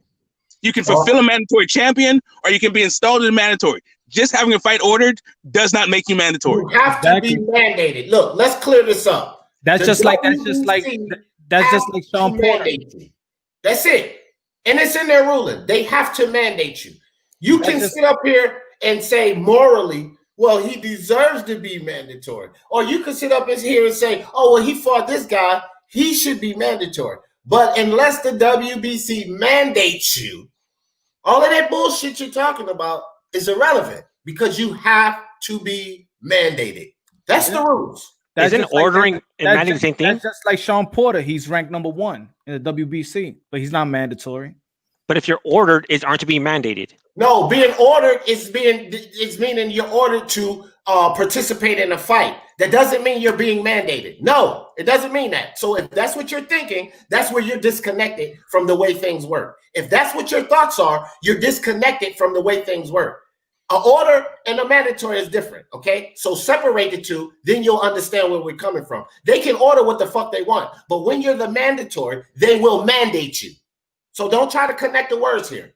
Don't try to connect the meanings because it ain't connected. And if I'm not, which is why I'm asking. which is why I'm asking. I'm giving you the answer. They're not connected. They're not. Okay. Okay. Yeah. So, like on that part, like that's why I didn't do that a definitive thing because I wasn't sure, which is why I asked. Wasn't Wilder and Fury mandated? I knew it was ordered. No, it was ordered. Yeah, it was ordered. I thought order and mandate was the same thing. That's my mistake. No, you can be. See, the thing is, you can be a mandatory. Okay. Sorry, I didn't mean to gloss over the momentous occasion.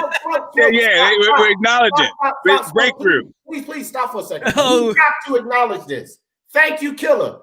You are the man for that. I cannot let this go by. Thank you. This is all we asking. What you just did was huge. We had a breakthrough, people. Breakthrough tonight. Woohoo! Punch Drunk is breaking through on Punch Drunk Boxing, baby. Let's go. Good man, Killer. Good fucking man. No, when you convince me I'm wrong, I'm willing to admit that I'm wrong. Okay. If you convince me I'm wrong, I'm willing to admit that I'm wrong. Hey guys, let's build on that, and let's learn together because nobody has all of the facts, right? This is about exchanging and growing together in our knowledge, right? This is not about I know more than you, so you're a dummy and call it. It's not even about all that stuff. But anyway, because none of us are actual, governors within these governing bodies, right? Within these sanctioning bodies. We're just fans on the outside sharing our knowledge so that we can all have a greater understanding and appreciation of what's happening in the sport.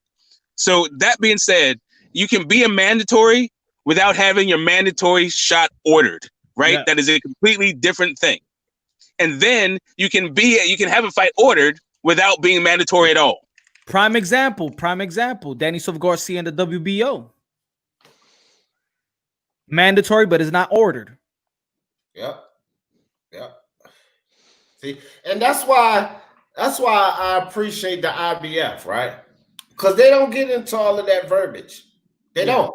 They tell you, listen, this is how it's going to be. It's cut and dry with the IBF. It's going to be like this. You don't fight, we taking that belt. They don't put all this verbiage in there and all of this extra bullshit. They tell you to fight, you don't fight, we're taking the belt. And it's easy with the IBF. For many years. They got some shit with them too, but as far as the mandatories and the stripping, they're aces. The IBF is aces. Yeah, for many years, I was very critiqued about the IBF. But now, I love them. No. Because I can make you not love them really quick as well. This year?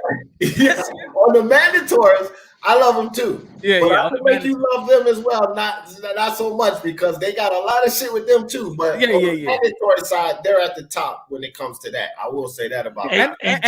Tell me if I'm wrong about the IBF. Didn't the reason that they're so strict now is because didn't like half of them get like arrested like as far as the management like back in the 60s for fraud? Which is why they're so strict with their rules? Or not 60s, but 90s? No. It was the 90s. Yeah. Okay, so the IBF came into existence in 1983. They weren't even there in the 60s. And Bob Arum bribed the old guy. I think it was Mendoza, but maybe Mendoza in WBA. I don't remember the guy's name specifically, so don't quote me on that one. But Bob Arum was involved in the scandal. Gave the guy $100,000 to buy rankings. Right, there was involved in a ranking scandal. Right. But the issue for the IBF is that their mandatories aren't necessarily always good. Sometimes they're good, sometimes they're not, right? Campo was a garbage mandatory, but Spence was a good mandatory. Yeah, but Smoke, let me say this real quick because I wanted to answer Kalua's question about the IBF. The reason it wasn't the 60s issue, that was another issue, which actually led to the IBF killer and the WBO. So what you're talking about actually led to these two sanctioning bodies coming into power. And the reason they're so strict on mandatories is because this is basically how they came to power. See, it was massive corruption with the WBC. Was? Well, hear me out, fam. It's massive corruption with all of them. WBA. This is WBA. WBF came out of WBA, but yeah. Right. After the time, the WBA, because they're the original. But both of these guys were involved, the WBC and the WBA, because they were the main two sanctioning bodies. And it was so corrupt and so torn down. Here comes the IBF, this sanctioning body, supposedly to be the savior. Now, we know things would go south later on down the line, but even still, they came to power because they were supposed to be the savior. So a lot of things concerning these mandatories, no, we're going to slam this, and we're not going to have this, and this is going to clear everything up in boxing. Woohoo! We saved the day. And so they stuck with that. Throughout time, they stuck with that. But that was their claim to fame. This is how they got their name, because the WBC and the WBA at the time were about to ruin the sport of boxing in entirety. And if the IBF did not come in and save the day for boxing and enforce these mandatories, then we wouldn't have boxing, so to speak. It would have survived. But that's the story with the IBF, bro. Oh, okay, because I knew that I know why I said 60s. I knew it was in the 90s, but I already said 60s. But I also something that happened in the 60s, but I wasn't sure. But I knew they were actually recognized in 1983. Okay. Yeah, the 60s was the WBC. That was when their first title fight came in. I believe it was Ali Liston, right? And then the WBA was Patterson. Anyway, I'm not even going to go through this whole thing, but and also the backstory. But IBF was definitely the gladiator. The thing that the purists looked to in the early, the mid '80s, right, all the way, like really kind of still to today. But it used to be a lot better. The talent level was a lot better back then. So now you still got guys in there and it's still gladiator. But now that they know it's gladiator, people tend to not be involved in the IBF, right? Right. Hey, Punt, Seth Miller said, which is the most respected out of the sanctioning body? Seth Miller, I will say this. When you ask a fan like me, which is the most respected, I would say none of those fuckers, because I detest sanctioning bodies and promoters. They're a necessary evil in this sport at this time, meaning that we have to have these things because we have to have belts. We have to have guys getting fights. So they're necessary evil. But I severely detest all of them, promoters and sanctioning bodies.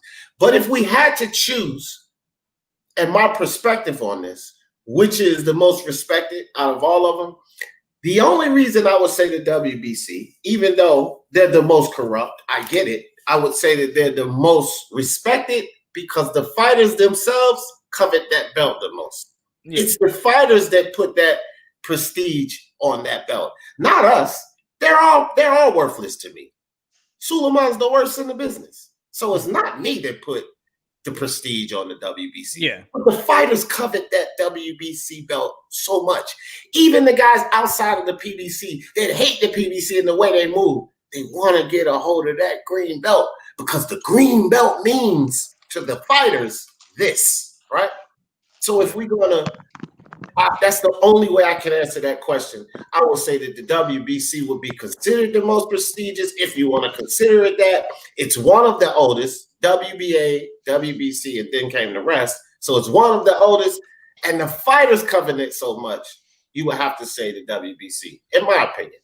Well, I used to yeah, go ahead, Punch. Go ahead. I used to like the WBA until they stopped following the rules, just like the WBC stopped following their rules. For example, a super champion was supposed to be a champion that defend his belt for 5 straight.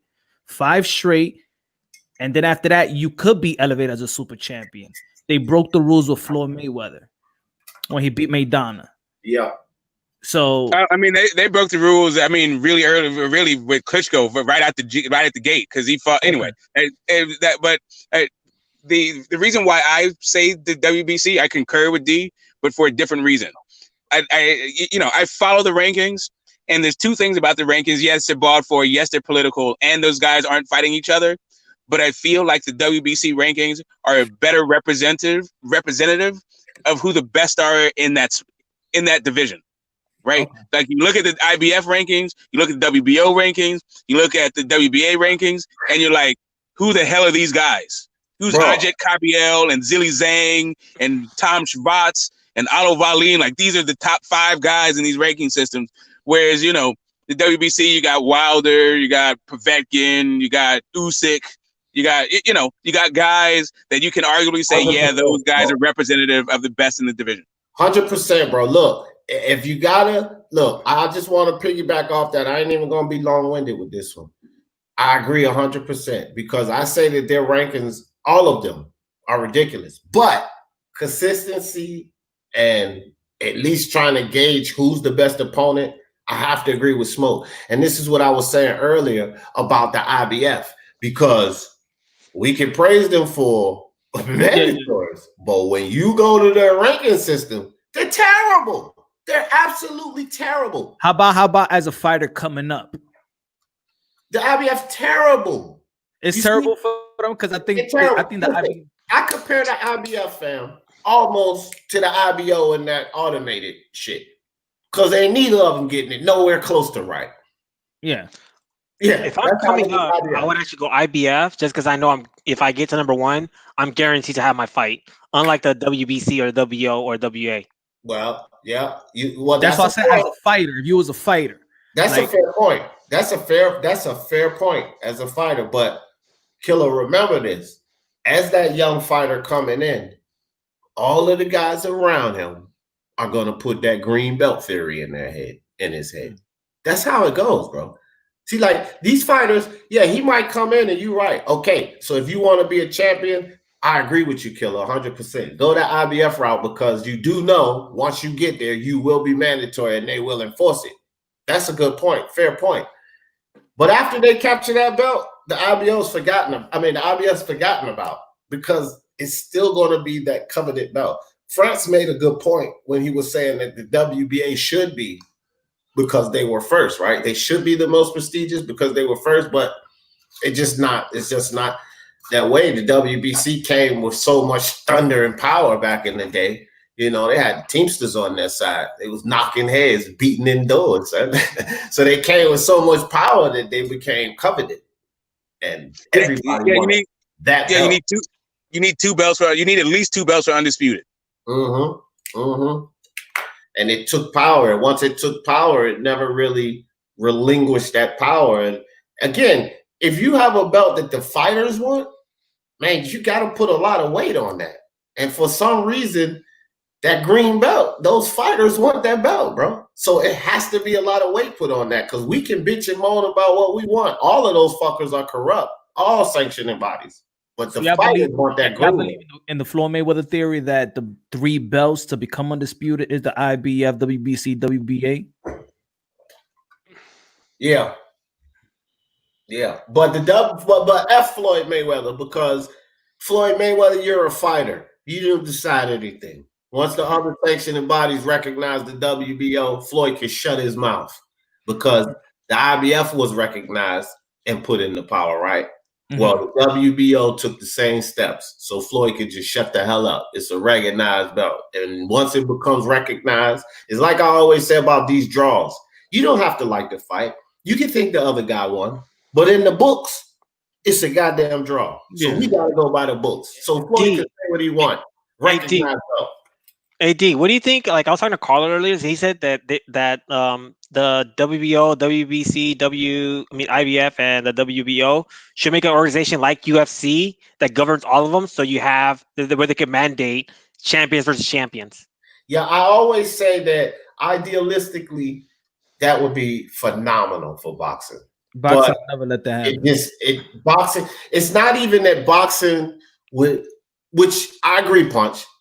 Actually, that's true because the state of boxing and the way boxing is run and how many fucking hands are in that cookie jar, boxing, what Punch said is absolutely true. Boxing will never allow that to happen. Idealistically, Killer, I would love it, bro, because it takes away a lot of what causes us not to get certain fights in boxing. See, by Dana White, Vince McMahon, I did a live about this, Killer. Dana White and Vince McMahon have they do a better job of putting together the good fights because they have an easier job. It's easier for them to accomplish this. The reason it's easier for them to accomplish this because they're basically dictators. They have total autonomy. What they say goes. They don't have to answer to sanctioning bodies. They don't have to answer to promoters. Promoters have to answer to them. Promoters have to bow to them. There are not multiple networks that they have to shoot in and out of. The only thing they have to do is decide this is the fight. Now, here's where it gets better for Dana White and Vince McMahon. As an athlete, if you don't comply, you don't eat. I won't give you a fight for the next 8 months. But in boxing, they can say, fuck you, I'm going to the zone.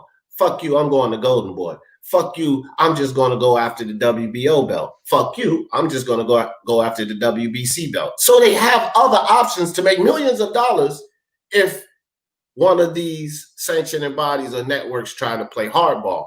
However, if Dana White or Vince McMahon tries to play hardball, the fighter don't fight, they fucking starve.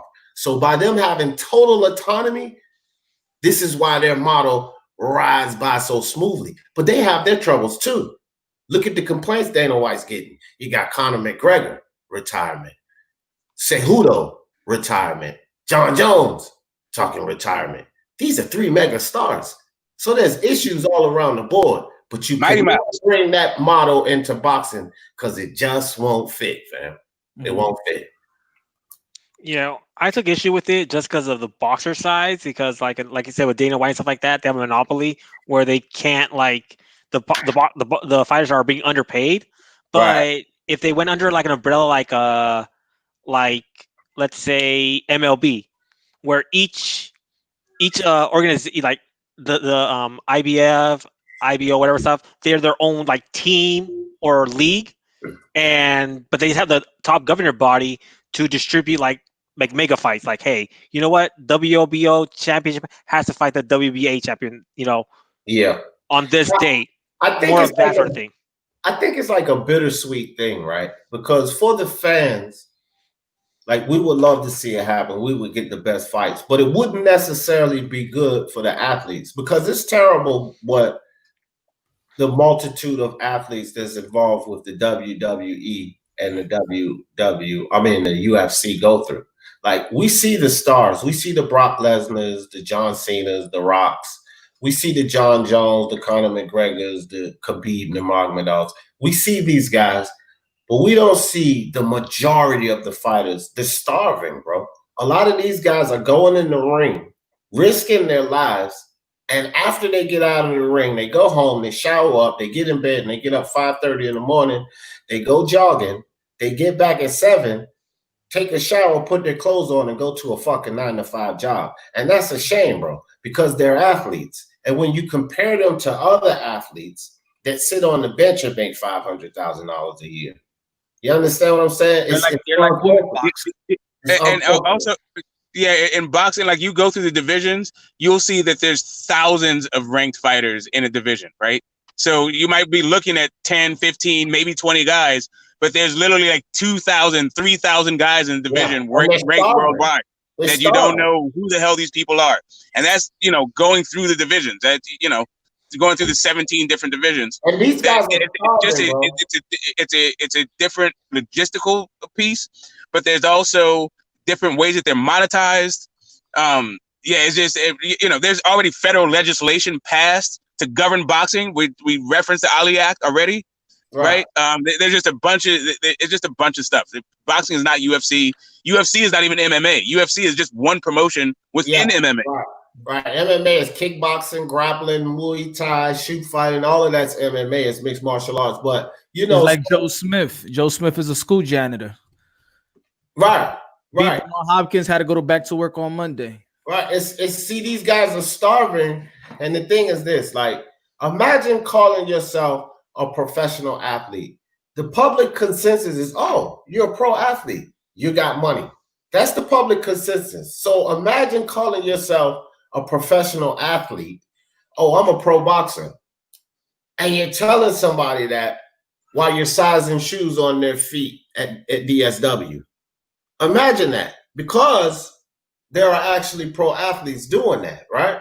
So as a pro athlete, you shouldn't have to tell somebody, hey, I'm a pro boxer, and you're sizing their fucking foot or a shoe, right? Because the public consensus is, oh, he's a professional athlete.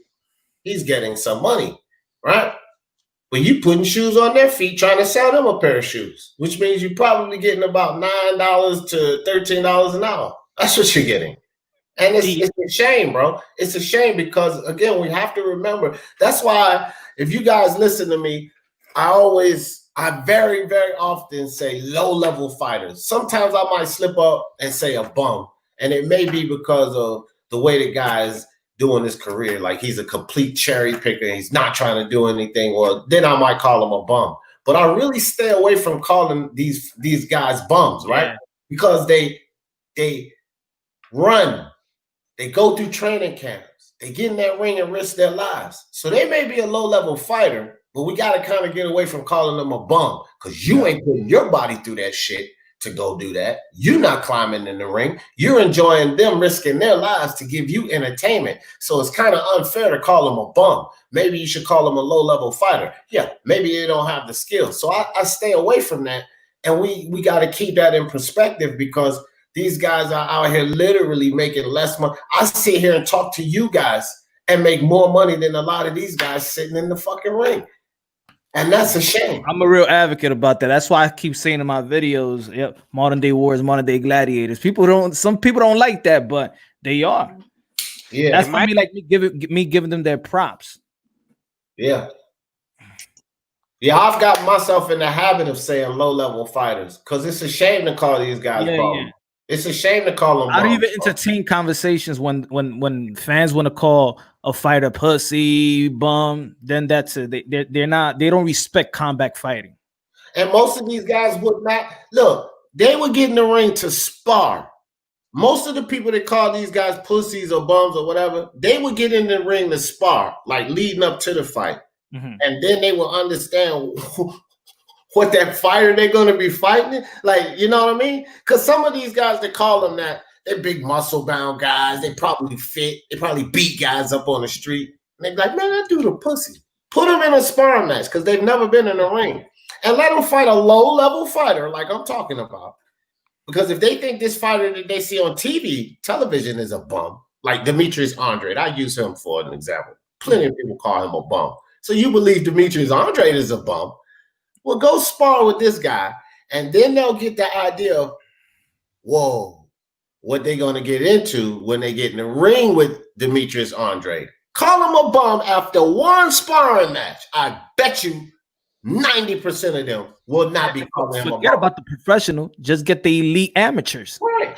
That's what I'm talking about. Them 17-year-old, 16-year-old kids will beat a grown-ass man. Beat them down like they stole something. Beat them like they stole something.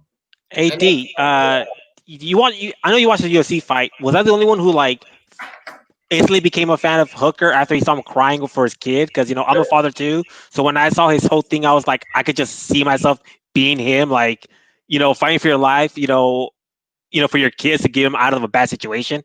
Hey, Killer, I'm back on my grind, bro. Like I've been dealing with health issues, but I'm back on my grind now. So I just love the fact you asked me, did I watch the UFC fights? So I know you did.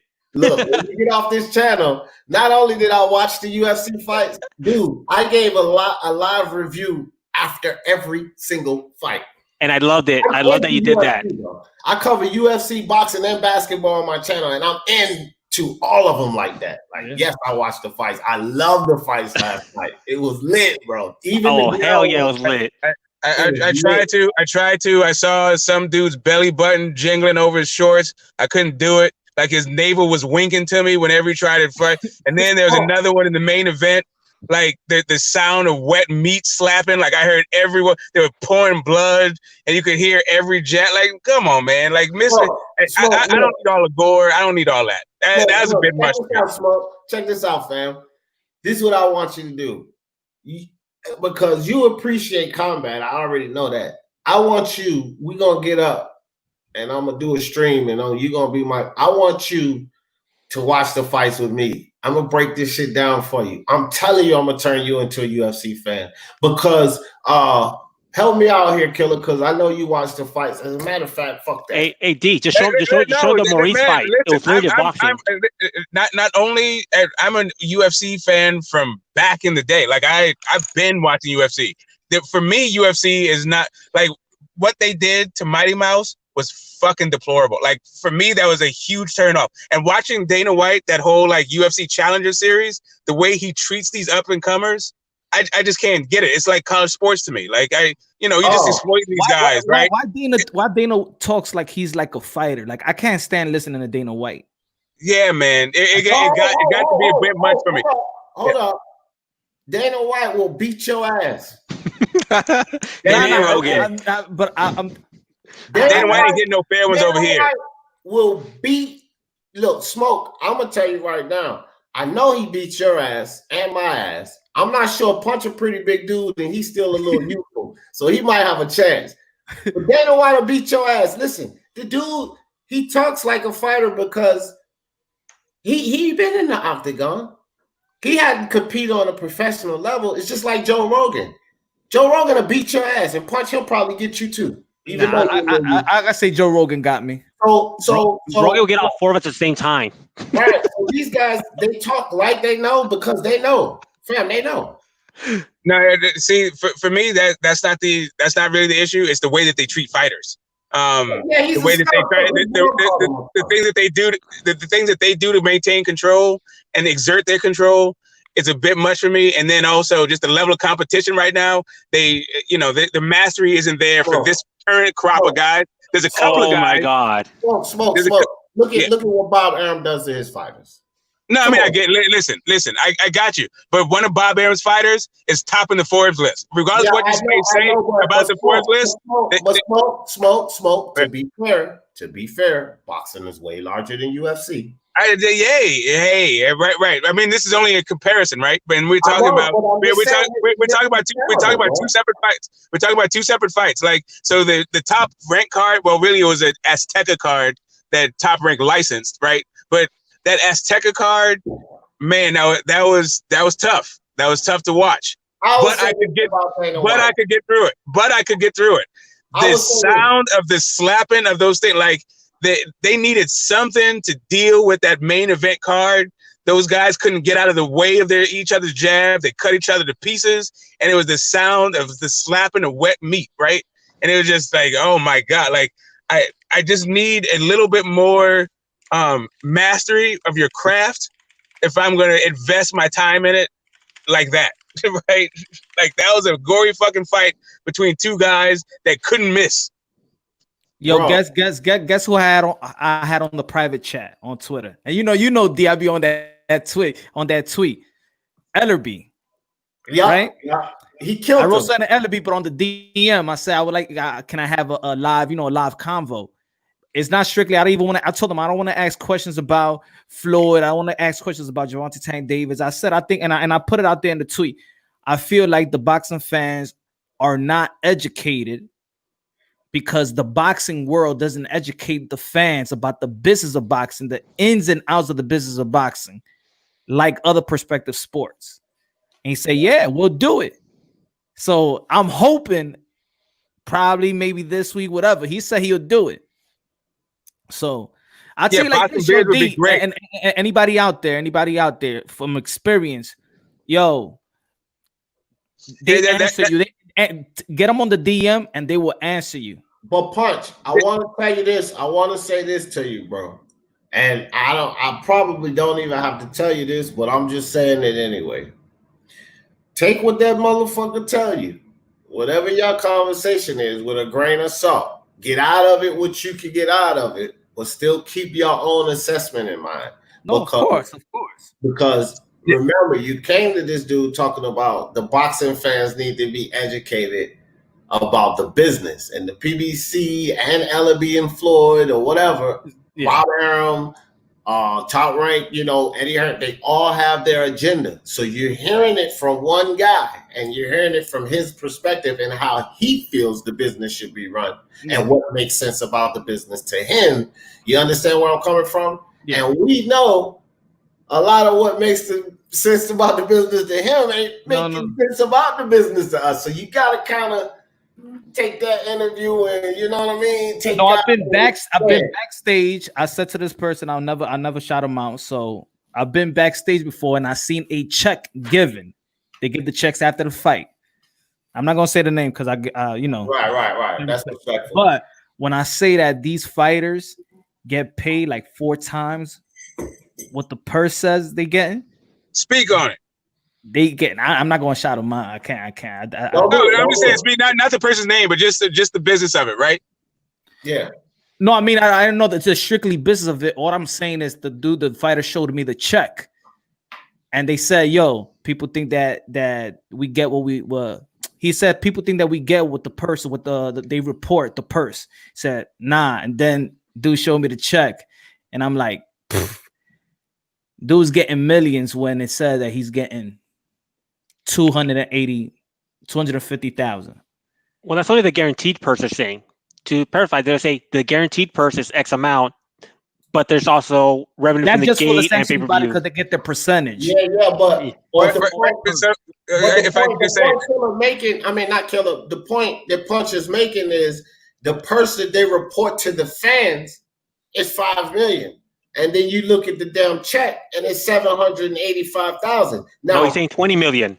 Well, no, the number killer is what it is. The number killer, the amount really is irrelevant in the point. That's what I'm trying to explain. It's not really about the exact number. Okay, that's irrelevant. That's why I want to get to his point. His point is this: they say they're making all of this to the fans, a big number, millions, right? In actuality, after paying the fucking promoters, the lighting, the fucking managers, and everything that comes out of that purse, what they put in the bank is hundreds of thousands, when what's reported to the fans is actually millions sometimes. That's the point. So the specific number doesn't really matter. It's the point is that the fans are being basically deceived because the fans thinking these guys are getting 20, 30, 50 million, and 20, 30, 50 million may have only been 2 million, 9 million, and 11 million. You know what I'm saying? Right. So just to jump on that, and that's what I was going to say about Punch's thing. LOB, I don't know that it's in his actual interest. I don't know if it's in LOB's interest to tell you about the business of boxing because they use fan ignorance to make money. Yeah, and they pit us against each other in order to make money. And then not only that, what you're talking about when it comes to the sanctioning bodies, that's even a separate relationship that doesn't have anything to do with the fans. That's between them and the tax man. Yeah. And ain't nobody trying to tell you what's going on with that, right? Yep. Especially like on no broadcast. Like, it's just, it is what it is. Yeah. Yeah. Well, because they need that percentage from the sanctioning fee. So the purse, they take the percentage of that reported purse. So if it's 250,000, they get 3% of whatever. But they actually, let's say, for example, Keith Thurman, Danny Silva Garcia, they had $2 million a piece purse. They made way more than that. Yeah, that's what I heard. But the WBC and the WBA is taking 3% out of that $2 million, not the $5 million or the $6.8 million check that they get. Right. Yeah, that's what I heard. I thought it was like, I was like, when he was speaking, I was like, I thought Punch said they make 4 times as much, not a percentage of it. Well, no, I was just speaking on the purse because look, guys, Killer, we gotta realize here, like the average fan, they're not thinking about concessions and all of this other shit. They're not even thinking on those levels. They're just thinking on, they say he's getting 10 million for that fight. Well, the 10 million that they're reporting is just the purse. Mm-hmm. So I don't want fans to be deluded about that purse. It's so much that comes out of that purse. Right? Don't look at that number and say, because here's the reality. Here's another reality. All of the fighters don't have written in their contracts to get all of these extras. Canelo might, Joshua might, but some of these fighters, and they get like a $1 million person, and they got this big payday. Well, they don't have all of those extras like these other fighters. So what comes out of their purse, that's almost bottom line for these guys. You know what I mean? We got to keep those guys in mind because they're not the draw. They're not the star. So they don't get to demand a certain cut on the venue. They don't get to demand a certain cut on concessions. They got to get what they get. And theirs don't add up to what some of these other guys do. So when they announce their purse, that same money comes out. promotional fee and that managerial fee. Those same numbers come out, but these guys are not the bigger stars, so it's cut and dry pretty much. Mm-hmm. You said they're getting 1.2 million, and then they're really getting a check to put in the bank for like 230,000, and then they don't have all the extras. Well, they had to pay their trainers, stuff like that. Get me wrong, but don't like the trainers make a percentage of whatever the fighter wins? Yeah, and some of the trainers are really, really promoters trainers. Freddie Roach is really a promoter's trainer. Robert Garcia. Yeah, so that's where the Ali Act comes in, right? So your promoter can be your manager, and then you get a different advisor. You can split managerial fees, but then you need a different promoter, right? Exactly. Mm-hmm. Yep. Exactly. Yep. Now the Ali Act. Freddie Roach will get his check before Freddie Roach will get his check quicker than Manny Pacquiao. I don't know how the PBC gets away from the Ali Act. Somebody's gonna get him some time. They don't get away from it. That's why the PBC is a production company. What they are is basically they put on TV shows, and that's part of why you need to look at the individual contracts with these fighters to see what they're getting paid. Because like an actor, you could be getting royalties on the back end forever in perpetuity, right? So it's not just the money you make on the night of the fight. It's the rebroadcast, it's the relicensing, it's likeness fees. It's all this stuff that you could just keep getting residuals for decades.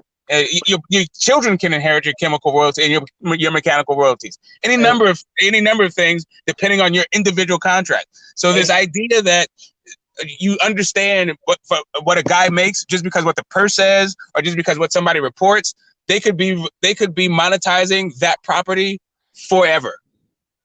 PBC 75 years, right? Uses boxing. He don't work with boxing.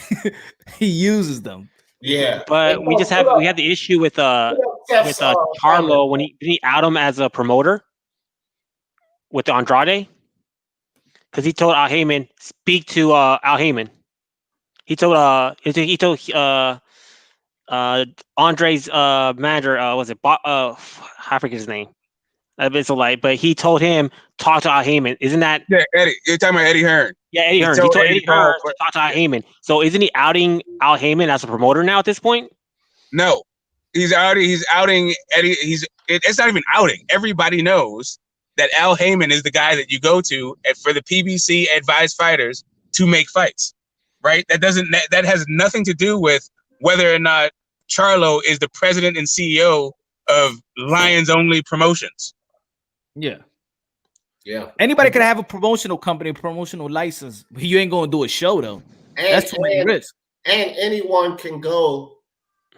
They cannot see the Ali Act does not prevent them from going to Al Heyman for advice. There's no law that you. So here's the thing. Again, Killer, we can take the morals out of it, and you have to see how these guys stay within the confinements of the law. Is it right? Are they using loopholes? Of course they are. Of course. He's not supposed to be involved in that, but they can't stop them from saying, well, he knows the business, so I want to get advice from him. They can't make a law against that. So he's the advisor. Now, we know if he says no, then the goddamn fight ain't happening. If he says yes, the fight's going to happen. We understand that, but they ain't breaking no laws. They're not violating the Ali Act. No, but that's why I'm talking about didn't Charlo sort of out him like on the opening. There's like one thing of keeping a hush-hush, but when he's literally telling, Heenan to go talk to Al to make the fight, isn't he saying that this is my promoter? No. Al Heyman is not a promoter at all. He does not promote events. He just said go talk to Al because, look, if he says, okay, Killer, if he says it like this, tell me if he's breaking the law. If he says it like this, well, go talk to Al. I'll make the decision on it, but I like to hear his advice. So go talk to Al. If he says it like that, is that breaking the law, Killer? No, it's not. But he didn't say it that way. That's what. So you can say that's what's being done, then, fam. And if they go to court and say that's what's being done, remember, Killer, in a court of law, they'll get away with it, right? Right? Yeah, they will get away with it. This is what's being done. So it's no need to argue it and say, well, isn't he saying that he's this promoter essentially if he says this? No, the fuck he's not. And this is how we have to look at it. Because, again, once these things come down to legal terms, that's what you're gonna have to go to court with. And as the guy whoever the plaintiff is, if you're gonna say they're doing this, you have to prove that. And if they come and say, no, I never told him that he's my promoter. I just told him to go talk to Al. What the hell does that mean? You think that's gonna fly in court? That's not gonna fly in court. It's bullshit. It's loopholes. Yeah. The issue is the real issue is how interested are fans to this business of boxing, and it doesn't seem like they really are. What a fan wants is a fight to happen right now, next, and then to blame someone when that doesn't happen. They're actually really disinterested in the different entrenched self-interest that go into making a fight. If every fan understands the business of boxing, then they will understand boxing, because boxing is truly, we hate to say it because I love to say the sport of boxing, but boxing is not a sport. I go with Paulie Malignaggi be saying. He says the same, and it's true. It's not a sport. It's not.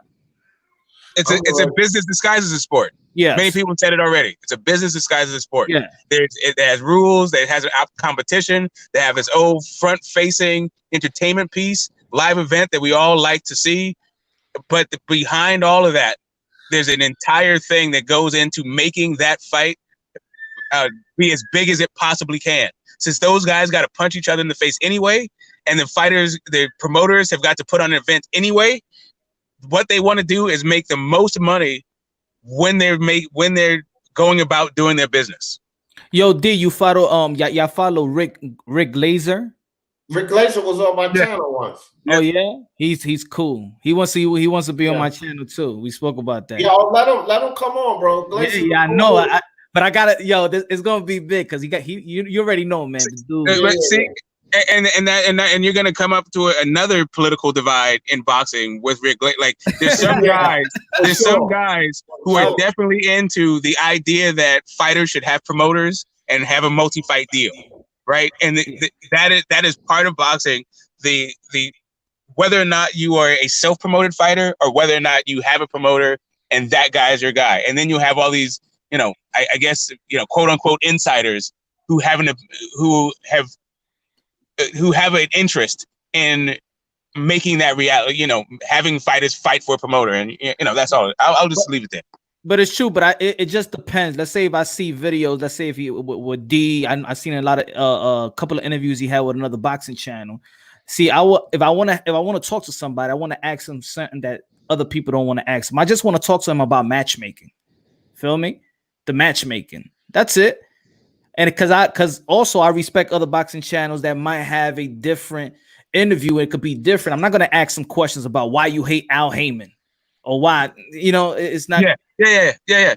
So, one of the things with the sanctioning bodies and the Ali Act is they have to get their rankings from Fight Facts. They can have they can use their own matchmakers and they can rank them however they want, but they have to get their results from Fight. They can't use BoxRec. They can't use Ring Magazine. They have an actual database that they must use as a result of the Ali Act. Yeah. What y'all would want me to ask them? Like if y'all had Rick or y'all had Ellerby, what would y'all ask him? I see, the thing is this, and I have to be honest with you. The interviews that I do, okay, when Rick Glazer came on my channel, shout out to my man, Mr. ILTVA. He has his own channel, but that's my dude. So he's the one who actually got the interview with Glazer, but Glazer and they agreed to do it on my channel. You know what I mean? So we all sat up there and I asked him a few questions. Mr. ILTVA asked him most of the questions, but my thing is this: when I interview people, I just pretty much interview them on what I want to know. Yeah, exactly. Because here's the thing, and this is why I say this. Not to disrespect the fans. Sometimes I have people on my panel so they can ask their own questions. When Senior came on, it was a few guys. I think Smoke was on the panel, and I allowed them to ask their questions. I always simply conduct the interview on what I want to know, because here's the thing. A lot of the shit that the fans want to know, they ain't gonna fucking answer. Yeah. So I ain't even going down that avenue. And that's just the facts. I'm gonna ask them interesting questions, but things that I'm interested in. And if they don't answer the things that I'm interested in, then whatever. I think with Senior, you don't even need to ask the question. He just gonna answer, right? He's just gonna say, "There's no question." I mean, I asked him plenty of questions, though. I did, but I just let him go off. Like I asked him about good 14. He stayed on with me. I think he was on with you a little longer, but he stayed on with me for a good 45, 50 minutes, and I was firing away. And I was firing some questions at him that, the chatter that people, but it's just you have to be tactful when you ask these questions. It's all about the word on the street. Hey, what's up, Rob? What's up, Rob? What's going on? Good morning. Good morning. God bless everybody on this beautiful morning. I come back 7 hours later, and yes, Punch Drunk Boxing. You already know Punch Drunk Boxing is doing the crazy live stream. It's only on this channel where it continues. Al's my favorite. Good morning. Good morning. Good yeah, morning. no, the lag.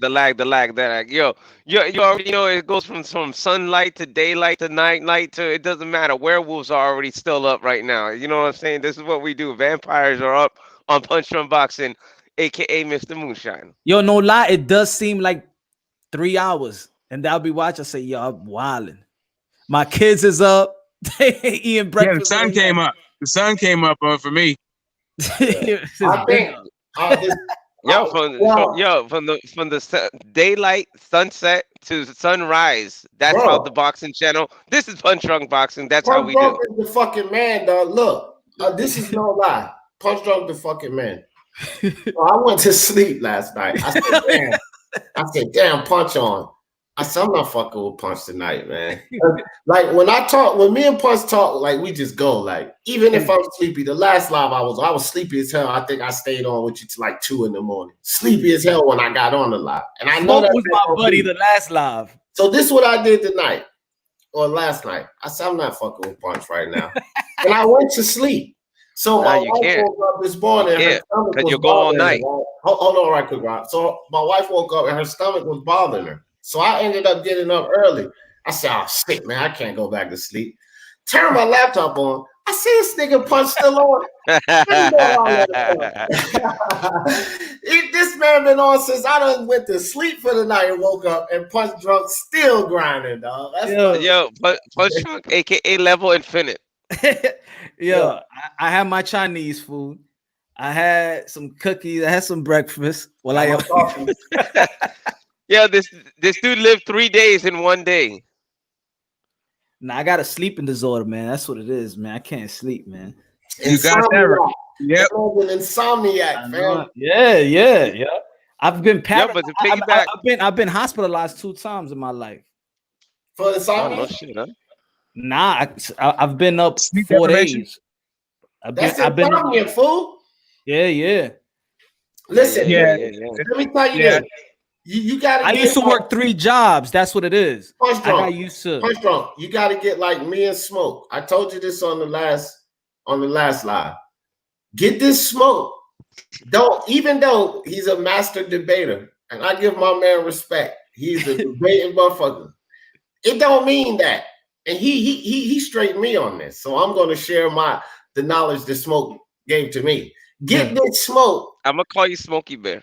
Look, get this Smoke is for that buzz. So you got to get like me and get this Smoke.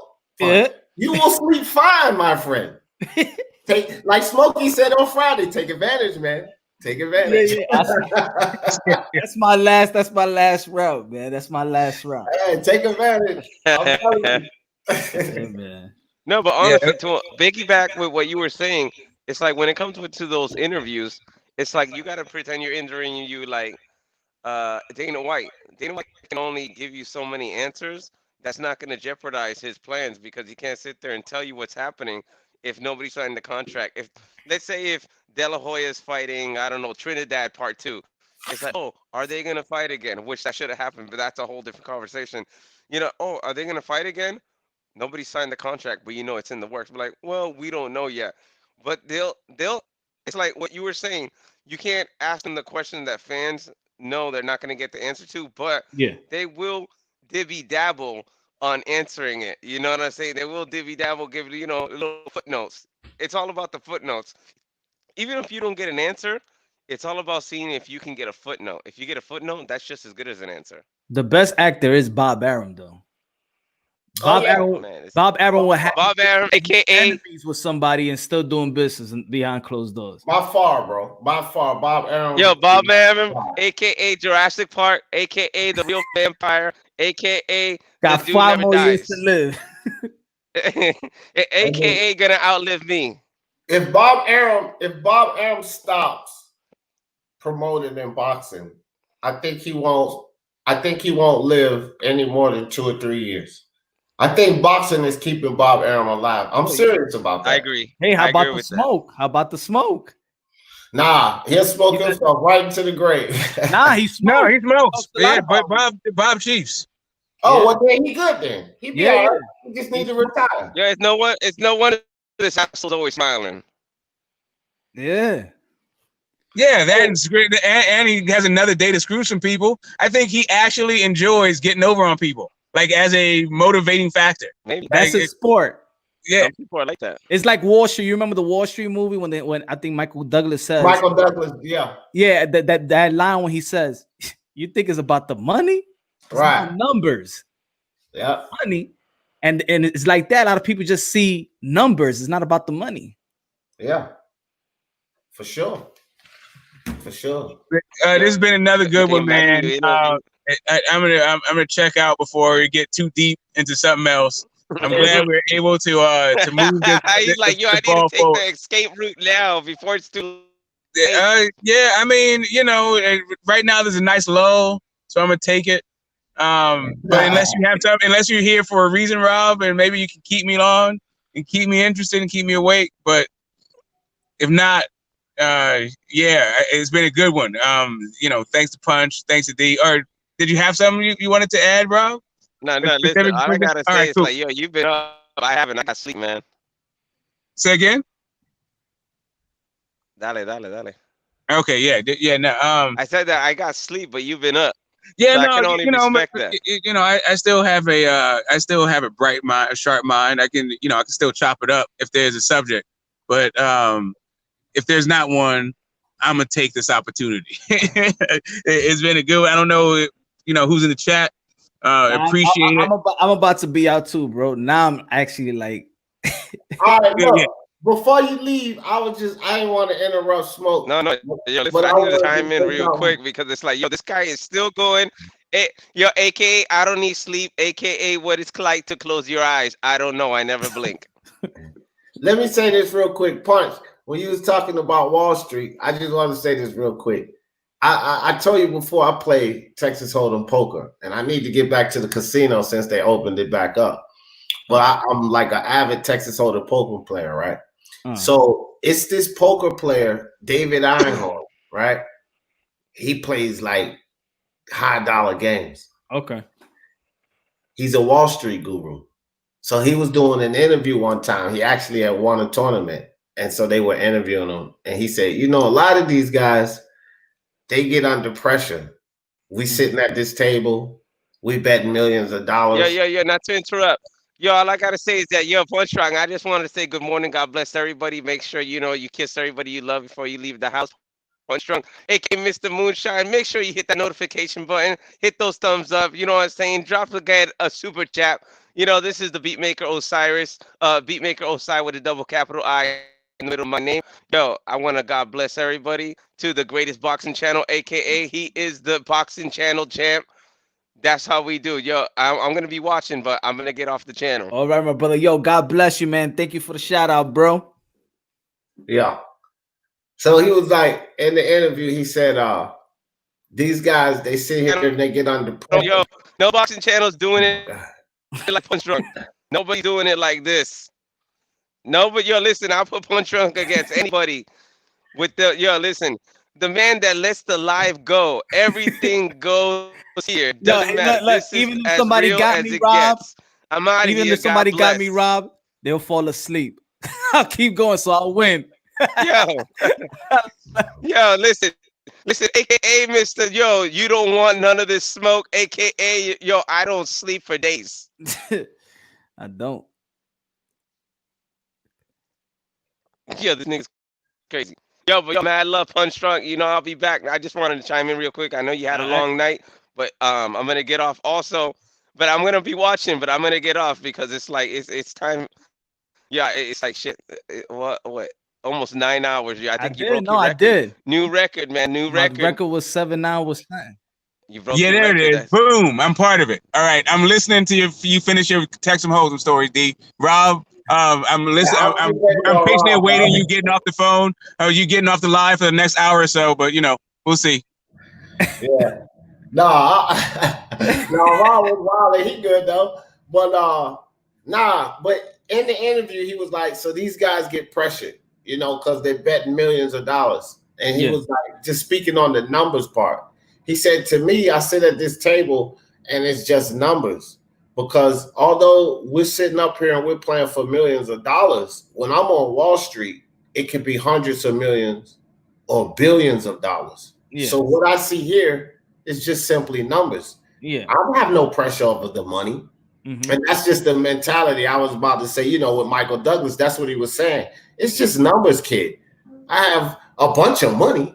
Yeah. This shit right here, it's just numbers. I'm playing the game of numbers. And that's how David Einhorn is when he plays poker. Like, you're not going to break him with the pressure. He's one of those poker players, because poker is about pressure, making bets, pressuring him. You're not going to break him with the pressure of worrying about losing money, because those tournaments are nothing. It's just about the numbers. Yeah. Yo. Rob, I'm at 1 more minute, man. Yo, I'm trying to see, Manny Pacquiao's son. No. You're listening. Manny Pacquiao's son. Yo, he got online 2 hours ago. I'm gonna drop this link to see if he'll pop up in here right now. He's just been on. Yo, dude, can you imagine, bro? Can you imagine? I'm gonna jump back on his page. I'm like, right now we're doing a live. If you're on and if you see this, can you please join? I'm gonna see if he joins. I'm not saying he will, but I'm gonna drop it right now because I've been dropping comments for him to get on the live, on this live, for a quick interview. I said it won't be long, just 5 minutes. I'm gonna drop the link to see if he shows up. If he don't show him 10 minutes, 5 minutes, you already know. But I'm gonna drop the link to this live right now, and let's see if he shows up. Who knows? He got 2 minutes, man. Yeah. Give him 2 minutes. Give him 2 minutes. But I'm gonna drop the link. Yeah, he probably won't show up. But listen, hey, it's the effort that counts. You just never know. Looking out. You just never know. Yo, he might be sitting there bored and then just, what? I'm doing. You gotta go drop it. Yo, you the broker, man. Make the deal. Raw wilding out. I stick around, bro, because I got a few hours of sleep. I got about 4.5. I got about 4.5. That's how it is, man. Contributions to the channel, man. Yeah, man. I tell you what, how's them haters in your channel? The same people that come here, the same people that go over there? No, you know what, Punch? I'm somewhat fortunate, right? I gotta be honest. I'm somewhat fortunate because I only have 1,200 subscribers. I just started maybe a year ago. Okay, mm-hmm. So I got 1,290 subscribers, but the subscribers I have, I'm pretty fortunate. Because there are a lot of knowledgeable fans. Yeah. And they're, pretty grounded. They're not about a bunch. Now, I do have some idiots that come through every now and then, but we have really good discussions over there on my channel. And the people that get angry and they unsubscribe, I don't do anything to drive them back. Yeah. If you're angry, stay gone. So I'm just I've been building up a subscriber base. I say Speaking My Sports Talk family because I don't get a lot of that. Let's see if he shows up. All right. You never know. But I ain't gonna miss this. I'm gonna sit here and wait. I think I always felt like that because when I started, it was just the love. I was monetized months before I even knew about, oh shit, I could be monetized. Oh, the button is there. So I just think and looking at how I get in contact with other people, yo, you didn't see the comment on with Ryan Garcia's mom? She was mad at me. She called me an asshole. Look at that. Yo, you got Ryan Garcia's mom trolling you. You know you're doing something right if you got Ryan Garcia's mom trolling you, son. So, yo, Ryan Garcia, if you're hitting this, you need to get on the chat. You need to get this interview because you got to answer to your fans. It's almost man. like sorry. commercials. Like even if you send a tweet or comment or say, it got to be like clever. It has to be like I'm pinching a nerve. Either it's good or whatever. You know, yeah, it's trolling, man. Now I don't be even a think because I know D. We follow each other on Twitter. I don't troll on Twitter. I just say it might get somebody attention. You throw footnotes, man. Yeah. Yeah. Because even on that one, when I was trying to say the fans care about challenges, you saw that. You saw LB. He couldn't say nothing after that. No, all he did was send the shrug shoulders emoji. That's all he did. Shrug shoulders emoji. I said, okay, I'll prove it to you. Let me do a poll with the fans. Yeah. And he just and that's what it is. Mm-hmm. Yo, listen. The thing is that Punch Drunk is getting bigger and bigger. Subscriptions, I saw it go for last week from 16,300. It's at 16,400. Listen, people are listening, and the more fans you get, the more subscribers. Make sure you hit that subscribe button.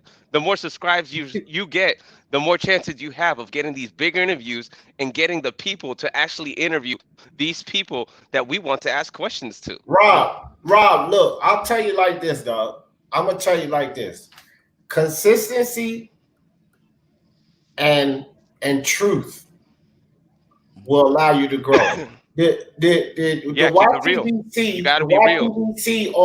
in the whole YouTube is one of the smallest communities on YouTube. So it ain't easy to, capture a lot of fans because first and foremost, it's not a lot of fans here, but people don't want to be deceived. And once they find out that they're being deceived, they're out of there. So consistency and truth Punch Drunk is consistent. Every day he putting out information for the fan. Just like myself. Look, again, I ain't started too long ago. I know motherfuckers that been on this bitch for 2 years and they ain't even hit 1,000 yet.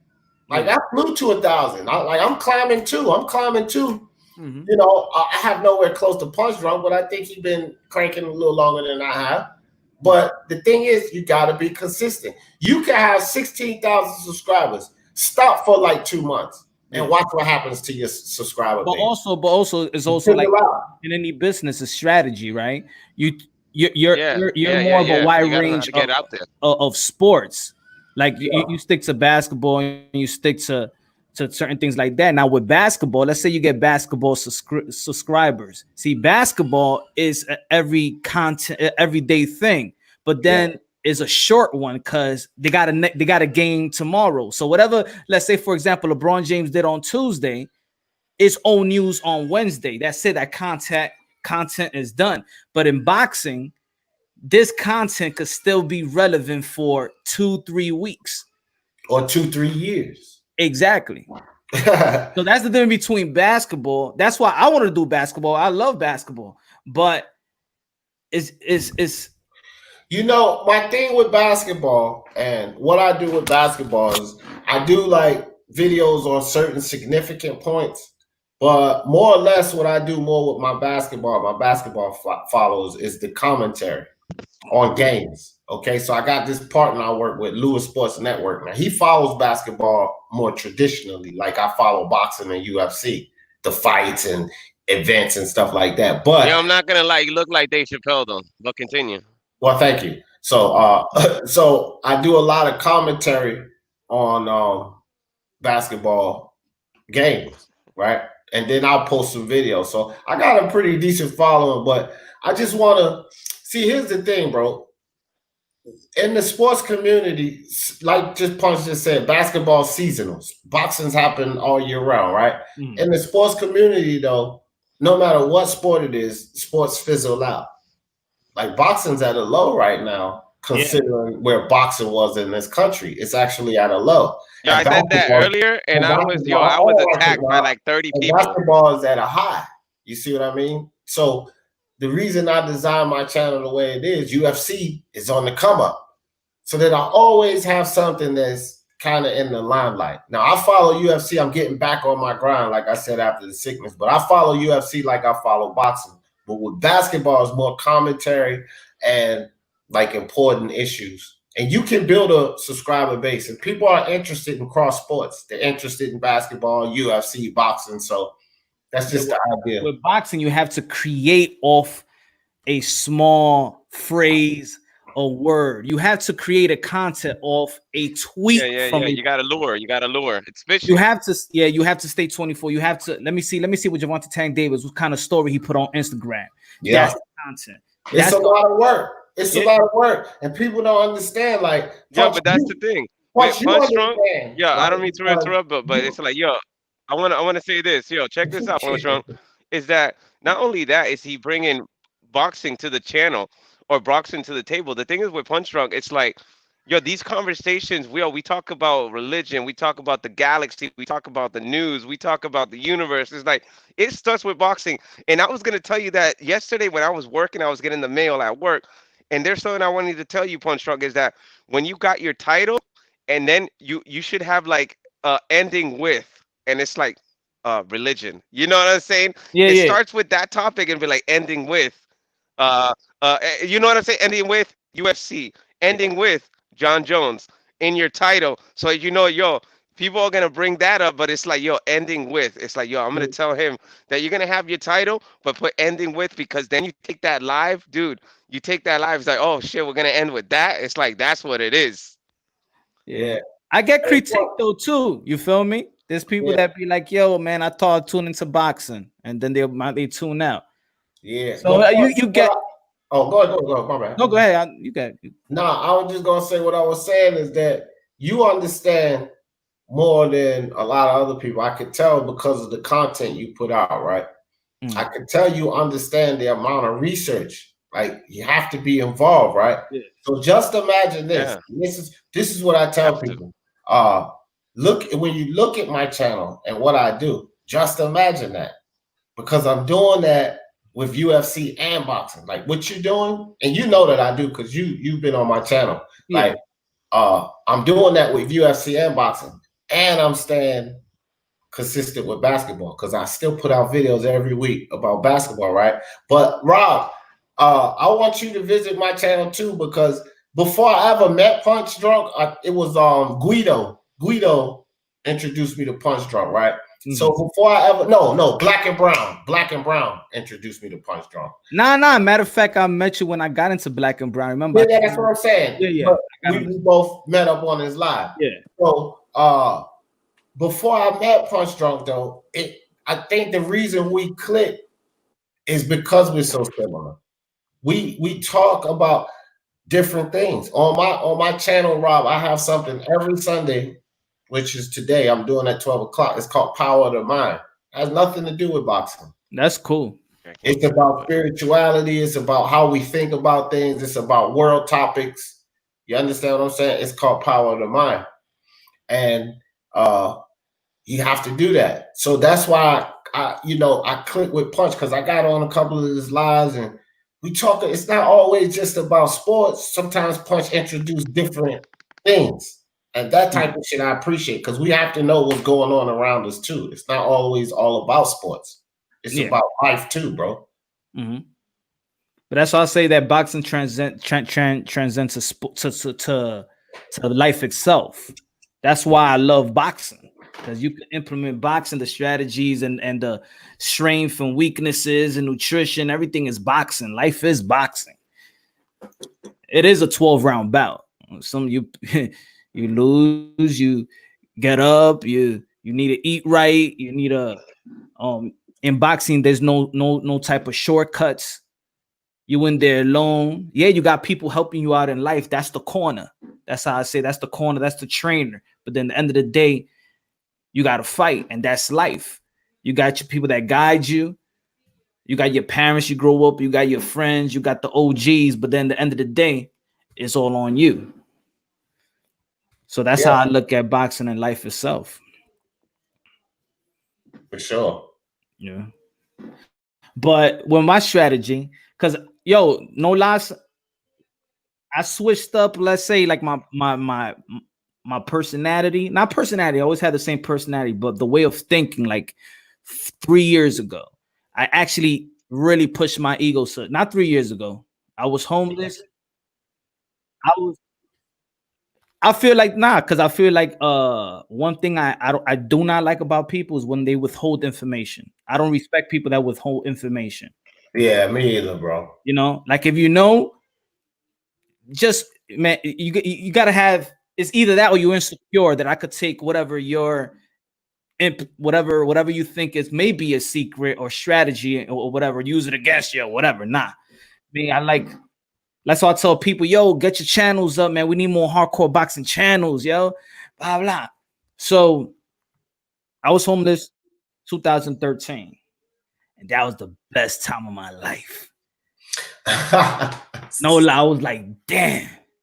You know what? I actually rather live in the car like for nice 3 months. And I'm like, it's just cool. You know who your friends were, whatever. But that experience, I threw my ego out. My pride aside, relationship with God. So that's how my way of thinking started. I started the ideology of liberal and all that stuff. Everything I learned, I unlearned. You have to do that, bro. Sometimes for total success, that's what you have to do. You have to. So let's say and I'm not, and me, I could say that my strategy. I'm not saying that I win. I just feel like it might be working for me. So with the boxing channel, yeah, like you say, it's consistency. I try to be consistent, even if I ever have to wake up in the middle of the night or something just to check on what's going on, because it's 24 hours. So that means if my content of an Asian fighter, and I live in New York, if it's a Manny Pacquiao, Casimero, if it's Inoue, I got to drop that content by the time these people wake up or when they have lunch. So exactly. So let's say I'm going to drop a content if it's about Manny Pacquiao, New York City around 2 to 3 o'clock in the morning, or 12 or 11. They go on to lunch. People go on to lunch. It's either I throw that content at 6 when it's 6 o'clock in the morning and people going to work, or when they going to lunch. So I'm gonna drop it at 12 when it's 12 over there. All right. Yeah. If I want to talk about AJ or Tyson Fury, I live in New York. I know I got to do it by 1 o'clock in the morning too, because they up at 8. And I know Eddie Hearns is always tweeting at 8 o'clock, 9 o'clock in my morning, meaning over there is lunch or whatever. So I try to do my videos. That's why I'm always up in the middle of the night, because I know Asian and UK, they're up at that time. If I throw a video about, let's say if I throw a video of Manny Pacquiao, or I throw a video of Casimero around 2 o'clock in the afternoon, right? They're sleeping. So let's say you go in at 12, right? So let's say you throw in something about an Asian fighter, let's say Manny Pacquiao. They're asleep. There's 2 o'clock in the morning. You feel me? So you might not get that type of traffic. But if you do it at 6 and it's 6 o'clock in the morning, you just do it earlier. If you do it at 9 o'clock in the morning, then it's 9 o'clock in the evening. Right. You're right. See, you have to, and that's the thing that I appreciate, bro. You have to do your research. Mm-hmm. I tell people this all the time. It's okay. I think 30-something% of my subscribers are UK fans, right? Which I do the Speak Your Mind Sports Talk Live daily, right? The reason I do it at 12 o'clock, because it's 6 o'clock. UK fans. They're getting off of work. They're going home. They're getting comfortable. 12 o'clock noon. That was specifically why I decided to Speak Your Mind Sports Talk Live daily, 12 o'clock Eastern time. Because it can satisfy even my people in California. Yeah, and speaking of work, I always wanted to know that. I always wanted to know that. Let me finish right quick. Like even the guys over in California, right? Like they getting up 9 o'clock. Someone might be at work listening. I get people that listening in while they're at work. So it's a perfect time slot to run that show, and you have to account for other fans. That's or like you said, if it's a fighter, And that's how I know you do your research, bro. You gotta account for that. Mm-hmm. That's what it is about. It's like they say, timing is everything. We gotta go by the time. I used to throw in, no lie, I was like, I'll do a Anthony Joshua video, and I used to be like, damn, I really don't get no that type of response like other videos. Okay, that means I don't got UK people. I don't got that much UK, but I do got Asians. I do got from Tokyo. I could see it, or from the Philippines, or from, I could see it. The Mexicans. Yeah, for the people that don't know what he sees, when you have a YouTube channel, you see demographics. They give you exactly who's listening, and Well, you gotta go to your analytics for that. YouTube provides you everything you need for that. If you go to your YouTube, what is it called? The YouTube creators. Yeah, you go to your YouTube creators tab, and then you go over the analytics, and it breaks down all of that. It breaks down your reach. It breaks down like they basically tell you the formula to growing. That's what they're telling you. If you can put two and two together, they're telling you who's watching, exactly what content. They're telling you what to do, basically, because that's what people are coming back, or you're getting mad subscribers. They're actually giving you the formula to exactly what fan base you touch, what exactly to talk about. They give you little hints, and if you can catch on to these hints, you already know this is Punch Drunk. But it's also knowing your clientele. Also, it's almost like the drug game. I could give you a brick, but if you don't know how you don't know how to cut it, where to give it, where to supply it, I could give you the game, but that doesn't mean that you don't do it. And that's the same way. Yeah, we cut bricks over here. We don't chop it up. We cut it up. Yeah, on Punch Drunk channel, we don't chop it up. We cut it up. Exactly. It's about delivery. Hey, Punch, you just went down. You just brought back nostalgia. You went down memory lane with that one. It is, right? It is. That's what I used to tell people. That's why, that's where my mentality comes from. You gotta know how to cut it up. My mentality comes from that. My mentality is when you see another dude and he making money, yo, how you got that, man? I could give it to you. You still don't know where to go. You don't even know what they might even, the dude might even take it from you. Cause you just look weird. You don't know how to cut it. You don't know what to do with it. You don't know what town to go. He be like, yo, I could take it from this dude. He ain't doing nothing. You know what the biggest problem is? And when it comes to that game, Chain Nation, what's up with you, fam? The biggest problem when it comes to that game is people don't understand this very specific point. Mm-hmm. This is it. I'm gonna give up the whole game right now because I don't give a fuck because I ain't involved in it. That's what I'm saying. You could give up the game. I give it up. So this is the whole thing. This is the key to that game that people really don't get. They worry about turf. They worry about clientele. They worry about all of these idiosyncrasies. The key to that game is a connect, and that's it. Yeah. The plug. That's the whole key to the game is the plug. And I'm telling y'all right now, I was very successful out there. The whole key is the plug. You get the right plug. That means that you get the right product and you don't have to sell anything because in any form of business, the right product sells itself. So you get the right plug at the right number where you can basically outsell everyone and have the goods. You win. That's the whole key to the game. Yeah, which brings you back to you don't have to work harder. You just got to work smarter. It does. Yeah. It's a fact. When it comes to content, we could both be talking about the same thing, but it's how I'm going to deliver it that's going to make it different. A person might know more than me, but if I deliver in a way, if you got you charismatic, you got personality. You gotta have charisma, bro. You gotta have charisma because some guys in the YTBC, they are so brilliant, right? Mm-hmm. They lack depressing, charisma. Bro. Mad depressing. IBT. Hold on, let me get my charger. Hold on. IBT is this kid's brilliant. He's brilliant. I love his channel. I love his information, but I don't think that he will connect with everyone because of the presentation. You know what I mean? And as he goes along, I think that he'll get better with that. It's just like tone inflection in your voice and sometimes getting the people excited. Punch Drunk is terrific at that, bro. Like, the character he puts on, the impressions he does.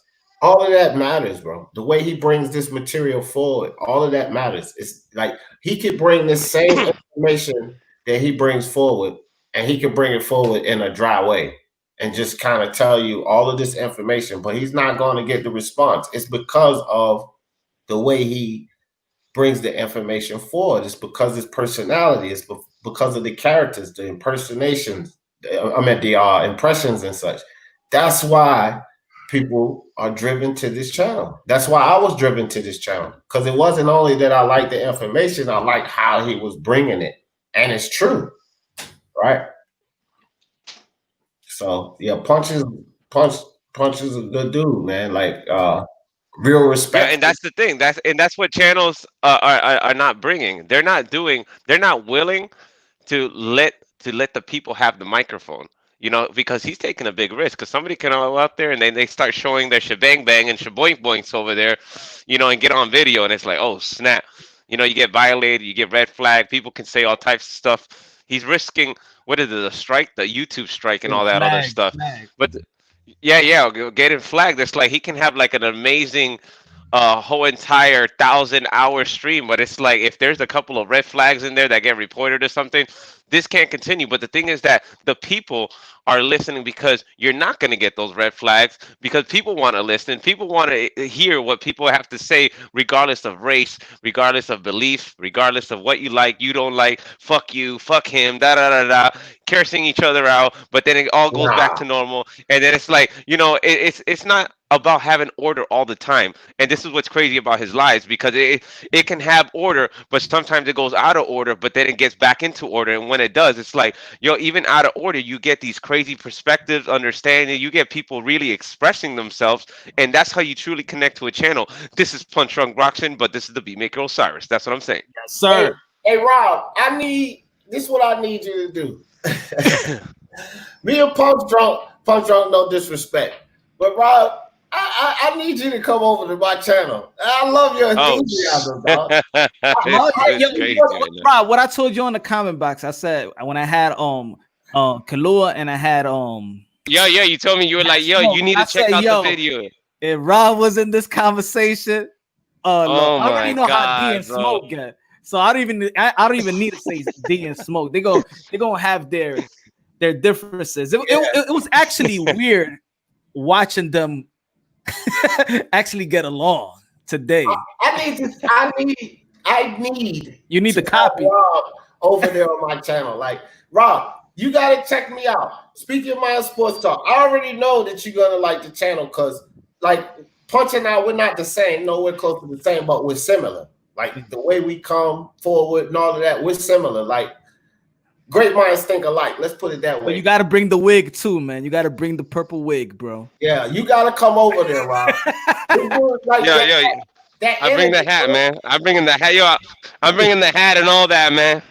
Yeah, man. You got to bring the purple wig. You got to bring the purple wig. And there's different personalities, another thing why I do you know why the stream actually goes long? Yeah. It's because I let people talk. Yo, it's the morning. Like my wife just asked me, I said, damn, how you go that long? Because people have their inputs. I want them to say, you know, that's what she said. I want y'all to, you know, speak. And the thing about me is I'm learning at the same time. When I'm listening to D, I'm learning. If I'm listening to Smoke, I'm learning and I'm listening. Certain characteristics that a lot of people don't have no more. They don't know how to listen. I was there. I was young before. I don't want to listen. I know it all. Yeah, well, I could debate. But I love to listen too. You know, I like to listen too, because in the end of the day, I didn't, like I say all the time, I didn't do this channel to be ego, to have my ego and say, oh, this is how I feel, and da da da da da da da da da. That's not my MO. Bro. Okay, look, when you put that on, the thinking cap, man. It's the thinking cap. With you. Just when he put the hat on, I know I've been on live with him. We was on live. You was on the Jedi channel, bro. The boxing Jedi. I was. I know. I was. Live, and it just came back to me when you put that fucking hat on. What's up? Yeah. I'm like new Saber. I be pumping it up in all boxing channels, man. Yo, I don't even got a fan base, but I got a fan base. Yeah, that's what's up, bro. You gotta come over to my channel, bro. So when you put the hat on, is it a new character, new personality, is it a new delivery? Yeah, we was on the the thing is, listen, when I put on the cap, man, it's listen, I escape this. Look at this sexiness I got going on. Look, I got to get out of this sexiness. So, you know what I'm saying? So I escape the sexiness, and then I go into like, yo, this guy got mental issues. Yo, we all got mental issues. Yo, the secret of insanity is that we're not really all sane. You know, and it's only within insanity you can create something that's within creativity. Creativity only begins within the breakpoints of the mind in the frontal lobe where insanity begins. Okay, well, 12 o'clock. Yeah. Don't say it here. Don't say it here. 12 o'clock. Show up today. Power of the mind, bro. Power of the mind. I was torn between two topics, right? But I know which one I'm going to choose. But I actually had a boxing topic, but it actually had to do with the mindset. It's the mindset of the fans, and it's really interesting. But that's how you do it. It's a boxing topic. Yeah, I agree. I probably will do that one, and it's gonna be dicey. And my man, get this smoke. No samurai sword. Rob knows. If I'm talking about Dyson, no samurai sword. Rob knows if I come with a concept about Manny Pacquiao and his religious belief, I don't really. It's not about Manny Pacquiao. It's about Jesus. I'm just leading to you with the Manny Pacquiao. Yeah, come in, and then boom, it's about God. Yeah. Look, God, Manny, but everybody else's perspective and what's that powers that be, you know? Yeah. When it comes to Manny Pacquiao, we're talking about when the terrestrial plane, the heavenly angel that's flowing through a human body, we're actually seeing the embodiment of what it is when the Holy Spirit is living through you. Manny Pacquiao is the embodiment of what Christ wanted us to know, and I think he's the perfect example to let us know it's like, you can be knocked down. Hey, I don't care if you were drinking, smoking, womanizing, you were bad, you did this, you did that.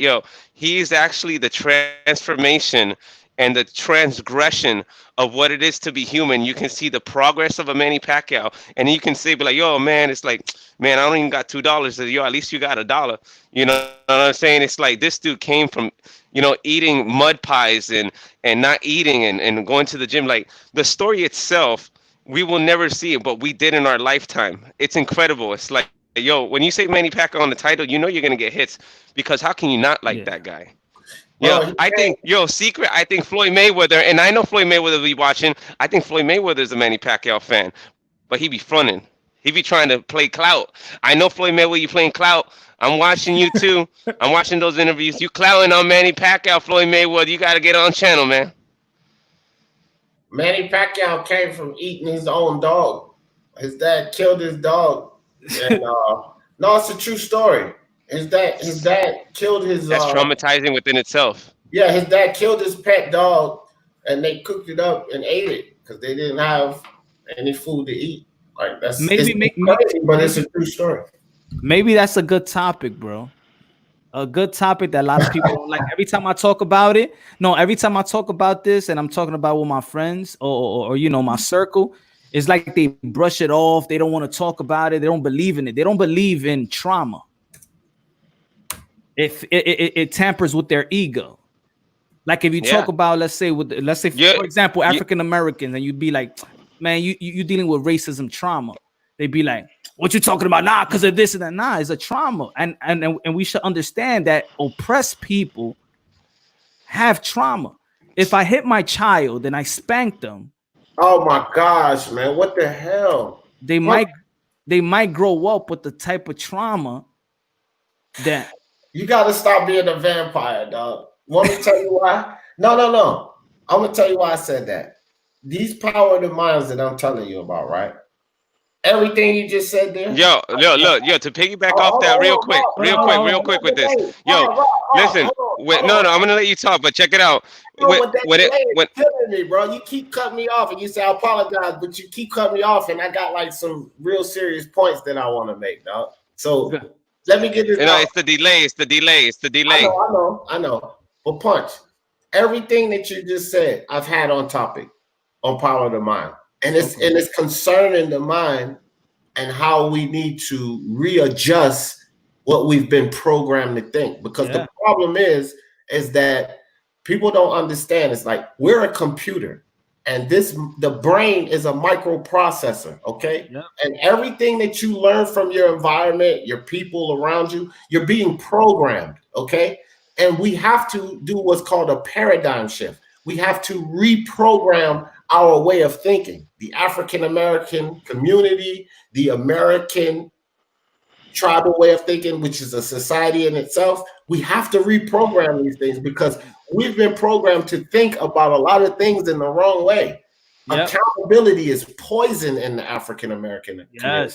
They don't want to hold themselves accountable for the wrongdoing where they can do better, things they can improve on. They just want to point the finger, the white man, the white man, the white man. No, you have to be accountable. I've had a topic on this. You understand?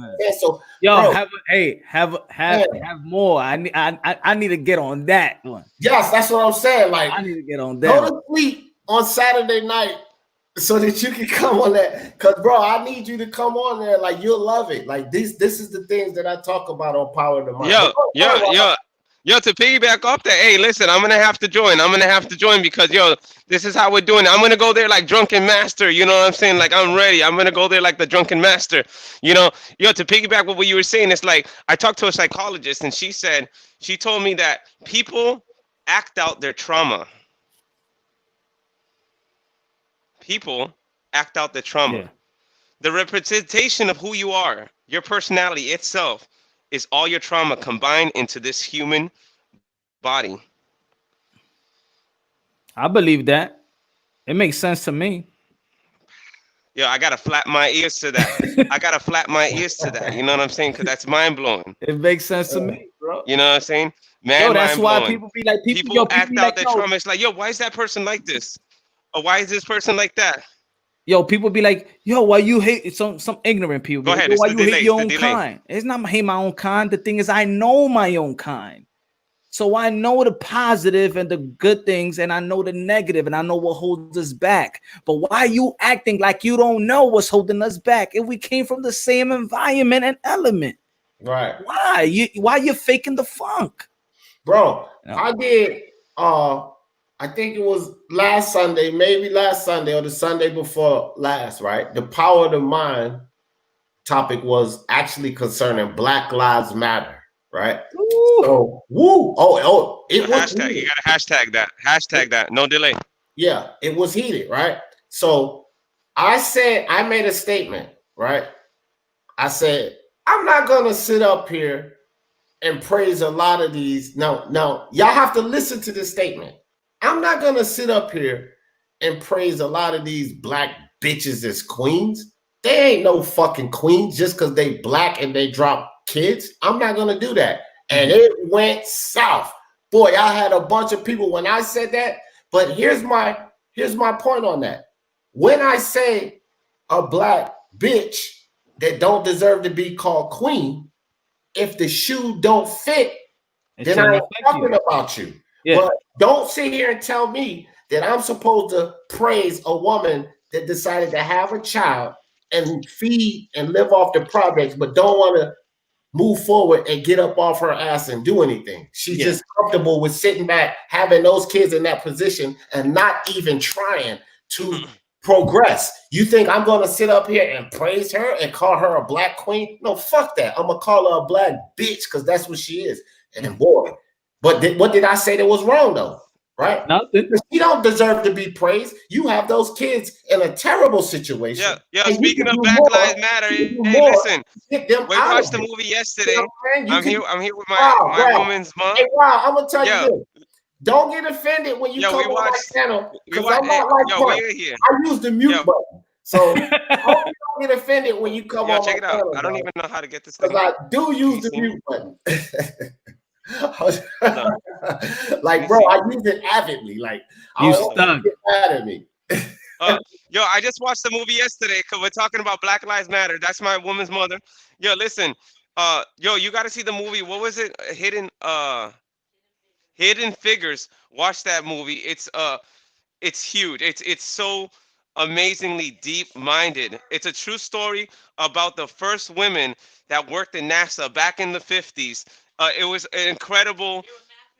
They were mathematicians, and not only that, back in the 50s, just imagine, dude. I heard about that. Yeah, I heard about that. Yeah. Yo, that movie's amazing. Yo, Punch Drunk, you got to see that movie, Hidden Figures. And then I watched that movie with Michael B. Jordan and Jamie Foxx, No Mercy. Fantastic, bro. That's all. It's like, wow. That's all I got to say about that. Yeah. Continue. Hey, Rob, where you located? Florida. Florida. What kind of device do you use? The phone? Oh, I use my my iPhone. I don't know. You got a terrible delay, bro. A terrible. And maybe the headphones or something. Yeah, I know. The other time you was on. Yeah, I think it's laptop, right? I think I use the laptop. Yeah, let me see if I can get that bad boy up there. But then the thing, let me see if I can get this with that. I need to get set up, bro. That's what needs to happen. I need to get set up properly.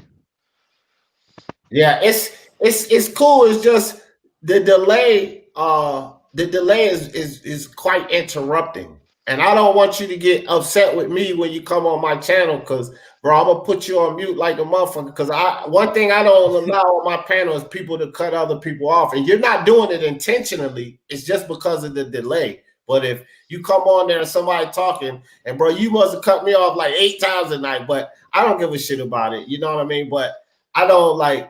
When you come on, I don't want that to happen to the other people on the panel. And I don't want you to get upset, but I'm going to be hitting that mute button. Just because of the delay, though. No, that's all good. That's all good. Yo, you know what's crazy is that I came on, I was going to jump back off. But the thing is, I came back on, I went to sleep, I woke up, and it's like, shit, I didn't even get on the chat. It's like, yo, let me see how long this guy went. And it's like, yo, this guy's still going. I'm like, yo, let me jump on. And then I jumped off, like, yo, Manny Pacquiao's son was on, yo. And I already talked to Punch Drunk. I was like, yo, I'm trying to get Manny Pacquiao's son up in here. I'm gonna get Manny Pacquiao's son to do an interview. I'm telling you, like, dude, I'm commenting on his stuff. It's like, yo, listen, we got a boxing channel, da da da. It'll be nice. You know, he's probably in church right now. Who knows where he's at? I don't know the time zone in the Philippines. Somebody can hit us up with that one, down there in the chat box over there. Whatever time it is in the Philippines, 2 hours. When it's not, and when it's over there right now. Yeah. Oh, so check it out. So who knows if, like, I'm not saying it's gonna pop up, but you just never know. You know what I'm saying? And it's the trial, the trying that eventually it's like, yo, look, he's a good kid. You know what I'm saying? He's Manny Pacquiao's son. Eventually, like, oh man, I missed that live, or I missed that invitation. Eventually, he's gonna join, and it's like, it's gonna be the most triumphant moment when that happens, because it's like, dude, it's like, I know he sees my messages. I know he reads them when he's bored.